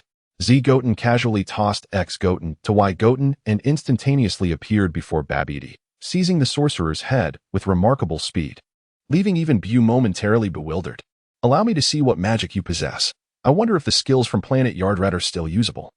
Chapter 31. Super Saiyan 3 Goku Babidi's wrinkles, resembling those of an elderly visage, turned a ghastly green. To be candid, Goten found the sensation rather repulsive. Babidi was taken aback by Goten's formidable strength as he managed to seize him despite Buu's protection. Babidi was drenched in sweat. What do you intend to do? If you kill me, there will be no one left to seal Buu. Goten, unfazed, replied, no worries, I never intended to seal him. My goal is to separate good Buu from evil Buu and eliminate the latter. If the power tournament is inevitable, why not begin nurturing my own power now? With no options left, Babidi began to scream, Buu, come save me. If you don't, I'll seal you right now. Indeed, Majin Buu seemed frightened and lunged at Goten, only to be intercepted by Goten. Although Goten might not be able to defeat Buu, he could certainly hold him off for a moment. As Babidi squirmed like a worm in Goten's grasp, Z Goten's psychic energy penetrated through contact, invading Babidi's mind. Babidi's eyes rolled back, and he lost consciousness. When Z Goten released his grip, Babidi slumped to the ground like a lifeless fish. This technique, learned on the planet Yardrat, was a forbidden art that allowed one to forcibly invade another's mind and extract knowledge and memories, but it could only be used on those with weaker psychic strength, lest the user suffer backlash. This technique was deemed forbidden due to the severe damage it inflicted on the target's brain, often resulting in idiocy. Hence, Z Goten seldom employed it. Z Goten was astonished. There are indeed many valuable things here. However, do I need to cultivate magic power? How troublesome. I cannot utilize it. Techniques such as altering the environment and other wondrous spells require magic power, akin to knowing how to drive a car but lacking fuel. Seeing Babidi unconscious, Majin Buu ceased his struggle with Goten and joyfully leaped in place. With Babidi rendered useless, it was time to eliminate him. Goten casually hurled a ki blast, obliterating Babidi completely. The M symbol atop Goten's head vanished, and Goten fed him a senzu bean, instantly healing his injuries. Goten suddenly sat up, his expression akin to one suffering from a hangover. Goten remarked, "Stop pretending. The senzu bean works wonders. Tell me, are you feeling embarrassed?" Goten's head hung low, too embarrassed to respond, recalling his melodramatic speeches and overconfidence, wishing he could vanish into a hole. "Goten, are you alright?" Goten looked up to see Trunks and Krillin. It turned out Trunks had sensed Buu's terrifying energy and came over, coincidentally meeting Krillin on the way back. Trunks and Krillin gazed fearfully at Majin Buu. Though Buu appeared quite adorable, his overwhelming aura was unmistakable. Such immense power, even in acute form, instilled fear. Krillin trembled. Is this really Majin Buu? What an intimidating aura. In the next moment, Goku and Vegeta appeared before Goten. Goku, unable to sense Gohan's energy, sought out others. And upon seeing Goten transform into Super Saiyan 2, he instantly teleported over. Fortunately, Goten was nearby, or explaining things would have been challenging. "Wonderful, Goten, you're unharmed."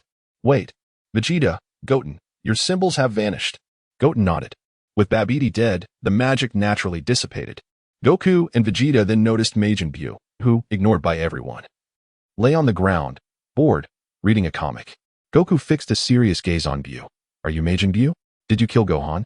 Vegeta, sensing Buu's immense power, felt utterly dwarfed. Vegeta muttered in frustration, "Damn it." Goten interrupted Goku. "Brother Gohan is not dead. He was taken away by that Supreme Kai." Goku sighed with relief. Although that Supreme Kai was rather unreliable, he seemed to be a good person. "That's good." Goku then turned his attention back to Majin Buu, recognizing his overwhelming strength. Relying solely on Super Saiyan 3's energy might not be sufficient to defeat him. It was a daunting challenge. He glanced at Goten, pondering that even with his similar strength, Goten lacked the battle experience necessary to confront Buu. Suddenly, Goku addressed Majin Buu. "You are Majin Buu, correct? Grant us 3 days. During this time, do not wreak havoc on Earth, and a remarkably powerful individual will appear." Vegeta contemplated who this individual could be, someone even more formidable than Kakarot. Goten, too, was puzzled by Goku's intent. In truth, Goku wished to teach Goten and Vegeta the fusion technique, as his time on Earth was limited, and given their comparable heights and strengths, they should be able to achieve it. However, he remained oblivious to Goten's capability to single-handedly defeat Buu. Majin Buu, of course, would not acquiesce. "Why should I comply? However, since you eliminated Babidi, I may spare you. Besides, I'm hungry, and I intend to eat all of you." Buu's previously innocent eyes now glinted with predatory intent as he focused on Goku and the others. It was clear that negotiations had failed. Goku crouched slightly and turned to Goten. "Goten, although I do not comprehend why you harbor such disdain for me, you are truly formidable, more so than your brother. I am genuinely proud to have a son like you. It is unfortunate that we have not battled together. I will hold off Majin Buu. You must escape. In the final moments, I will seek you out." Vegeta sensed something was amiss. "Kakarot, what are you planning?" "Apologies, Vegeta. Please do not be angry." Goku then unleashed a mighty roar, channeling his energy.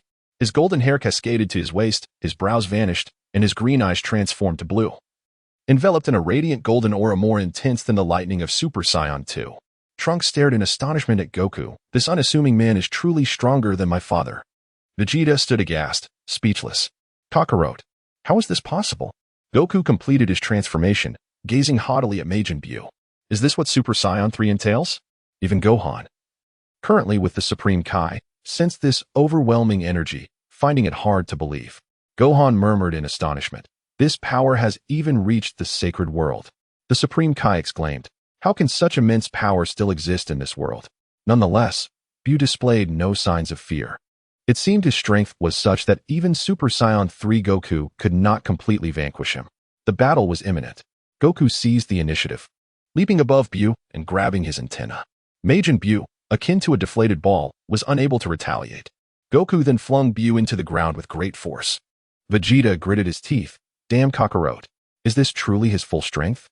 He didn't even exert himself during our fight." To be precise, Goku had indeed utilized his full power as Super Saiyan 2. In the next instant, Majin Buu erupted from the ground, launching a punch at Goku. However, This strike was utterly inconsequential to Super Saiyan 3 Goku. Majin Buu clapped his hands in delight. Aha, you are truly remarkable.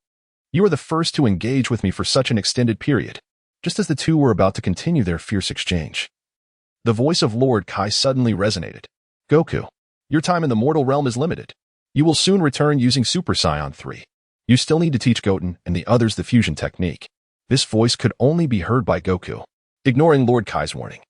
Goku pressed on with the battle against Buu, each combatant exchanging blows with neither gaining the upper hand. Kamehameha. Seizing an opportunity, Goku formed his hands into the familiar stance, unleashing a powerful Kamehameha wave that pierced through Majin Buu's body. Krillin exclaimed in excitement, Goku has won.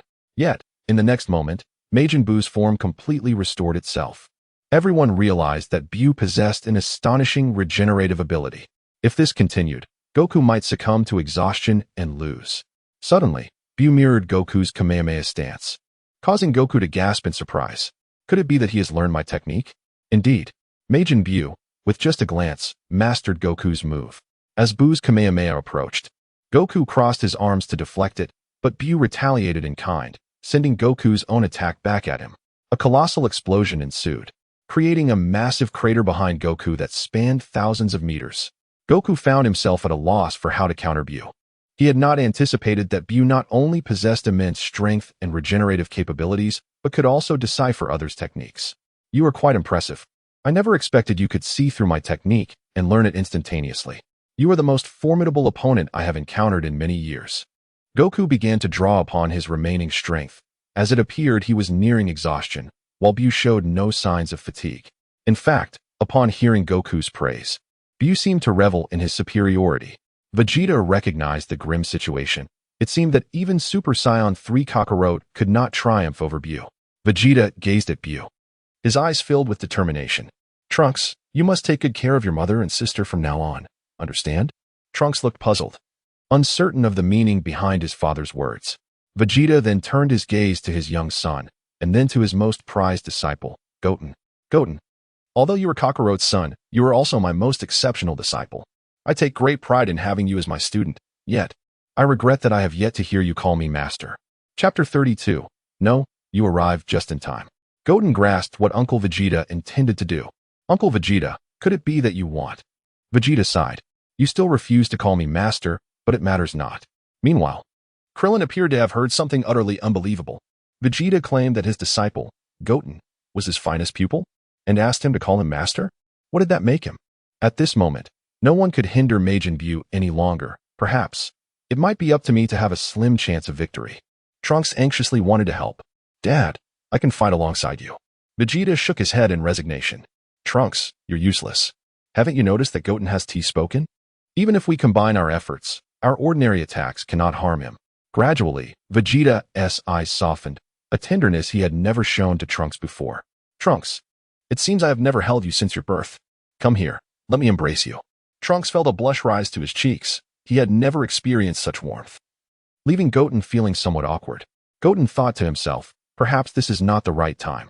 Vegeta, however, looked gently at Goten. No, your presence is indeed timely. He then extended his hand toward Goten, while the Y Goten and Z Goten watching from above nearly burst into laughter. X Goten was covered in goosebumps. Had Krillin been able to contend with Vegeta, he would have interjected, what do you intend to do to my precious disciple?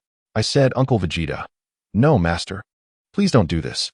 I know it's rare for you to show such tenderness, and it's truly admirable, but there is no need to be so sentimental, nor to sacrifice yourself. Krillin felt utterly defeated.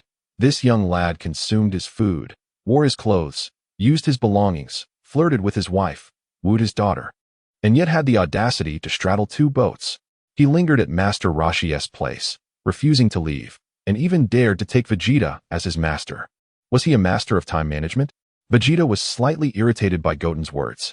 Though I am pleased that you call me master, I shall not show it outwardly.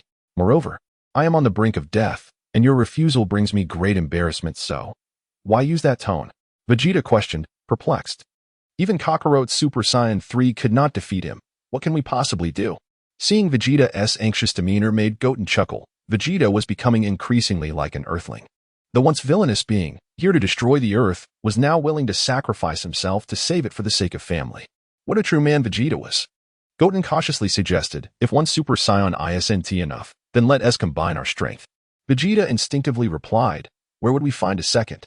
Suddenly, he recalled sensing a formidable energy from Goten during his transformation battle with Kakarot, an energy that rivaled Kakarot's. He had merely forgotten due to the sudden cessation of his transformation. Could it be that you? Without uttering a word, Goten began to gather energy for his transformation, and with a fierce shout, his aura surged. Gradually, Goten's hair lengthened, and his features morphed into that of a Super Saiyan 3. He was a miniature version of Super Saiyan Goku.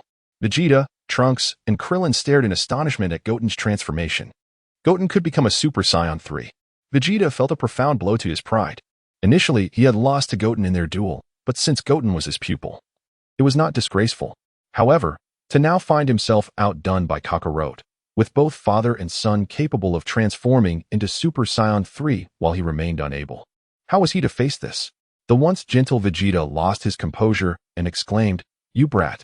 Even you can transform into Super Saiyan 3. Then why aren't you fighting alongside Kakarot?"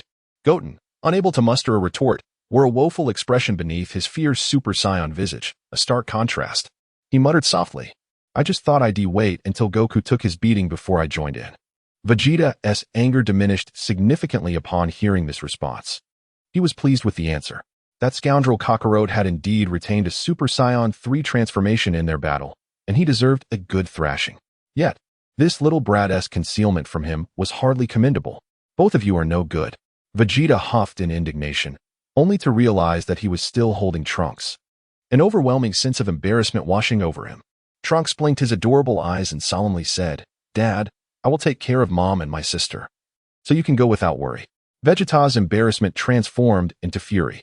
"You've transformed into Super Saiyan 3. Why should I die?" He struck Trunks on the head. Trunks burst into tears, squatting on the ground, looking up at Vegeta with a pitiful expression, but Vegeta had already turned away. Where did the tenderness go? So love can simply vanish, right? Goten had already dashed forward, and Goku, seeing Super Saiyan Goten, was filled with excitement. "Goten, you're so strong. Is this what you look like as a Super Saiyan 3? You look just like me. Hey, do you still have your tail?" Usually, Goten wrapped his tail around his waist, but during battle, it was best to free it. Now, Goten's tail was not a weakness. Lam-Z Goten could intervene. He was Goten's ultimate trump card, reserved for dire circumstances. Goten did not respond to Goku's inquiry, charging forward instead, and Goku, understanding the moment, joined him in the assault. Indeed, one Super Saiyan could only match Majin Buu, but two Super Saiyans were sufficient to overpower him. Krillin was ecstatic. "Yes, Goten is truly my disciple. We can win this. Oh, thank you for protecting me earlier. I haven't had the chance to express my gratitude." He thanked Goten beside him. Vegeta overheard this and vaguely recalled that during his transformation, Piccolo had also mentioned this. Could it be that Goten? The two were relentlessly pushing Majin Buu back. Goten remained oblivious to the fact that he was on the verge of revealing his secret. At that moment, Majin Buu was battered and bruised, his form distorted beyond recognition. Kamehameha. Ultimate Flash. Two streams of energy, one blue and one yellow, surged toward Majin Buu, intertwining in midair before merging into a single force. Majin Buu, already distorted beyond recognition, was struck down to a mere mass of pink flesh. The crowd gasped in disbelief. Had they succeeded? Even in such a state, he could still survive. Even Goku felt a sense of relief. "Goten, did you just use Vegeta's technique? That's incredible." But only Goten and the others understood that such an attack could not vanquish Majin Buu. As expected, in mere moments, Majin Buu reverted to his original form. Everyone was shocked by his terrifying regenerative abilities. Krillin could not help but exclaim, "Can we really defeat him?" Why Goten silently retorted, "Of course, Master, you can charge in and sacrifice yourself, and Buu would be left with nothing." Though Majin Buu had regained his original form, he was far from foolish. If these two attempted the same attack again, simply amplifying their power would be enough to obliterate him. If it were just one of them, Buu would be unafraid. However, with two, he felt fear. He had just been resurrected and certainly did not wish to perish again. Suddenly, Majin Buu transformed into a pool of pink liquid, seeping into the rubble. Vegeta attempted to intervene, unleashing countless energy blasts toward the pile of stones, but Buu had vanished. Vegeta angrily grabbed Goku by the collar. "You fool! How could you let him escape?" Goten intervened. "It's futile, Uncle Vegeta. He has no energy left. I cannot face Buu alone. As he spoke, Goku indeed reverted to his normal state. Now, hidden beneath the earth, Majin Buu reveled in his triumph. What good is your strength if you cannot capture me? As the malevolent Majin Buu was poised to unleash chaos, a voice echoed in his mind. That of the small spirit he had just battled. Majin Buu, I have locked onto your energy. As long as you refrain from taking lives, I shall not interfere with you. Buu, however, had no intention of heeding Goten's words. Why should I listen to you? I am absolutely famished and crave an abundance of sweets. Bibidi, babidi Buu. Buu gasped in alarm. Do not recite that. Terrified, he realized that this was the incantation meant to seal him away, a memory that was indelibly etched in his mind. If you wish to avoid being sealed again, you must not kill. If you desire sweets, seek out a person named Satan. He will fulfill all your wishes, but do not harm him. With no other option, Buu reluctantly agreed. He could defy Babidi, as he could effortlessly eliminate him, yet he found it impossible to instantly kill Goten. Little did he know, Goten was merely attempting to intimidate him, having invaded Babidi's mind. He had learned the sealing spell but lacked the magical power to wield it, magic being an inherent trait of those from the demon realm, much like the energy possessed by all living beings. Goku turned to Vegeta with a smile. The longer I remain in Super Saiyan 3 form, the shorter my time on Earth becomes. Now, I can only stay for half an hour at most. Vegeta, in a state of urgency, asked, what about Majin Buu? Goku reassured him, do not worry, Vegeta. I possess a fusion technique. As long as two individuals have similar physiques and strengths, they can merge. If you fuse with Goten, you will undoubtedly defeat Majin Buu. Vegeta, intrigued by this miraculous technique, was particularly interested in merging with Goten rather than Goku, had it been the latter. His expression would have mirrored that of someone tasting something vile. Goku extended his palm. Everyone, hold hands. We'll drive Buu away. He fears the combined strength of Goten and me, and he will not return anytime soon. Let us head to the temple and master the fusion technique before he reappears. Vegeta, with a look of disdain, grasped Goku's clothing. However, when the others were ready, Goten and his companions did not hold on to Goku. Goku, puzzled, asked Goten, are you still upset with your father? Stop being childish. Time is of the essence. Quickly grab hold of me. The three Goten replied in an exasperated tone. Who can't teleport? Chapter 33. Master of Time Management X Goten took the initiative, his fingers forming a sword-like gesture against his forehead, and in an instant, he vanished from sight. Wow! Goku exclaimed, utterly astonished. He had not anticipated that his youngest son could provide him with such delightful surprises.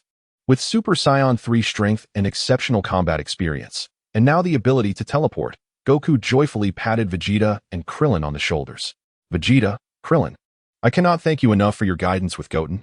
I never imagined you could teach him so well. Krillin, a bit embarrassed by Goku's praise, replied, oh, it's mostly Goten's natural talent.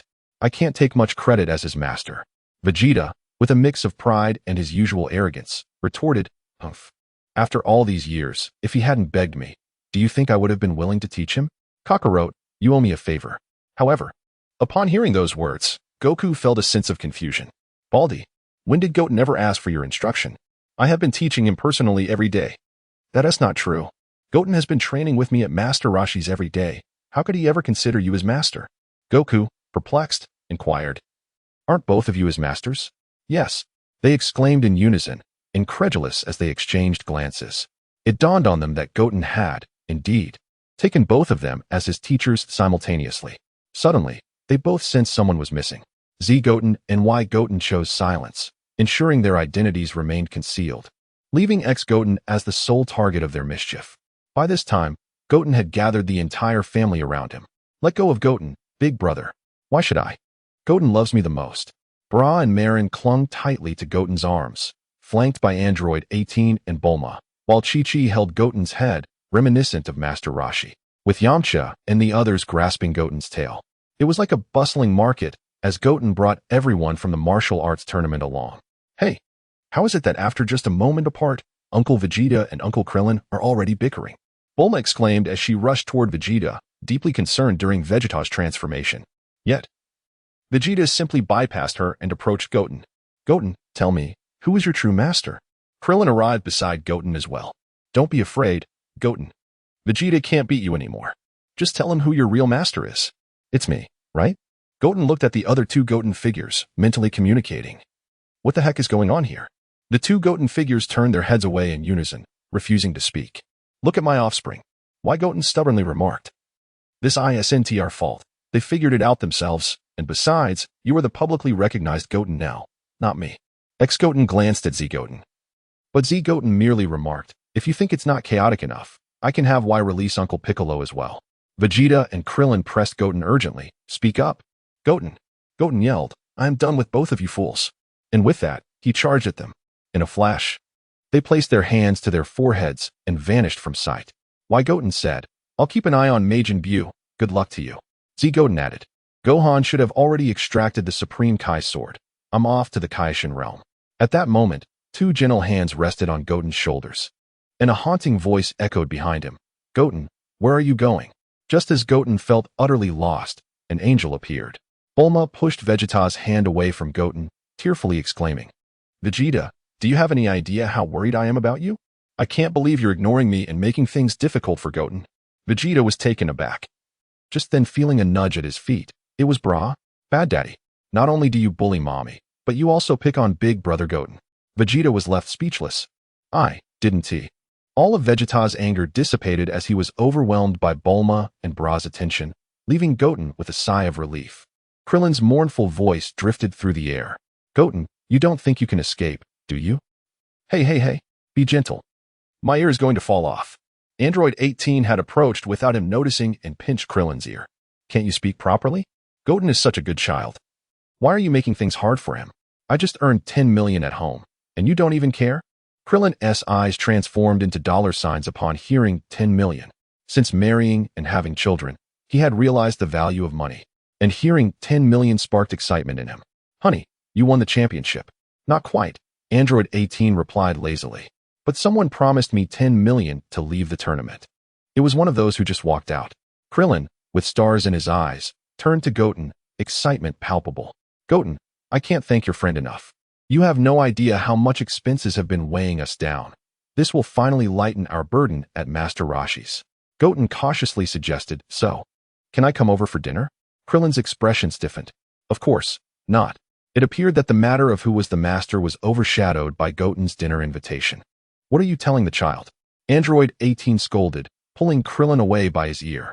Thus, the chaotic scene among the masters was navigated by Goten, thanks to Bulma and Android 18. For safety, Goku and Goten escorted everyone to the sacred world of the Kais, and they were joined by Videl, who was concerned for Gohan's safety.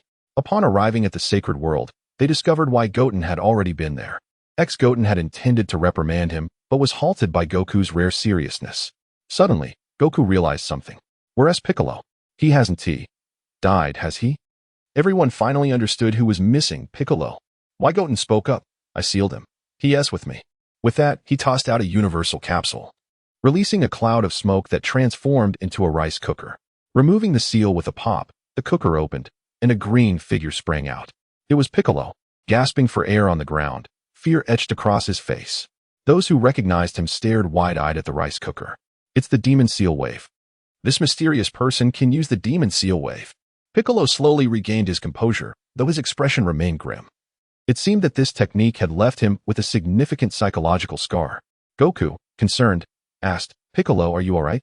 Hearing Goku's voice brought Piccolo back to reality as he excitedly grasped Goku's shoulders. Old man, Majin Buu has been unsealed, hasn't he? Damn it. It's all my fault. Goku nodded. Yes, but it's not your fault. You were controlled. Besides, Majin Buu has already been driven off by Goten and me. Goku briefly recounted the events to Piccolo. Piccolo then realized the issue. While you and Goten can defeat Majin Buu together, aren't you supposed to return to the other world soon? That's why we need your help. In a concise manner, Goku explained the fusion technique to Piccolo, who agreed to cooperate. However, Piccolo and Goku, performing that ludicrous dance to demonstrate the fusion, left Vegeta's face and heart filled with nothing but refusal. I absolutely, positively refuse to use fusion.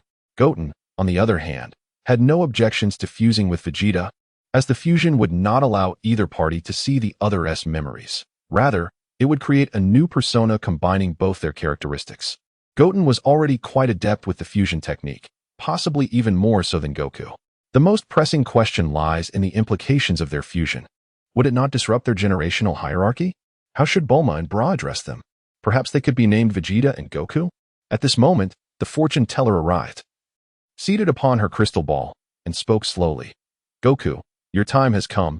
You must return to the underworld. Goten, Vegeta, the earth is now in your hands.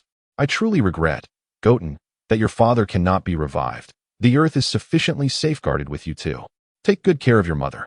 Vegeta wore a serious expression, while Goten dismissed Goku's words with disdain. You are returning to partake in the underworld's galactic martial arts tournament, are you not? What? How could you possibly know that? You rascal Kakarot. Enjoying yourself in the underworld. Vegeta was about to scold him when the fortune teller exclaimed, Run. Goku seized the fortune teller and vanished.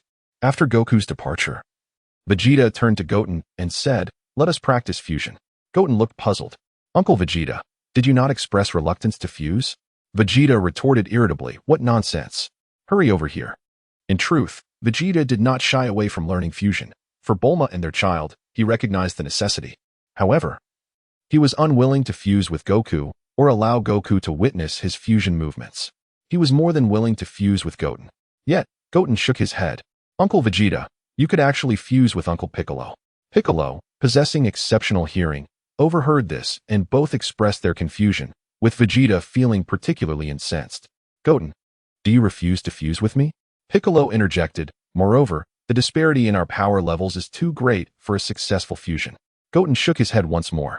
No. It primarily stems from the fact that your personalities are quite similar, and I have devised a method for Uncle Piccolo to enhance his strength. What? X2 Uncle Piccolo. Do you recall the power you obtained when Babidi corrupted you? Piccolo nodded, acknowledging that such power was indeed remarkable, far surpassing that of Super Saiyan 2 Gohan. Babidi's magic amplifies one's abilities the more malevolent one becomes, and after being corrupted, Piccolo possessed strength comparable to Uncle Vegeta. He had not realized the intensity of the latent evil within him. Piccolo's face flushed at Goten's words. I have acquired the same magical abilities as Babidi's corruption. I remember that Uncle Piccolo possesses magical capabilities. You simply need to corrupt yourself and maintain control. This transformation would rival that of a Super Saiyan. Furthermore, whether in Uncle Piccolo's corrupted form or Uncle Vegeta's destructive prince form, their powers would be remarkably similar, ensuring that fusion would yield exceptional results. Vegeta thoughtfully stroked his chin. Destructive Prince, I find that name appealing. Piccolo was elated. During the Cell Saga, his strength had stagnated, barely reaching full Super Saiyan power. He never anticipated he would have the opportunity to catch up with Goku and the others once more. Goten pressed his hand against Piccolo's forehead, establishing a telepathic connection to Z Goten. Bluetooth is connected. Please transmit the data. Chapter 34. The Old Kaioshin. A surge of information flooded into Piccolo's mind, igniting an expression of sheer exhilaration on his face. Ha ha ha, this magic may truly be feasible. Goten shared in Piccolo's joy. Uncle Piccolo, I will accompany you to the hyperbolic time chamber for training. I believe you will soon master that form. Excellent. Piccolo was brimming with anticipation, yet why Goten interjected. Perhaps it would be best if I entered with Piccolo. At present, you are the only one on Earth capable of containing Majin Buu. I can perform the Demon Seal Wave, and should Piccolo lose control, I will be able to restrain him. Goten pondered this and agreed. With Z Goten now in the Kaioshin realm and Goku returned to the afterlife, he was indeed the only one capable of handling any unexpected incidents from Buu. Though Y Goten's strength still required refinement, he was sufficiently equipped to manage Piccolo, and it would serve as an excellent opportunity for him to enhance his own power. Piccolo still harbored a tinge of trepidation towards Y Goten, as the Demon Seal Wave had inflicted considerable psychological trauma upon him. Yet he sincerely appreciated Y Goten's willingness to assist. The two entered the hyperbolic time chamber, while Vegeta observed Y Goten's retreating figure. His curiosity about Y Goten's identity piqued. This Saiyan appeared remarkably youthful. Aside from them, how could there be such a small Saiyan in this world? Goten. Who is this young Saiyan, and how does he relate to the Saiyan child who has already departed? Goten smiled mysteriously. You will know in due time, master. Vegeta turned away, concealing his expression, and haughtily declared, I have not acknowledged you as my disciple. Vegeta was quite pleased with the call of master. Such a proud individual can be difficult to handle, but when his ego is satisfied, he becomes as compliant as a cat. Perhaps even secretly reveling in joy away from view. So what if he is a Super Saiyan 3? He must still address me as master. Meanwhile, on the Kaioshin realm, Gohan had long since been healed by Kibito. Clad in the unfashionable attire of the Kaioshin, he struggled to wield the Kaioshin sword. This sword is truly heavy. However, I do not sense any formidable power emanating from it, Gohan mused, having practiced with the sword for several hours without perceiving its legendary qualities. The Kaioshin, brimming with pride, affirmed, this sword has been passed down since ancient times. It can surely defeat Majin Buu. So Gohan, you must learn to wield it expertly. Gohan remained skeptical, repeatedly swinging the sword. Is this the Kaioshin realm? He wondered, just as Goten arrived, seeking Gohan, and was met with the swift arc of a sword. Though he narrowly dodged it, the mask he wore was cleaved in two. Gohan, what are you doing? He exclaimed, recognizing Gohan. Goten, what brings you here? Still clad in that Z fighter attire? Goten felt a twinge of embarrassment. I was careless. Who would have thought I would be struck upon my arrival? Gohan, I'm so relieved to see you unharmed. I used instant transmission to find you, and as for the clothes, don't mind them. The Kaioshin, equally astonished, marveled at how Goten had so effortlessly arrived there. This was indeed the Kaioshin realm. Gohan mistakenly believed that Goku had taught Goten instant transmission, marveling at his talent to learn it so swiftly, and recounted how he had arrived. Goten examined the Kaioshin sword in Gohan's hands and took it from him. This sword is quite heavy. Be careful, he advised, though he found it manageable. He effortlessly performed a flourish with the sword, wielding it with far more ease than Gohan had. Both the Kaioshin and Kibito stood in awe, astonished at Goten's proficiency with the Kaioshin sword. Goten raised the sword above his head, scrutinizing the blade with a smirk. Indeed, it is rather heavy. Gohan chuckled awkwardly. Goten, your display is quite embarrassing for me. At that moment, Goku, adorned with a halo, materialized beside Gohan. Dad, what are you doing here? Goku beamed upon seeing Gohan safe. I was headed to Kaioshin's planet, but I sensed your energy and followed it. Wait, Goten, you are here too. I thought you were training fusion techniques with Vegeta. You aren't here to drag me back to the afterlife, are you? Goten did not meet Goku's gaze. He knew that Goku's sensitivity to energy would soon lead him here. Instead, he continued to assess the Kaioshin sword. I have no such interest. However, you will undoubtedly be revived, so there is no need to resist. Gohan, observe closely. This sword is not to be trifled with. Goten positioned the sword horizontally before him, lifting his left hand overhead with his palm turned down, enveloping it in a yellow energy blade that crackled with ominous sounds, suggesting it was razor-sharp. The Kaioshin sensed something amiss at Goten's posture. Mr. Goten, what do you intend to do?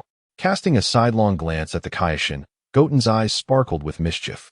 What do you think? I intend to sever it. No. Just as the words escaped, Goten's energy-encased hand descended with force, cleaving the sword with a resounding crack. The severed blade struck the ground, resonating sharply in the silence of the surroundings. Gohan, the Kaioshin, and Kibito stood agape, astonished at the unbelievable sight, while Goku wore a bewildered expression. What just happened? After a prolonged silence, the others began to process Goten's shocking act. The Kaioshin fell to his knees, cradling the sword, weeping uncontrollably. My sword. My sacred sword. How shall I live without you? Kibito mirrored his sorrow, looking as forlorn as a widow. It is over. It is all over. Gohan trembled as he turned to Goten.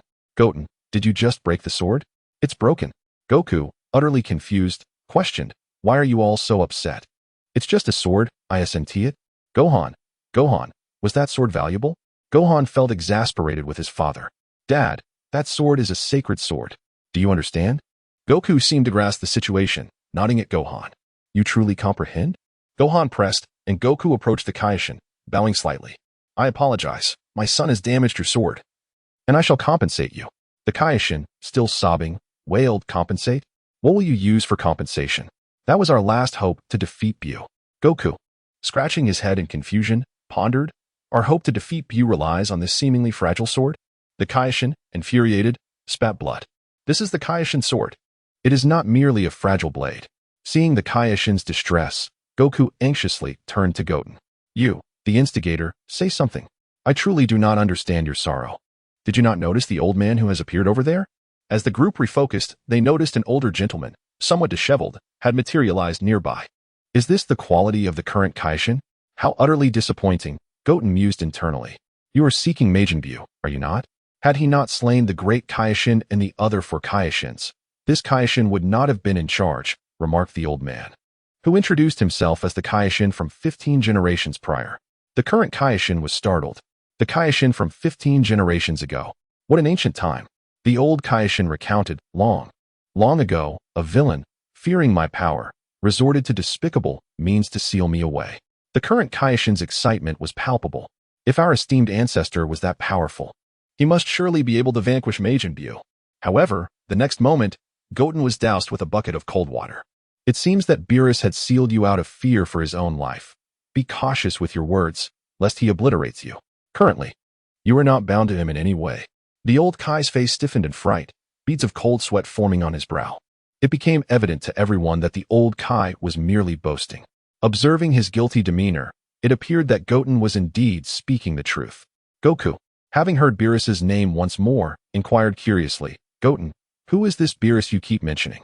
A gluttonous cat of purple hue, Goten replied, conjuring in his mind an image of a plump, purple Korin surrounded by a plethora of food.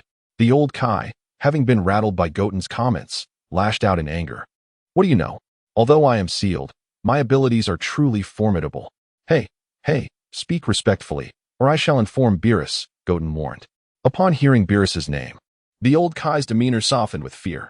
I admit my voice was a bit raised, but I am genuinely powerful. Is that so? I find that hard to believe. My ability is to unlock potential. Humph, I don't believe it, unless you. Goten's words were cut short as Goku excitedly interjected. Can you help Gohan unlock his potential? Goten, frustrated by the old man's antics, felt exasperated as he watched the elder nearly expose his secrets. What are you causing trouble for? Finally, the old Kai found a sense of superiority in Son Goku's presence and began to puff up. Why should I assist you? Goten reminded him. Hey, old man, I was the one who freed you. The old Kai shot a glance at Goten. Did I ask you to release me? Everyone present found the old Kai particularly irksome. Goten's veins bulged as he rolled up his sleeves. Then I'll just put you back. Goten, wait. Goku interjected. With years of experience in reading people, Goku instantly recognized that the old Kai was akin to Master Roshi, both being lecherous old men. Goku declared confidently. How about I offer you a magazine in banana colors? Absolutely not. What if I introduce you to some girls from Earth for a bit of fun? The old Kai's interest piqued, yet he stubbornly resisted. I am quite discerning. Goku approached Gohan with a conspiratorial tone. Gohan, didn't you recently get a girlfriend? Why not consult her? Gohan, rarely angry with Goku, exclaimed, Dad, what are you saying? She is my girlfriend. Goten could hardly bear it. Unsure whether Goku was simply naive or had become muddled with age. You old rascal, help me and my brother unlock our potential. Or I will inform Beerus of your insults. The old Kai, sensing defeat, relented. Very well, I shall assist. No need for hostility. Today's youth have no respect for their elders, but I can only assist one at a time. Goten pulled Gohan forward. Then let us begin with my brother. Chapter 35. Exposure. Gohan hesitated. Goten, why don't you go first? With your strength, if you unlock your potential, you could certainly defeat Majin Buu. Goten declined. Nissan. Even without unlocking my potential, you can't harm me. However, I know that with your potential, once you unlock it, you will definitely be able to defeat Majin Buu. Let's get started, old Kai.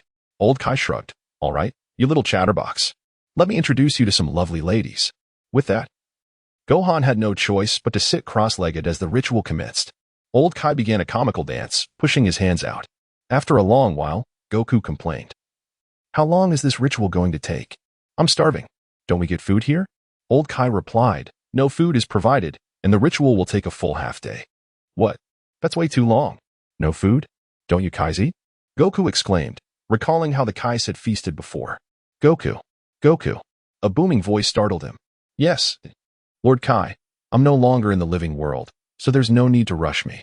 By the way, could you prepare some food for me? A lot, since Goten and Gohan are here too. But Lord Kai scolded him. All you think about is food. One Saiyan isn't enough. You brought two. This is serious. Where are you? Hurry back. I'm in the Kai's realm, Goku responded. I don't care where you are. Even if you're in the Kai's realm, you need to. Wait, the Kai's realm. A heavy silence fell, and Goku cautiously probed. Lord Kai. At that moment, Lord Kai tentatively asked, is the Supreme Kai present? Yes, both the Supreme Kai and Old Kai are here. Moments later, a respectful voice from Lord Kai echoed. Supreme Kai, I am the North Kai of this universe. My apologies for the rudeness, it was an emergency. Goku, this fool did not disrespect you, did he? Although the Supreme Kai was somewhat inept and feared Beerus, he was indeed on the same level as Beerus. The difference between the Supreme Kai and the Kai was significant if the Kai managed a universe. The Supreme Kai governed the Kais. By the way, Goten is here too. This child is polite and thoughtful. Hurry and bring your father back. How can he be so grown and still not put my mind at ease? Old Kai and the Supreme Kai exchanged incredulous glances. How could Goten be deemed polite and thoughtful? He was practically a little devil. There's no need to worry. Goku has not been disrespectful. However, the Supreme Kai's words were cut off by a glare from Goten. What are you staring at? Politeness? That is someone else's business, not mine. Martial virtue? My master never taught me that. Lord Kai, please don't rush. What has happened? Is it Buu? You need not worry about that. The earth has someone who can handle it. But it's not Buu. It's the underworld. Something major has happened there. An evil entity has emerged, wreaking havoc. And even Yama has been sealed. The deceased in hell have all been resurrected. What? Everyone was shocked by the news. Not only was Buu still unresolved, but now this new catastrophe had arisen. Only Goten understood. Is it the evil energy wave? Another theatrical version of Buu. Born from a negligence that led to the leakage of accumulated universe malice, and its power surpasses Buu. Even Super Saiyan 3 Goku would struggle against it. Soon, news reached Earth. Hurry back. For some reason, all the people who died before have come back to life. The Earth is in chaos, filled with resurrected villains causing destruction everywhere. Quickly return to Earth. Gohan, anxious, attempted to stand but was halted by Old Kai. Goten pondered briefly. Goku, you should return to Hell to assess the situation. The Earth is already in turmoil. Nissan, you can focus on unlocking your potential here. I will return to Earth and then use Snake Way to help you in the underworld. Living beings cannot go directly to Hell. But the Kai's realm connects to Snake Way, leading to Hell. Goku nodded in disappointment, still reluctant to call him father. In the next moment, he vanished using instant transmission. Goten approached Jebet, who was intimidated into silence, as Goten was not perceived as an easy individual to deal with. Can your instant transmission take you anywhere? Well, yes, precisely, as long as I have seen, been to, or know the location. Teach me. That is not possible. It's not an innate skill. It was granted to me after becoming the Supreme Kai's attendant. Goten turned to the Supreme Kai, who, under Goten's gaze, nervously nodded. We Kais do not possess such abilities. But upon becoming one of our attendants, you would be granted this skill, intended for better service and protection of the Supreme Kai. Are there any restrictions? Well, you cannot harm the Supreme Kai, and you must protect him. All right, allow me to become your attendant. Jebet was taken aback. You're so powerful. Is it really wise to take my position? The others present were equally astonished. How could Goten show such a lack of respect for the Supreme Kai and still wish to be his servant? Goten, of course, had no intention of truly being the Supreme Kai's servant. However, in exchange for safeguarding the Supreme Kai's life, he would gain the invaluable instant transmission and a technique akin to the Senzu Bean. It was not truly servitude, so it was worth it. The Supreme Kai, slightly flustered, glanced at Old Kai, who remained calm. Accept him. Why hesitate?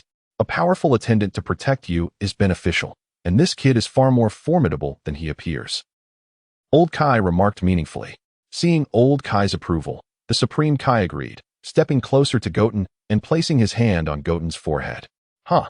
With a powerful shout, the Supreme Kai infused a unique energy into Goten's body, and Goten felt as though they had formed a special bond. Once more, Goten raised his hand, gathering a green energy sphere. Whoa, not again. After a moment, it became evident that Goten could not harm the Supreme Kai.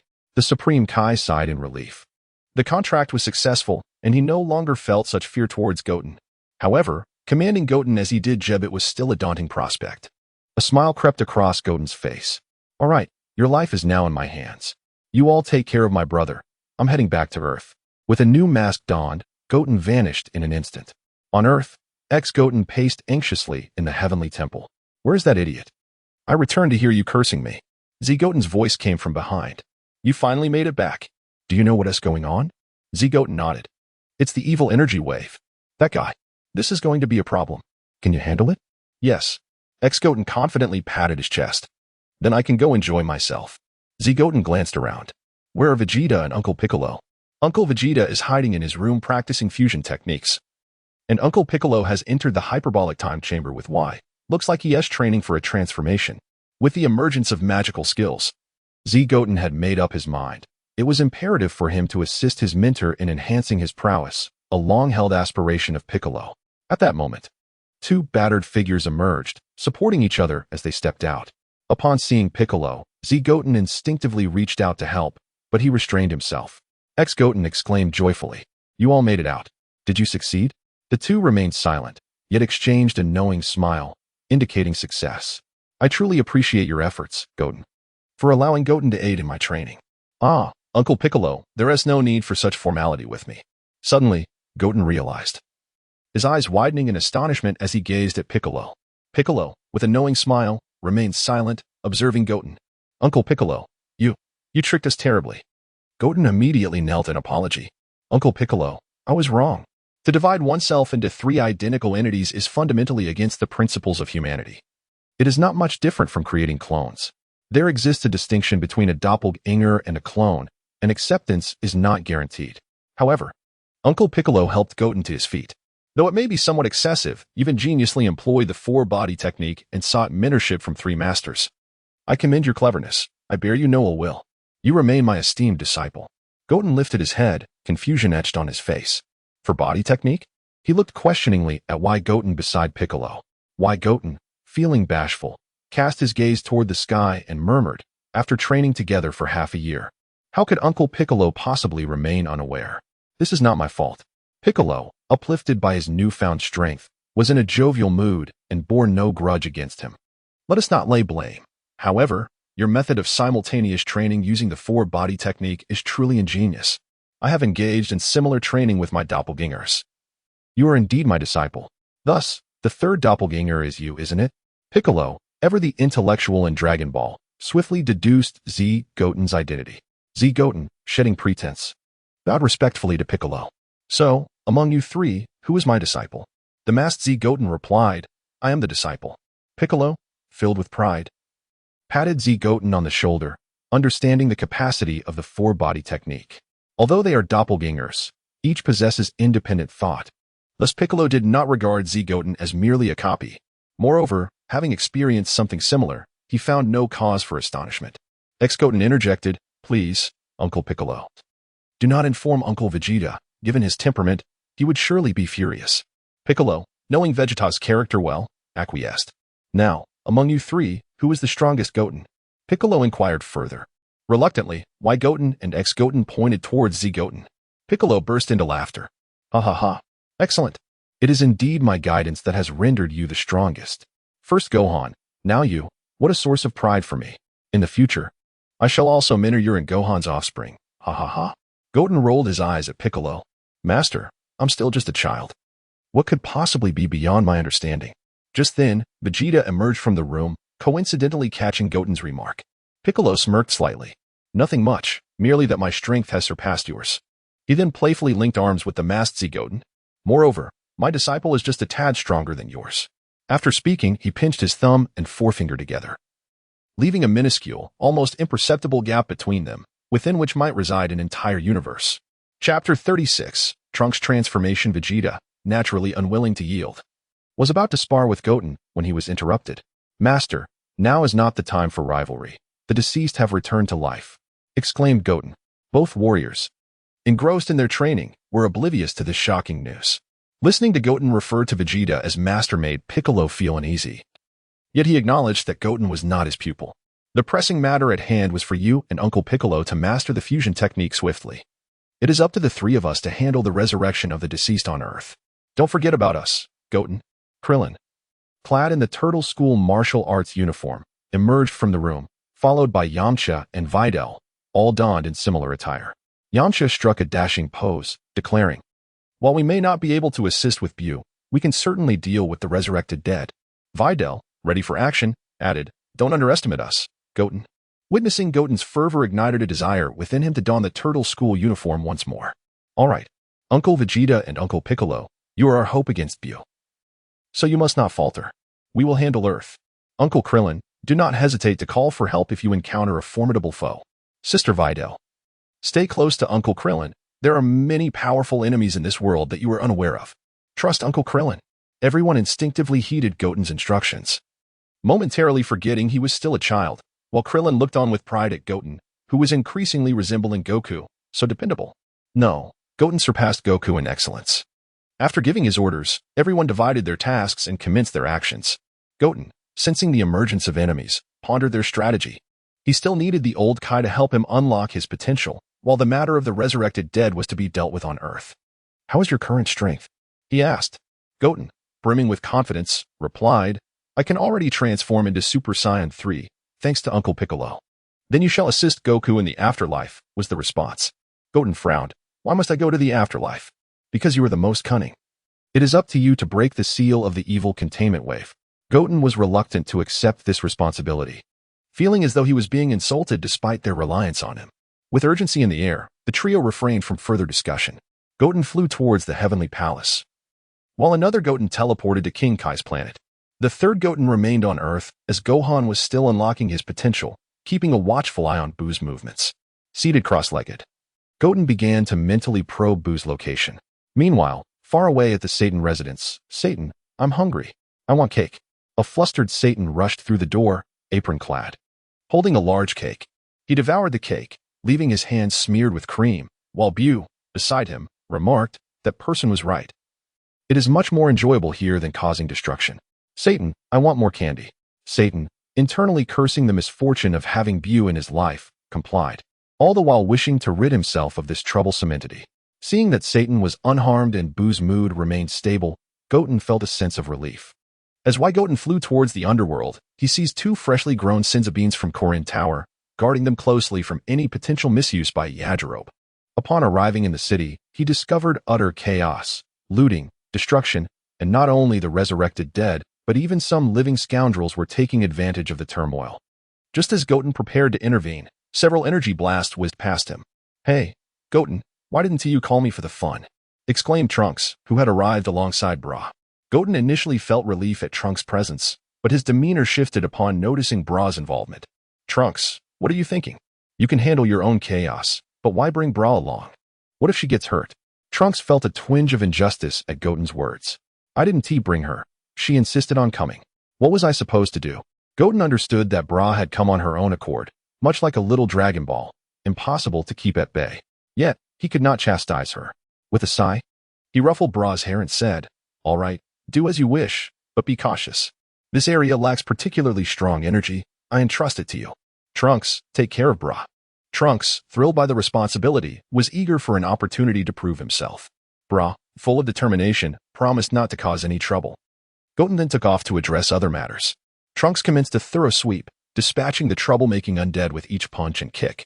Each enemy defeated returned to the afterlife in a puff of smoke. Bra cheered him on from above. Go, Trunks. Show Goten what we're capable of. Trunks felt a mix of pride and exasperation at having such an enthusiastic sister, knowing she possessed no real offensive skills apart from her flight.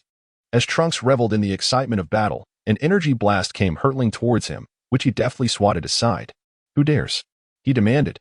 The majority of the foes he had vanquished were mere ordinary souls, with only a few notable adversaries among them. A robust bald man stood atop a building, laughing maniacally. Haha, I never imagined my Nappa could be resurrected. Vegeta, you will pay dearly. Hearing his father's name sent Trunks into a frenzy. Spotting Nappa's tail, he realized he was a Saiyan. You're a Saiyan. You know my father. Who are you? Nappa finally turned to face Trunks, his eyes widening as he recognized the resemblance. You are Vegeta's child. Remarkable. That despicable villain has indeed sired an offspring. Killing his son will surely bring him great anguish. Haha. Bra, incensed, jumped forward. You're wrong. My father is not like that. Trunks, take him down. Nappa's delight increased at the sight of Bra. Vegeta has a daughter too? Why do you lack tails? Has he really fallen so low as to consort with Earth women? I'll kill you both and then hunt down Vegeta. Shut your mouth. Trunks shouted, his anger ignited by Nappa's taunts. In an instant, he appeared before Nappa, delivering a powerful blow to his abdomen, causing him to retch in pain. How? Is this possible? Vegeta's child is so strong. Nappa, realizing the vast difference in strength, decided it was time to flee. However, he noticed Bra behind Trunks and a cruel smile crept across his face. You will perish. Nappa hurled an energy wave at Trunks, who didn't even flinch as it passed him by. He chuckled, you missed. But upon seeing Nappa's triumphant grin, he sensed something was amiss. Ah, Bra. Turning around, Trunks realized the energy blast hadn't targeted him but his sister. No. He screamed, but it was too late. In her final moments, Bra felt someone embrace her before the explosion engulfed them. Haha, you will all die. Bra slowly opened her eyes, tears streaming down her cheeks as she beheld Trunks, his golden hair shielding her, his tattered clothing revealing the wounds inflicted by the explosion. It appeared that Trunks had transformed into a Super Saiyan at the moment he sustained those injuries. Brother, you. Despite his wounds, Trunks tenderly reassured Bra, it's all right. Brother is fine. After all, I am a Super Saiyan. Nappa, taken aback by Trunks' appearance, was bewildered. How could he have endured such a heavy blow and still be alive? Who are you? Who are you? After offering a brief comfort to Bra, Trunks gently instructed, Bra, close your eyes for a moment. Obediently, Bra shut her eyes, feeling an unprecedented sense of security emanating from her brother. At the instant Bra closed her eyes, Trunks' aura shifted dramatically. A golden flame erupted, shooting skyward like a pillar of fire. For the first time, Trunks' eyes reflected a murderous intent, a palpable, overwhelming malice. Nappa, paralyzed with fear, had forgotten to flee, his legs trembling uncontrollably at Trunks' formidable presence. You dare to harm my beloved sister. You were killed by my father, weren't you? Now, it is my turn. Trunks positioned his hands before his chest, swiftly adopting a stance, fingers spread, thumb and index finger touching, forming the gesture for the Kamehameha. Burn. Strike. An orange-red energy surged forth from Trunks' hands, replicating the technique that future Trunks had used to vanquish Frieza. The fiery energy engulfed Nappa, who did not even have the chance to emit a final scream before meeting his end once more at the hands of the Vegeta family. Meanwhile, high above, Goten smirked at the unfolding scene. Finally, there's a hint of the future Trunks. Yet, before Trunks could maintain his striking demeanor for long, it shattered once again. Yay, I won. I defeated him. Bra, did you see that? Wasn't I cool? Bra struggled to comprehend that the source of her recent sense of security was none other than her brother. Surely, it had to be an illusion. This fool could not possibly be her brother. Goten, exasperated, rubbed his forehead. Nappa, with a combat power of merely a few thousand, was injured. What was there to boast about? If Vegeta found out, he would surely reprimand you. Bra comforted Trunks as one would a child. Yes, brother is very cool. However, this incident had altered Bra's perception of her brother. At least now it felt less awkward to call him brother. No matter the opponent, I will. Huh. A sudden purple beam struck Trunks in the chest, piercing through his body. Everyone was caught off guard. Brother. Who. Kid, we meet again. Why have you shrunk so much? Chapter 37. This child's sweet tongue, it is Frieza. He has been resurrected. Fortunately, he is not engaged in any training, and his battle power remains around 12 million, which Trunks can handle. Bra hurriedly supported Trunks. Brother, are you alright? Who are you? Frieza found Bra's antics amusing, laughing heartily. Ha. Nowadays, even I, the Emperor of the Universe, Frieza, am unrecognized. Boy, you still haven't answered me. Why have you shrunk?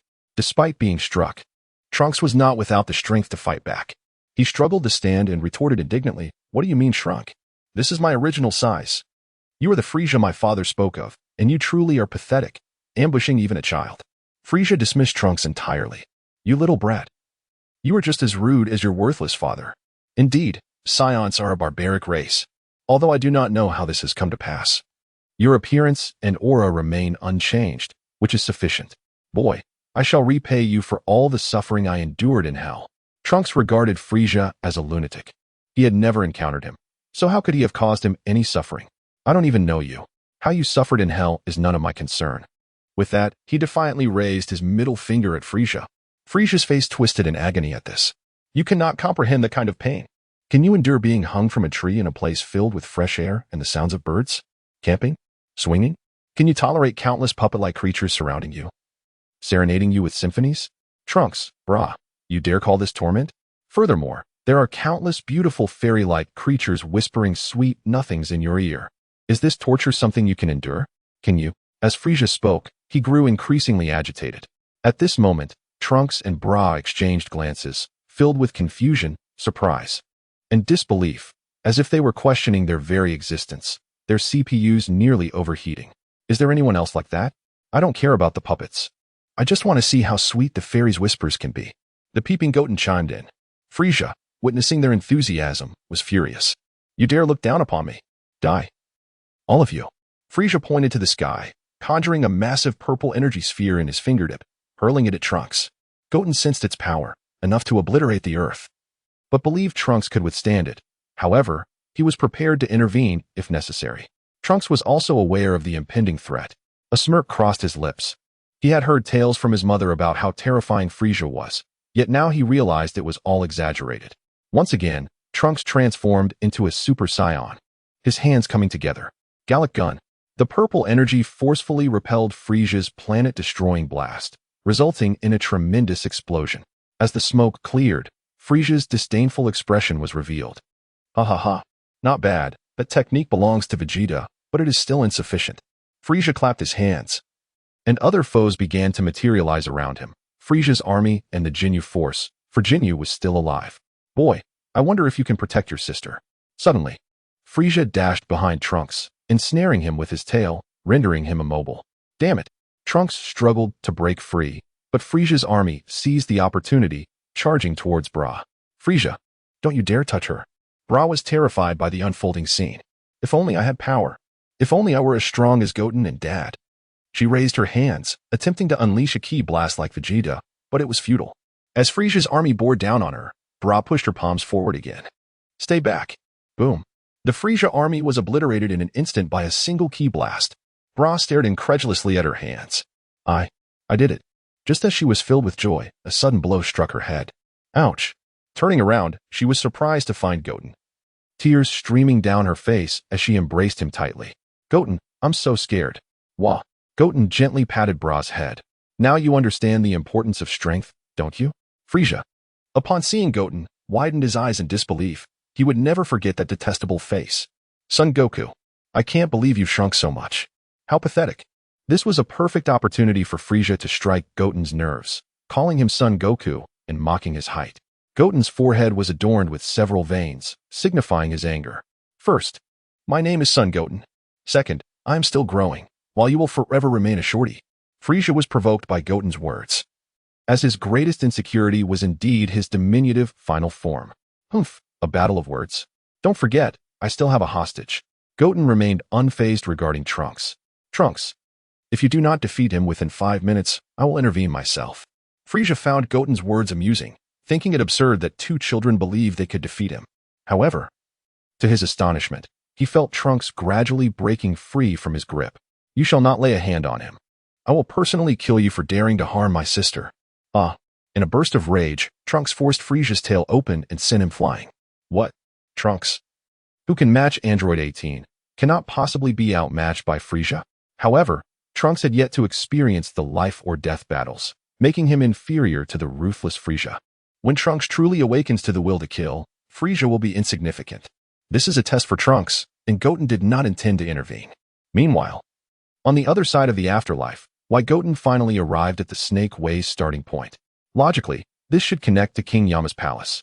Goten had been there once, yet now he only saw large candy-like fruits floating around. Where is King Yama's palace? Son Goku, you big idiot. A voice of reproach emanated from one of the giant yellow candies. Who is cursing? Well said. Goten flew towards the candy, discovering a green-skinned figure resembling Piccolo, angrily berating the candy while munching on 2 sausages. I seem to remember this. What was the name? What rice? Goten didn't ponder long before asking directly. Hey, who are you, and what are you cursing about? You have no class at all. The figure, dubbed Rib Rice, was startled by Goten's voice. Someone is here. Rib Rice turned around. Oh, Son Goku, why have you shrunk so much? It must be the evil spirit wave. Goten felt a familiar frustration. Why do you keep calling me that? My name is Son Goten, not Son Goku. What is your name? I am Rib Rice. What is your relationship with Son Goku? Goten reluctantly replied, though I don't like to admit it, he is my father. Rib Rice examined Goten's head and finally noticed the issue. Oh, you have no halo. You are a living person. How did you come to the afterlife? That's not important. What are you cursing at this candy for? And what about Son Goku? With such strength, you can still compete with Cell? It's quite extraordinary. I discovered that as long as you curse at this seal, you can break the seal on King Yama's palace. By the way, Wukong may be in peril. You must hasten to assist him. Wu Tian suddenly comprehended. He recalled that the underworld palace was sealed by the malevolent thoughts, and only through profane language could it be unsealed.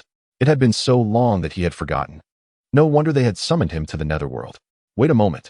Are they insulting my loose tongue? Hurry, go. There's no rush. Your eloquence is too sluggish. Allow me to take charge. Wu Tian faced the seal and took a deep breath.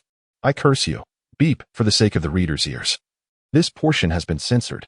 Wu Tian's words flowed forth like a toxic machine gun, incessantly spewing forth a torrent of invectives, addressing every ancestor within a vast radius. His tongue as sweet as honey, exceedingly polite, though he was oblivious to whether his own words might bring about his demise. The once smooth seal, as fragile as glass, shattered with a resounding crack, revealing a glimpse of the true visage of the underworld palace. Oh, what is shattered? Let me see. Ah, it is your pitiful glass heart. How fragile you are. How can you seal anything?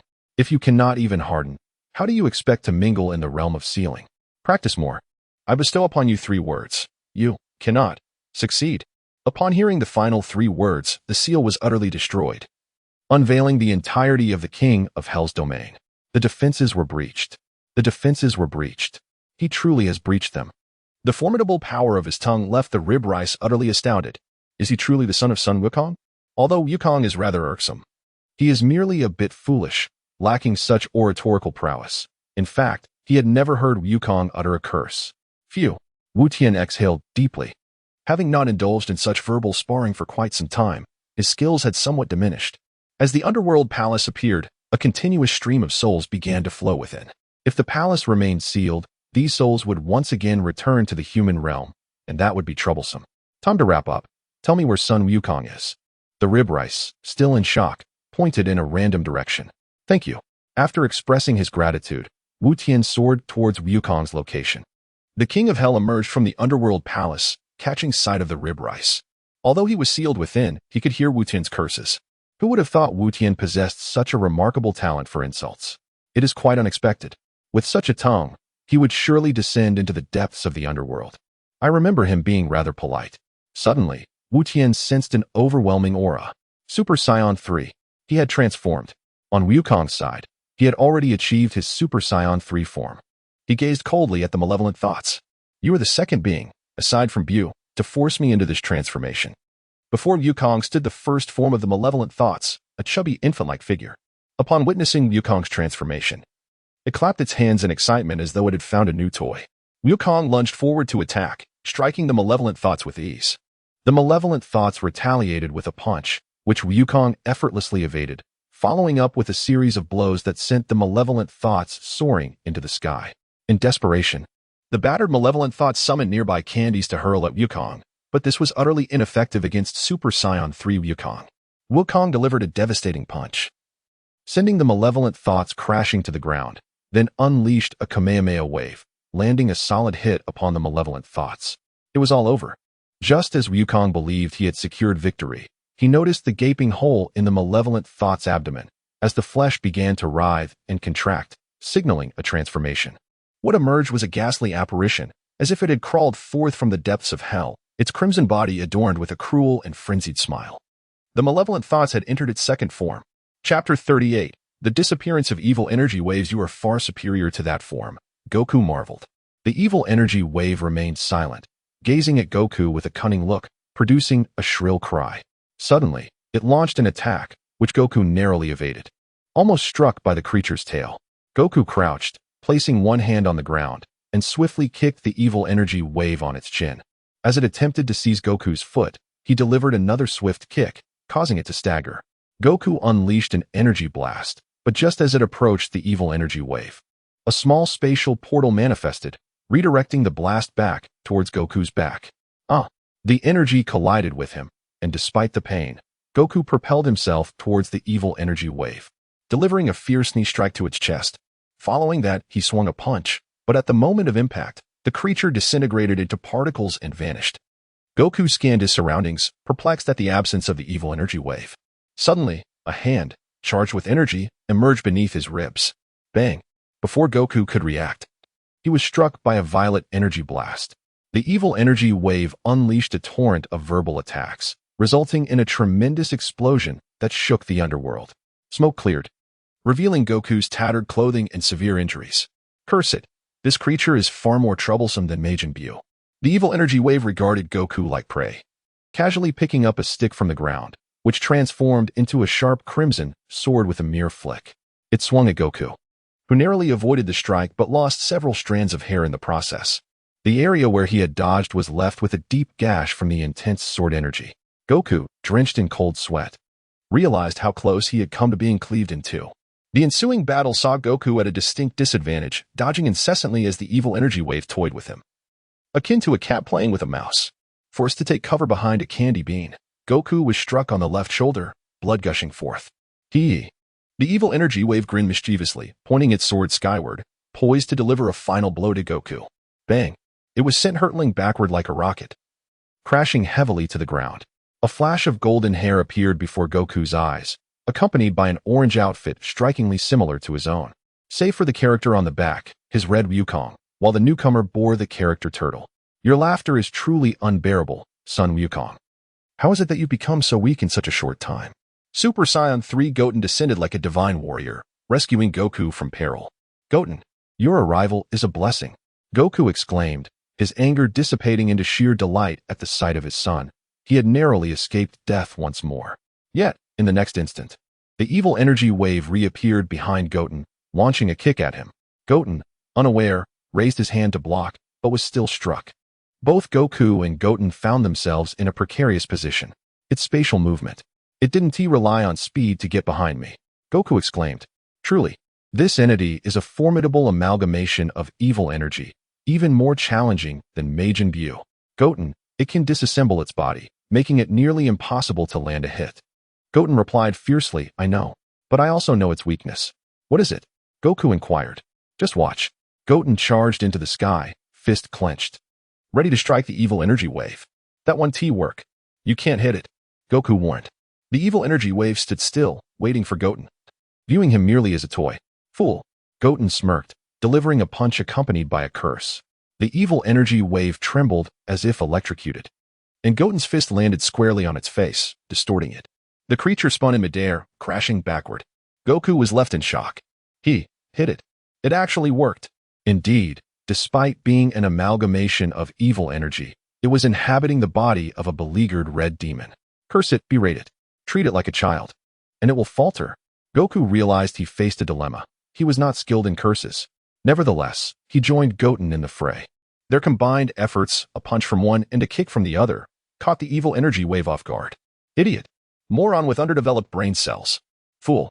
They shouted, as the evil energy wave convulsed, unable to retaliate. Can you even speak? If I didn't know better, I'd think you were singing a tune. What essay tune? Goku asked. Shut up. Your refined insults won't impress anyone. Let us berate it together. Goku, feeling somewhat embarrassed, realized he now understood what a tune was, chastised like a child by his own son. At this moment, the evil energy wave was battered and bleeding purple from the mouth. Goten, let us deliver the final blow. The father and son stood side by side, their hands forming a flower-like shape. Ka, me, ha, roar. This marked their first father-son combined attack. Two streams of Super Saiyan-level Kamehameha energy converged into one, illuminating the entire underworld with a brilliant blue light. The colossal wave surged towards the evil energy wave, which, sensing the imminent threat, twitched its nose. Food. Despite its lack of rational thought, instinct drove it to flee. In that moment, it spatially vanished. The Kamehameha obliterated much of the underworld, leaving both Goku and Goten exhausted and panting heavily. Goku gasped at the devastation they had wrought. Oh no, with this destruction, King Yama will surely be furious with me. Goten, slumped on the ground, exclaimed, is that what you're worried about? What about the evil energy wave? Goku recalled. Where did it go? Has it perished? Goten scanned the surroundings and noticed the candy beans still floating in the air, undiminished. Through mental connection, Goten reached out to another Goten. How is Earth? Have the dead vanished? Instead, he was met with a barrage of curses. Vanished? You're the one who hasn't dealt with the evil energy wave yet. Earth is in grave danger. What? The evil energy wave hasn't been defeated yet? Where could it have gone? Meanwhile, back on Earth, an hour earlier, Trunks and Frieza were locked in a stalemate, both evenly matched, one with experience, the other with raw power. Goten, bored, sighed. Trunks, haven't you resolved this yet? If not, I'll step in. Trunks was fighting with all his might, yet still a child. He struggled against the crafty Frieza. Frieza, too, felt the pressure. Despite being a small creature, this boy possessed formidable strength. Had it not been for his prior encounters with Goku and future Trunks, he would have already succumbed to defeat. Suddenly, Goten's expression shifted. Oh no. Uncle Krillin is unleashing his energy. Clenching his fists, Goten summoned a golden energy sword, sweeping it through Frisia's army.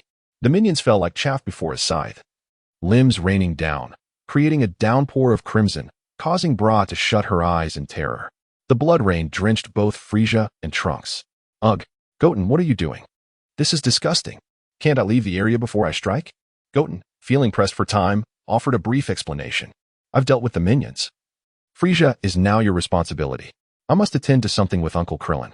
Frisia attempted to obstruct Goten, exclaiming, Do you think you can come and go as you please before me, the mighty Frisia? However, Goten had no time for such distractions. Frisia's current power level posed no significant threat on Earth. He wouldn't dare to destroy the planet, not after having been revived. He was cunning enough to avoid self-destructive actions, at least for now. Entrusting the situation to Trunks was sufficient. If Trunks were to fall victim to Frisia's schemes, it would not be a cause for despair.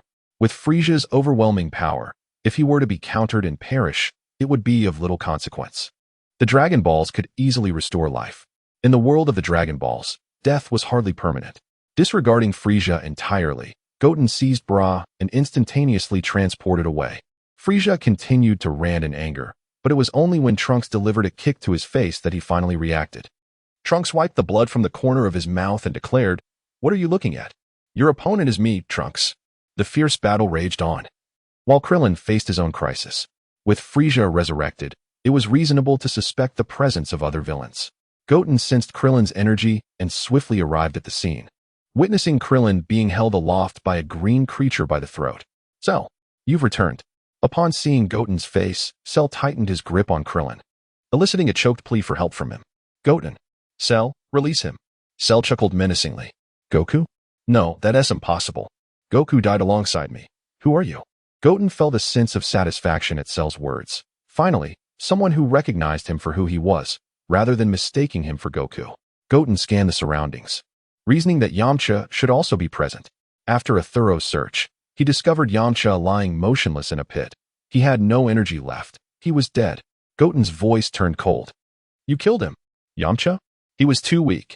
My residual energy accidentally took him out. Now, boy, tell me who you truly are. Goten's fury ignited. This was the first individual he had known to perish before him. Even though he and Yamcha were not particularly close, witnessing the death of a comrade was profoundly infuriating. Remember my name, Son Goten. When you return to the underworld, be sure to mention me. I shall expect a Q jump. Chapter 39. Defeating the evil Goten. As Cell tightened his grip on Krillin's hand, he sneered. What qualifications do you have to fight me? Do you not care about Krillin's life? Krillin, face contorted in agony, managed to utter, Goten, don't worry about me. I know your strength. Just kill Cell. Cell laughed maniacally. Ha ha. The greatest weakness of humanity is emotion, unaware that it can be the most brutal force. But Goten transformed into Super Saiyan 2, and Cell suddenly sensed a shift in the air. This kid was far stronger than Gohan had ever been. Panic set in as Cell exclaimed, Do you not care about Krillin's life? Goten struck a pose for his ultimate attack. No, I do care. I care about Krillin, about Marin, and even his wife. Hearing this, Krillin felt a surge of hope and shouted defiantly, My wife doesn't need your concern. This astonished Cell, who had not anticipated Krillin's latent strength. If you move, I will take Krillin's life. Yet Goten wore an expression of pure malice. Go ahead and kill him. After all, the Earth has Dragon Balls. Uncle Krillin, once you're gone, I will take good care of Marin and Master Roshi. You can rest easy. Cell was left in shock, unable to believe the audacity of this child. Gathering yellow energy in his hand, Goten declared, Ultimate. Flash. The energy emanating from him was enough to obliterate Cell completely. Terrified, Cell shoved Krillin forward to use him as a shield. Dodon Ray. A beam struck Cell's hand, severing it and freeing Krillin, who was quickly pulled away from danger by Goten. Uncle Krillin, you should take care of Aunt 18 yourself. Great job, Tian, Goten said, giving Tian a thumbs up. Tian had been waiting in the skies for the right moment to strike. If Krillin were to die again, only the Namekian Dragon Balls could bring him back. Although Cell's hand was severed, his regenerative abilities from the Cell Saga meant he would recover quickly. Who are you? Krillin, emboldened by Goten's presence, regained his courage. He is the son of Goku, my prized disciple. Cell cursed vehemently. You're full of nonsense. How could Goku have such a despicable son? Besides, you're using Vegeta's techniques, so how can you be his weak disciple? Krillin froze, realizing the truth in Cell's words. Wait, why are you using Vegeta's techniques? Goten remained unfazed. That is not important. What matters is how you want Cell to die. Such opportunities are rare. Krillin seized the moment, yes. Cell, how do you wish to meet your demise? Having a powerful disciple was indeed a game-changer. Cell's anger transformed into a calm demeanor. So you think you are guaranteed victory, Goten? Krillin boasted. What do you mean? Even if you could defeat Goten, we outnumber you 3-1. Cell maintained his confident smile. Is that so? Suddenly, an energy blast surged from behind, but Goten effortlessly deflected it without looking. Krillin turned to see an alarming sight. The mountaintop was teeming with foes. The sky was filled with silhouettes. Frieza, King Cold, Cooler, Tulls, Slug, Dales, Bojack. Krillin was left speechless, terrified at the sight of these former foes, each commanding legions of minions, easily numbering in the thousands. Goten looked at the assembled villains and chuckled. Ha! You villains truly are pitiful, huddling together for warmth. But alas, no matter your numbers, you remain trash. What do you call this alliance? The Avengers? Dale sneered. You must be Kakarot's son. Prepare to pay for your father's sins. Frieza grinned wickedly. Do you feel fear, child? For your words, you shall pay dearly. King Cold interjected. Frieza, have you dealt with that purple-haired brat? If not, I shall take care of him. Cooler arrogantly stated, my foolish brother. This child is no challenge for me. Cell, reveling in his alliance, taunted, Krillin, what is the score now? Goten ignored Cell, instead focusing on Frieza. Frieza, what are you doing here? What about Trunks? Frieza cackled, I killed him, haha.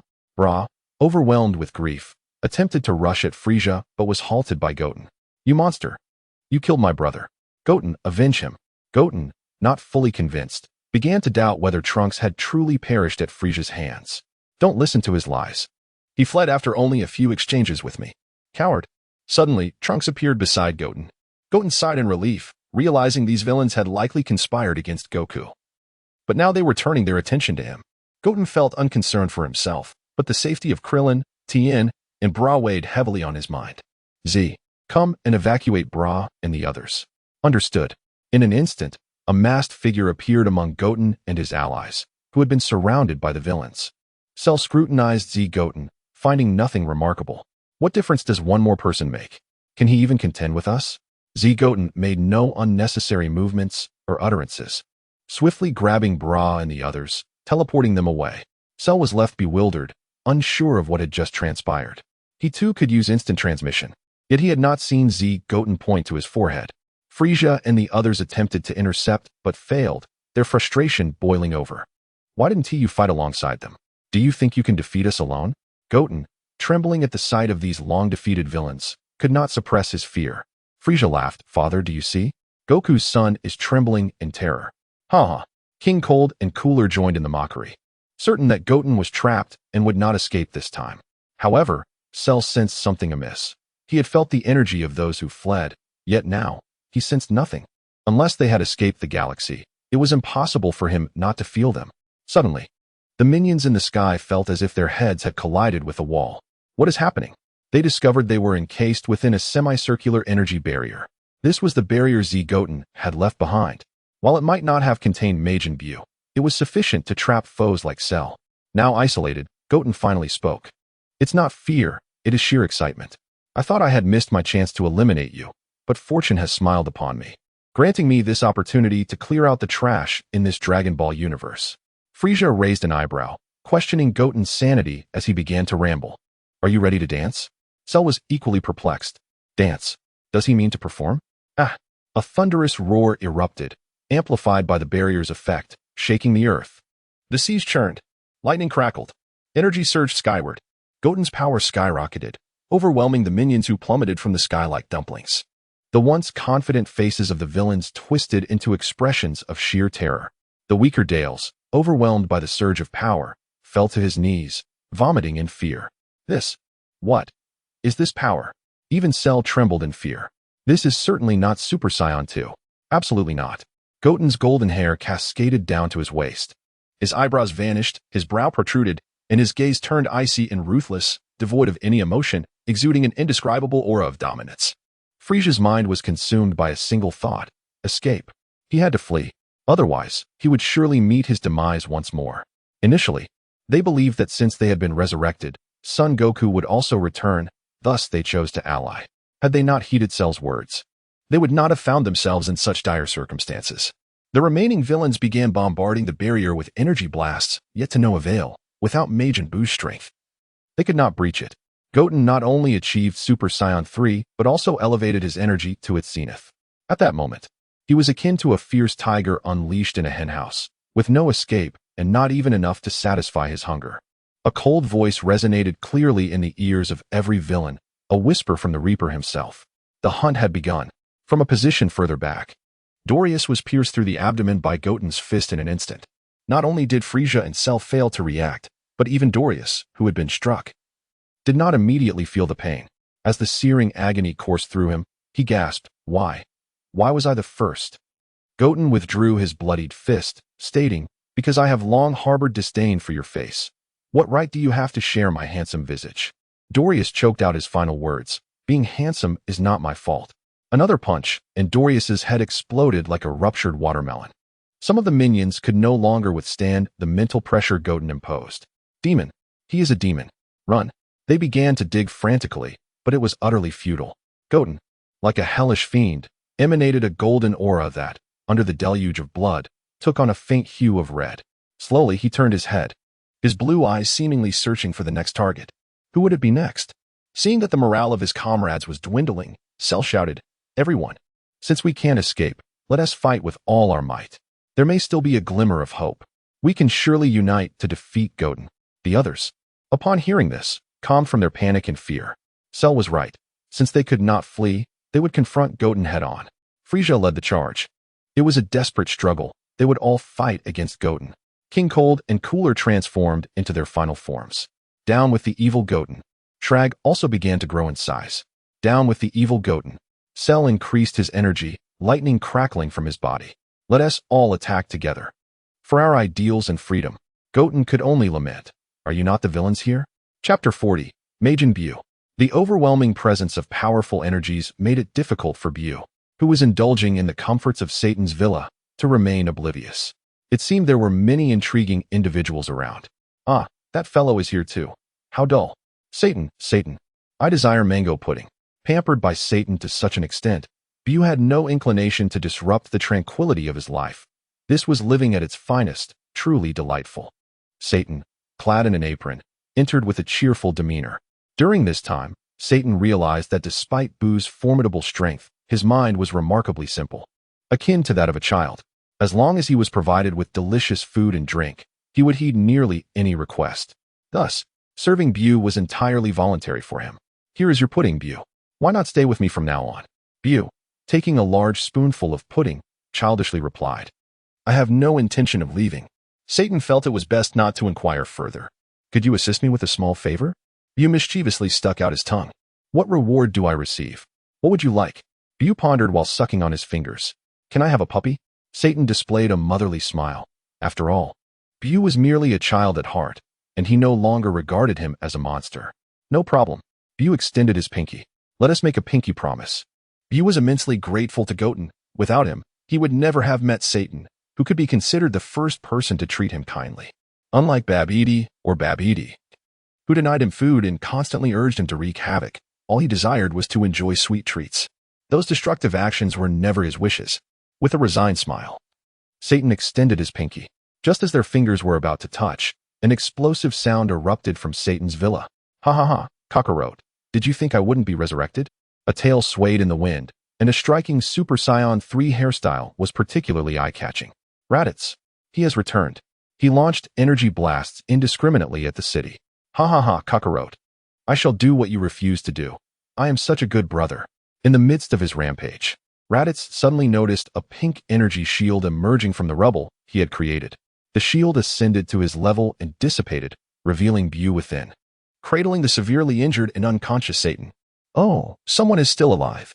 But that is of no concern. I shall simply eliminate them." Buu's expression twisted with rage as he gazed at the unconscious Satan, feeling intense anguish as steam billowed from the hollow atop his head. This was the only individual who had ever shown him kindness in millions of years. He felt an inexplicable fury, the likes of which he had never experienced since his unsealing, not even after being beaten by Goku and Goten. "You harmed Satan." Raditz, oblivious to the terrifying adversary he faced, scoffed, "Not only will I injure him, but I shall also kill him. And you grotesque pink blob. Veins throbbed on Buu's forehead as the gaseous void atop his head emitted even more energy, darkening in hue. Black gas converged in the sky, slowly coalescing into a humanoid form. Another Buu materialized. This one was a leaner version, entirely opposite to the pudgy Buu, with a body not of pink but of dark gray. Though Raditz couldn't sense energy, the innate malevolence of the slim Buu sent chills down his spine. This was a truly sinister creature, more terrifying than Vegeta ever was. Raditz stood frozen in place, unable to move, while the slim Buu focused greedily on the pudgy Buu. The pudgy Buu, wary of the slim counterpart, placed a hand on Satan, and with a flash of pink light, Satan's injuries healed, and he awoke, bewildered, unaware of the chaos that had just unfolded. Satan, run, quickly. Before Satan could react, the slim Buu dashed toward the pudgy Buu, causing Satan to retreat in fear. The slim Buu appeared aggressive, and when the pudgy Buu struck him, the slim Buu retaliated with a punch and a kick, sending the pudgy Buu flying 100 meters. In that moment, the pudgy Buu was utterly powerless to resist. He had lost most of his strength to the slim Buu. The slim Buu, seemingly bored, raised a hand. Bam! Bam! Bam! It was Satan firing a gun. He had not fled, but upon catching the slim Buu's gaze, he collapsed in terror as the slim Buu did not harm him, even lowering his hand. Satan, tears streaming down his face, exclaimed in joy, "Did it work?"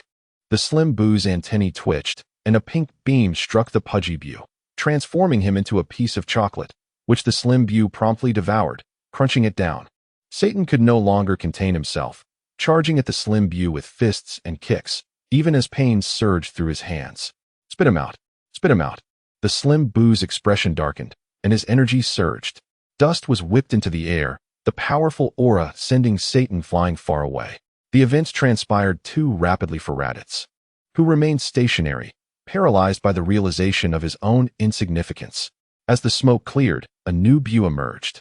Muscular, tall, with the same pink skin as Buu. The Grand Buu had arrived. He cast a glance at Satan before redirecting his attention to Raditz. It's over. He is coming for me. Raditz thought despondently. Why did I step out instead of finding a place to hide and live? In an instant, the Grand Buu was before Raditz, lifting a hand. Raditz, resigned to his fate, closed his eyes, believing it might lessen the pain of death. Am I returning to hell? Why has nothing happened? Am I already dead? Slowly, he opened his eyes to see a familiar long tail swaying before him, and the recognizable crab-like head. Kakarot. Upon seeing the full figure, he realized, no. Kakarot isn't that short. A symbol appeared atop Goten's head. Even if you were my uncle, I wouldn't hesitate to send you back to hell. Ridiculous. I was away for just a few minutes, and in that brief time, you transformed into Grand Buu. In that fleeting moment, Goten had arrived via instant transmission, only to witness Buu attacking Raditz. Instinctively, he flew in to save him with a kick. After picking someone up and returning to the temple, he had briefly explained a few things, only to find the pudgy Buu being consumed by the slim Buu. Why had he waited so long? He had anticipated that once the pudgy Buu produced the slim Buu, he could appear and eliminate the slim Buu in an instant. What a perfect miscalculation. It was akin to waiting an hour for a bus, only to rush to the restroom, returning to see it depart before your very eyes. Satan also noticed Goten's mask. It's you. I beg you. I'll give you money, a lot of money. Please, save Buu. Goten looked at Satan, realizing the complexity of his character. He had not expected that in such a short time, Satan and Buu's bond would grow so profound. I'll give it a try. I'm not sure if it will work like with Cell, but I'll attempt to make him spit Buu out. Satan bowed in gratitude. Thank you, thank you. Raditz, still wishing to flee, found himself ensnared by Goten's binding technique, rendered immobile like a caterpillar on the ground. Tian shifted his gaze back to Majin Buu, who had also risen from the ground, startled to see Tian. This creature was familiar to him. He was the one capable of sealing him.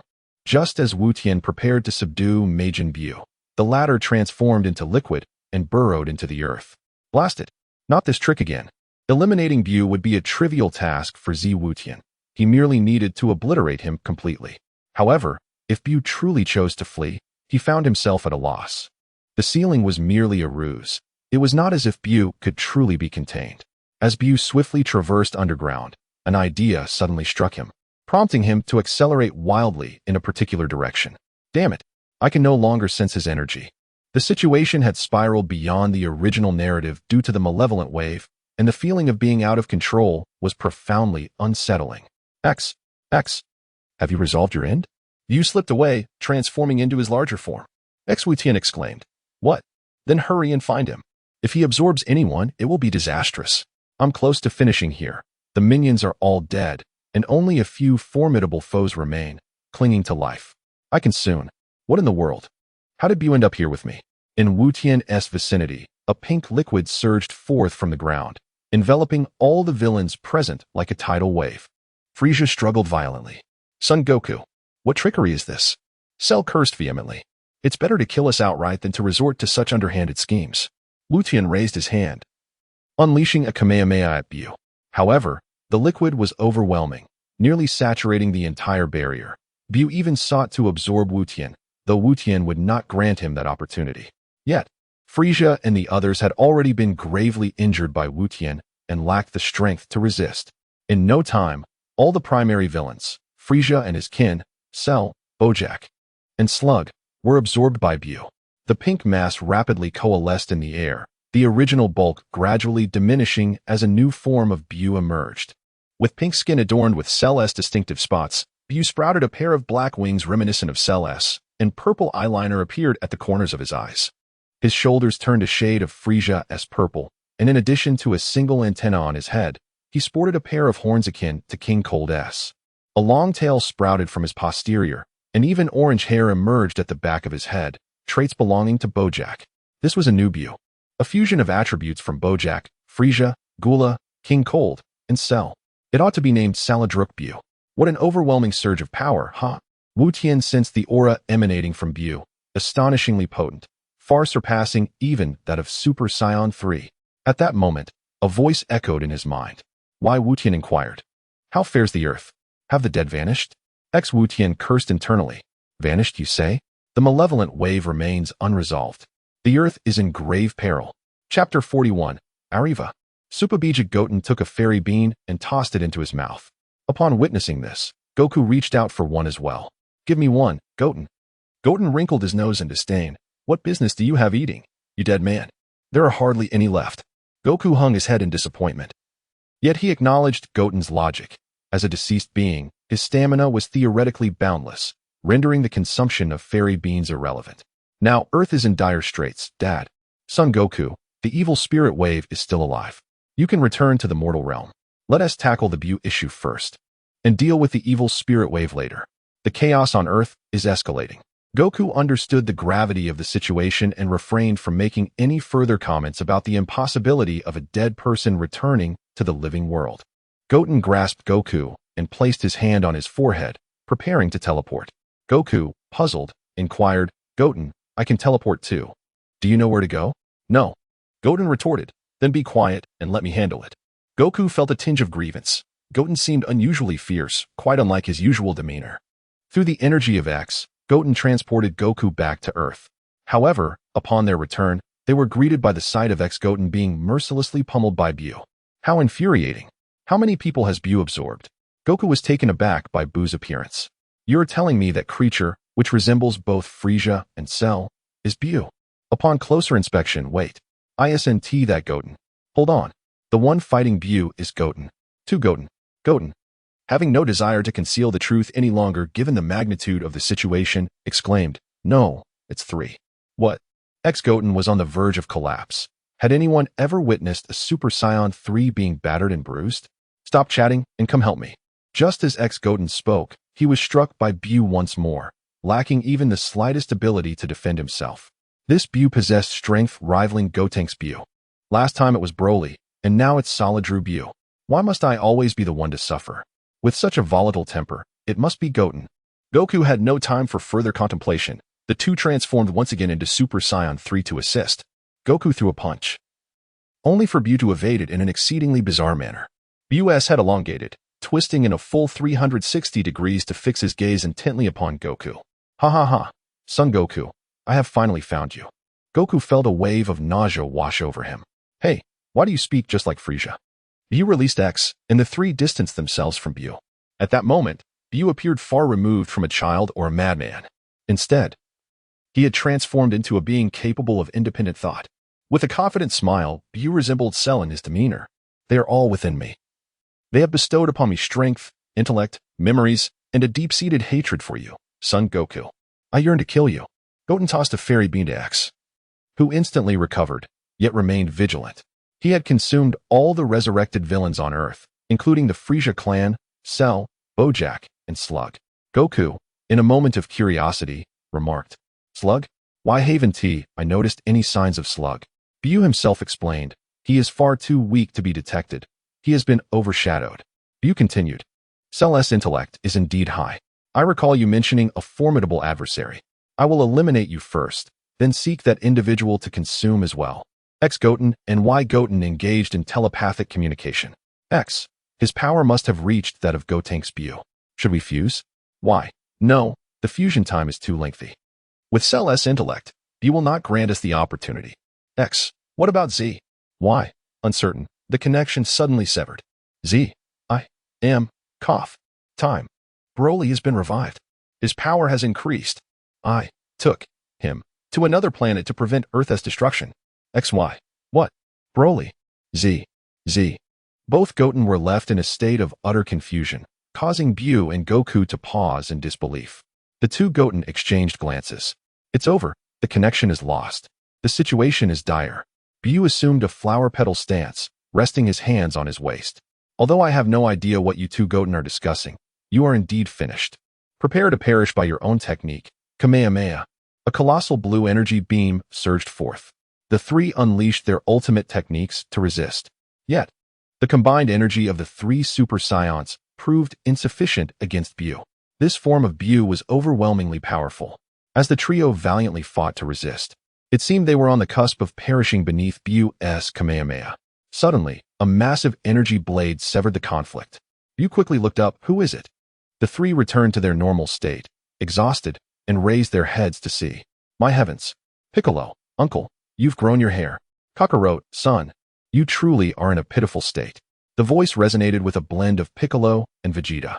Upon closer inspection, it became evident that this was no longer Piccolo.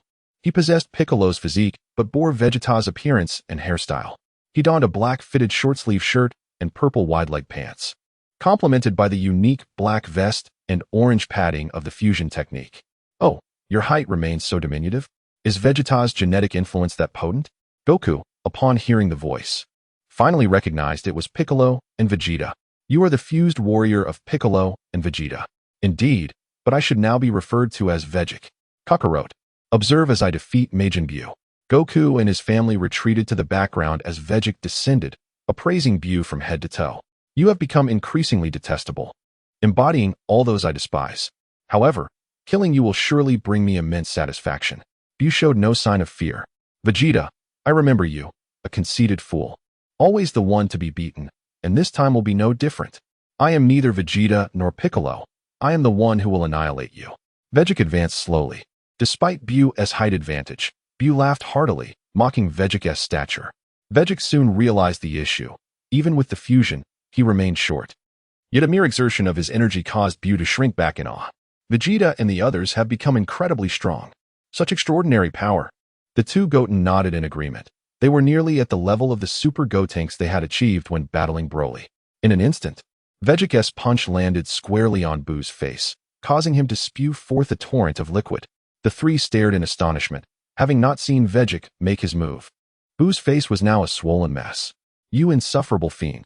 Before Buu could react, Vegeta delivered a kick that struck him hard. Enduring the pain, Buu lashed out, only to have his punch effortlessly intercepted. Your speed is too slow. Vegeta taunted as he retaliated with a kick to Buu's chin. Without affording Buu a moment's respite, Vegeta unleashed a barrage of heavy punches to Buu's abdomen. This marked the first time Solidru Buu had been bloodied. In the blink of an eye, Vegeta sent Buu flying several hundred meters. Each seemingly simple strike inflicted excruciating pain upon Majin Buu. Looking up, Buu realized Vegeta had appeared behind him. Fool. I am right behind you. Buu and Vegeta separated, with Buu frantically boosting his energy, visibly increasing his aura, suggesting he was slowly digesting Cell and the others. The body of Majin Buu crackled with lightning. This was Cell's lightning cell mode. A confident smile emerged on Buu's face. Come, let us continue. Vegeta, with a dismissive gesture, pointed his thumb at himself. No matter how you transform, you cannot defeat me. Orelva, speedily prostrate before Vegeta. The two Gotens simultaneously slapped their foreheads. It's over. He really said it again. Suddenly, everyone halted their movements. A formidable foe had arrived on Earth. This sinister energy is the evil contaminated wave. He has come to Earth. At that moment, chaos reigned on Earth, with evil contaminated wave, Broly, and Majin Buu all present. Indeed, it seemed impossible for things to proceed smoothly. At this point, the evil contaminated wave was on the opposite side of the Earth. His head darted around, mumbling incessantly, "Food. Food." Vegeta sensed it as well. His energy was far inferior to that of Buu. Vegeta dismissed it, thinking that as long as he eliminated Buu first, he would deal with this minor nuisance later. Not that strong anyway. You all handle it. Leave Buu to me. Although Goten was apprehensive about Vegeta's gestures and his flag raising, he agreed that Vegeta had a point. The evil contaminated wave was devoid of reason, and should he obliterate the Earth, no one would escape. The two Gotens simultaneously held Goku's shoulders. Goku, looking bewildered, glanced at them. "What are you doing?" "I still want to watch." Before Goku could finish his sentence, Goten and the others whisked him away. Vegeta was quite pleased with Goten's efficiency. "Now, let us continue our battle." With a fierce roar, Vegeta's hair turned golden. He transformed into a Super Saiyan. No, it should be referred to as the Super Namekian form now. Majin Buu struck first, his arm suddenly extending towards Vegeta. "You think you're the only one who can stretch your arm?" Vegeta's arm also elongated, and despite being 100 meters apart, their palms clasped together. They began to grapple, each attempting to pull the other closer. "Since we cannot determine a victor at this moment." Vegeta was astonished. He hadn't expected that Buu could keep pace with his power after such a boost. What a terrifying talent. If you refuse to relent, then perish. Demonic convergence. Like killing. Cannon. Vegeta thrust his right hand forward, aiming at Majin Buu, unleashing a powerful energy beam encircled by spiraling energy from his two fingers. To his surprise, Vegeta was indeed able to instantaneously fire the demonic convergence light-killing cannon. But astonishingly, Majin Buu retaliated with his own demonic convergence light-killing cannon. It was Cell's memory. The two beams collided, resulting in a massive explosion, and both of their arms were severed. Vegeta gazed at his severed arm, while Majin Buu looked at his own. They exchanged a knowing smile as their arms simultaneously regenerated. Both were warriors endowed with formidable recovery abilities. And this battle was far from over. Chapter 42, Gohan's Return in the Realm of the Kais. Gohan remained motionless, his gaze fixed upon the slumbering old Kai. He found it increasingly intolerable. While everyone else engaged in battle against Majin Buu, he was left idly sitting, doing nothing. This was a torment for him. With a powerful shout, he exclaimed, "Are you finished yet?" Even the usually mild-mannered Gohan was losing patience with the old Kai's irritable demeanor, startling the elder awake. "What do you want? Do you not know that the elderly require ample sleep?" Gohan clenched his teeth, suppressing the urge to strike the old Kai. "But you are supposed to be unlocking my potential." The old Kai retorted with an air of indignation. "Who said sleeping cannot unlock potential?" Gohan, feeling utterly helpless, recognized that this old man was quite shameless. "How much longer will this take?" "Oh, it was ready half an hour ago." Angered, Gohan stood up. "Why didn't you say so earlier?" "You didn't ask." Gohan restrained himself from giving the old Kai a thrashing and began to sense the power within his body. With a fierce shout, an immense energy erupted from him, propelling the old Kai and his companions away. Gohan noticed that while his appearance remained unchanged, his strength had surpassed even that of his father's Super Saiyan 3 form. No, it was beyond that. "I haven't changed at all." Incredible. The old Kai dusted himself off and stood up. "You no longer need to transform. Those are trivial methods." Unbeknownst to the old Kai, this form was essentially still a transformation, merely lacking a change in appearance. Jebet was preparing to send Gohan back to Earth when suddenly, Goten appeared before them. His clothes tattered, body battered, and a trickle of blood at the corner of his mouth. The onlookers gasped in shock. "Goten, how did you get so hurt?" "It was Buu." Goten spat out blood. "No, it was Broly. He has been revived and has grown stronger. He can even transform into Super Saiyan 2. However, I sent him to another planet, and he won't be returning to Earth anytime soon." What he didn't mention was that he had fought Broly to a standstill. As Broly had entered Super Saiyan 2's ascended form, Goten dared not transform, fearing he would lose control, thus he humbly retreated. Though Broly was not in much better shape. "What? That monster has returned," Gohan exclaimed. "With my current strength, I should be able to defeat him. I'm going." Goten grabbed his arm. What are you thinking? Although this Broly is not as strong as the Super Broly, his ascended Super Saiyan 2 power is slightly less than that of a god. Are you looking to be a sacrifice? No. Broly won't be back on Earth for a while. I will take care of Broly. Old Kai, help me unlock my potential. You go to Earth. Ryu has Uncle Vegeta and Uncle Piccolo to deal with him. You need to assist Dad. Son Goku. The situation on Earth is dire. The evil containment wave. Broly and Buu. Gohan was completely unaware of the dire circumstances on Earth, thinking that Buu was the only problem. It was only now that he realized the gravity of the situation. Goten yanked the old Kai's earrings off, causing the old Kai to yelp in pain, and tossed them to Gohan. Go to Earth. If you see me, hand this over. Gohan didn't fully understand, but could not afford to waste time. Goten would receive the old Kai-esh training, while Gohan was sent to Earth by Jebet, in the frigid expanse of Earth. The little red demon with a fragile heart lamented, living is a life of servitude, dying is still a life of servitude. There is no rebirth, just servitude. Baka. Why Goten, ex-Goten, and Goku cursed vigorously, their mouths growing hoarse from the relentless tirade, to increasingly diminishing effect. Ex-Goten, his mental resilience is improving. Why Goten no? His shamelessness is just growing thicker. The evil containment wave let out a mocking laugh, as if to say that their curses were futile. Goten and his companion initiated an assault on the evil containment wave, but no matter how they attacked, the spots they aimed for would instantly disintegrate, making it impossible to land a blow. At times, they even inadvertently harmed each other. Before long, Goten and his ally were forced back by the evil containment wave, with Goku quickly following. Kamehameha. The iconic technique struck true, raising a cloud of dust. Did it work?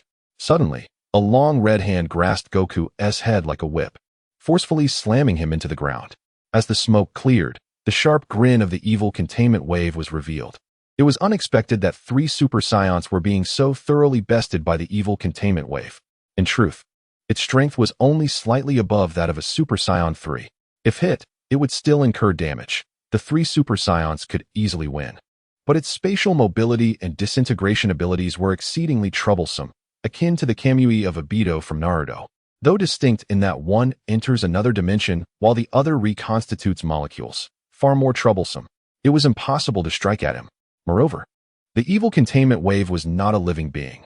Sensing ki was of no use against him. One could only perceive his presence through the malevolent energy that he could not conceal. The evil containment wave's smile never wavered as he conjured 2 red swords once more, relentlessly swinging them at Goten and his companion. The sheer density of the sword energy forced them to dodge continuously, causing the ice beneath them to shatter into pieces. Ha ha ha. The evil containment wave laughed maniacally, clearly enjoying the chaos. Another sword swing was aimed directly at Goten. Realizing he could not evade in time, Goku leapt to shield Goten. But the blade struck solidly against Goku's back. Blood sprayed forth, crossing Goten's line of sight. Goku was gravely injured, reverting to his base form. Dad. X2 Though Goten held grievances against Goku, he had long since forgiven him in his heart. It was merely a small tantrum over Goku's irresponsible actions. When faced with danger, how could Goten stand by and watch his father get hurt? After all, he was his favorite character from his previous life. Goten carried the injured Goku away from the battlefield, while ex-Goten's eyes burned with fury as he charged at the evil containment wave. You scoundrel! Only I can fight him. Yet Goten passed right through the evil containment wave's form, who retaliated with a kick that sent ex-Goten crashing into the ice. The evil containment wave followed suit, unleashing a barrage of punches on Goten, who sank deeper into the ice with each blow. After a prolonged silence, the evil containment wave leaped from the deep pit, laughing maniacally. Ha ha ha ha. Meanwhile, Goten lay unconscious beneath the ice, covered in bruises, with multiple fractures and barely clinging to life. The evil containment wave raised his red sword, poised to cleave down upon ex-Goten, intending to slice him and the ice in two. Was this to be the end for Goten? Accompanied by the evil containment wave's piercing scream, the sword descended. But halfway through, he realized he could not move his sword in the slightest. Looking down at the red sword, he found a hand gripping its blade tightly, like an iron claw. So, you are the evil containment wave? Yet there is another Goten. But how dare you injure my beloved Goten so severely? The once razor-sharp red sword was effortlessly snapped by Gohan. Gohan delivered a powerful kick that sent the evil containment wave flying, causing several ice mountains to crumble and plunge into the cold sea. Gohan jumped down into the ice pit, cradling the gravely injured Goten. And upon seeing his brother in such a dire state, he was engulfed in profound anger and guilt. Gohan channeled his energy into Goten, who slowly began to awaken. Saiyan, you're back. Gohan continuously infused his own energy into Goten, hoping, though unable to heal him completely, to alleviate his suffering. Do not speak any further. Indeed, my brother has returned, and you may rest now. Saiyan, I possess some senzu beans. Gohan, undeterred by Goten's bloodied state, began to hastily yet cautiously search through Goten's embrace. After a brief moment, he unearthed a pouch, stained with blood, within which the senzu beans had been rendered into a pulverized form due to the assault of the evil energy wave. Nevertheless, Gohan poured the remnants of the beans into Goten's mouth. Goten struggled to swallow, yet fortunately, the effects persisted. The fractured bones and wounds upon Goten's body healed instantaneously. Goten leapt up, testing his recovery. Splendid, he was fully restored, though his garments lay in tatters. Fortunately, he still wore those unbreakable pants. Otherwise, Goten would have faced utter humiliation. Another Goten had already administered a senzu bean to Goku and was soaring over. Gohan first gazed at Goku with delight, then was astonished to behold another Goten, perceiving 3 Goten in total from his perspective. At this moment, Goku was in the mood for jest. So, Gohan, are you startled? There are 2 Goten. Yet, Gohan's thoughts lingered. No, father, there are 3. Recalling Z Goten's instructions, Gohan retrieved the Patera earrings and presented them to one of the Goten. Is that the Patera earrings? Did Z give them to you? Is that how you refer to each other? And who are you exactly? Are you truly Goten? The Goten felt no need for further concealment, chuckling as they declared, I am Y, he is X. We are all authentic Goten, a result of the fusion dance. We have trained together, yet we can traverse broader paths. X-Goten remarked, I trained with Uncle Vegeta. Y-Goten added, I trained with Uncle Krillin. While Z trained alongside Uncle Piccolo. Goku's understanding dawned upon him. Ah, I see. No wonder they all claim you as their disciple. Just as the discussion of Goten was set to continue, the evil energy wave erupted from the ice mountain.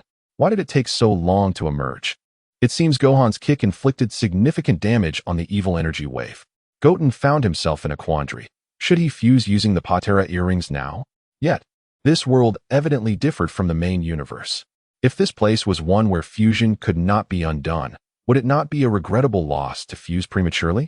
Gohan confidently asserted, leave this battle to me. You may rest. Goku expressed concern. Gohan, are you truly capable? The 2 Goten also came to the realization that Gohan must possess the strength to confront the evil energy wave. If Gohan were to falter, they could always resort to the fusion technique. Father, trust Nissan. Goku was initially taken aback, followed by astonishment, and then joy. He pulled Goten into an embrace. Goten, you finally called me Dad. Huh? The 2 Goten flushed with embarrassment, playfully pushing Goku away, yet they could not escape his hold. It was too mortifying. Gohan felt a swell of contentment. A family should be filled with joy. He withdrew his gaze, turning his serious attention to the evil energy wave. Now, it is time to resolve your existence. Chapter 43, Reabsorption. Evil Thought Buu. The battle commenced in an instant. Gohan's transparent aura erupted forth, charging directly at Evil Thought Buu. The latter, initially dismissive, was swiftly sent flying by Gohan's strike, unable to keep pace with the speed of Gohan's assault. The power exhibited was simply overwhelming. Goku marveled at Gohan's strength. Wow, Gohan hasn't even transformed, and he's this powerful. Gohan, you truly have surpassed your father. Goten interjected, no, to be precise, this is a form he has adopted, discarding unnecessary transformations to unleash the maximum potential that Nissan is capable of. It can be understood that Nissan has attained a form akin to Super Saiyan 3 without any visible changes or side effects, allowing him to wield his full strength at any moment. Goku was taken aback by Goten's explanation. Incredible. Gohan then flashed behind Evil Thought Buu, delivering a powerful punch. Just as Buu attempted to disassemble his form to evade the blow, Gohan's fist passed through him. Yet, with a smirk, Gohan followed up with another punch, faster and more ferocious, striking Buu's still assembled head, deforming his face. The arrogant smile vanished from Evil Thought Buu's visage, replaced by fury as he let out a thunderous roar. Grasping 2 crimson long swords, he unleashed a flurry of sword energy towards Gohan. Gohan, unfazed, simply flicked his bangs and effortlessly dodged all of Buu's attacks while steadily closing the distance. Goten shook his head. Nissan is falling back into his old habits again. Goku nodded in agreement. Indeed, he did the same against Cell. Goten and the others exchanged exasperated glances at Goku. It seemed he had no right to comment, especially since he had watched with amusement when Nissan was pummeled by Cell. How do you know? Is there a problem? Goten inquired. A smirk plastered across his face. Nothing, just hope you can fend for yourself, came the retort. No wonder Goku was grinning when Gohan faced off against the formidable opponent. It was poetic justice. As Evil Thought Buu perceived Gohan drawing nearer, he abandoned his slicing approach and opted for energy blasts. However, it proved futile as Gohan disregarded all energy spheres, landing invisible punches upon Buu's form, leaving a multitude of imprints on his body, each one avenging Goten. Another kick struck Evil Thought Buu's waist, eliciting a cry of agony. This blow was in retribution for his father.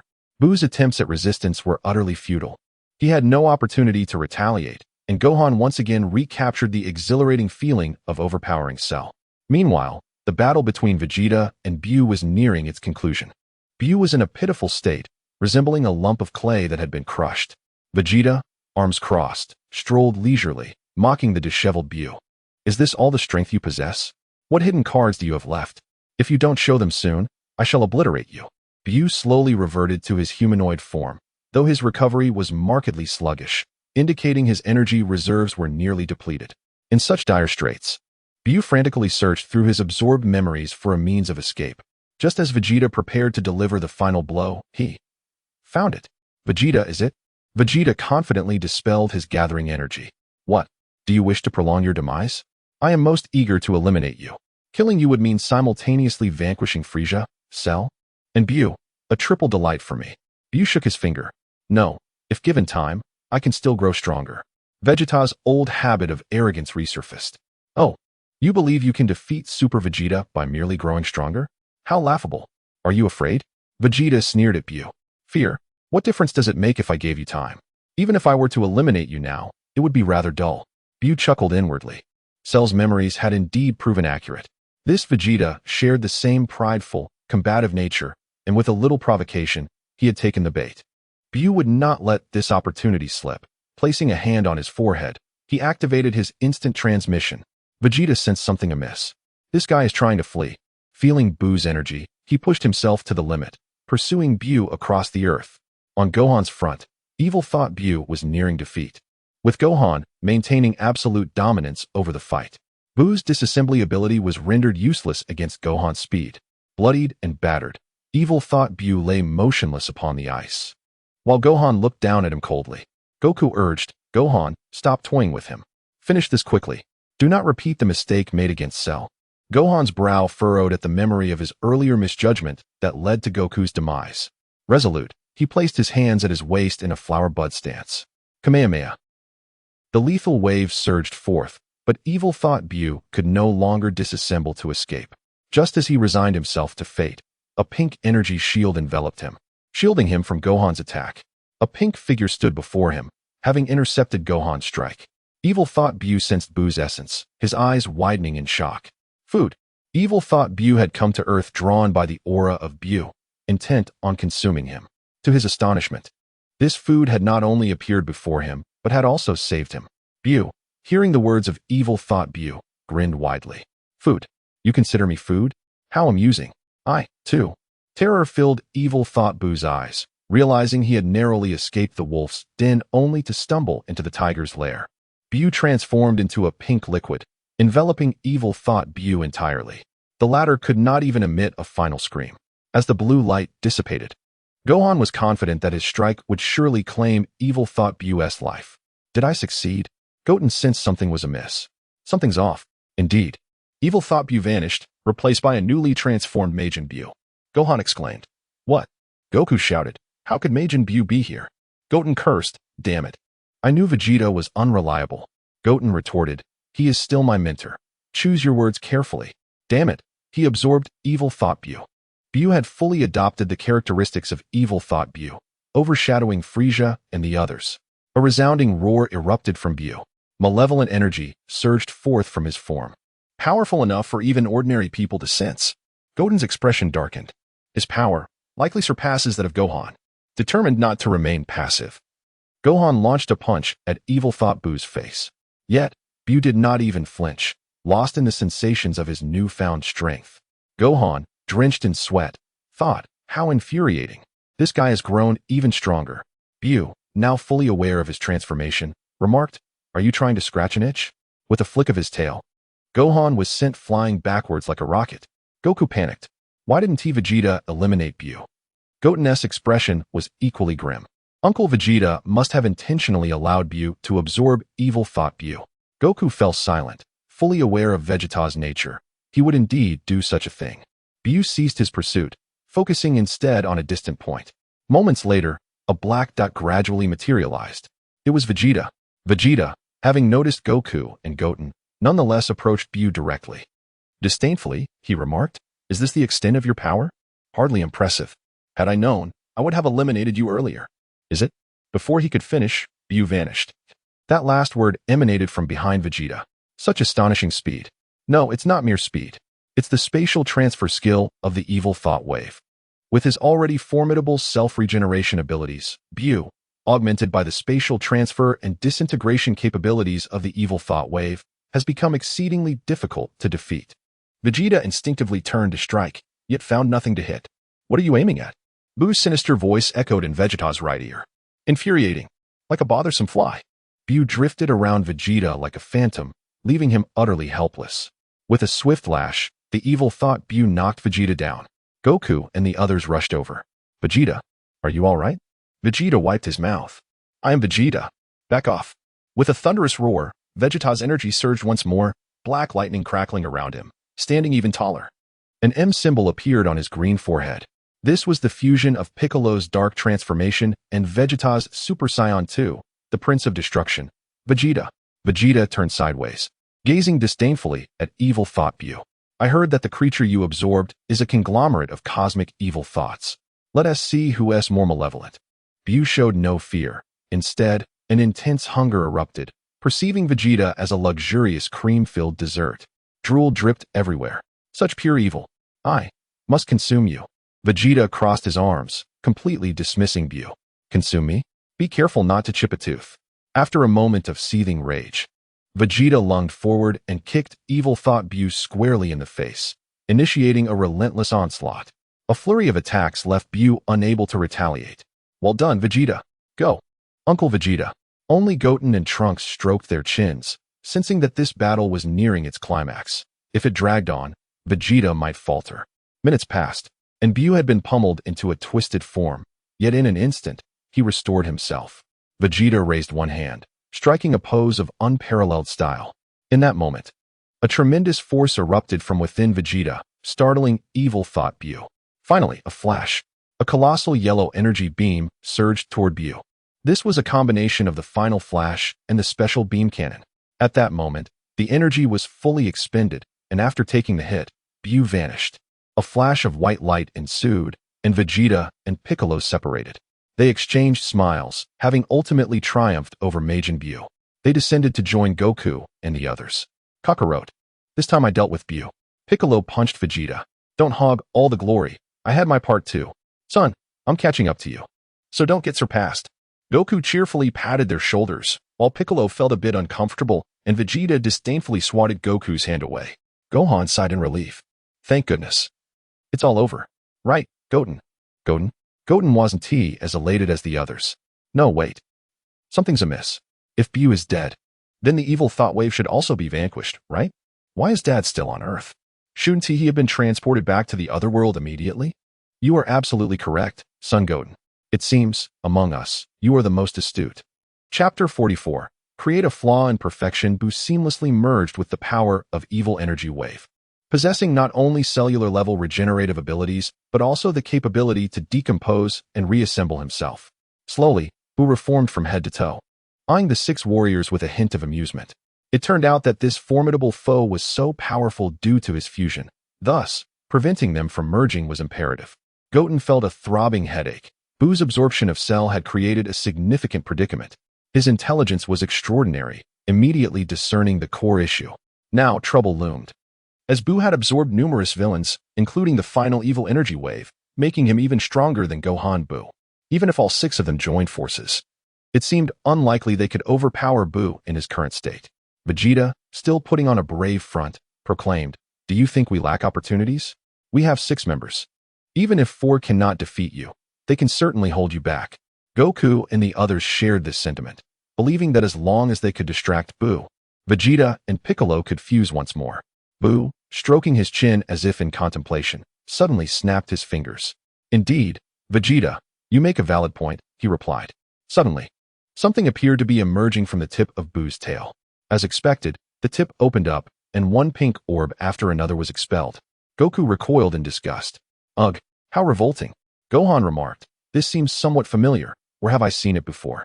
Gradually, several pink orbs began to wriggle and expand, revealing numerous miniature evil Buu clones.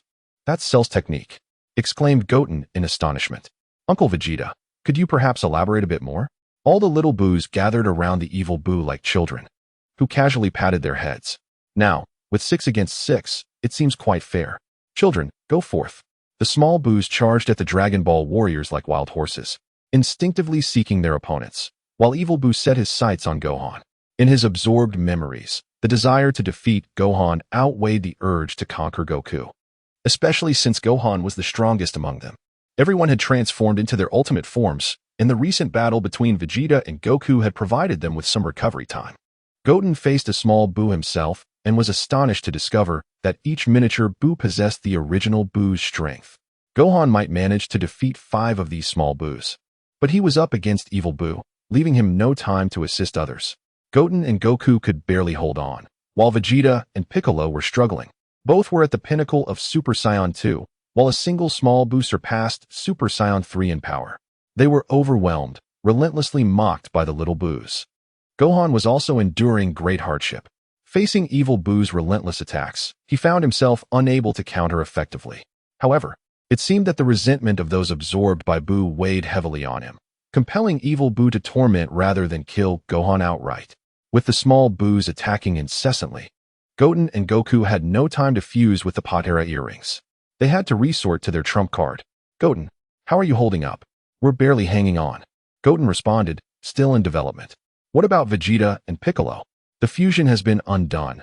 We couldn't defeat him and were merely held back," Goten lamented. "Not even the fusion can work. I can't defeat him either. Unless I transform into Super Saiyan 3, but then I might become a more terrifying threat than Buu himself." Goten pondered. "What about transforming into Super Saiyan God? There are only 5 Saiyans here at most. Besides, we don't even have time to retrieve the earrings. How could we possibly become Super Saiyan gods? What about Super Saiyan 4? No, if I turn into Super Saiyan 4 and lose control, I could end up harming all of you or even destroying the Earth." Evil Buu questioned. "Oh, Super Saiyan God, Super Saiyan 4, you have more forms?" He inquired about Z. Goten and Gohan were startled, realizing he had joined their mental link. Buu noticed their gaze, and while pummeling Gohan, he turned to smile at them. "I see." He absorbed Shrag. Shrag is a Namekian and can communicate telepathically, Goten deduced. "Why can't Uncle Piccolo join?" Gohan asked. "Because Uncle Piccolo's power is too low, and Buu's strength far surpasses yours." Evil Buu chimed in. "Goten is quite clever. He is much smarter than your brother and father. So, you should all just die." Suddenly, Buu switched targets, charging at Goten. Furious, Goten was sent crashing underground.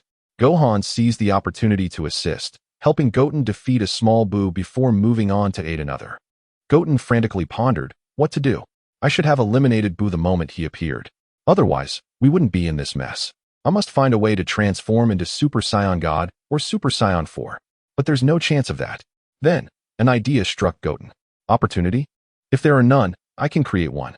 Since Buu has no weaknesses, I shall fabricate one." Swiftly, Goten flew to Vegeta's side, kicking away the small Buu that was tormenting him.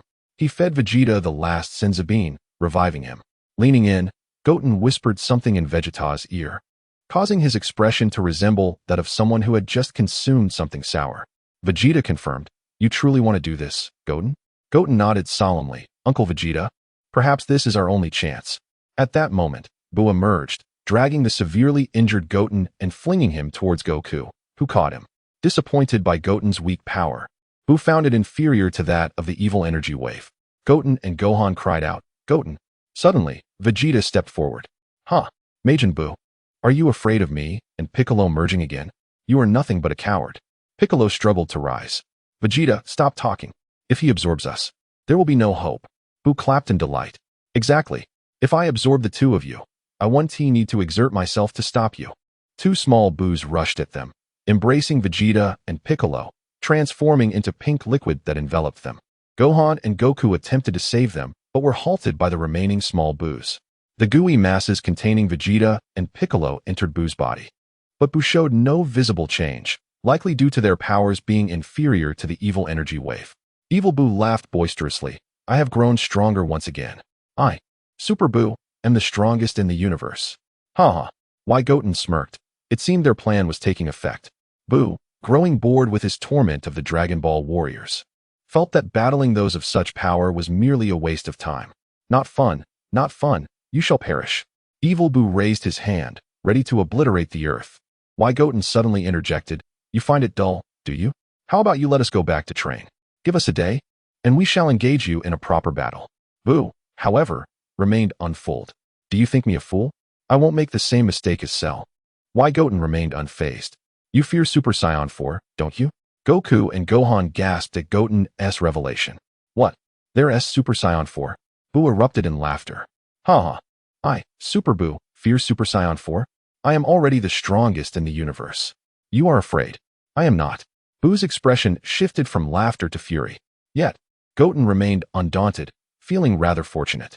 Indeed, Vegeta's temperament had a profound influence on Buu.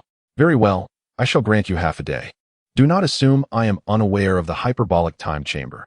6 months' time will surely reveal the extent of your so-called Super Saiyan 4. Buu, for reasons unknown, was inexplicably eager to witness the transformation. Though he sensed something amiss, he was nonetheless inclined to provide an opportunity, yearning to behold the fabled Super Saiyan 4 transformation. Having already encountered Super Saiyan 3, he was convinced that no amount of Super Saiyan 3 could surpass him. He was curious about the true power of Super Saiyan 4. Goten hastily urged Goku and the others to depart. "Hold on, I never said you could all leave. Only he may go." With that, he pointed towards the severely injured and unconscious ex-Goten. Buu still felt uneasy. Should they leave and then fuse, he would be in dire straits. Thus, he intended to permit only one to return, and he had just tested ex-Goten's strength, doubting that he could surpass him in merely 6 months. Goku remarked, "Why don't you just say we can't leave?" Buu scoffed, "This is the gift of my Super Buu. If you do not wish to leave, then none shall depart." Super Buu? Why had he suddenly begun to refer to himself in that manner? Why Goten acquiesced? With no senza beans left, he utilized his energy to perform a simple healing on ex-Goten. Once ex-Goten regained consciousness, Why Goten directly informed him to take half a day to train and return to rescue them. Through telepathy, Buu would hear. But ex-Goten understood Why Goten's intent without needing to speak aloud. Without a backward glance, he soared away. Buu conjured an hourglass. "You have only half a day. If he does not return, you shall all perish." After speaking, Buu transformed into a table laden with delectable food and began to feast. Oddly, he thought he would prefer sweets, yet the spread was entirely meat. Nevertheless, he paid it no mind, indulging heartily. Goku watched, his mouth watering. But Buu offered no food to him. Strangely, he found himself disliking Goku more than Gohan, despite having previously favored the latter. Ex-Goten, swaying unsteadily, finally arrived at the temple, crashing heavily onto the stone floor. Everyone gathered around. Kiki's face was awash with tears. How could my Goten be so injured? Bra, too, was engulfed in despair. In her mind, Goten was even stronger than Gohan, yet he had fallen victim to Majin Buu's wrath. Bra and Marin ceased their bickering, embracing Goten and weeping profusely. Ten pushed everyone aside and began to heal Goten, and in the next moment, he was fully revived. Goten sprang to his feet, uttering not a word to anyone, and dashed straight towards the hyperbolic time chamber. Buu had given him half a day, equating to 12 hours, and he had already spent an hour flying with his severely injured body. Time was of the essence. Chapter 45, Super Saiyan 4. Under Buu's control, everyone was bound. Goku, feeling bored, inquired, "Hey, Goten, is that Super Saiyan 4 you mentioned real?" Goten, weary of his father's thought process, replied, "Dad, do you really want to ask such questions in front of Buu?" Buu, with curious eyes, listened in. It's no matter if you don't speak. Once I absorb you, I shall know. Goten, disinterested in arguing with Buu, felt a profound sense of despair. He had never experienced such helplessness before. Absorbing me will be of no use. I want to change. Otherwise, what is the point of training? Buu was unfazed. Even if Goten truly transformed into a Super Saiyan 4, he could still absorb his family, thus enhancing his power further without losing strength. For now, eating was paramount. Why had his appetite suddenly increased? In the grand hall of the temple, everyone was deeply concerned for Goten. He had been in the time chamber for 10 hours, entering with a troubled expression, which only heightened their worries. Bra and Marin sat listlessly on the steps before the time chamber. I wonder how Dad and the others are doing. Goten came back gravely injured and went straight in without saying a word. Yes, I'm worried about Goten too. What could have happened? Inside the time chamber, Goten, shirtless, relentlessly threw punches, sweat streaming down his forehead. He had maintained this intense training for 5 months, feeling uncertain about shouldering the power of the great ape transformation. His base combat power was considerably lower than GT Goku's, who had achieved Super Saiyan 3 in his normal state long before. Goten had only recently attained Super Saiyan 3 himself. Thus, he dedicated himself to enhancing his base combat abilities, training fervently for 5 months.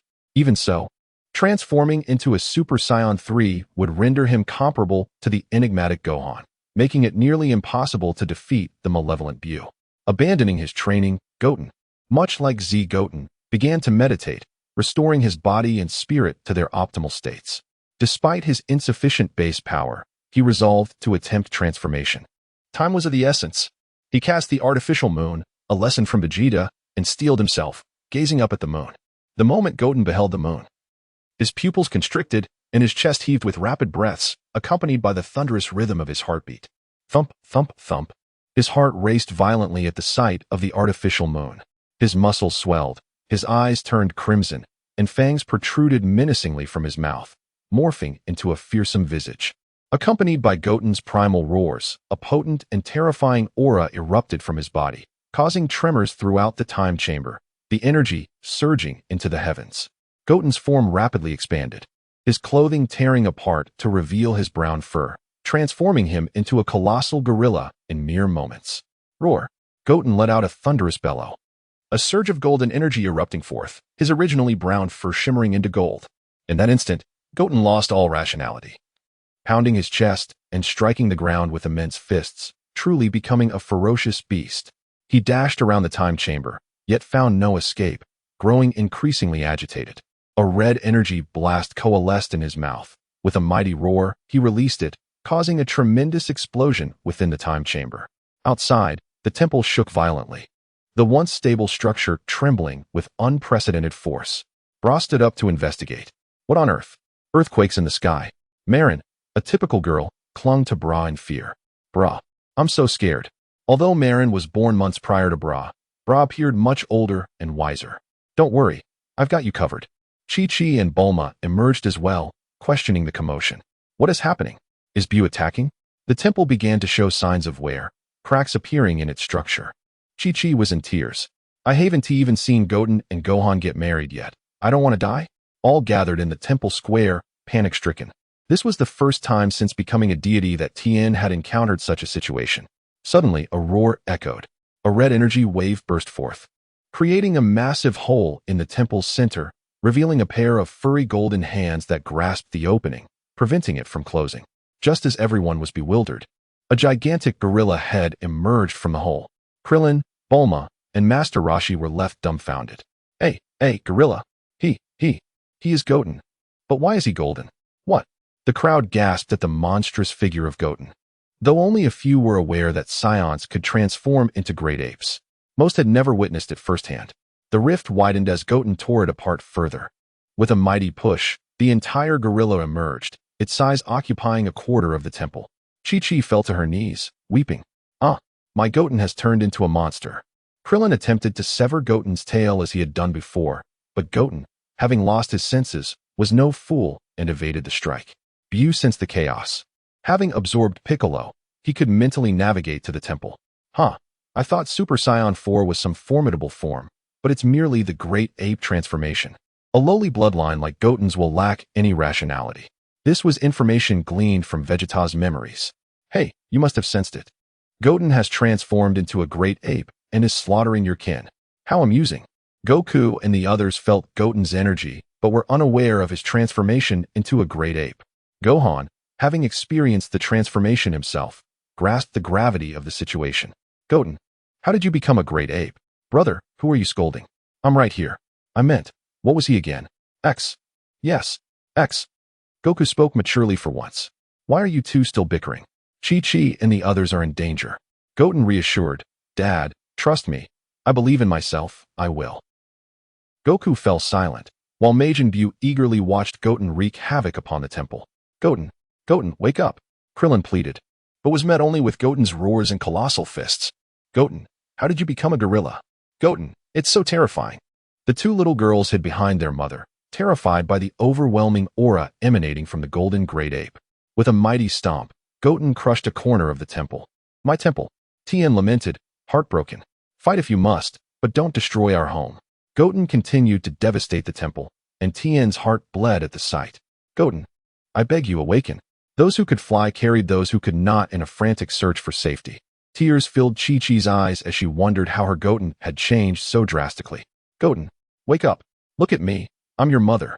Goten seemed to notice Chi-Chi, slowly advancing toward her.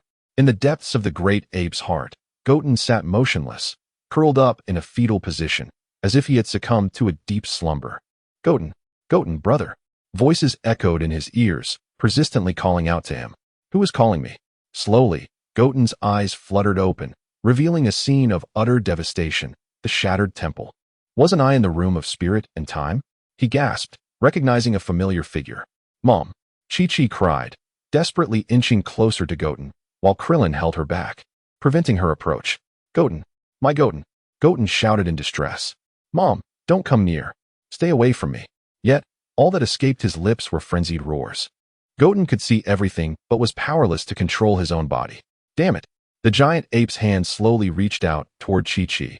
Goten fought against the overwhelming force. No. Stop. Please. Just as the hand was about to grasp Chi-Chi, a key blast struck Goten's furry hand, diverting the giant ape's attention. It's number 18, she exclaimed, holding Marin aloft with one hand. You will not harm my husband. The giant ape charged at number 18. Despite its formidable strength, its speed was lacking. And being a mindless beast, number 18 managed to evade its attacks. Fearing for Marin's safety, she entrusted him to Trunks, realizing she was now the strongest fighter present. Kamehameha. A tremendous force suppressed Goten's movements. It was Tian, soaring above Goten. Waves of ki blasts rained down upon him. Krillin, hurry. Use the spirit cut to sever its tail. Krillin, seizing the opportunity, raised his hand to gather energy for the spirit cut to sever Goten's tail. Suddenly, Chi-Chi embraced Krillin, pleading, you must not harm my Goten. This made it difficult for Krillin to move. The golden giant ape, in a fit of rage, shook off number 18 and Tian, leaping in front of Krillin and Chi-Chi, capturing them both in its grip. Krillin struggled to maintain an energy shield, desperately protecting Chi-Chi from being crushed by Goten. The giant ape lifted them above its head, its jaws opening wide as if to devour them. Goten, wake up. It's Master. Do you remember? Think of our life on Master Roshi's island. Krillin made one final desperate plea. Chi-Chi seemed resigned, tears streaming down her face. Goten, do you truly not remember your mother? I do not blame you, but alas, I can no longer cook for you. Though I do not know if you can hear me, if you realized you harmed your mother, you would surely be heartbroken. Do not be sad. I am merely going to see your father. Goten, promise me you will live well. Drops of tears fell onto Goten's lips. Goten appeared to struggle, his eyes filled with confusion and turmoil. The faces of Chi-Chi and Krillin reflected in his gaze and resonated within his heart. Miraculously, the once violent storm within him began to stir, his emotions gradually calming. Moments later, the giant ape howled at the sky, its mouth producing Goten's true voice. I, son Goten, shall never be defeated by you. Stupid monkey.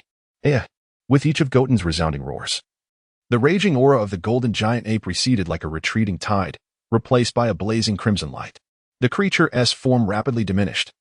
Goten enveloped in the searing radiance, while Chi-Chi felt nothing but warmth in his embrace.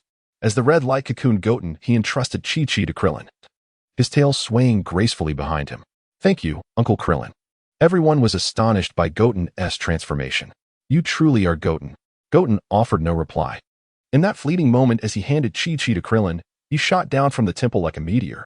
A streak of red laser sliced across the earth, visible even in the vastness of outer space as a straight crimson line. By the time the malevolent Buu sensed impending danger, it was too late. In less than a second, a figure cloaked in red light appeared before him, a hand poised in a sword-like gesture against his forehead. Meanwhile, Goku and the others were freed from the pink tendrils that had ensnared them, their forms dissolving into dust. Buu's face contorted in terror. How could this guy be so fast? The overwhelming heat radiating from Goten felt as if it would melt him, the terrifying aura paralyzing him with fear. This was the power of Super Saiyan 4. Goku, Gohan, and the others were left dumbfounded, their eyes filled with envy at Goten's transformation. Super 4 looks incredible. As the red light gradually dissipated, Goten's true form was revealed. His long black hair flowed past his shoulders, his face now more defined. And his golden eyes were breathtaking, accentuated by a ring of crimson shadow that lent him an alluring edge. Standing at around 1.6 meters, his body was adorned with red fur, robust muscles exuding a primal strength. His red tail swayed confidently behind him. He lacked for nothing now. Goku's eyes sparkled with admiration. This is Super Saiyan 4. Goten gazed coldly at Buu. You scoundrel. You nearly caused me to kill my mother. Chapter 46, not yet over. Buu felt the searing heat from the fingers on his forehead. How infuriating. I am Super Buu. This is nothing short of a profound humiliation. You think you. Before Buu could finish his sentence, a beam of light erupted from his finger, piercing through his own head and severing his antennae. Did I permit you to speak? Buu gaped in terror, while Goten stood with his arms crossed, mockingly assessing Buu. The disdainful look in Goten's eyes ignited Buu's fury. You filthy monkey. Buu unleashed a flurry of punches upon Goten's face, yet Goten remained utterly unmoved. How about that? Now you know my might. Buu continued to strike, each blow infused with his full strength, yet Goten stood firm. Despite enduring such relentless assault, Goten's eyes retained their mocking glint, a smile playing upon his lips, as if he regarded Buu as nothing more than a jester. You're tickling me, Buu. Terrified, he stumbled backward. Impossible! Impossible! Goten, too, was astonished by his own power, never anticipating that Super Saiyan 4 could be so formidable. Enraged, Buu distanced himself from Goten, raising his hands to conjure a colossal pink energy blast aimed directly at him. This is Frisia's planet destruction ball. You vile monkey. Die. If you dare evade, the earth will perish. Ha ha ha. Goten, however, showed no inclination to evade Buu's full-force strike, maintaining a confident smile. Goten. The energy blast struck Goten head-on, igniting worry in Goku and Gohan. They sensed that even combined, they could not withstand such a blast, yet Goten appeared completely unyielding. But moments passed without any sign of the blast diminishing. Buu, perplexed, wondered what was happening. Is this truly your full strength? Pathetically weak. Goten single-handedly held the massive energy blast aloft. Buu stood agape. What? Since you're so eager, I shall indulge you. Goten propelled the planet destruction ball into the sky, flying directly into it. Goku attempted to intervene. Goten, don't do anything foolish. Yet Goten restrained him. Evil Buu was overjoyed. Ha ha ha, perish, you fool. Flying into the flame like a moth, ha ha ha. However, after a while, the energy blast failed to explode. What is happening? Buu scrutinized. Not only did it not detonate, but the planet destruction ball began to shrink. Gohan excitedly urged Goku, Dad, look. Goten is absorbing the energy. Indeed, as the blast diminished, Goten's red form gradually materialized, standing resolutely within, his body flickering with lightning as dark energy surged into him. Ultimately, Goten completely absorbed the entire planet destruction ball. Burp.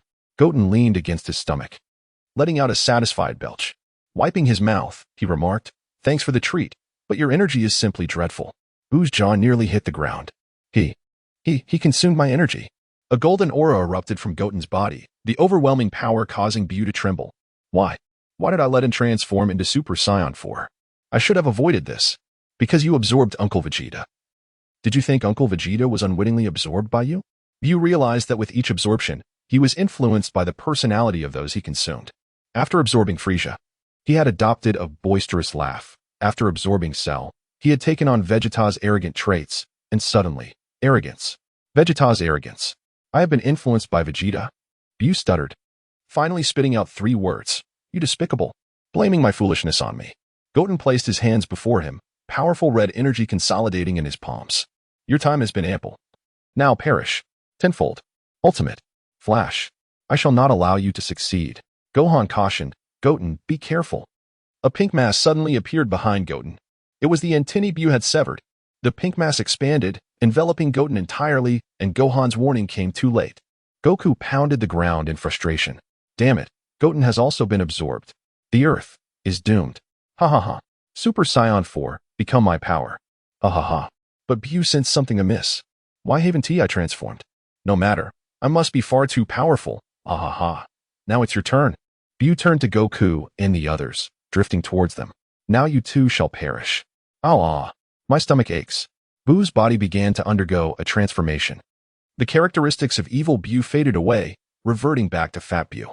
What is happening? My power. Goku's form also began to fade. Gohan. Goten. I feel myself returning to. Before Goku could finish, he vanished. Gohan anxiously queried, Goten, what happened to Dad? Goten explained. It's likely that evil Buu has perished. After a while, Buu's stomach convulsed in agony. His form shifted again, shedding the traits of Cell. Gradually, he morphed into King Cold, then into Frieza, until finally all characteristics vanished, reverting to the original fat Buu. Buu finally recognized the anomaly. He gazed within himself, spotting a face forming, and there was Goten holding Vegeta and Piccolo. It turned out Goten had not been absorbed by Buu at all. Rather, he had intentionally entered Buu's body to rescue Vegeta and the others while simultaneously eliminating evil Buu. As expected, with evil Buu's demise, all resurrected foes vanished, and Buu naturally reverted to fat Buu. Goten noticed Buu and, with an innocent smile, exclaimed, Sister-in-law. Buu-chan, I'm here. You, this bastard. Goten frowned. Are you insulting me? Goten reached out toward fat Buu. Buu nearly wet himself, his words turning into pleas. Please, don't hurt him. Otherwise, I'll lose myself. Goten, unfazed, replied, what has it to become a mindless, pure Buu? Don't worry, I won't let you go insane for long. Creak. Goten paid no mind to Fat Buu's protests and yanked him away. Fat Buu's body trembled. Meanwhile, outside, Gohan had been staring at Buu for quite some time. Goten, why hasn't he moved? Shouldn't we take this chance to eliminate him? Do you intend to eliminate him along with the Uncle Vegeta, and Uncle Piccolo? Gohan waved his hands vigorously. No, what about Goten? Why Goten appeared indifferent, or perhaps annoyed. He'll handle it himself. We can just wait calmly. Yet deep inside, he thought, damn, why has this guy become so handsome? I want to become Super Saiyan 4 too. One misstep leads to a lifetime of regret. Just as why Goten was lost in his thoughts, steam began to emit from the hole in Buu's head, and his face contorted in agony. A voice echoed from Buu's stomach. Stay back. I'm coming out. Goten was so startled that he took off running, with Gohan lagging behind. Bang, bang, bang. The struggling Buu erupted in a massive explosion, bits of flesh flying everywhere. As the smoke cleared, there stood Super Saiyan 4 Goten alongside the unconscious Vegeta and Piccolo. And fat Buu. Why Goten and Gohan approached the Super Saiyan 4 Goten. Taking hold of the two unconscious figures, Gohan exclaimed in surprise, Goten, I didn't realize you had grown so strong. And you've even defeated Buu. Why Goten interjected, Ni-san. Buu is not dead yet. Not dead. Super Saiyan 4 Goten nodded in agreement. Indeed, Ni-san, Buu has another transformation, but you can handle it. As expected, fragments of Buu's form began to coalesce in the air, quickly reforming into a humanoid shape. However, this time it was not the formidable Majin Buu, but rather a smaller version resembling a child. This childlike Buu bounced around energetically, emitting only childish sounds, reminiscent of the evil containment wave. Super Saiyan 4 Goten felt a revelation dawn upon him. Could it be that Buu's birth is akin to that of the evil containment wave? He pondered. Buu's existence dates back to ancient times, a creation not of Babiti's whims, but rather a mere boast. The small Buu, resembling a monkey, charged toward Goten and Gohan without warning. Super Saiyan 4 Goten intercepted Buu's assault and glanced back at Gohan. Ni-san, why not step in? He is merely a mindless little Buu now. Gohan sensed a significant decrease in Buu's energy, comparable to the initial fat Buu, and felt entirely capable of handling the situation. Yet, he shook his head. Goten, you should finish this quickly to prevent any unforeseen complications. Goten was taken aback by Gohan's resolve and naturally did not decline. With a single hand, Super Saiyan 4 Goten grasped Buu's head. Big Bang attack. The explosion sent Buu hurtling away, his upper body obliterated, yet he quickly reformed. Goten understood that such an attack was of little consequence. His intent was merely to create distance. Final blow. Tenfold. Ultimate. Flash. A pillar of energy surged toward Buu. The small Buu cried out in terror.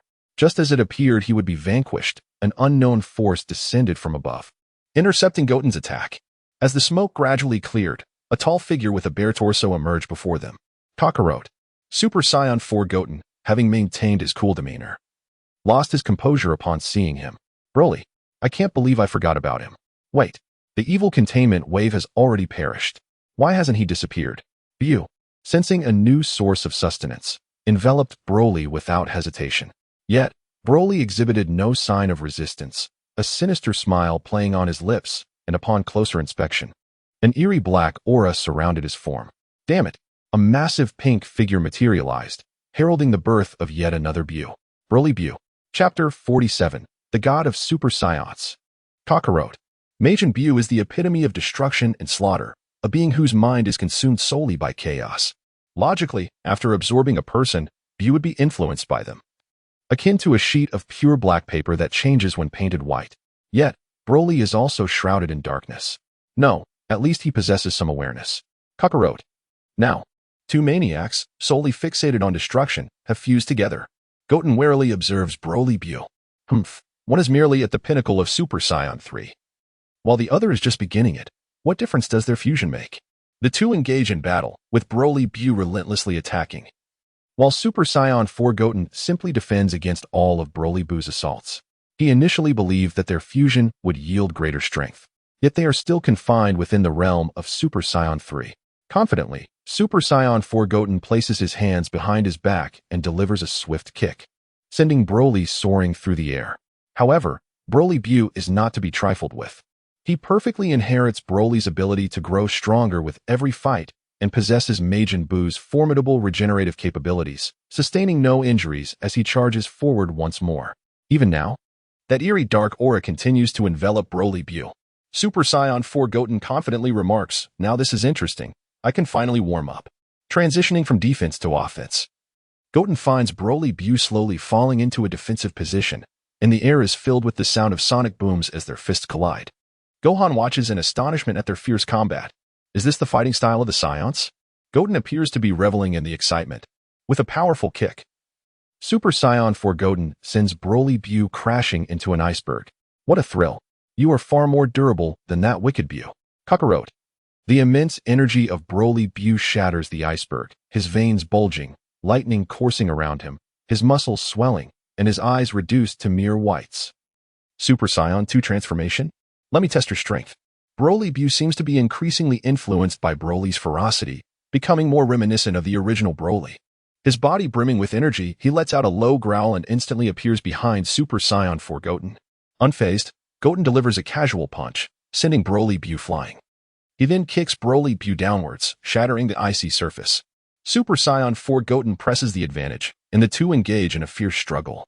Yet, Goten begins to realize that after every blow he lands on the charging Broly Buu, the latter, like an indestructible cockroach, immediately retaliates. Damn it. Have you activated your Berserker mode? Super Saiyan 4 Goten is starting to tire. At this moment, the two seem to be nearly evenly matched. Broly Buu begins to take the offensive, landing a punch that sends Goten crashing into the glacier. The speed at which he grows stronger astonishes Goten. Curse it. The legendary Super Saiyan is indeed a freak. Are you cheating? I've reached Super Saiyan 4, yet you're catching up so swiftly. Super Saiyan 4 Goten realizes he cannot afford to prolong this battle. If he does, he may truly face defeat. Fortunately, Broly Buu seems entirely devoid of the desire to absorb Super Saiyan 4 Goten, his mind solely fixated on destruction. Goten raises his hands, declaring, "Let this farce come to an end." Tenfold. Ultimate. Flash. A terrifying beam of crimson energy surges forth, sending Broly Buu flying into the sea. At last, it is over. Super Saiyan 4 Goten turns to fly towards Gohan. A colossal pillar of golden-green energy erupts from the ocean, piercing the clouds above. The energy within Broly Buu explodes entirely. The sea churns, forming a massive vortex. Then, at the center of this vortex, Broly Buu emerges slowly. His form has grown larger, his brow pronounced, and his antennae thickened and elongated. Super Saiyan 4 Goten stutters in disbelief. This can't be Super Saiyan 3. Broly Buu lets out a resounding roar, his overwhelming aura shocking both Goten and Gohan. Broly Buu ascends into the skies, opening his mouth to unleash a green energy blast. Goten attempts to counter it effortlessly, only to find this energy blast overwhelmingly powerful. He struggles against it, pressing his hands against the blast. To his dismay, Goten cannot contain it. He forcefully hurls it upwards, but it crashes into the iceberg. The corner of the iceberg is obliterated, and the energy blast detonates in midair. The powerful energy backlash leaves Goten in shock. If that blast had struck the ground. Damn it, I must finish this quickly. Goten charges in with a punch. Yet Broly, now entirely on the offensive, absorbs the blow with no defense, a cruel smile spreading across his face. In retaliation, he delivers a punch that sends Super Saiyan 4 Goten reeling. Goten is now struggling against Broly Buu. High above, Goten is sent flying by Broly Buu's strike. Goten furrows his brow, realizing that Super Saiyan 4 Goten is becoming increasingly difficult to handle. Z, is the development complete? Not yet. It will take a few hours. Understood. Goten suddenly shouts to the heavens, King Kai, if you wish to prevent the destruction of the galaxy, you must find a way to bring my father back to the land of the living. The voice of King Kai echoes from the sky. Goten, but, no more but. You wouldn't want to lose your own King Kai planet, would you? The tone of King Kai seems resolute. All right, I understand.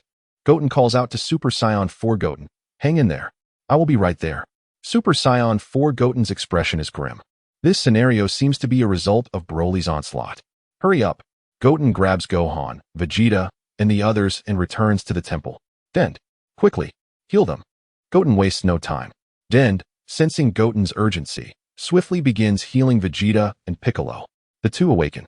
Vegeta hurriedly inquires, we have been revived. Goten, did you defeat Buu?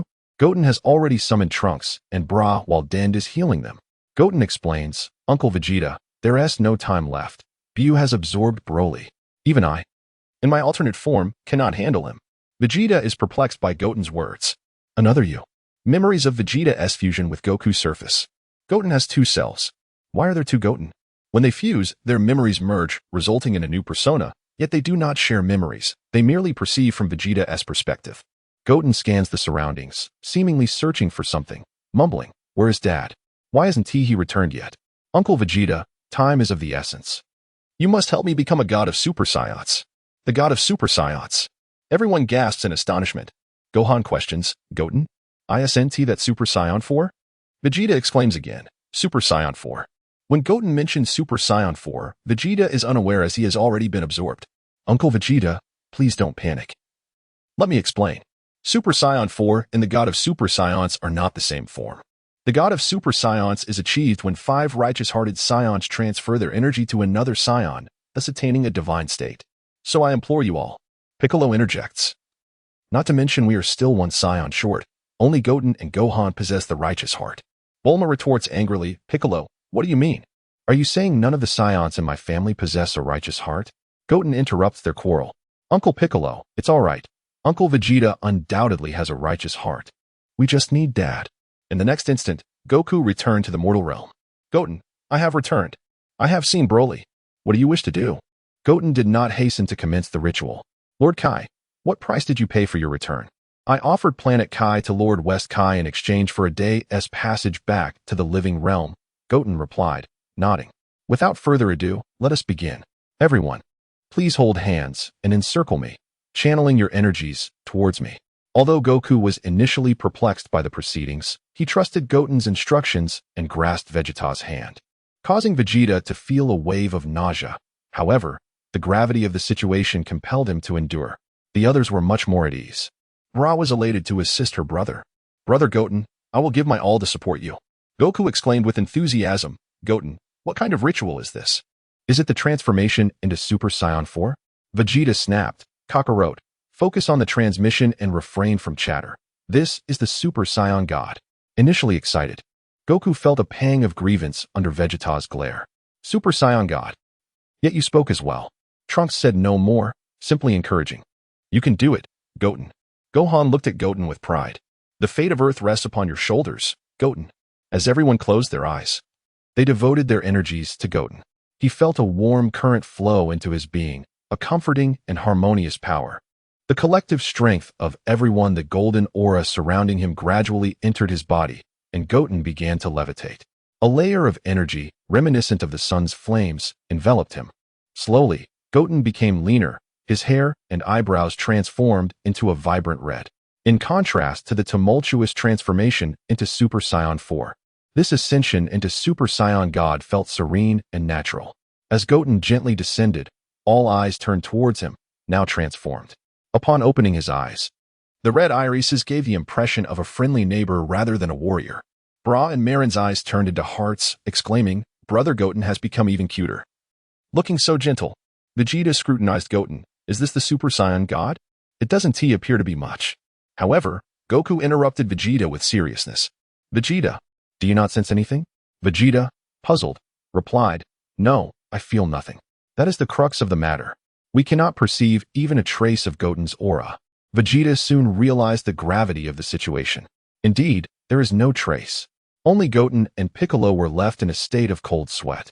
Piccolo trembled. Goten has truly ascended to divinity. Chapter 48. Super Saiyan Crimson. The Divine Goten, without hesitation. The Divine Goten was acutely aware that his time in the Super Saiyan form was limited.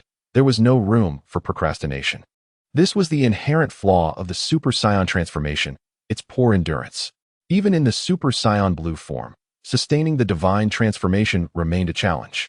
Conversely, the Super Saiyan 4 could maintain its form as long as the energy consumed did not exceed the energy regained, allowing it to persist even in unconsciousness. "Everyone, grasp my hand. I implore you to help me hold off Broly and Buu. I need time," he urged. All present firmly placed their hands upon the Divine Gotens, united in their commitment to protect the Earth, ready to give their all. Trunks felt a surge of excitement within. Finally, he had the chance to prove himself. Bra shared in the joy, eager to fight alongside her brother Goten, akin to heroic partners. However, Goten interrupted their daydreams. "Trunks and Bra, you are not allowed to go." The siblings' expressions fell in dismay. "Why?" they protested. Goten remained silent, casting a look that conveyed their utter lack of awareness. Trunks contemplated seeking help from Vegeta, but was met with a piercing glare that quelled his plea. In an instant, everyone vanished from the scene, and the families in the temple began to pray for their victory in battle. They returned once more to the icy expanse, where they immediately witnessed Broly and Buu assaulting Super Saiyan 4 Goten. To his surprise, Goten had withstood the barrage longer than anticipated. Goku, transformed into Super Saiyan 3, collaborated with Gohan to launch Broly and Buu away. Goku's arrival drew the enemy's fire, granting Super Saiyan 4 Goten a moment to breathe as he approached the Divine Goten's side. Vegeta regarded Broly and Buu with a disdainful smirk. "Humph, Broly and Buu. You are not the only ones capable of fusion. Piccolo, let us merge." As he spoke, he shot a warning glance at Super Saiyan 4 Goten, conveying that their ordeal was far from over. The two fused once more, and Vegeta and Piccolo had their moment to retaliate. The newly formed Vegeta charged forth with an air of invincibility, but was swiftly repelled, disbelief etched across his face. Transforming into Super Saiyan 1, he charged again, managing to endure a mere 2 seconds longer. Unfazed, Vegeta bypassed Super Saiyan 2 and ascended to the Prince of Destruction form, regaining his confidence enough to spar with Broly and Buu. Yet, two Super Saiyan 2s could hardly contend with Broly and Buu unless either Vegeta or Piccolo possessed strength beyond Super Saiyan 3 or utilized the Patera earrings to fuse, which was a possibility. However, holding them off was sufficient. Super Saiyan 4 Goten assessed Divine Goten, chuckling, "Big Pot, your transformation is not as impressive as mine." The Divine Goten furrowed his brow. "I should surpass Frieza's record by an hour." With that, Super Saiyan 4 Goten ceased his laughter. "I'm just joking. What does it feel like to be divine? I can hardly sense your energy. Can you best Majin Buu?" The Divine Goten shook his head, leaving Super Saiyan 4 Goten disheartened. "If you can't, what good will we do together? Let us fuse. We can end this madman together." Broly remains alive. There must be someone pulling the strings. Super Saiyan 4 Goten nodded, intrigued to discover the wondrous transformation that would arise from the fusion of Super Saiyan 4 and Divine Goten. Goku, battered by Broly, cried out in desperation, "Hurry up. If we keep chatting, I'll be heading back to the afterlife." The two Goten exchanged knowing smiles, swiftly creating distance and striking a peculiar pose. Fusion, like crabs. They sidestepped toward each other, their fingertips colliding. In an instant, a crimson whirlwind enveloped them. The radiant red glow illuminated the battlefield, halting all combat as everyone turned to behold the tempest. Gohan exclaimed in astonishment, "Is this Goten-S fusion?" Vegeta sensed the powerful yet elusive energy, feeling it was difficult to pinpoint yet omnipresent. Has Goten truly grown this strong? As the whirlwind gradually faded, a new form of Goten emerged. His body was cloaked in red fur, his once muscled physique now leaner and more refined. His black hair shimmered into a brilliant crimson, and his red pupils adorned with crimson eyeshadow rendered him even more alluring. His formerly sharp features softened into a more refined visage, and his aura transformed into flames. This was not merely a breakthrough of Super Saiyan 4, it was a transformation into the Super Saiyan God, with the essence of Super Saiyan 4 as its foundation. Or perhaps it ought to be called the God of Super Saiyan 4. Broly and Buu, alarmed, shouted, "Who are you?" This marked the first time Broly had uttered words beyond Kakarot. Goten's demeanor shifted dramatically as he sat cross-legged in the air, contemplating. "Good question. I am, of course, Son Goten. But what shall I name this form? Let me think. Super Saiyan God 4? Or perhaps, God of Super Saiyan 4? Ignoring the bewildered gazes of those around him, Goten admired his appearance. I look magnificent. This form possessed the physical strength of Super Saiyan 4 and the divine essence of Super Saiyan God. With a snap of his fingers, inspiration struck. How does Super Saiyan Crimson sound? Broly and Buu, bewildered, stammered in confusion. Should I respond or remain silent? No, wait. I came here to fight. Damn you. Die. Broly and Buu fumed, launching an energy blast at Goten. Why aren't you answering my question? The Crimson Goten retorted, his gaze shifting as he unleashed a punch that redirected the energy blast back at them. Broly and Buu instinctively retracted their heads, narrowly evading the attack. The Crimson Goten smiled faintly, enchanted by this newfound power. It was indeed intoxicating. This seemingly simple punch had already drawn cold sweat from Broly and Buu. Feeling cornered, Broly and Buu attempted a preemptive strike, but before they could react, the Crimson Goten delivered a swift kick to their face. "Ah, our little cutie, Buu is bleeding." Broly and Buu's fury ignited, smoke billowing from their foreheads. "Don't be upset. Here, let Uncle help you clean up your nose." The Crimson Goten seized the opportunity to strike Buu's nose once more, his lips curling into an involuntary smile. Seizing Broly and Buu's leg, he spun them 30 times before hurling them into the icy ground, creating a cloud of frost. Those witnessing the scene gasped in disbelief. Gohan's jaw hung open in astonishment. Goten is incredible. I can't believe how powerful he has become post-fusion.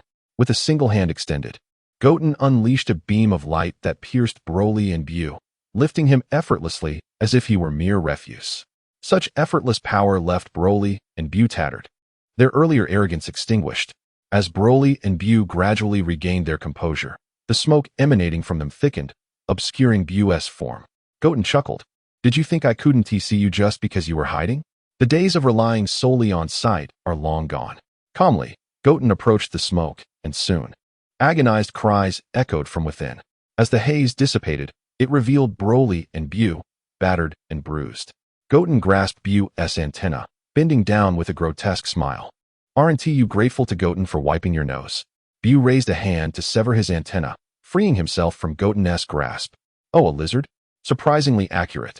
Flames erupted from Goten's palm, incinerating Buu's antenna to ashes, sending a chill down Buu's spine. This being could very well end his life. "Run. I must escape." Broly and Buu's singular thought was to flee. Broly and Buu swiftly turned and took flight. As they passed by Gohan and Goku, they harbored no thoughts of absorbing them, only a desire to flee. But can they escape? In the next moment, Goten appeared before Broly and Buu, delivering a powerful punch to Broly's abdomen, causing a torrent of purple acid to erupt, leaving Broly and Buu convulsing in pain. "It is time to end your existence. You have lived long enough." Broly and Buu wished to escape, but the agony rendered them immobile. Ultimate Kamehameha. Vanish, Majin Buu. The Crimson Kamehameha struck Buu squarely, and Broly and Buu's mouth gaped wide, unable to emit a scream, as they succumbed to fear and perished in the deep crimson hands of Goten. It took Goku and the others a moment to realize what had transpired. Goten had triumphed. Majin Buu was truly dead. The Earth had been saved. Hooray! Goten won. Well done. Goten, you truly are my disciple. Don't get too proud. Goten is also my disciple. It seems Goten is more like my son. Silence, please. Everyone turned towards Goten, their faces filled with relief as they gazed at him.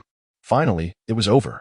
Yet Goten did not look at them. Instead, he gazed into a particular spot in the sky. In the cosmic expanse beyond Earth, a stunning woman with an alluring figure observed the group. Is that Goten? How can this universe's Goten be so formidable? But I shall remember him. What significance does that hold? I desire a deeper connection with you. The woman broke into a cold sweat and swung her staff behind her. However, it was futile as Goten effortlessly caught it with a single finger. The woman stared at Goten in astonishment. Goten, you are not on Earth. Goten scrutinized the woman, suddenly enlightened. It's you. The woman appeared puzzled, taken aback that Goten recognized her. Indeed, Goten identified the voluptuous figure before him. She was Tawa, the sister of the demon realm king Beerus, and a time wrecker in the Dragon Ball universe, one of the enemies of the Kai of Time, and an exceedingly cunning woman. No wonder Broly did not disappear. It was her machination, and she must have brought Broly to this universe. You are vastly different from the Goten of other universes. To be precise, aside from appearances, you are nothing alike. This Goten is actually Z Goten, who had been developing his potential in the Kai realm, having completed his training only moments ago, and subsequently discovered this woman's surveillance. With a seductive smile, Tawa addressed Goten. Since you have already discovered me, what do you wish to do now? Goten pondered for a moment, his expression one of infatuation. I want you to perish. Goten's expression shifted abruptly, and he unleashed a green energy sphere aimed directly at her. The red rose, naturally enchanting and beautiful, would merely cause a slight sting if it pricked the skin. However, not all that is red is a rose. It could also be a black widow. Tawa was caught off guard by Goten's sudden assault and activated her protective barrier. But it shattered within seconds. With a swift motion of her staff, a time-space portal appeared behind her, and she propelled herself into it using the force of Goten's energy blast. Goten, we shall meet again. As the portal vanished, Tawa disappeared as if she had never existed. Goten stroked his chin, a hint of a smile gracing his face. The Kai of Time, Tawa, the demon realm, this world is becoming increasingly intriguing. Chapter 49. Is it never-ending? What should I do? We're going to be completely broke. On Bowsy Mountain, Chi-Chi let out a mournful and tragic cry. The table in front of her was laden with food. 3 Goten, Gohan, and Goku, 5 Saiyans were ravenously devouring their meal. It had been a week since the defeat of Majin Buu, and due to the chaos caused by the evil energy wave leading to the resurrection of the deceased, Earth had suffered significant damage. Goten summoned the dragon, using the last wish of the year to bring back those who had perished due to this incident. The first 2 wishes had been to change Z Goten's bloodline and to restore the damage inflicted on Earth by Broly. As for Goku's presence here, it was due to the resurrection by the old Kaishin. After Buu's demise, Goku and Vegeta eagerly inquired about Goten's transformations into Super Saiyan 4 and Super Saiyan God. Goten, fatigued, initially deferred but eventually told Goku to at least stay alive. Subsequently, Goku hastily urged Vegeta and Gohan to resurrect him. But the Dragon Balls were already occupied with the wish to revive the deceased on Earth, leaving no room for Goku's resurrection. Goku was frantic. However, Goten was pleased to see Goku revived, so he brought him to the Kaishin realm, exchanging his life for 100 volumes of beautiful magazines each year. The old Kaishin even expressed gratitude. As for them, dying was akin to not having died at all, much like Lord Kai. With Goten's revelation, the 3 Goten no longer needed to conceal themselves and all returned home together. Initially, Chi-Chi was astonished, but having encountered future Trunks, she quickly accepted the idea of having 2 more sons, feeling somewhat joyful, especially since Bulma had previously boasted about having 2 sons. For her, 3 Gotens equated to thrice the joy. With Goku resurrected, her happiness multiplied. Yet, within 3 days, Chi-Chi discovered a dire issue. The sudden addition of 3 Saiyans had doubled the household expenses, exacerbating their already modest financial situation. Hearing Chi-Chi's wail, the 5 Saiyans simultaneously lifted their heads. Yet their chewing and motions did not cease, fearing they might fall behind in their meal speed. Gohan asked, "What's wrong, Mom? Did Dad make you angry?" Goku replied, "No. Is it because we didn't wait for her to eat?" Ex-Goten, now referred to as Body Goten, clarified, "It's because Dad's resurrection has increased the family's financial burden." Goku retorted, "It's clearly your division into 3 that caused this." Divine Goten pondered something, while Heart Goten recalled a task, suddenly getting agitated. He addressed Goku. "We haven't increased the burden. Mr. Satan owes me 100 million.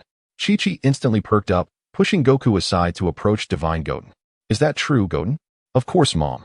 Remember the masked figure who faced Mr. Satan? That was me. There's no way he could win without my help, so we can safely claim that money." Chi-Chi embraced the 3 Gotens, kissing their cheeks. My Goten truly is the most sensible. However, Gohan whispered, but he is Biddy's father. Body Goten interrupted, Nissan. That statement is erroneous. Given our family circumstances, how can you marry her? Don't you need a house? A car? Money? Chi-Chi felt gratified. Finally, there was a man in the house who understood the importance of money. Gohan muttered, but using someone else's money to marry their daughter is somewhat. Do you have money? No. Then what are you complaining about? Besides, Mr. Satan doesn't know it's me, so rest assured. Suddenly, the door swung open. Goten, remember I said I would take you to the amusement park? It was Vegeta. And me, Goten. Let's go have some fun. Goten brother, I'm here too. Hey, there are 3 Goten brothers. Trunks and Bra had also arrived. Vegeta didn't give Goten a chance to speak. Bulma is outside. Let's go. Body Goten glanced at the other 2 Gotens. Heart Goten said, it's about time to collect the debt. You go enjoy yourself. Divine Goten added, I just remembered that Uncle Krillin is looking for me. You go ahead. Bra quietly asked, which of you is the one who plays with me every day? Heart Goten and Divine Goten simultaneously pointed at Body Goten. Him. Without further ado, the 2 slipped away. Traitors, Body Goten thought. Realizing Vegeta was keen on transforming into Super Saiyan 4, using the amusement park as an excuse. Over the past few days, Vegeta had been relentless. Unable to sleep as he fixated on Super Saiyan 4, only to be deferred by Goten under the pretense of post-battle recovery. Little did he expect Vegeta would drag him out with such an excuse. As Body Goten attempted to escape, Vegeta seized him by the scruff of his neck. Where do you think you're going? Nowhere. Vegeta did not afford Goten a chance to speak and hurled him into the aircraft. Hey, Goten, good morning. Bulma greeted as she turned. Goten chuckled, morning, Aunt Bulma. Trunks wore a smug expression, while Bra was eagerly rubbing her hands together. Thus began their journey to the amusement park. Meanwhile, at Satan's villa, Satan lounged on an upscale sofa, indulging in a cigar, accompanied by the gluttonous Majin Buu, who was devouring cake with delight. Satan exhaled a smoke ring, savoring, now this is living. You certainly know how to enjoy yourself, remarked a voice. Satan dismissively replied, of course. That voice. Satan turned to see none other than Heart Goten, masked. Terrified, Satan slumped down. It's you. You quick. Protect me. Buu glanced at Goten and resumed his cake feast, indifferent. I can't defeat him, and he sent me to find you. What? Goten teased, so. How is Buu treating you? Should I charge you more? Satan scrambled to his feet, bowing and scraping, afraid to speak, his face a mask of flattery. I won't waste words. I'm here to collect money, 100 million. You haven't forgotten, have you? Satan was momentarily speechless, torn between fear of Goten and reluctance to pay, knowing that 100 million was no small sum for him. Goten understood Satan's thoughts, recognizing his attempts at evasion would be futile. Just as Goten prepared to issue a small threat, the door burst open. A sleazy man in a green suit entered, clearly a lackey. Hello, Mr. Satan. Mr. Bada wishes to challenge you. Please accept the challenge. Satan, momentarily hopeful, still maintained a haughty demeanor. People have been lining up to challenge me since I was 6. What is he? The sleazy man remained unfazed by Satan's arrogance. Mr. Satan, you may decline, but we might have to expose your bedwetting incident from age 6. Satan nearly wet himself. How did he find out about that? Reputation was everything to him. Satan reluctantly acquiesced, secretly reveling in his own amusement. At that moment, he preferred to confront his adversary rather than face Goten. Turning around with a playful grin, he exclaimed, Mr. Z Warrior, I have matters to attend to today. Perhaps you could come another time. Goten responded with an understanding smile, saying, no worries, I shall accompany you. Suddenly, Goten recalled that this was another theatrical version featuring Broly, in which there existed a clone of Broly. If he could recruit this clone, it would undoubtedly bolster their strength for the upcoming tournament. Thus, Goten resolved to investigate further. Satan, feeling dejected, had no choice but to bring Goten along, as he, along with Buu, boarded the vehicle. The rather dubious uncle transported the trio to an island, which had been extensively developed, exuding an industrial ambience. Upon entering the factory, they discovered a colossal arena, indicating that their opponents truly valued this contest. At the center of the arena stood several muscular men, adorned with vibrant colors, devoid of hair, their taut skin seemingly stretched over their muscles. Goten scrutinized these individuals, pondering whether they were indeed bio-warriors created from Broly's genes. They appeared rather unimpressive, comparable to Yamcha. Was this the extent of the legendary Saiyans' genetic potential? They seemed inferior to the androids crafted by Dr. Gero. Nevertheless, the cloning technology was impressive, managing to produce a new Broly in such a short time frame. Considering they had only recently defeated the original, Satan sensed something amiss, yet with Buu by his side, he felt emboldened. This was the embodiment of Satan's false bravado. Upon reaching the center of the arena, the trio found themselves encircled by the bio-warriors. As the spotlight illuminated the scene, a short man with a small mustache stepped forward. "Did you expect it to be me?" Satan was taken aback, staring incredulously at the figure. "Who are you?" he stammered, inciting the fury of the man before him. "You scoundrel! I am Barda. It is your fault that I never pursued the path of martial arts. Now my bio-warriors shall vanquish you." Satan certainly recognized him, but he relished in provoking him. This young man was a wealthy heir whom Satan had often bullied out of jealousy during their childhood. "Huh? Do you think these pathetic creatures are fit to challenge me?" "First, defeat my disciple," he retorted, shoving Buu forward. Barda, infuriated, unleashed all his bio-warriors, yet they were no match for Buu, who dispatched them effortlessly. Barda claimed that he had even more formidable bio-warriors and proceeded to open the laboratory. A multitude of incubation pods and instruments filled the space, each containing colorful bio-warriors. Should they all come to fruition, they would indeed represent a significant force for Earth, all while remaining controllable. Alas, such cloning technology was far from humane. Goten, employing his mental acuity, scanned the area and, to his surprise, identified a humanoid figure with a tail. As Goten's gaze met that of the figure in the incubation pod, it seemed to awaken, its vacant eyes locking onto Goten. It seems this is far from over, Broly. Why do you prove so difficult to eradicate?" Chapter 50. Comprehensive Gift of Strength. Suddenly, a brilliant golden light erupted as the cultivation pod exploded, and a golden-haired, naked Broly emerged from within. The sound of the explosion startled Satan and Barda. Upon seeing the golden-haired warrior, Satan felt a chill run down his spine. Another golden-haired warrior. They already had their share of them. However, this clone of Broly was somewhat different from the original, at least, upon seeing Goten. He did not unleash a frantic cry of Kakarot. It seemed he had not inherited Broly's memories. The aftermath of the explosion damaged nearby equipment, releasing a purple chemical liquid. Barda shouted in a panic, "Quick! Control him and activate the safety system." His scientists hurriedly operated the computers, raising walls that isolated the chemical liquid while simultaneously containing Broly. Goten communicated with Broly through mental telepathy and discovered that Broly's mind was in utter chaos. Even the original Broly, despite his madness, would utter that he was a demon. But this clone's thoughts were like garbled code, devoid of anything but destruction. Reflecting on Broly's initial appearance, Goten realized it was peculiar. Goku and the others had no prior knowledge of him, likely brought into this timeline by that Tawa. Goten noticed that after the clone Broly emerged from the cultivation pod, his cells were in a continuous state of collapse. Regardless of Goten's indifference towards this Broly, he too would perish. Overall, he was a failed product, possessing the traits of Broly, yet internally riddled with flaws. With a powerful punch, the chemical liquid burst forth from the walls. Broly tore through the barriers, emerging as a monstrous figure covered in bio-liquid. Satan, terrified, hid behind Buu. "Why do I keep encountering such monsters? Buu, you must protect me." Goten turned to Barda. "Hey, where did you acquire this guy's genes?" "A high priest sold them to me. Through the blood samples he provided. We discovered that this fellow possesses terrifyingly powerful genes, but he is too violent for us to control. So we had to keep him in a dormant state around the clock." Barda, too anxious, inadvertently answered Goten's question, then suddenly realized, "Why am I telling you so much? What does it have to do with you?" Goten raised an eyebrow. "What does it have to do with me?" "Everything." He loosened his tail, which was wrapped around his waist. Barda's cold sweat began to pour as he trembled. "Why, you're of his kind." Goten chuckled coldly. "Now you understand. If our prince learns that you have cloned our genes, you would already be dead. Although this guy is our enemy, he is one of the few of our kind." Goten glanced at Broly once more. "However, today, I must put an end to you." As for extracting 18 million from Satan, he decided against it for now. With Buu protecting him, there was no opportunity for that.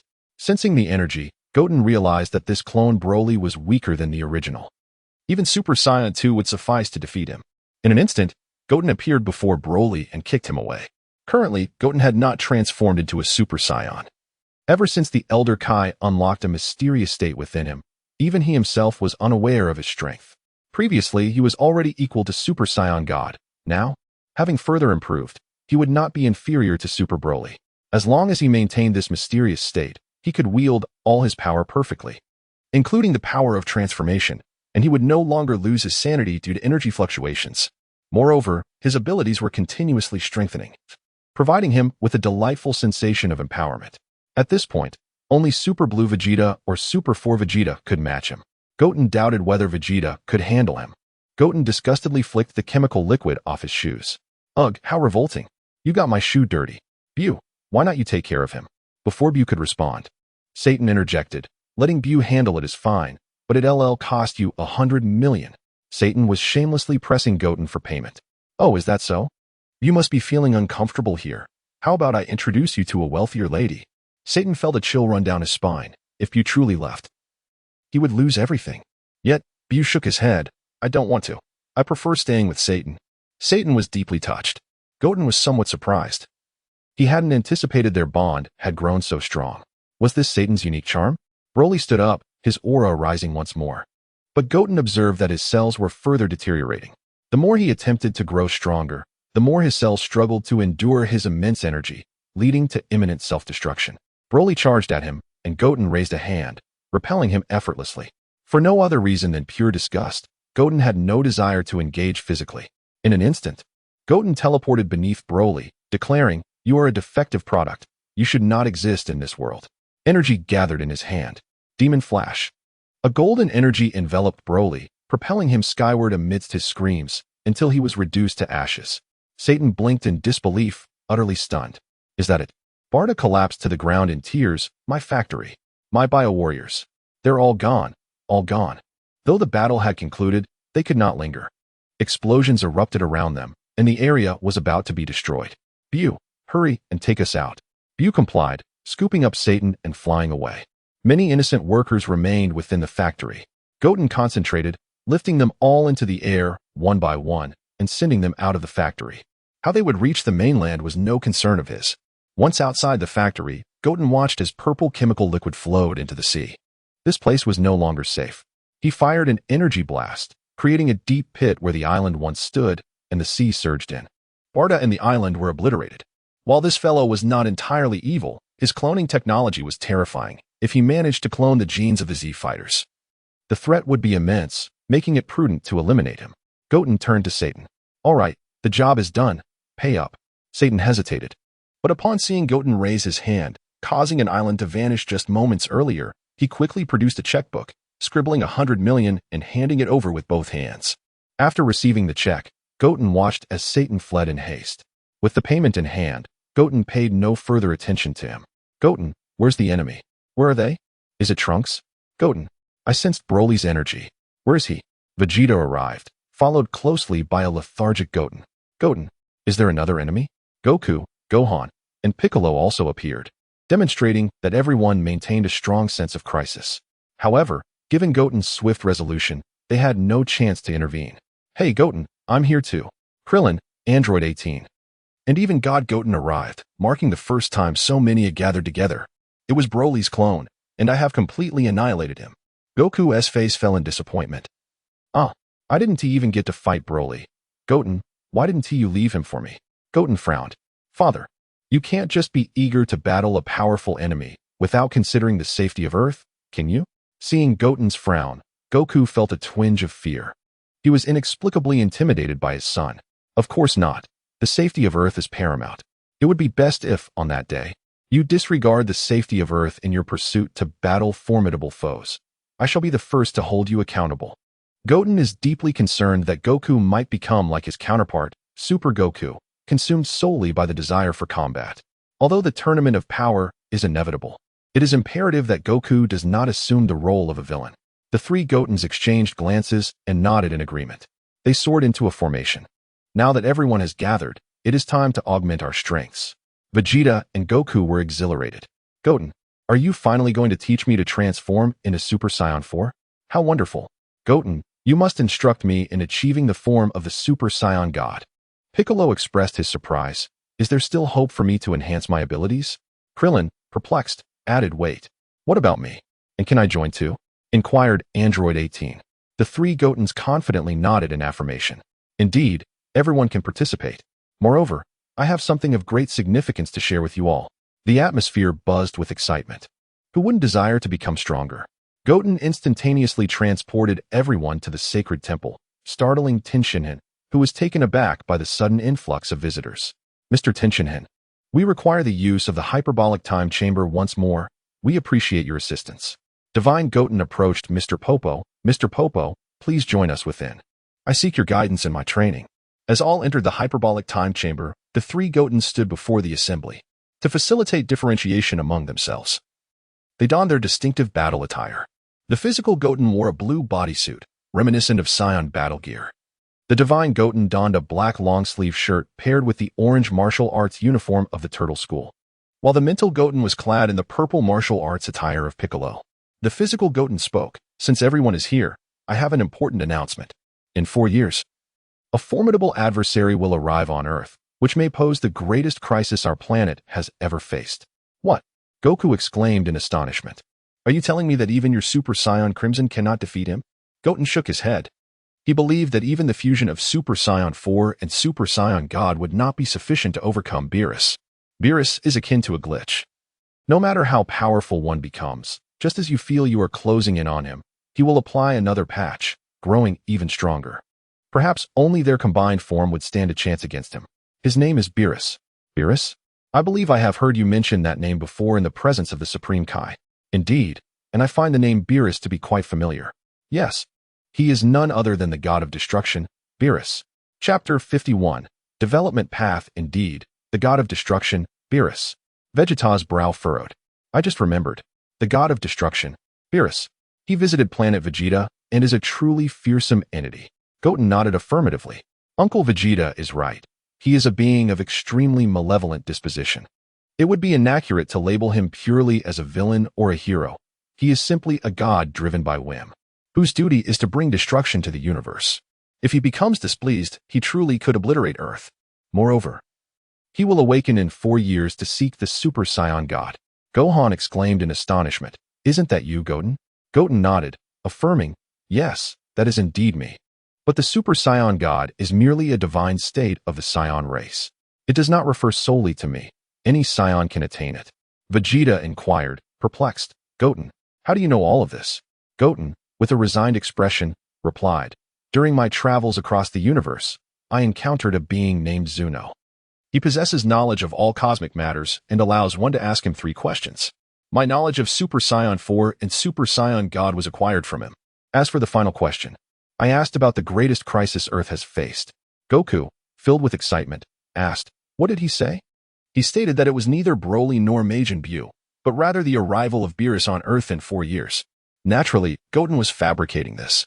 The expressions of those present began to sour. They had only recently resolved the Majin Buu incident and had yet to enjoy a peaceful existence, only to discover that Earth would soon face a new crisis. Krillin shouted in distress, Goten, do you have a solution?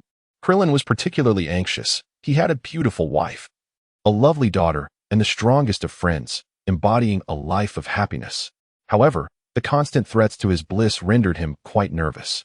Unfortunately, his abilities were insufficient to effect any change. Goten reassured everyone with a comforting smile. That is precisely why I intend to help everyone enhance their strength to navigate this perilous situation. Furthermore, we need not engage him in battle.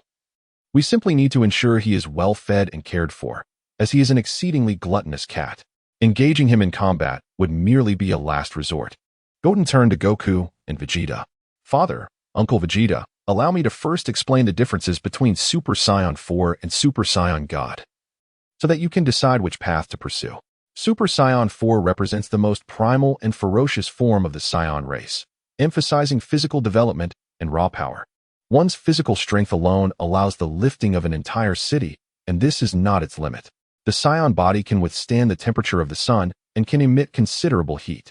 Its most remarkable trait is the ability to absorb the energy of others for personal use, enabling consistent utilization of energy. Even if one is struck unconscious, they will not regress from Super Saiyan 4. The transformation requires the presence of a tail. Vegeta's enthusiasm surged as Goten spoke, regardless of the capabilities of Super Saiyan God. He was more inclined to transform into Super Saiyan 4, as that is the path the Saiyan race should pursue. Goten, please assist me in becoming Super Saiyan 4. Hold on, Uncle Vegeta, let me finish first. Super Saiyan God is a divine state for Saiyans. To simplify, it signifies the ascension of a Saiyan to godhood. While the power of Super Saiyan God does not significantly increase one's strength, it transforms our ki into divine energy, allowing us to inflict additional damage on formidable deities. Moreover, once one ascends to godhood, mortals can no longer sense their ki, as I believe you have all noticed. Super Saiyan God possesses perfect control over energy, meaning one can engage in a balanced contest with someone like Master Roshi while also holding their own against powerful gods. Perhaps this is the form Father would most favor. Goku nodded. He relished the opportunity to test his opponents, and this form would be ideal for him. But doesn't that make it weaker than Super Saiyan 4? Goten shook his head. Not at all. While Super Saiyan 4 may surpass Super Saiyan God, the latter can be seen, in a sense, as merely a standard for deities. With proficient mastery of Super Saiyan God's powers, one can transform into Super Saiyan while maintaining the attributes of a god. This form could be referred to as Super Saiyan God Super Saiyan, thus exceeding Super Saiyan 4. The transformation requires 5 righteous-hearted Saiyans to impart their energy to another Saiyan. According to this condition, any Saiyan, provided they are virtuous, can achieve this transformation. Goku reiterated, Super Saiyan God Super Saiyan. I bit my tongue. Can't Goten think of a simpler name? Goten replied, that depends on the color of your hair after transformation. Vegeta, in irritation, exclaimed, does that mean I would be weaker than Kakarot? Goten chuckled, shaking his head. Not at all, Uncle Vegeta. As long as you continuously enhance your strength, you can achieve the full power of Super Saiyan 4, or even surpass its limits. Splendid. Goten continued. In essence, Super Saiyan 4 and Super Saiyan God are transformations of the same tier, differing only in their developmental focus. One emphasizes physical prowess, while the other emphasizes energy.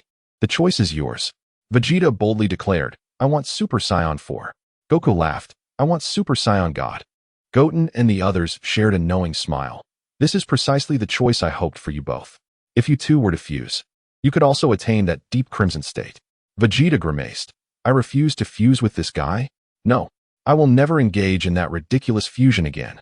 Goku, chuckling and unfazed, replied, oh, Vegeta, don't say that. At this moment, Gohan inquired, Goten, what about me? Which path should I take? Goten spoke, brother, I suggest you forge your own path. Are you referring to the potential that old Kai unlocked for me? Goten nodded. Precisely, brother. I am following this very route. You may perceive it as a norm, but I have discovered that it is also a transformation, which I refer to as the mysterious form. It discards all your previous transformations, allowing you to unleash your maximum potential. For instance, while Father can only maintain Super Saiyan 3 for a minute, you, upon unlocking your full potential, can perfectly wield Super Saiyan 3 without time constraints, as long as your energy endures. The more you cultivate and grow stronger, the more power you will be able to wield. Your current strength already surpasses that of Father and Uncle Vegeta, with diligent training. Your mysterious form will rival both Super Saiyan 4 and Super Saiyan God in the future. Gohan clenched his fists in excitement. Really? Of course. However, you must understand that if we do not train, we risk regression. Should you fall back to a certain level of strength, even your mysterious form may vanish. Goten's words sent a shiver down Gohan's spine. Having finally surpassed Father and the others, he was determined not to allow his power to wane. Especially with the looming threat of Beerus. Goten smiled mysteriously. Brother, I'll let you in on a secret. Once we reach a certain level of potential, we may even attain a new form, the Beast form, which is even more powerful than Super Saiyan 4 and Super Saiyan God. According to official lore, it appears that Beast Gohan is on par with Ultra Instinct, but in practice, it seems otherwise. However, Gohan has mentioned that the new cell exceeds Super Saiyan Blue Goku, while Gohan surpasses the new cell, likely placing him slightly beneath Ultra Instinct, but above Super Saiyan Blue. This is purely personal analysis. After all, there hasn't been a confrontation. Gohan was ecstatic.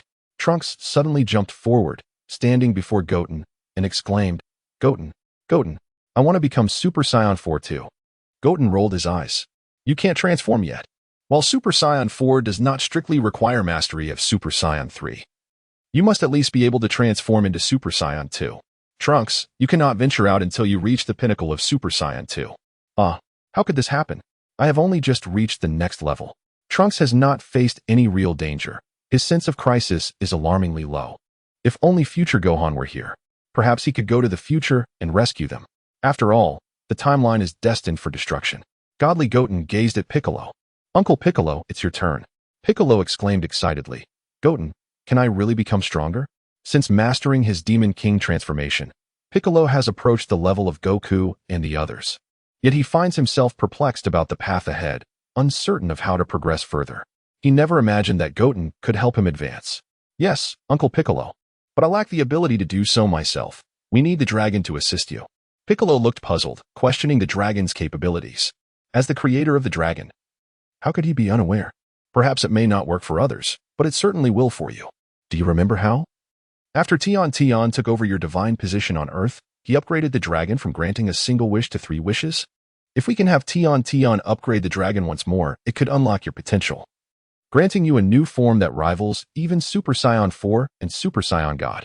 Really, Goten, how do you know about us Namekians? Goten awkwardly cleared his throat, acknowledging Piccolo's perceptiveness. Ahem. It was Zuno who told me. He found me handsome and granted me an extra question. Is that true? Of course it's true. Uncle Piccolo, there's no need to question further. The priority now is to enhance your base combat power. Also, your Demon King form is not yet fully mastered, and we can all assist you with that. Piccolo nodded, recognizing the wisdom in Goten's words. Heartfelt Goten then turned to Krillin. Krillin, is it finally my turn? Krillin asked eagerly. Do I have a transformation too? Goten doused his enthusiasm with cold water. No, you do not. Krillin's face immediately fell in despair. What? How can I become stronger then? Goten murmured. Uncle Krillin, I will share with you the methods for your enhancement, but whether to pursue them is entirely up to you. Please think it through carefully. Is it really that serious? Krillin hesitated, feeling disheartened. During this year, I will devote myself to increasing your strength and will teach you the Kaioken technique. Krillin looked disappointed. Ah, so your method for making me stronger is the Kaioken? Goten solemnly shook his head. That is not the main point. Uncle Krillin, are you willing to become an android? All eyes turned to heartfelt Goten, surprised to discover that this was his proposed method for enhancing Krillin's strength. Chapter 52. The Clash of Super 4 and Super God. I vehemently disagree, exclaimed number 18, stepping forward defiantly and gripping Goten by the collar. Goten, we have treated you with such kindness, yet you dare utter such words. Do you not realize that Krillin is your master? Do you understand that once one becomes an android, they cease to be human? But An 18 is a truly good person, she interjected. With a slight pause, she added, perhaps it is only the androids who do not regard themselves as human. In the eyes of the Z warriors, as long as they harbor goodness within their hearts, are they not living beings? Goten attempted to soothe number 18. Please, let me finish my thoughts. Uncle Krillin, the human body has its limitations. And 18, being an android, will never age, but you, being human, will eventually grow old and pass away. Do you wish for her to remain alone in this world? Krillin was taken aback. He had never contemplated this issue. He had always viewed number 18 as human, never considering the matter of lifespan. Moreover, Uncle Krillin, this is the only method I can conceive to enhance your strength. Lazuli, an ordinary human transformed into an android, possesses power that surpasses that of a typical Super Saiyan. As a martial artist, coupled with Bulma's technology, becoming an android might render you even stronger, perhaps even surpassing Super 2. With the infinite stamina of an android, utilizing the Kaioken would be far more manageable. If you were to harness a 20-fold Kaioken, surpassing Super Saiyan 3 would be a mere formality. Number 18's eyes glistened, though no tears fell. It had been ages since she had heard her human name. Goten sighed, his gaze sweeping over the astonished onlookers. I have spoken my piece. The decision rests with you. Master. No sooner had Goten finished speaking than Krillin raised his hand. There's no need for further discussion, Goten. I am willing to become an android. Number 18 attempted to intervene, but Krillin embraced her tightly. I apologize, number 18. I was too self-centered before to recognize the gravity of this issue. I always believed that with Goku and the others, I did not need to augment my power. However, I have come to realize my error. I am not merely a human. I am a martial artist, a father, and a husband. I must grow stronger to protect you and our family. My transformation into an android is not only for the sake of Earth, but also for you and our home. Lazuli, you will no longer be alone. Perhaps after 16th's demise and 17th's departure, she had been left utterly solitary, the only android living among humans. Krillin suddenly shouted, for number 18, I shall relinquish my humanity. The atmosphere shifted dramatically. Dio, no way. After hearing that, I too shall procure the instant transmission technique for you. I'll send you a bulldozer. Goten had merely revealed to them the potential futures and developments in parallel worlds, thereby saving them considerable time and avoiding unnecessary detours. Thus, everyone commenced their training. The three Gotens, along with Trunks and Gohan, initiated Goku's Super Saiyan God ceremony. Vegeta? Let him enhance Goku's power, which would be more painful than killing him. He made me and Krillin remove his tail. Goten, I am so exhilarated. Is it truly possible to become a Super Saiyan God? Goten, exasperated, replied, of course. Did you not witness my transformation? A distant scream echoed. Ah, you insufferable grasshopper, ease up. That hurts. Did you think I wished to see your backside? Silence. Goku was startled into a shiver. Is transforming into Super for this agonizing? Thank goodness I did not choose that. Goten glanced at Goku. Father, allow me to remind you. Upon becoming a Super God, you must truly embrace the essence of divinity. Otherwise, if you revert, you shall remain unable to transform into a Super Saiyan God. As the ceremony concluded, the youthful version of Goku with crimson hair emerged, enveloped in a fiery aura, examining his body with youthful curiosity. Is this the Super Saiyan God? It doesn't feel particularly special. I seem to have become slimmer. Moments later, Vegeta returned, grumbling, I am in agony. Why must Kakarot avoid the tail pulling? Observing Vegeta's discomfort, Goten chuckled. After all, the tail is a prerequisite for transforming into Super 4. However, possessing a tail does have its advantages. Once transformed into Super Saiyan, stamina increases significantly, including for Super Saiyan 3. With a tail, Super 3 will not leak energy. Vegeta should theoretically be able to transform into Super 3 with a bit of training. Goku exclaimed, Is that true, Goten? No wonder I struggled to gather energy for Super Saiyan 3 after coming back. It was due to the absence of a tail. Yet Vegeta, standing behind Goku, brandished a large iron clamp, banging it a couple of times. Then you should remove your tail too, Kakarot. Goku, covering his rear, looked at Vegeta in terror. Given Vegeta's proud disposition, the pain must have been immense. He certainly did not want that. Goten intervened. All right, Uncle Vegeta. It is time for you to prepare for your transformation into Super 4. Hearing that he would soon transform, Vegeta ceased his antics. Uncle Vegeta, I will create an artificial moon for you. Once you become a great ape, you must retain your rationality. Otherwise, you cannot transform into Super 4. Vegeta confidently replied, Do not compare my royal bloodline to that of your ordinary Saiyans, haha. Goten could only roll his eyes at Vegeta's arrogance. He launched the artificial moon. Here it goes. As Vegeta beheld the moon, his body trembled with anticipation. His heartbeat resonated through the air, and soon, his form expanded, tearing his clothes, yet retaining his Saiyan battle attire. A golden great ape clad in Saiyan battle gear stood before them. Goku marveled. It has been ages since I last saw Vegeta in this form. Yet, while Goku was reminiscing, Vegeta's foremost desire remained to strike him down. Goten shouted, Everyone, be cautious. Once he transforms into a great ape, he will lose his sanity. We must continuously call out Vegeta's name to awaken his consciousness. As Goku restrained Vegeta, the latter appeared to lose all sense of reason, transforming into a mindless gorilla, swinging his arms wildly at Goku. Vegeta, wake up.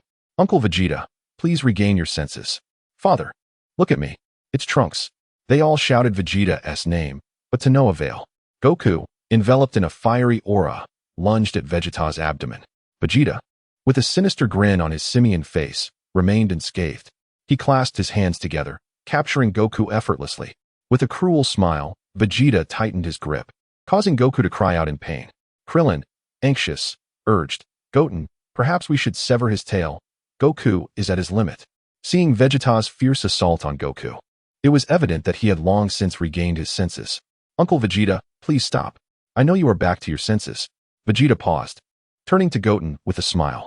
As expected, you understand me well, but this is becoming rather dull. I have not yet had my fill of fun. His gorilla visage bore a mischievous grin. Kakarot, do you think I am like you lowly warriors? I am the proud Saiyan Prince, Vegeta. With a dazzling golden light that gradually shifted to crimson, a blinding brilliance enveloped the area, making it difficult to see. The gorilla figure slowly shrank into a humanoid form. Dressed in blue jeans and sporting fiery red hair, the Super 4 Vegeta made his grand entrance, though his M-shaped hairline remained as pronounced as ever. Wukong has always been curious about the origin of the pants worn by Super Saiyan 4, wondering how they remain intact despite the transformation into a giant ape. Vegeta clenched his fists, feeling the immense power coursing through his body. Compared to the tranquility of Super Saiyan God, the energy of Super Saiyan 4 is wildly intense. This overwhelming force is simply exhilarating. Kakarot, let us engage in battle. Wukong understood the implication and assumed a combat stance. Precisely what I intended. Two swirling orbs of crimson energy enveloped the combatants, crashing into one another, igniting a fierce blaze. One radiated a burning flame, while the other emitted a blinding red light intertwined with lightning. The clash resulted in an evenly matched confrontation. The searing heat enveloped Piccolo and the others, causing them to wince in pain. Piccolo gazed enviously at Wukong and Vegeta, pondering whether this was the true power of Super Saiyan 4 combined with Super Saiyan God. He yearned to transform into the state Wu Tian described, imagining possessing a strength on par with Wukong and the others. The onlookers were filled with fervor as they witnessed the battle. Could this be the realm Wu Tian spoke of? They realized that they too could attain such a state, further igniting their resolve to train. As the two warriors exchanged blows, the resulting energy waves caused the hyperbolic time chamber to tremble violently, creating fissures in the surrounding space. Ha ha ha, this is incredible. Kakarot, I'm only using 60% of my power. Wukong chuckled. I too am merely utilizing 70%. Vegeta retorted with a scoff. Let us go again. Another punch was thrown, and the energy waves intensified, exacerbating the fractures in space, which shattered like glass, revealing glimpses of the outside world. Krillin looked around in terror, realizing the magnitude of Wukong and Vegeta's power. The time chamber was on the brink of destruction. In this exchange, Wukong found himself slightly outmatched. Yet this only fueled his fighting spirit, as overcoming adversity was his forte. The two warriors were so absorbed in their battle that they failed to notice the chaos surrounding them and the destruction they caused. Let us continue, Vegeta. They prepared to clash once more. If their energies collided again, the time chamber would surely be obliterated. Ah, take this, Vegeta. Wukong exclaimed. That should be my line, Kakarot. They both shouted simultaneously as they swung their fists, ready to collide. Enough, you two. Suddenly, both of their attacks were intercepted by Super Saiyan 4 Wu Tian and Super Saiyan God Wu Tian, who simultaneously halted Wukong and Vegeta's fists. If they collided again, the hyperbolic time chamber would be doomed. Chapter 53. The new android Krillin body Goten solemnly declared, You too must exercise caution. Fortunately, we are in a different dimension. Had it been on Earth or in the universe, such unrestrained combat could obliterate it with just a few punches.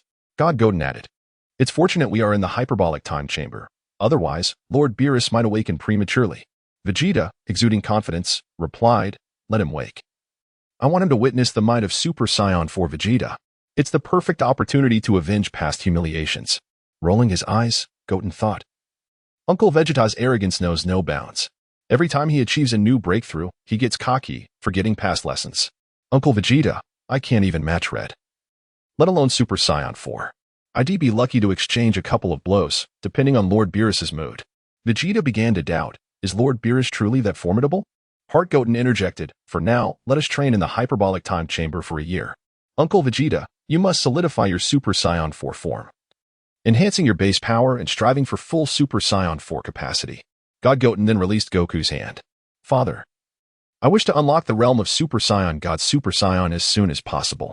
Heart Goten turned to Piccolo, Krillin, and Trunks, proclaiming, During this year, I shall dedicate myself to enhancing everyone's strength. When we exit, we shall all follow my methods for improvement. Approaching Bubbles with reverence, God Goten clasped his hands and bowed. Mr. Bubbles, please teach me your way of training. Bubbles, puzzled, replied, Goten, you are already quite powerful. What could I possibly teach you? God Goten respectfully responded, Please impart to me that state of mindless training, the one you taught my father in his youth. Goku recalled, My ability to sense ki was indeed taught by Bubbles, who instructed me to feel energy without sight, allowing me to gauge movement. Thus, warriors training on Earth, even without sight, could still engage in combat. Even formidable foes like Buu and Frieza would struggle without ki perception, as losing vision rendered them nearly unable to fight. However, Mr. Bubbles possessed a state of mindlessness, making him difficult to attack, as he executed no superfluous movements. Even with bells attached to him, they would not sound. Goten perceived this as the nascent form of the Ultra Instinct technique, akin to Master Roshi's version of Pseudo-Ultra Instinct. Aside from Goku, only a few aged warriors on Earth could achieve this. Mr. Bubbles, older than even Piccolo, had served 3 generations of Kais. What Goten was learning was this state of mindlessness, or Pseudo-Ultra Instinct. Goku mastering Ultra Instinct was no accident, but rather inevitable. The teachings from Master Roshi, along with those from Korin, Bubbles, the Supreme Kai, and King Kai, all bore aspects of Ultra Instinct in their martial arts instruction. Wait, it seems those who taught Goku were either gods or divine beings. No wonder he could grasp such a divine skill as Ultra Instinct. Mr. Bubbles nodded, agreeing to assist Goten in mastering this state of mindlessness. While enhancing strength might be beyond Bubbles, this state was a fighting style unrelated to combat power. Of course, Goten, I am willing to teach you, he affirmed. Thank you, Mr. Bubbles. Goten mused, you may have been taught by many martial artists on Earth, but your true martial comprehension pales in comparison to Goku's. You have far too many extraneous movements. Heart, Goten murmured, too many unnecessary movements. Indeed, during defense, one must remain as tranquil as the sky, and during offense, strike with swiftness surpassing lightning, leveraging one's power judiciously. Suddenly, Bubbles beckoned with a hand behind his back, signaling Goten to attack. Vegeta was taken aback. Having never encountered Bubbles before, he wondered how such a seemingly weak individual dared face Goten's assault. Understanding the cue, Goten reduced his power to a mere 1,000 and lunged at Mr. Bubbles. Bubbles remained calm as Goten charged towards him. Goten struck with unrelenting force. Yet Bubbles showed no intention of moving. In the next instant, Goten vanished. Bubbles' hand moved slowly to the right, and Goten reappeared, only for his punch to be effortlessly caught by Mr. Bubbles, who then retaliated with a punch of his own. Ah, there you are. Bubbles hadn't even consciously noted Goten's reappearance. His body moved instinctively. This was Ultra Instinct. Abandoning thought, he acted directly. How incredible! Vegeta's jaw dropped in astonishment. Was he capable of foreseeing the future? Even with Goten's diminished power, his body remained unchanged. Not just anyone could withstand it. It was akin to an elephant's strength being ineffective against a mere insect. How could he intercept Goten's punch and counter it simultaneously? Goten stood, brushing off his attire. A smile plastered across his face despite being struck. Yes, this is it. Please, Mr. Bubbles, teach me. Mr. Bubbles handed Goten a blindfold. Your eyes can influence your state of mind.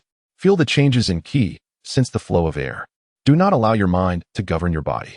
Let your body act on its own. Once you truly accomplish this, you may remove the blindfold. Thus began the earnest training for all. With renewed vigor as they commenced their exercises. A day later, on the temple plaza, a wave of energy erupted, creating a gaping hole in the space. Terrified, Tian rushed out from indoors, exclaiming, "Can't you all use the door? The hyperbolic time chamber will eventually be destroyed." Goten and the others emerged from the spatial rift, covered in dust and grime, chuckling, "Haha, apologies, Tian. We are simply too numerous. The entrance has long since vanished." Each individual exhibited a notable change in demeanor, confidence radiating from their smiles, though not a single garment remained intact, save for number 18. Body Goten and Vegeta, while still not achieving full Super Saiyan 4 power, had significantly enhanced their foundational combat abilities, perfectly harnessing the power of Super Saiyan 4. God Goten and Goku had also developed their own Super Saiyan God Super Saiyan forms, though they were still mastering them. Goten had successfully learned the mindless state, albeit only in form, and could only maintain it in a regular state, lacking the extraordinary capabilities of Ultra Instinct. However, emulating Master Roshi was no longer an issue. As for Heart Goten, this rascal could become stronger even while sleeping. Over the year, Gohan purely focused on enhancing his combat prowess, achieving a strength comparable to that of a Super Saiyan god. Piccolo had perfectly controlled the brutal nature of his Demon King form, able to freely manage his energy, rivaling the peak of Super Saiyan 2. Through diligence and encouragement from others, Krillin successfully surpassed 100 million in combat power and mastered the Kaioken technique. He also learned the mindless state of Pseudo-Ultra Instinct alongside Goten, though he had yet to reach Goten's level. Trunks, while not making substantial gains over the year, reached the Super Saiyan 2 level. Even number 18 had taken to training, as the strength of androids is not fixed and can indeed be enhanced, reaching the level of Lightning Cell. In summary, everyone experienced significant growth. Heart Goten provided everyone with a new set of clothing. Let us rest for a moment before we retrieve the Dragon Balls. Since the last wish, they have yet to scatter and remain as stone. Heart Goten addressed Piccolo. Uncle Piccolo, let us first retrieve the Dragon Balls and then enhance your strength. Piccolo nodded enthusiastically. God Goten turned to Krillin and number 18. Then let us proceed to find Aunt Bulma.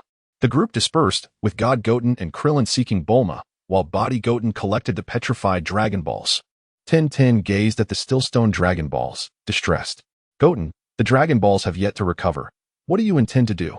Heart Goten held the Dragon Balls in hand and opened the door to the hyperbolic time chamber, declaring, I will throw them. Tomorrow, come and collect it. Let us dine together. Every day, wide-eyed, I observe Goten's maneuvers. Can the Eternal Dragon really exploit bugs in such a manner? Inside the hyperbolic time chamber, one cannot expect a sumptuous meal. West City, Capsule Corporation. Bulma, visibly irate, flung open the door. What on earth is happening? You left and did not return. Leaving Bra and me here. Oh, is that Goten? And 18 is here as well? Goten explained the situation to Bulma, who initially asserted her integrity as a principled scientist, but upon Goten revealing her vulnerabilities while researching the time machine, she faltered. Eventually, under Krillin's heartfelt persuasion, Bulma consented. Bulma led Krillin into the laboratory, and he exchanged a reassuring glance with 18, who anxiously awaited her husband's return. A day later, smoke billowed from the laboratory as Krillin emerged. Goten was astounded by the sight before him. Who is this handsome fellow? Krillin retained his original visage. Yet his eyes gleamed with intelligence, his physique robust, and even his height had notably increased. Alas, still no nose. Where is that diminutive bald head? Bulma. Dear Aunt, you possess height-enhancing technology. Instead of selling capsules, market this height enhancement technology across the universe. Even Frieza would be your #1 customer. Krillin surveyed his transformed body, feeling somewhat out of place. 18 gazed at Krillin's new appearance, momentarily entranced, her cheeks flushed. So handsome, she unknowingly murmured. Goten, with a mischievous grin, nudged 18 with his elbow. What are you staring at, teacher? Have you forgotten your own husband? It was only then that 18 responded, her face burning with embarrassment. Goten sensed a distinct lack of energy emanating from Krillin.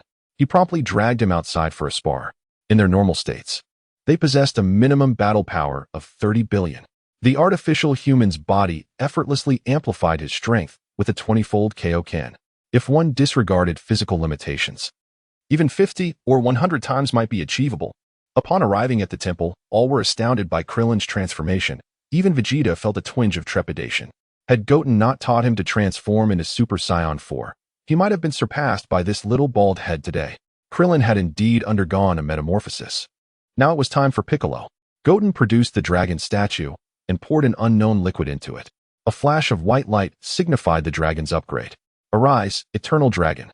Please unlock Uncle Piccolo's potential. The dragon's eyes sparkled, and an orange aura enveloped Piccolo. Soon, his body expanded dramatically, becoming even taller, his green skin transforming to orange, and his features adopting a more rugged appearance. Piccolo marveled at his new form. Is this my new transformation? How powerful, truly formidable. Goku curiously inquired. What shall we call him? Piccolo smiled faintly. I believe we can refer to him as Orange Piccolo. Goten approached Piccolo. Uncle Piccolo. Your previous form was known as Demon Piccolo, so I propose this form be called Divine Piccolo. Everyone nodded in agreement. Divine Piccolo certainly sounded more appealing than Orange Piccolo. All had completed their transformations. The Eternal Dragon trembled, its voice strained. Well, are the remaining 2 wishes still valid? Everyone realized there were still 2 wishes left. 18 seemed intrigued, but Goten preemptively interjected.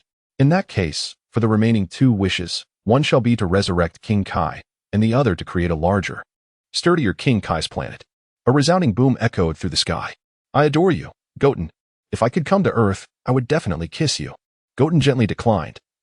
There is no need for that, King Kai. Everyone received their desires. Goku, with Super Saiyan God strength, Vegeta at Super Saiyan 4, the enigmatic Pan and Divine Piccolo, and the newly powerful artificial human Krillin, all boasting strength exceeding Super Saiyan 3, alongside the 3 mightiest Goten. How could they possibly lose in the tournament of power? With such formidable allies, Goten felt immense pride in his achievements. What a Trunks, you ask? Oh, he is yet to emerge. Goten raised the bar for him, suggesting he break through to Super Saiyan 3 before reappearing. Chapter 54, Love at first sight in the abode of Wukong. The trio of Gotens sat together. Heartfelt Goten, resting his chin on his hand, muttered languidly, "What shall we do next? How many more participants do we need for the power tournament?" Body Goten began to tally on his fingers. Super Saiyan God Wukong, Super Saiyan 4 Vegeta, the enigmatic Gohan, the divine Piccolo, the new Krillin, Android 18. Buu. If we add the three of us, it would suffice. However, should we have already fused by then, we would be short 2 individuals. Goten's method to empower Android 18 involved merging with Android 17.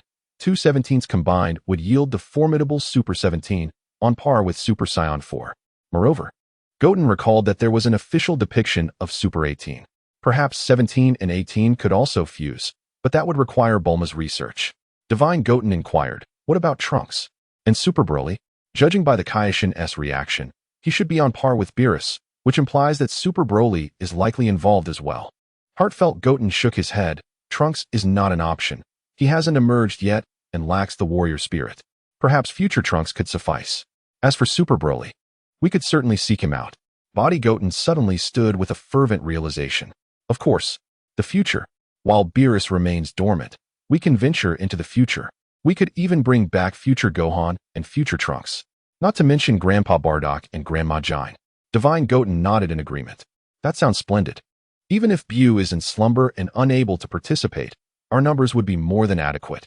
Heartfelt Goten brimmed with excitement, envisioning a formidable team. Then it settled. I shall seek Broly. Divine Goten raised his hand to indicate his intention to journey to the future, but Body Goten preempted him. I will go to the future. You shall not steal my chance. Both of you have already traversed Earth. It is my turn now. Heartfelt Goten resignedly accepted his fate to remain on Earth.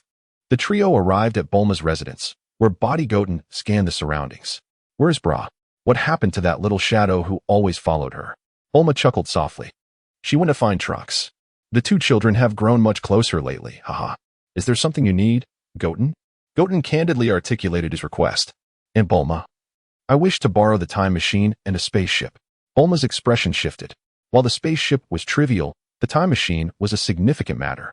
What do you intend to do, Goten? I need a journey to the past and future to rescue those powerful warriors. Bulma hesitated. And Bulma? Rest assured that this temporal expedition will not disrupt the timeline. I am more likely to traverse a parallel universe. Bulma, massaging her temples, reflected on how Goten always managed to sway her into undertaking tasks she was reluctant to do. The last instance was with Krillin. Fine. However, the time machine used by Cell has a few repairs pending and isn't operational yet. You will need to wait a while. Goten waved dismissively. No worries, Aunt Bulma. I can find someone to assist you with the repairs. Who? Body Goten placed his hand on his forehead and, in the next moment, vanished. Bulma, puzzled, inquired. Where did he go? Heartfelt Goten exchanged knowing glances with Divine Goten. He has gone to seek another prominent scientist on Earth. In the blink of an eye, Goten returned, accompanied by 3 children. Let me go? Son Goten, why are you here again? A small dog and a girl tugged at the clothes of a blue-skinned child, desperately trying to pull him away. Release the king. These were the Pilaf gang. Albeit considerably smaller now, with the girl appearing slightly older, around 15 or 16. 2 years prior, Goten had granted them a wish with Shenron, feeling guilty for frequently pilfering their Dragon Balls. Without giving Pilaf a chance to interject, the girl shouted, "Let us be young again by 30 years. Thus, she reverted to 13, while Pilaf and the dog, Asu, transformed into a few years younger and a small pup, respectively. Though they had gained a few years in the process, Bulma gazed at the 3 in astonishment. Goten, are these your helpers? Indeed, let them give it a try. Bulma led them to the time machine, where Pilaf exclaimed, Son Goten, what have you brought us here for? Can you repair that machine? Upon seeing the time machine, Pilaf's eyes sparkled with intrigue. Such intricate machinery, this technology was indeed advanced. Though Pilaf was eager to explore the machine, Goten's demeanor deterred him from offering assistance. Humph. Why should I help you? Goten pointed to Bulma. You recognize her, right?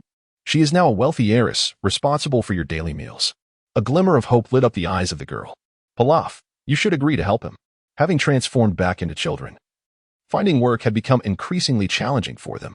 The prospect of 3 meals a day was indeed enticing. Pilaf wavered. And dessert, too? Asa clung to Pilaf, employing his puppy dog eyes to plead for his agreement. Pilaf struggled to maintain his resolve. And ice cream after every meal? Deal. Pilaf grasped Goten's hand, fearing he might retract his offer. Then let's get to work. Pilaf grabbed a wrench, saluting Goten cheerfully. Your wish is my command, boss. I'm not your boss. She is. Goten pointed to Bulma. Pilaf hurriedly bowed before Bulma. Hello, boss. I shall commence my work now. Salivating, Pilaf eagerly touched the time machine, inspecting it meticulously while Goten, oblivious, watched. Bulma, however, was wide-eyed with excitement. Pilaf was indeed a rare talent. He even constructed his own dragon radar. Such scientific prowess was beyond their reach, and he was soon ushered away by Bulma. Body Goten, accustomed to raiding the refrigerator for snacks, distributed goodies to the other two Goten, while the girl and Asa gazed longingly at the treats. It had been ages since they had eaten. Would you like some? Goten offered, but the girl turned away, her expression disdainful. Goten bore a striking resemblance to Goku, which irritated her, and the memories of how Goten had embarrassed her lingered painfully. With a haughty toss of her long black hair, she declared, I would never. Though her face averted, her eyes remained fixed on the snacks. Goten found it amusing. Despite her facade, she clearly craved the food.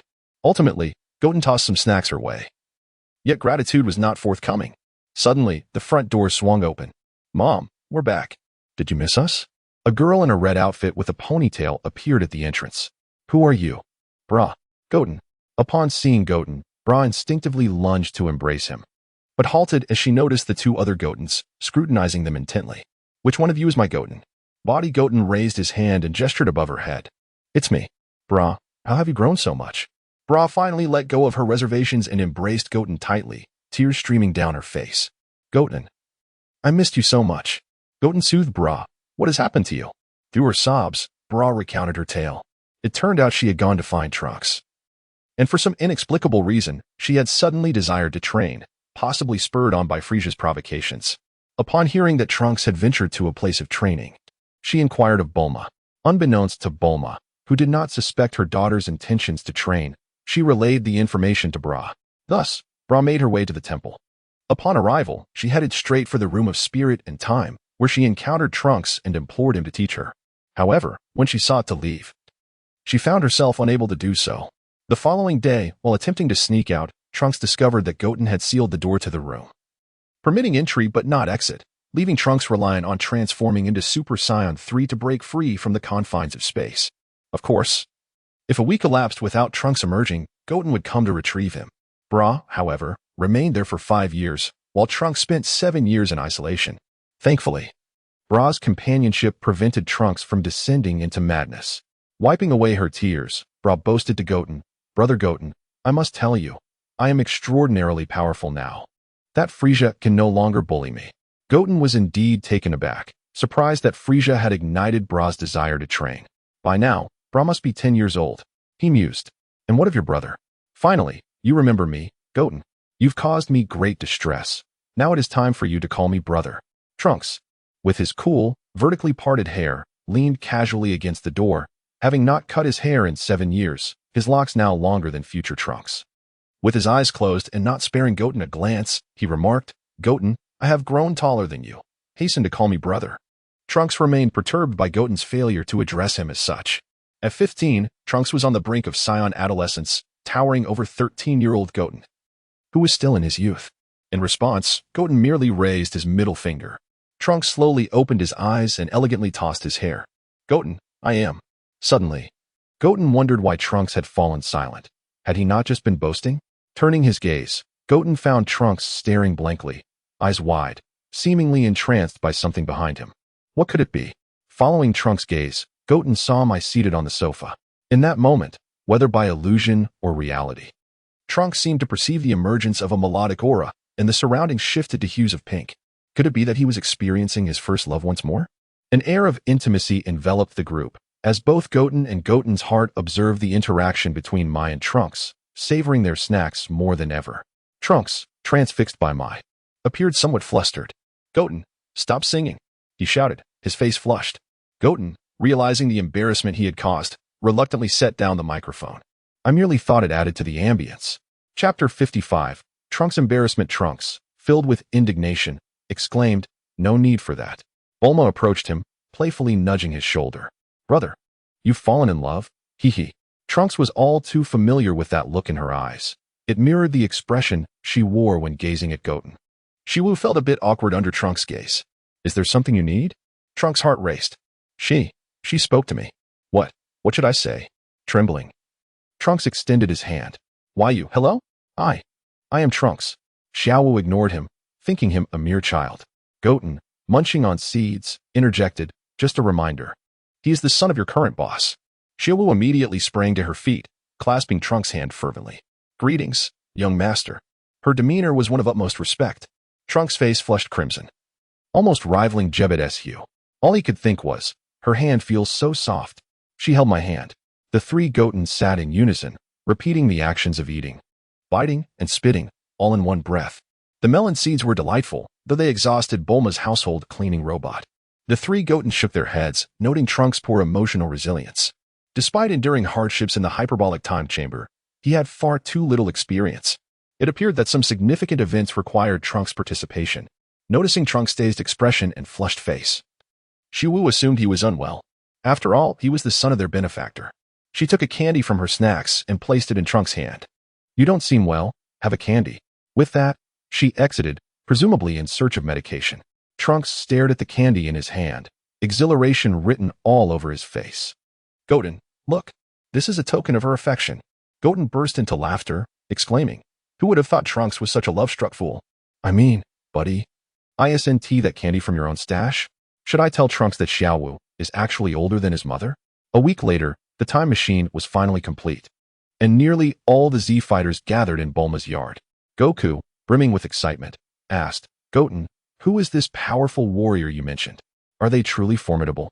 Vegeta was also curious as to why Goten wished to embark on a time journey, but he recognized that Goten would not engage in frivolous endeavors.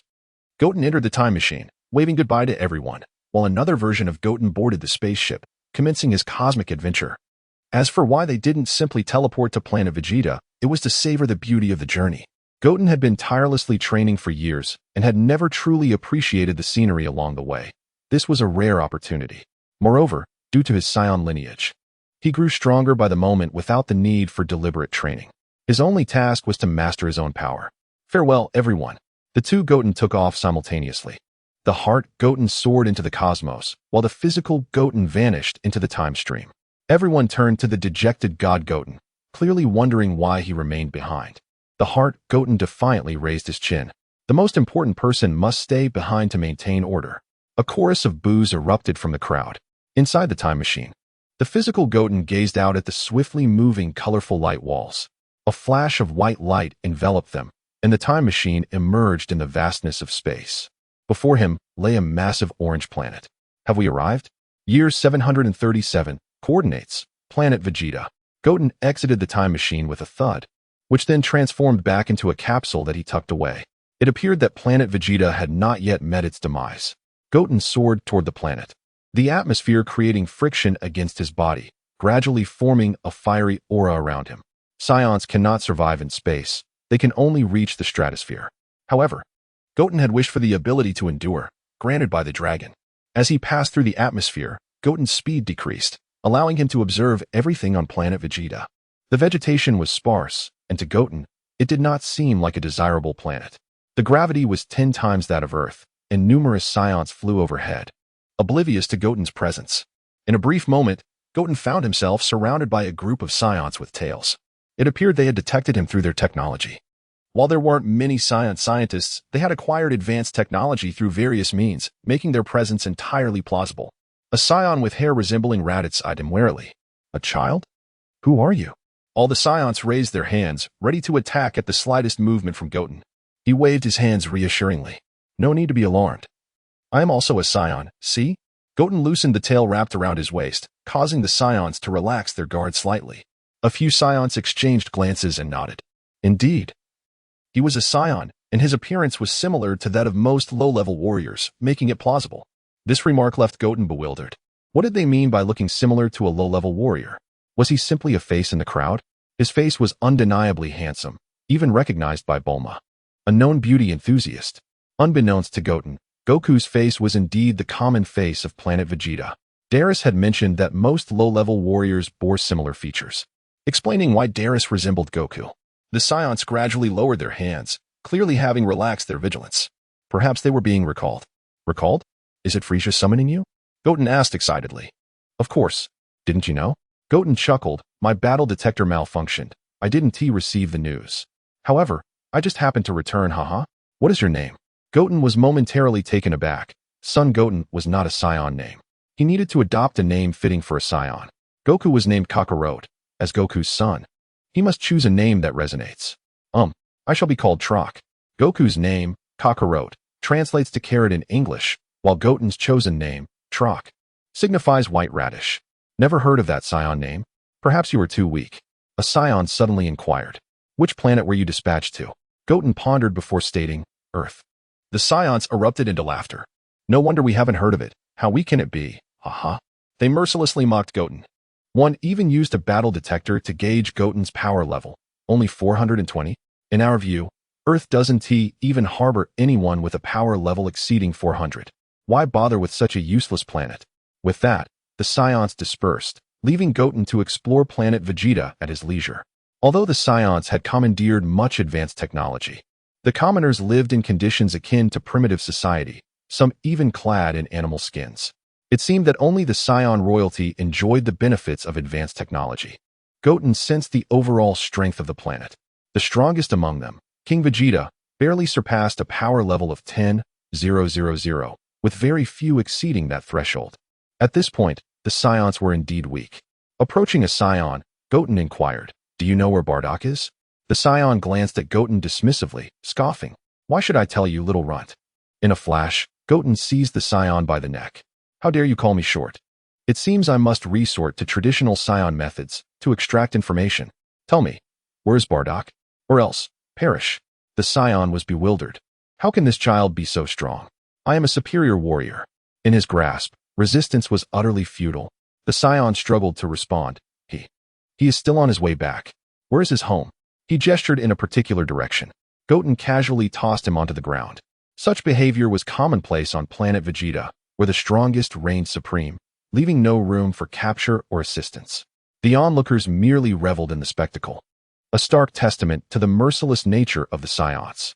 On Earth, by contrast, someone would have long since called for help, or perhaps a compassionate soul like Biddy Lee would have intervened. With determination, Goten soared towards the indicated location, having already memorized the man's energy signature. Should that individual dare to deceive him, he would not require Frisia. Goten himself would ensure the man faced his demise. As for saving planet Vegeta, what a farce. The former Saiyans could be likened to a malignant scourge of the universe, truly unworthy beings.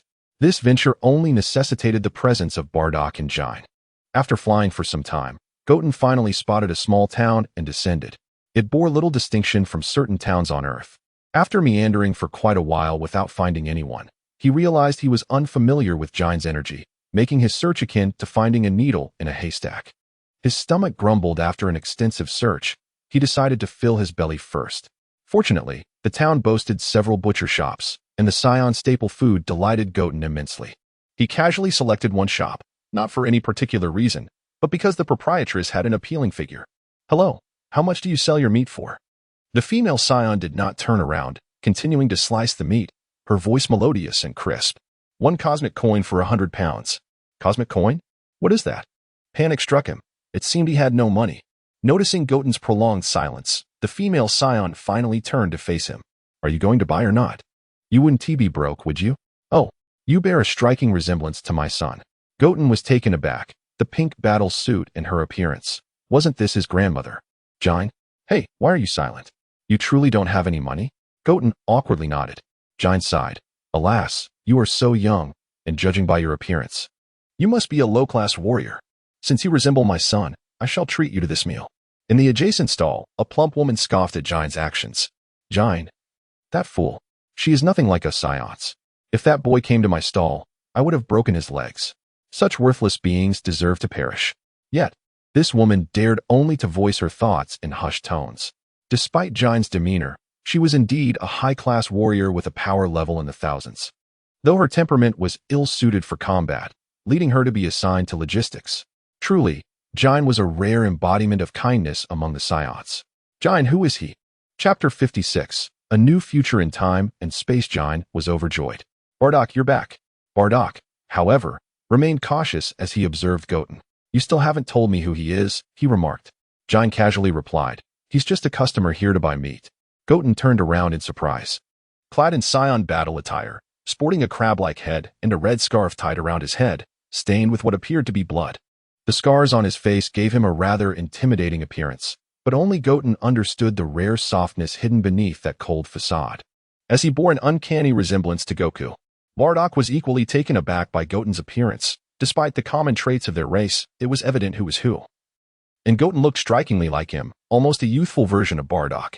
Jian chuckled, isn't it amusing that this child resembles both you and Kakarot so closely?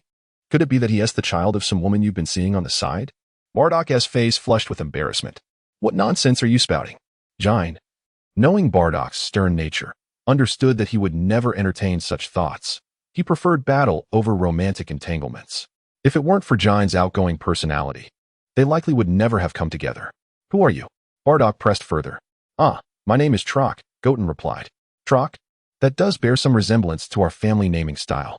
Indeed, Kakarot signifies carrot, Bardock means root, Raditz represents radish, while Goten's name, Trock, corresponds to white radish, a true vegetable family. We should head home now. Bardock whispered a few words to Jian, and Goten could hardly miss them. Jian suddenly recalled something and retrieved a leg of an unknown creature from the shop, thrusting it into Goten's hands. This piece of meat is yours, we're closing up. With that, she pushed Goten outside and shut the door behind him. While Bardock might have felt a flicker of curiosity about Goten's appearance, he did not dwell on it. Goten, however, sensed that Bardock was about to discuss Frisia's plan to annihilate the Saiyans with Jian. Soaring into the sky, Goten began to eavesdrop. The beauty of this era was that energy signatures were undetectable, rendering him practically invisible. Inside the room, a cultivation pod held a crab-headed infant peacefully resting with closed eyes. Look, Kakarot is growing healthily. He looks just like you, Bardock said, his gaze unusually tender as he observed Goku. Jian noticed Bardock's unusual demeanor.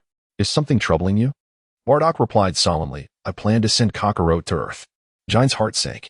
Why? He's still so young. Bardock explained his reasoning. Given Kakarot's potential, he would eventually be exiled. And Earth, with its weak creatures, could offer him a chance at survival. Moreover, Frisia intended to destroy the Saiyans, fearing the legendary Super Saiyan. Isn't that just a legend? Jian questioned. Indeed, but it serves as a sufficient reason for Frisia to wish us dead. During my recent visit to Planet Meat, the natives bestowed upon me the ability to foresee the future. I do not know the truth of it, but I witnessed Frisia obliterating planet Vegeta and glimpsed a future with Kakarot. Thus, we must send him away. Jian worriedly asked, can't we leave together? Bardock shook his head. Our battle powers are too high. Frisia's forces have already arrived, and they will detect us. Tonight, I will steal a spaceship and depart. Goten, overhearing this, was deeply moved by the profound love of his parents. That evening, Bardock and Jian indeed found a secluded spot to land the stolen spaceship. Gazing at Goku within with hearts full of sorrow, Bardock placed his hand against the spaceship's glass. Kakarot, you must survive. Jian wiped her tears. Bardock, you truly do not seem like a Saiyan. How can you care for your child so deeply? Bardock maintained his stoic expression, yet spoke the warmest words. I have fought against enemies my entire life. Perhaps I have simply been struck by an impulse to save someone. Jian pressed her hand against the glass, trying to see Goku's face clearly. Kakarot, you must survive. If Bardock's instincts prove wrong, we will come to fetch you from Earth. You must live. Goku seemed to sense his parents' sadness, yearning to reach out to them, yet separated by a barrier of glass, perhaps the closest distance yet the furthest at the same time. As Jian's tears flowed, the spaceship ascended slowly, drifting farther away, while Goku could only cry helplessly inside. Jian was overcome with grief, and Goten's heart ached at the sight. The following day, Frisia indeed arrived. All Saiyans believed he was merely surveying, unaware of his true intentions to annihilate them. Only Bardock charged headlong into Frisia's army, battling through countless foes to reach Frisia himself. Goten felt a sense of fulfillment. Though Bardock possessed only a power level of 10,000, he was undoubtedly a true warrior. Even Frisia found himself impressed by this Saiyan. Jian, gazing at the sky, worried for Bardock's safety. Suddenly, Goten appeared behind her, striking her unconscious and transporting her to a time machine hidden in space. Rest here, Jian. He departed in the next instant. Roar, what a valiant warrior. Yet you shall still perish. Frisia's sharp laughter echoed as a planet-destroying orb coalesced at his fingertips, casually tossed into the air. Bardock, already battered and bruised, summoned the last of his strength to launch one final energy blast. Yet, before it could even reach the outer perimeter of Frisia's obliteration orb, it was vanquished. Kakarot. In that critical moment, Bardock again glimpsed the future. He foresaw his son, Kakarot, triumphing over Frisia.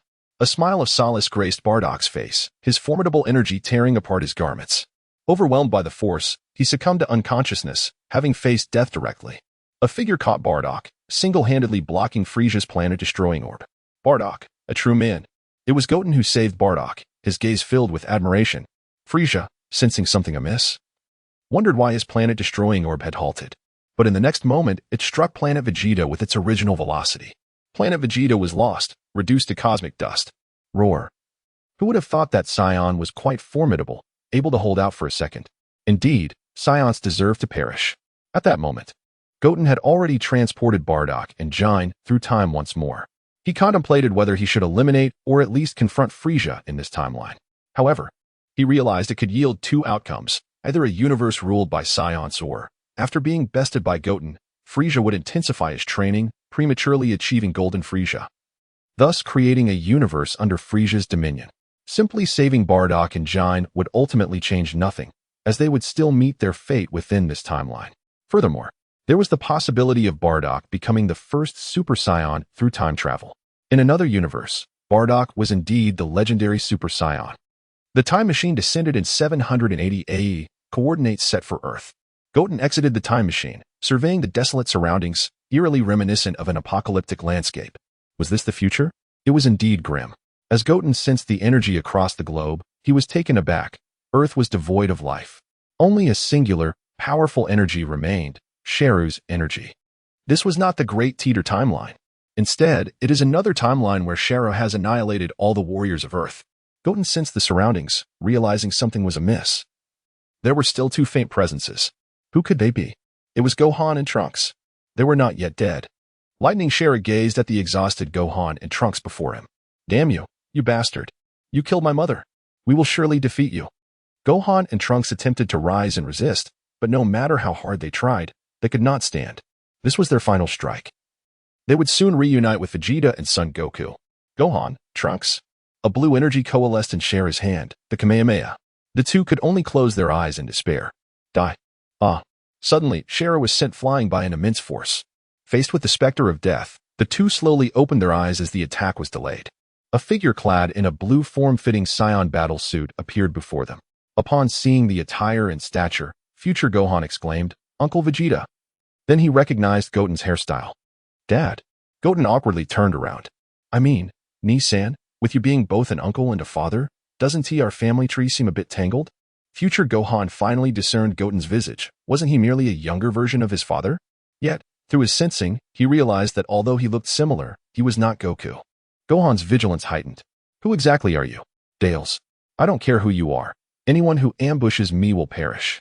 Sheru charged out from the rubble. "I'm talking to my brother. Can't you see? Do you lack perception?"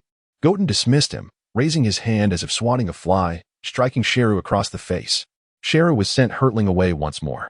Gohan and Trunks, seated on the ground, stared in disbelief. Who is he? Why is he so powerful? At that moment, Sheru had just entered his lightning form, boasting a battle power of 100 billion. Meanwhile, Goten's standard battle power had reached 120 billion. Initially, when he first transformed into Super Saiyan 3, his power was merely 30 billion, but during the Majin Buu incident, he had suffered greatly. The first time he faced Broly, he was nearly killed, significantly boosting his base power. The second time, he was brutally beaten by the evil spirit wave, yet again enhancing his strength. Ultimately breaking through to Super Saiyan 4, his power skyrocketing, perhaps surpassing his physical limits. Goten smiled as he greeted Gohan and Trunks, completely unassuming for someone capable of defeating Sheru. He appeared to be even younger than Trunks. "Hello, Gohan Nii-san, Trunks. Allow me to reintroduce myself. You may not know me, but I am Son Goten." Chapter 57, The Collapsing Cell. Son Goten. The mere utterance of Goten's name left both individuals astounded. Although they had never heard the name before, the association with Son Goku was unmistakable. Future Gohan trembled as he spoke. "You are Goten. And you call me Nii-san, which means you are." Goten chuckled. Indeed, Ni-san, I am your younger brother, the unplanned child of our father on Earth. In my timeline, during the android era, father did not perish, it was Cell who killed him. I was born a year after Trunks. Future Trunks was equally astonished. So, you are Gohan's biological brother. That's correct. Cell suddenly emerged from the ground. Since you are an unplanned child, it proves that in the past, I also killed Son Goku. Haha, truly, I am still the strongest. Cell erupted into laughter. But you were killed by my brother, Gohan. Cell's laughter abruptly ceased. What? Future Gohan was equally shocked. The version of myself from another timeline is so powerful. Goten scratched his head, feeling somewhat awkward. Well, he is indeed much stronger than you. But he constantly thinks about becoming a scholar. Even now, his awareness is nowhere near yours. He then turned to Future Trunks. You too. Although the Trunks from my timeline is considerably stronger than you, his battle awareness pales in comparison to both of you. Future Trunks inquired curiously, what about you, Goten? Goten rolled his eyes. What do you mean? Are you saying that my battle awareness is inferior to yours? Is there a Goten in your timeline? Future Trunks pondered, realizing there was no Goten in their timeline. Furious, Cell exclaimed, even if I died in your timeline, it was your brother who killed me, not you. I fear you not. I am Lightning Cell. Cell surged with fury, his power escalating to match Goten's. As their fists clashed, both engaged in an evenly matched battle. Cell laughed heartily. Aren't you impressive? Come on. Future Trunks was anxious. What will Gohan do? It seems Cell's strength has increased. Future Gohan felt helpless. They were barely able to stand. Goten wore a disdainful expression. Even if you have increased your strength, how can you be certain you can defeat me? Cell smirked confidently. Though this is the limit of my current enhancement, do not forget I am the strongest android, endowed with remarkable regenerative abilities and boundless stamina. You are merely a Saiyan. What do you have to fight against me? Goten scoffed. Cell, you must be delusional. You know I am a Saiyan. Do you really think I cannot transform into a Super Saiyan? Cell felt a chill in his heart.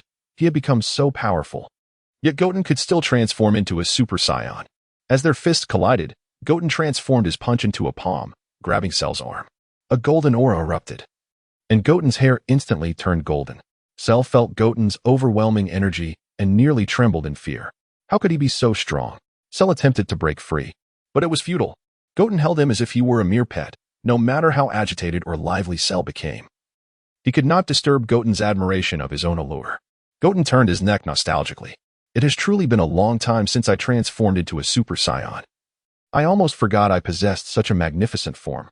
Trunks stared blankly at Gohan and asked, Gohan, is your brother too absurd? Cell seemed like a dog in his grasp. Gohan nodded in agreement, clearly astonished by Goten's prowess. Unable to move, Cell swung his other hand downward, but Goten dismissed the attack. Did you think such a feeble strike could harm me? To Goten's surprise, Cell chose to sever his own hand to escape. In the next moment, Cell distanced himself from Goten, and his arm grew back. Goten toyed with Cell's small arm. Why expend such effort? I am not refusing to return it to you. How about a bottle of hand sanitizer instead? With that, he tossed Cell's severed arm at his feet, much like tossing a bone to a dog. Cell's face flushed with rage at Goten's words. How could Son Goku have such a sarcastic son? Conversely, Gohan appeared much more endearing. Trunks could no longer contain himself. Gohan, is Goten really your brother? His personality is nothing like yours. Gohan nodded. He doesn't resemble my father either. Cell was now drenched in cold sweat. Realizing he could not win, escape was his only option. Goten, nonchalantly, stated, You wish to flee? Let me tell you something, there is no escape. Allow me to show you the true power of a Saiyan. Ni-san, Trunks, watch closely. Trunks and Gohan looked on eagerly, anticipating the true power of a Saiyan. Goten clenched his fists and crouched down. Lightning sparkled around him, his hair standing on end. Goten's aura underwent a qualitative transformation. Cell dared not move, muttering incessantly, Impossible. Impossible. There is no escape. It's over. Gohan and Trunks were exhilarated, astonished by Goten's strength. Goten flashed a wicked smile at Cell. This is the Super Saiyan 2, transcending the Super Saiyan realm. Super Saiyan 2. There is such a state for Saiyans. Trunks and Gohan were filled with excitement. If they could reach such a level, what fear would they have of Cell?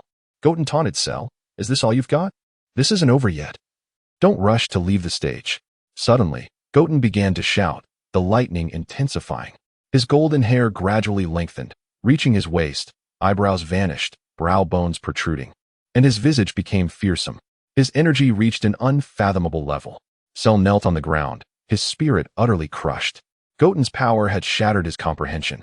Achieving Super Saiyan 3 might not be difficult for someone of Cell's caliber, but at this moment, it remained an unattainable realm for him. Gohan and Trunks were at a loss for words to express their feelings. Is our universe so inferior? Goten, who is even younger than us, has already surpassed us by such a margin. They felt somewhat numb, as if Goten could still transform further, and it would no longer be surprising. Super Saiyan 3 Goten arrogantly stood atop Cell's right shoulder, commanding, "Pick up your hand. Pick up your hand." Cell hurriedly retrieved his severed hand from the ground. Trembling as he knelt, he felt as powerless as King Vegeta before Beerus. He could distinctly sense that Goten was different from the other Dragon Ball warriors. He could only submit and comply. Having just attained Lightning Cell, he was desperate to survive. Trunks trembled as he watched Goten. The current Goten was a far cry from the amiable figure he had been moments before. "Gohan, don't you think Goten resembles a gang member?" Gohan nodded in agreement. How could the version of him from that timeline have raised Goten like this? If it were me, Goten would never behave this way. Yet, he was unaware that Goten's demeanor had little to do with the main Gohan. Indeed, Gohan's current state was significantly influenced by Goten. Goten unleashed a powerful punch to Cell's abdomen. Cell could hardly withstand such an assault. His eyes bulged, and saliva streamed from his mouth as he began to gag. Before long, a blonde-haired girl was regurgitated from his mouth. Was this the android 18 from this timeline? However, Cell had already entered Lightning Cell, and 18 emerged without regression, albeit with diminished power. Cell lay on the ground, continuously pleading for mercy. Even as his stomach ached, he did not cease calling out. Unexpectedly, Goten managed to encapsulate Android 18 within a universal capsule, and he harbored no sympathy for this universe's version of her. Goten scoffed. "Shall I offer you a chance to survive?" Cell, filled with excitement, exclaimed, "You would let me go." Goten merely shook his finger, stating, "It is not a matter of whether I will let you go, but whether they will spare you. 3 days hence, they shall challenge you.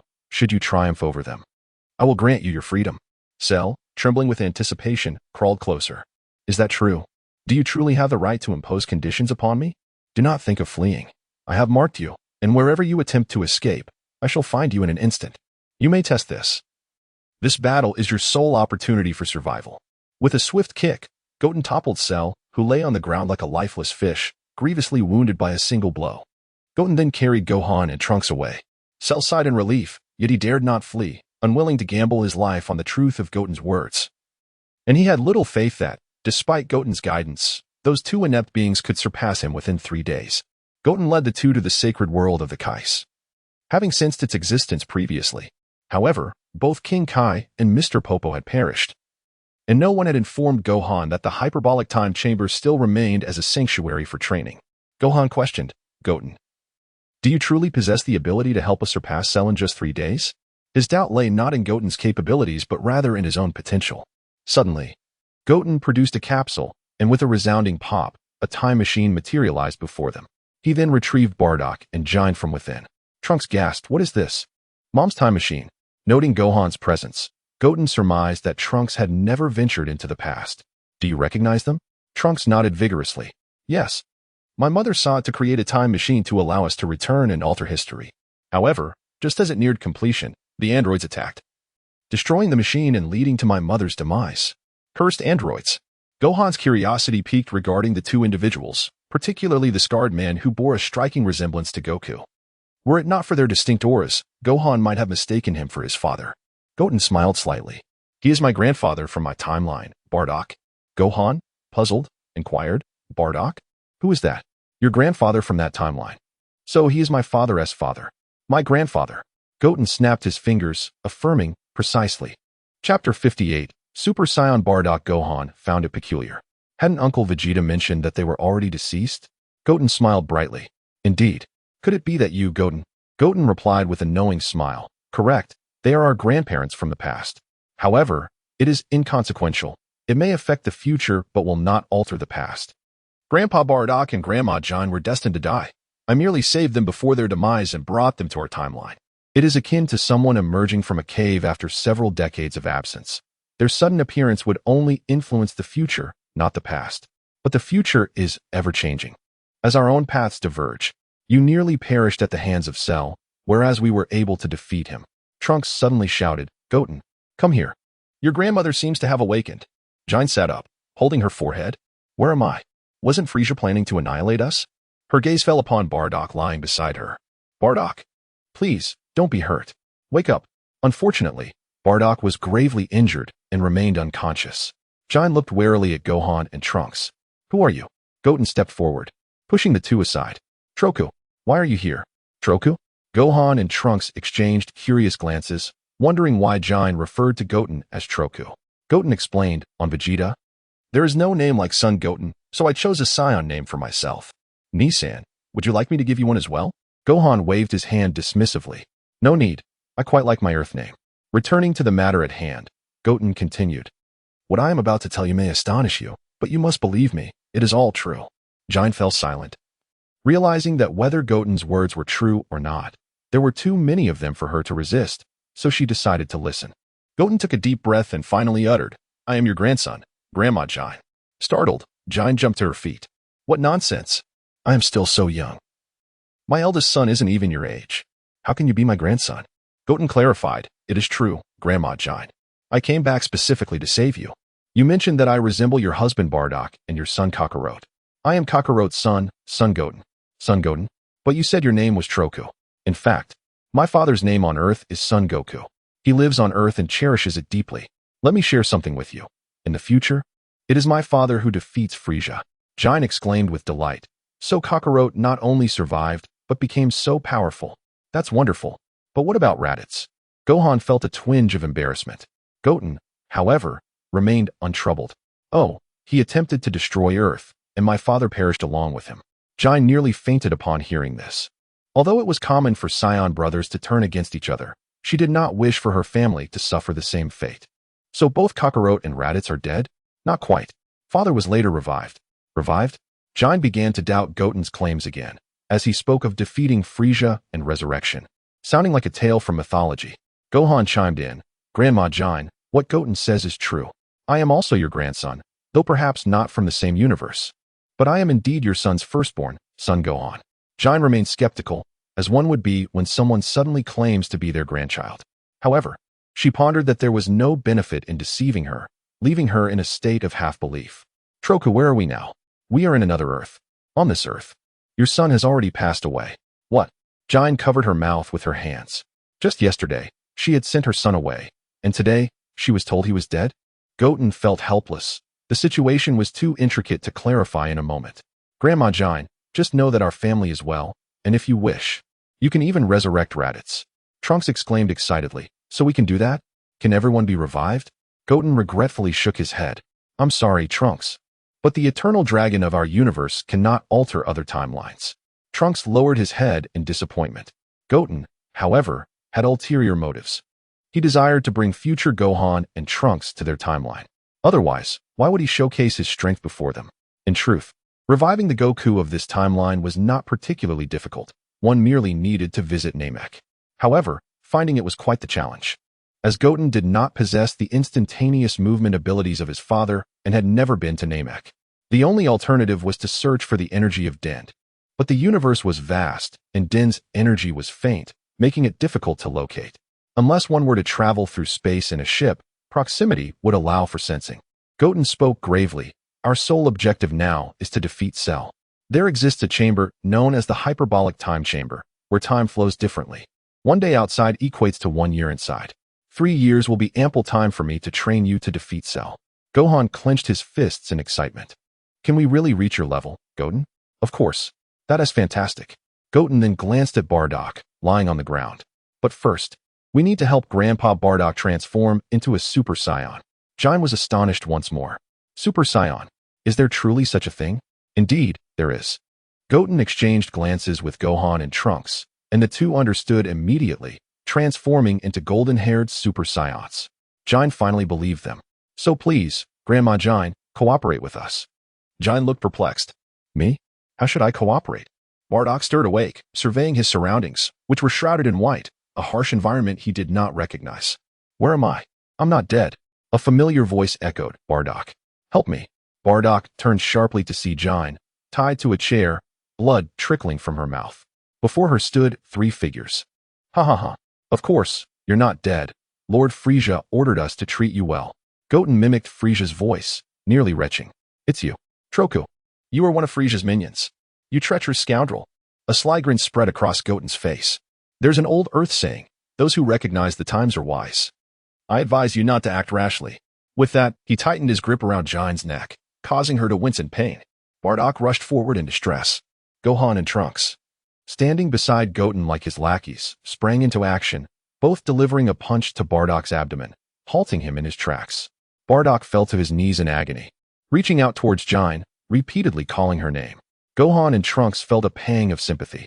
In truth, Bardock had awakened with significantly enhanced power.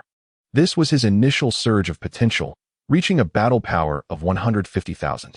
Goten's objective was to catalyze another surge, boosting his power to 3 million. This was not difficult. The challenge lay in inciting Bardock's rage to transform him into a Super Saiyan, which was Goten's cunning plan. Hit him hard, until he is on the brink of death. Although Gohan and Trunks felt reluctant, they understood this was for Bardock's benefit and began to unleash a flurry of blows upon him, targeting his limbs, bones, and organs, leaving no part of Bardock unscathed. Bound to the chair, Kain was in tears. Had her mouth not been sealed by Goten, she would have cried out to cease the performance.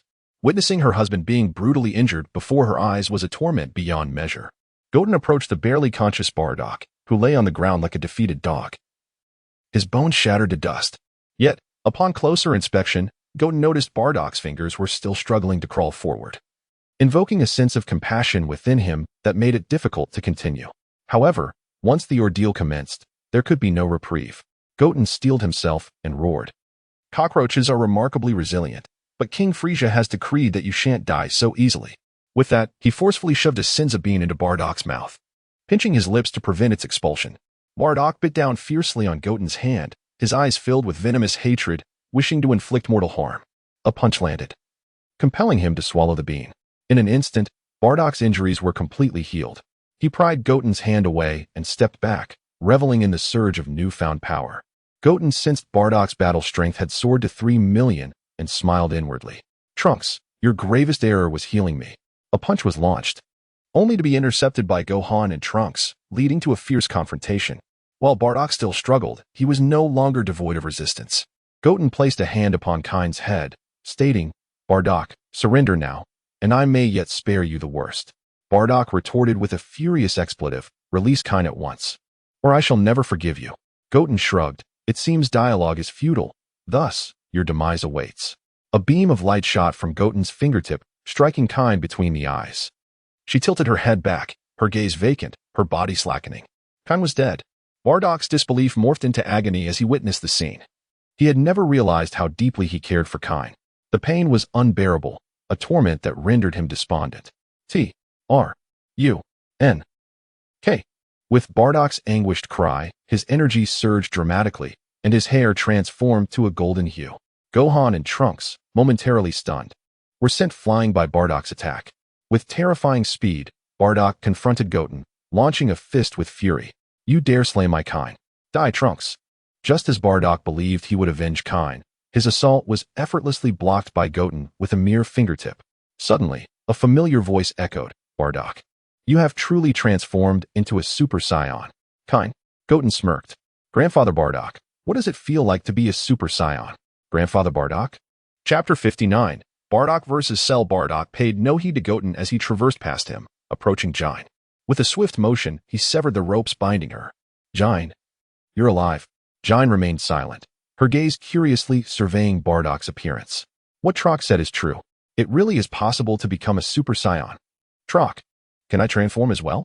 Jine was now fully convinced of Goten's words. After all, why would he go to such lengths to assist them? Goten approached with a smile. Of course, Grandma Jine, but I believe it's unnecessary. We can handle it together. Bardock turned, realizing he must seek answers from Trock. Grandma Jine? You still call me Grandpa Bardock. Who exactly are you? Jine nudged Bardock gently, urging him to soften his tone, and proceeded to explain Goten's situation. After a brief moment, Bardock finally recovered from his astonishment. So, you truly are Kakarot's son, who has come back to rescue us, and Frieza is dead in the future. Goten nodded. Bardock suddenly erupted in laughter. Haha, what a relief. I never imagined Kakarot would become so powerful and his child is just as formidable. What a joy. What a joy, ha ha ha. Bardock, filled with excitement, grasped Goten's arms. What about Kakarot? Take me to see him. Goten understood Bardock's enthusiasm. Yet there were pressing matters at hand. We are not in our universe yet, so we cannot meet him. However, Grandpa Bardock, there is an enemy you must confront first. And once we defeat him, we shall return. Bardock laughed heartily. What sort of enemy could possibly defeat me? I am now the legendary Super Saiyan. You are merely an ordinary Super Saiyan, and this enemy is not one that can be vanquished by a Super Saiyan's might. Bardock, puzzled, replied, but there is still you. Trock, you single-handedly withstood my full power strike. I could easily defeat Cell, but he is a challenge I have left for you. Over the next 3 years, I shall train you to reach the level of Super Saiyan 2. Bardock exclaimed, Super Saiyan 2. Goten and Trunks chimed in, not only Super Saiyan 2, but also Super Saiyan 3. As they conversed, Goten transformed into Super Saiyan 3. The three looked on with envy, no matter how one viewed it. Super Saiyan 3 was an immensely powerful form. Goten smiled mysteriously. To inspire their enthusiasm, Goten decided to showcase all his strength. Actually, there is also Super Saiyan 4. Goten shouted, a torrent of red energy erupting skyward, his tail swirling with the energy. His hair reverted to black. Red fur sprouted across his body, and his eyes radiated a captivating, sinister charm. Jine's eyes sparkled with admiration as she rushed to embrace Goten. So cool. You truly are my grandson. Saiyans are straightforward by nature. Once Jine accepted Goten as her grandson, her true character emerged. Goten found this somewhat overwhelming, especially as Jine appeared quite youthful. The others were not focused on appearances, but rather the terrifying power of Super Saiyan 4. Goten had restrained his full might. Trunks exclaimed excitedly, Super Saiyan 4. How powerful! This is unbelievable! Gohan, somewhat numbed by the spectacle, inquired, Goten, is there a Super Saiyan 5? Brother, you're sharp, but I can't transform into that yet. As everyone grasped the extent of Saiyan power, they felt an insatiable yearning. This was the advantage of foresight. When one is unaware of the path ahead, they may wander aimlessly and even lose their way. What Goten was doing was not merely training them, but guiding them to the path they were destined to tread. All right, the Little Sunflowers class is in session. 3 days later, Cell remained motionless, paralyzed by fear. He felt as though a pair of eyes were constantly watching him. The thought of Goten's terrifying power made him nauseous, not from disgust, but from the visceral reaction to facing something overwhelmingly fearsome. Such a feeling should not be experienced by a being of his kind. Yet the memory of the horrific aura from the temple days prior made him shudder uncontrollably. It was simply too terrifying. 3 days have passed. Why haven't they returned? If they do not come back, I might just leave. Cell cautiously shuffled, torn between the desire to flee and the fear of moving. Just as he resolved to escape, a chilling voice echoed behind him. Did you forget what I said? Cell's spine tingled, cold sweat trickling down. He stiffly turned his neck, slowly facing the source. Son Goku. 2 Son Gokus. Goten and Bardock had returned from their training. Goten was now 16, having entered Saiyan adolescence, standing at 185 centimeters tall, resembling a grown-up Goku. Thankfully, Vegeta's Saiyan battle armor was quite elastic, ensuring he was not left without clothing. The other was, of course, Bardock. Gohan, Trunks, and Jine followed closely behind. With the help of Goten's Senzu beans, Gohan's arm had miraculously regrown. Initially, the wound had closed, making regrowth impossible. However, Goten had removed the remaining portion of his arm. And after consuming a Senzu bean, Gohan's arm was restored. Senzu beans truly are an essential remedy for any occasion. Goten pointed to his face. I am Son Goten. And this is my grandfather Bardock. Remember that. Cell assessed the situation. He had indeed grown stronger, but he was still far from being able to defeat them. If I defeat them, will you truly let me go? Goten nodded. In this battle, I will not interfere. As long as you defeat them 3 in turn, I shall spare you. Cell, cautious, asked, really? Are there any rules? Goten chuckled at Cell's feeble demeanor. Haha, do you know, in my timeline, it was you who set the rules for us, and now it is I who dictates the terms. How ironic, isn't it? Haha. Cell's expression soured upon hearing Goten's words. The rule is simple. There are no rules. You either kill them, or they kill you. Goten would grant Cell no quarter. This was the monster that had slain all of Earth. The thought of him having killed the mother of this universe made Goten seethe with rage. Wishing to eliminate him personally. Who will face me first? I will. X3. Everyone clamored to be the first to battle Cell, but Trunks stepped forward with determination. Gripping the sword of hope tightly, barely containing his desire to slay the monster. Yet Goten shook his head and called Bardock forward. Trunks was reluctant, but after Goten whispered a few words in his ear, he agreed to step back. Since Bardock had recently achieved Super Saiyan 2, he would face Cell first. Goten instructed Trunks to deliver the final blow to Cell. Bardock approached, flexing his wrists, looking down at Cell with disdain. "So, you are the monster known as Cell? You don't seem so formidable. Allow me, Bardock, to end your existence." 3 years had passed, yet Jin and Bardock still affectionately referred to Goten as Trock, claiming it made them feel like family. Bardock, unlike many Saiyans, did not possess a tendency to be reckless, yet his fighting style was swift and decisive. In an instant, Bardock transformed into Super Saiyan 2, and before Cell could react, he was upon him, delivering a punch that obliterated half of Cell's face, his eyeball bursting from the force. Cell was sent flying, crashing to the ground, rendered motionless. Bardock looked at Goten with a face full of disdain. "Is this the formidable opponent you spoke of, Trock? He fell before I even exerted myself?" Bardock exclaimed, glancing back. As he turned, he witnessed the grotesque half-face of Cell, which had been lying on the ground, miraculously regenerating. A pang of anxiety struck him. Fortunately, his core was not located in his head, or he would have been defeated. With a furious roar, Cell unleashed a surge of lightning, no longer underestimating Bardock as he transformed into his lightning-infused form. Bardock, elated to see Cell still standing, felt his excitement rekindle. Let the second round commence. In the next moment, Bardock and Cell began to approach each other, their eyes locking in a tense standoff. After an extended gaze, Bardock initiated the assault. The two warriors clashed violently, engaged in an intense melee. After several rounds, Bardock delivered a powerful kick that sent Cell crashing into the ground, seizing the opportunity to unleash a series of princely techniques. As the dust settled, a disheveled Cell emerged, though the injury was trivial to him. Curiosity piqued, he mused. "I am intrigued by your identity. When did such a powerful warrior emerge on Earth? You must be the one who killed my son, Kakarot. Now, it is your turn to perish." Cell was taken aback. When did Goku have a father? This individual appeared to be of similar age to Goku, making it implausible for him to be his father. Furthermore, in this universe, Goku succumbed to a heart disease, so what connection did he have with Bardock? "That is another version of me from a different universe. I do not acknowledge him," Bardock replied indifferently. "No matter, as long as I know your name is Cell. That suffices." In the next instant, Cell, consumed by rage, launched a counterattack, and the two collided once more. The shockwaves from their battle caused the very earth to tremble. Despite Cell's seething fury, the disparity in strength placed him at a distinct disadvantage. "Your punches are becoming increasingly sluggish." As time wore on, Cell's speed diminished, his attacks weakening. Bardock, finding the encounter dull, decided it was time to conclude the fight.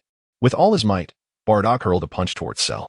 Just as Cell prepared to retaliate, Bardock swiftly crouched, delivering a devastating blow to Cell's abdomen. As Cell winced in pain, Bardock was relentless, clasping his hands together. A brilliant blue light gathered. Ultimate Destruction Cannon. The formidable energy blast obliterated Cell's form, leaving only scattered remnants behind. Bardock confidently turned away. "I apologize. It appears you have no chance to retaliate." Goten found amusement in the scene. "Grandpa, come back and look behind you." Suddenly, a fragment of Cell's remains shot up, rapidly expanding until it reverted to Cell's original form, his energy surging beyond Bardock's current power. Chapter 60, Zamasu. Cell erupted into laughter. "Ha ha ha. Did you really think I was dead? As long as my core remains intact, I can resurrect infinitely. With the Saiyan genes coursing through me, each revival enhances my strength. What will you do now, Goten? Ha ha ha." But in the next moment, Cell found himself being crushed into the ground by Goten, as if he were a mere dog. This time, the 3 years spent in the hyperbolic time chamber had not only elevated Bardock and his companions, but had also significantly enhanced Goten. As a Super Saiyan 4, Goten placed great importance on his base form's combat power. In his current state, he was more than capable of overpowering Cell. "You obtained those Saiyan genes from Uncle Vegeta, didn't you? How bold. Who gave you the audacity? If you wish to reincarnate sooner, I can send you off right now. Just tell King Yima to mention my name, and you can skip the queue." Cell could hardly believe that he had once again augmented his strength, only to find the disparity between him and Goten still so vast. Goten released his hold on Cell. Next, Gohan stepped forward. Trunks had specifically instructed Gohan to leave Cell to him. Gohan remained silent. The future version of him had become a man of few words, having lost too much. If not for Trunks' feelings, he would have eradicated Cell by now. Without uttering a word, Gohan transformed into a Super Saiyan 2. In an instant, he stood before Cell. Cell, dismissive, thought Gohan was merely a Super Saiyan 2, but then, in the next moment, he was struck sharply across the face. Gohan unleashed a punch that collided with Cell's abdomen, causing grievous internal damage. This punch is for all the Earthlings you absorbed. Why? Why is it that despite both being Super Saiyan 2, Gohan is so much stronger? Gohan had long been a Super Saiyan, though he lacked guidance and had spent all his time caring for others, leaving him little opportunity to train. Yet, let us not forget, he is Gohan. The mightiest Z warrior is no jest. Within half a year, Gohan had mastered Super Saiyan to its fullest and ascended to Super Saiyan 2. Now, he was not inferior to Vegeta during the Majin era. Cell was nothing more than a trivial opponent. Gohan held back, fearing that a single punch might end Cell's life, depriving Trunks of his chance to avenge. This punch is for the warriors who protect the Earth. With another punch, Cell began to retaliate, but when their fists clashed, Cell's hand shattered like tofu against Gohan's might. Cell clutched his hand in agony, screaming in pain. He possessed remarkable regenerative abilities, but that did not exempt him from suffering. Moreover, such recovery required energy. Cell scrambled backward, realizing he was no match for Gohan. This kick is for my mother. Gohan's voice was chilling, devoid of warmth. Without hesitation, he delivered a kick that shattered Cell's right leg into 2 segments. Everyone watched in sheer delight. Trunks could hardly contain his urge to strike a blow himself. This kick is for our beautiful Earth, you wretched monster. With that, Cell was left with only his left arm and tail, sprawled on the ground, convulsing in pain, unable to even lose consciousness. Having vented much of his frustration, Gohan found the encounter lacking in interest. Trunks, finish him off. Trunks' gaze was resolute. He had awaited this day for far too long. Gripping the sword of hope, akin to the scythe of death, he approached Cell step by step. At this moment, Cell had no energy left to mend his wounds, only to confront the impending doom. As Trunks stood before Cell, raising the sword of hope, crafted by Bulma. Not the actual sword of hope, but a sharp sword nonetheless, he declared, as long as your core remains, you cannot die, correct? Then I shall dismember you into pieces. I will strike at your core. Die, Cell. The sword swung down, the end was nigh. But Trunks found that he could not bring it down. Who? Suddenly, a figure clad in black intercepted Trunks' sword. Trunks? Aren't you in the past? Trunks finally recognized the figure obstructing him, unable to believe his eyes. Gohan shouted, Dad. The energy is unmistakable, it's Dad. It was none other than Goku, dressed entirely in black. While Chi-Chi attempted to rush forward to recognize him, Goten stopped her. It was indeed Goku's energy, but given his black attire, Goten had already deduced his identity. Black Goku Zamasu. Cell, lying on the ground, was equally astounded. Goku, you saved me. Black Goku frowned, looking at the dismembered Cell with disgust. You vile insect are not worthy of my salvation. Die. A blue energy blast obliterated Cell into dust, leaving a deep gash in the ground. Trunks tried to withdraw his sword, but found it impossible. Black Goku closed his eyes to sense his surroundings. There are no humans left on this Earth. This isn't the original timeline. Let me go? Trunks instantly transformed into Super Saiyan 2, drawing out his sword. Black Goku taunted, Trunks, you've grown weaker. Ha ha ha. A blade of energy shot from his hand, aimed at Trunks with accelerated speed. Gohan shouted in urgency, Trunks, don't act rashly. At that moment, Trunks was no match for Black Goku. The sword seemed destined to be ineffective. Suddenly, Goten appeared between them, catching Black Goku's energy blade with his bare hands. Goku. Black Goku had only focused on Trunks, not noticing Goten until now. Goten's tone was icy as he inquired, did you swap bodies with Goku, or with me? Black Goku was caught off guard by Goten's question. Of course, it's your body. After I took over, I killed that waste, son Goten, along with your wife. Haha. Before his laughter could finish, Goten struck him hard. Goten's expression was grim, unusually so. You bastard, remember that I am son Goten. In an instant, Goten transformed into Super Saiyan 2, delivering a barrage of blows to Black Goku, only to discover that Black Goku had also mastered Goku's Super Saiyan 2 form, effortlessly catching Goten's punch. Ha ha ha. I must thank you, Goku. Without you, I wouldn't have adapted to this body so quickly. You repugnant creature. Goten was thoroughly disgusted by Zamasu's character, lacking true strength. resorting to underhanded tactics akin to a rat in the sewers. The two engaged in an extended melee, with Goten realizing that Black Goku's strength was rapidly increasing with every strike. Each time Goten landed a hit, Black Goku's power surged. Others attempted to assist, but were halted by Goten. At their current strength, they were no match for Zamasu. Goten transformed into Super Saiyan 3. This form excited Black Goku, who realized there was still power to be unleashed from Goku's body. I'll say it again. I am Son Goten, not Son Goku. With a sudden punch, Goten struck Black Goku, who had been basking in his own arrogance. As Black Goku attempted to retaliate, Super Saiyan 3 Goten vanished in an instant, reappearing behind him. Taking advantage of Black Goku's momentary confusion, Super Saiyan 3 Goten unleashed all his might, delivering a powerful kick that sent Black Goku crashing down to the ground. Black Goku could not adjust his posture mid-air, plummeting straight into a building. Witnessing Black Goku's pitiful state, Goten could not help but taunt, "Is this all you can do? Defeated by the very humans you despise." In a fit of rage, Zamasu exclaimed, "Son Wukong, you shall not deceive me. How could you possibly be anything like that worthless Son Goten?" Black Goku, with a wicked grin, retorted, "Do not take pride in yourself. Pain will only render me stronger." Suddenly, Black Goku rose to his feet, a cunning smile spreading across his face. "I must truly thank you. Without you, how could I have attained such power?" He began to roar uncontrollably, his aura surging once more. A formidable wave of malevolent energy erupted forth. Astonishingly, Black Goku transformed into Super Saiyan 3. Gohan and the others watched in disbelief. Who was this being? His power had escalated yet again. Goten found the situation amusing, and in the next moment, an epic battle at Super Saiyan level 3 commenced. Black Goku charged forward, delivering a powerful blow to Goten. Despite the pain, Goten retaliated with a swift kick to Black Goku's face. Their combat transcended the skies, plunging into the earth, and then into the depths of the ocean. Gradually, Goten began to feel overwhelmed. The strength of Zamasu was laced with divine energy, resulting in a lesser energy expenditure than Goten himself. Goten distanced himself, realizing that Black Goku had yet to assume that repugnant magenta form. He resolved to finish this swiftly, determined not to allow this vile creature to return to his timeline. Suddenly, Goten roared before Black Goku, a unique crimson energy enveloping his being. This power elicited admiration even from Black Goku. Moments later, Super Saiyan 4 Goten stood before him. "You can perish now." In an instant, Goten appeared before Black Goku, seizing his long Super Saiyan 3 hair and slamming his face into the ground. Black Goku's visage met the earth with a fervent kiss, leaving him dirt-covered and disheveled. "You disgusting human! I am a noble god." Before Zamasu could utter another word, Goten yanked him by the hair and hurled him down, crashing him against the ground. Once, twice, thrice. Black Goku let out a series of anguished cries. Ugh! What a feeble god! A thick gob of spit landed on Black Goku's face as Goten held him by the hair, rendering him like a wretched insect.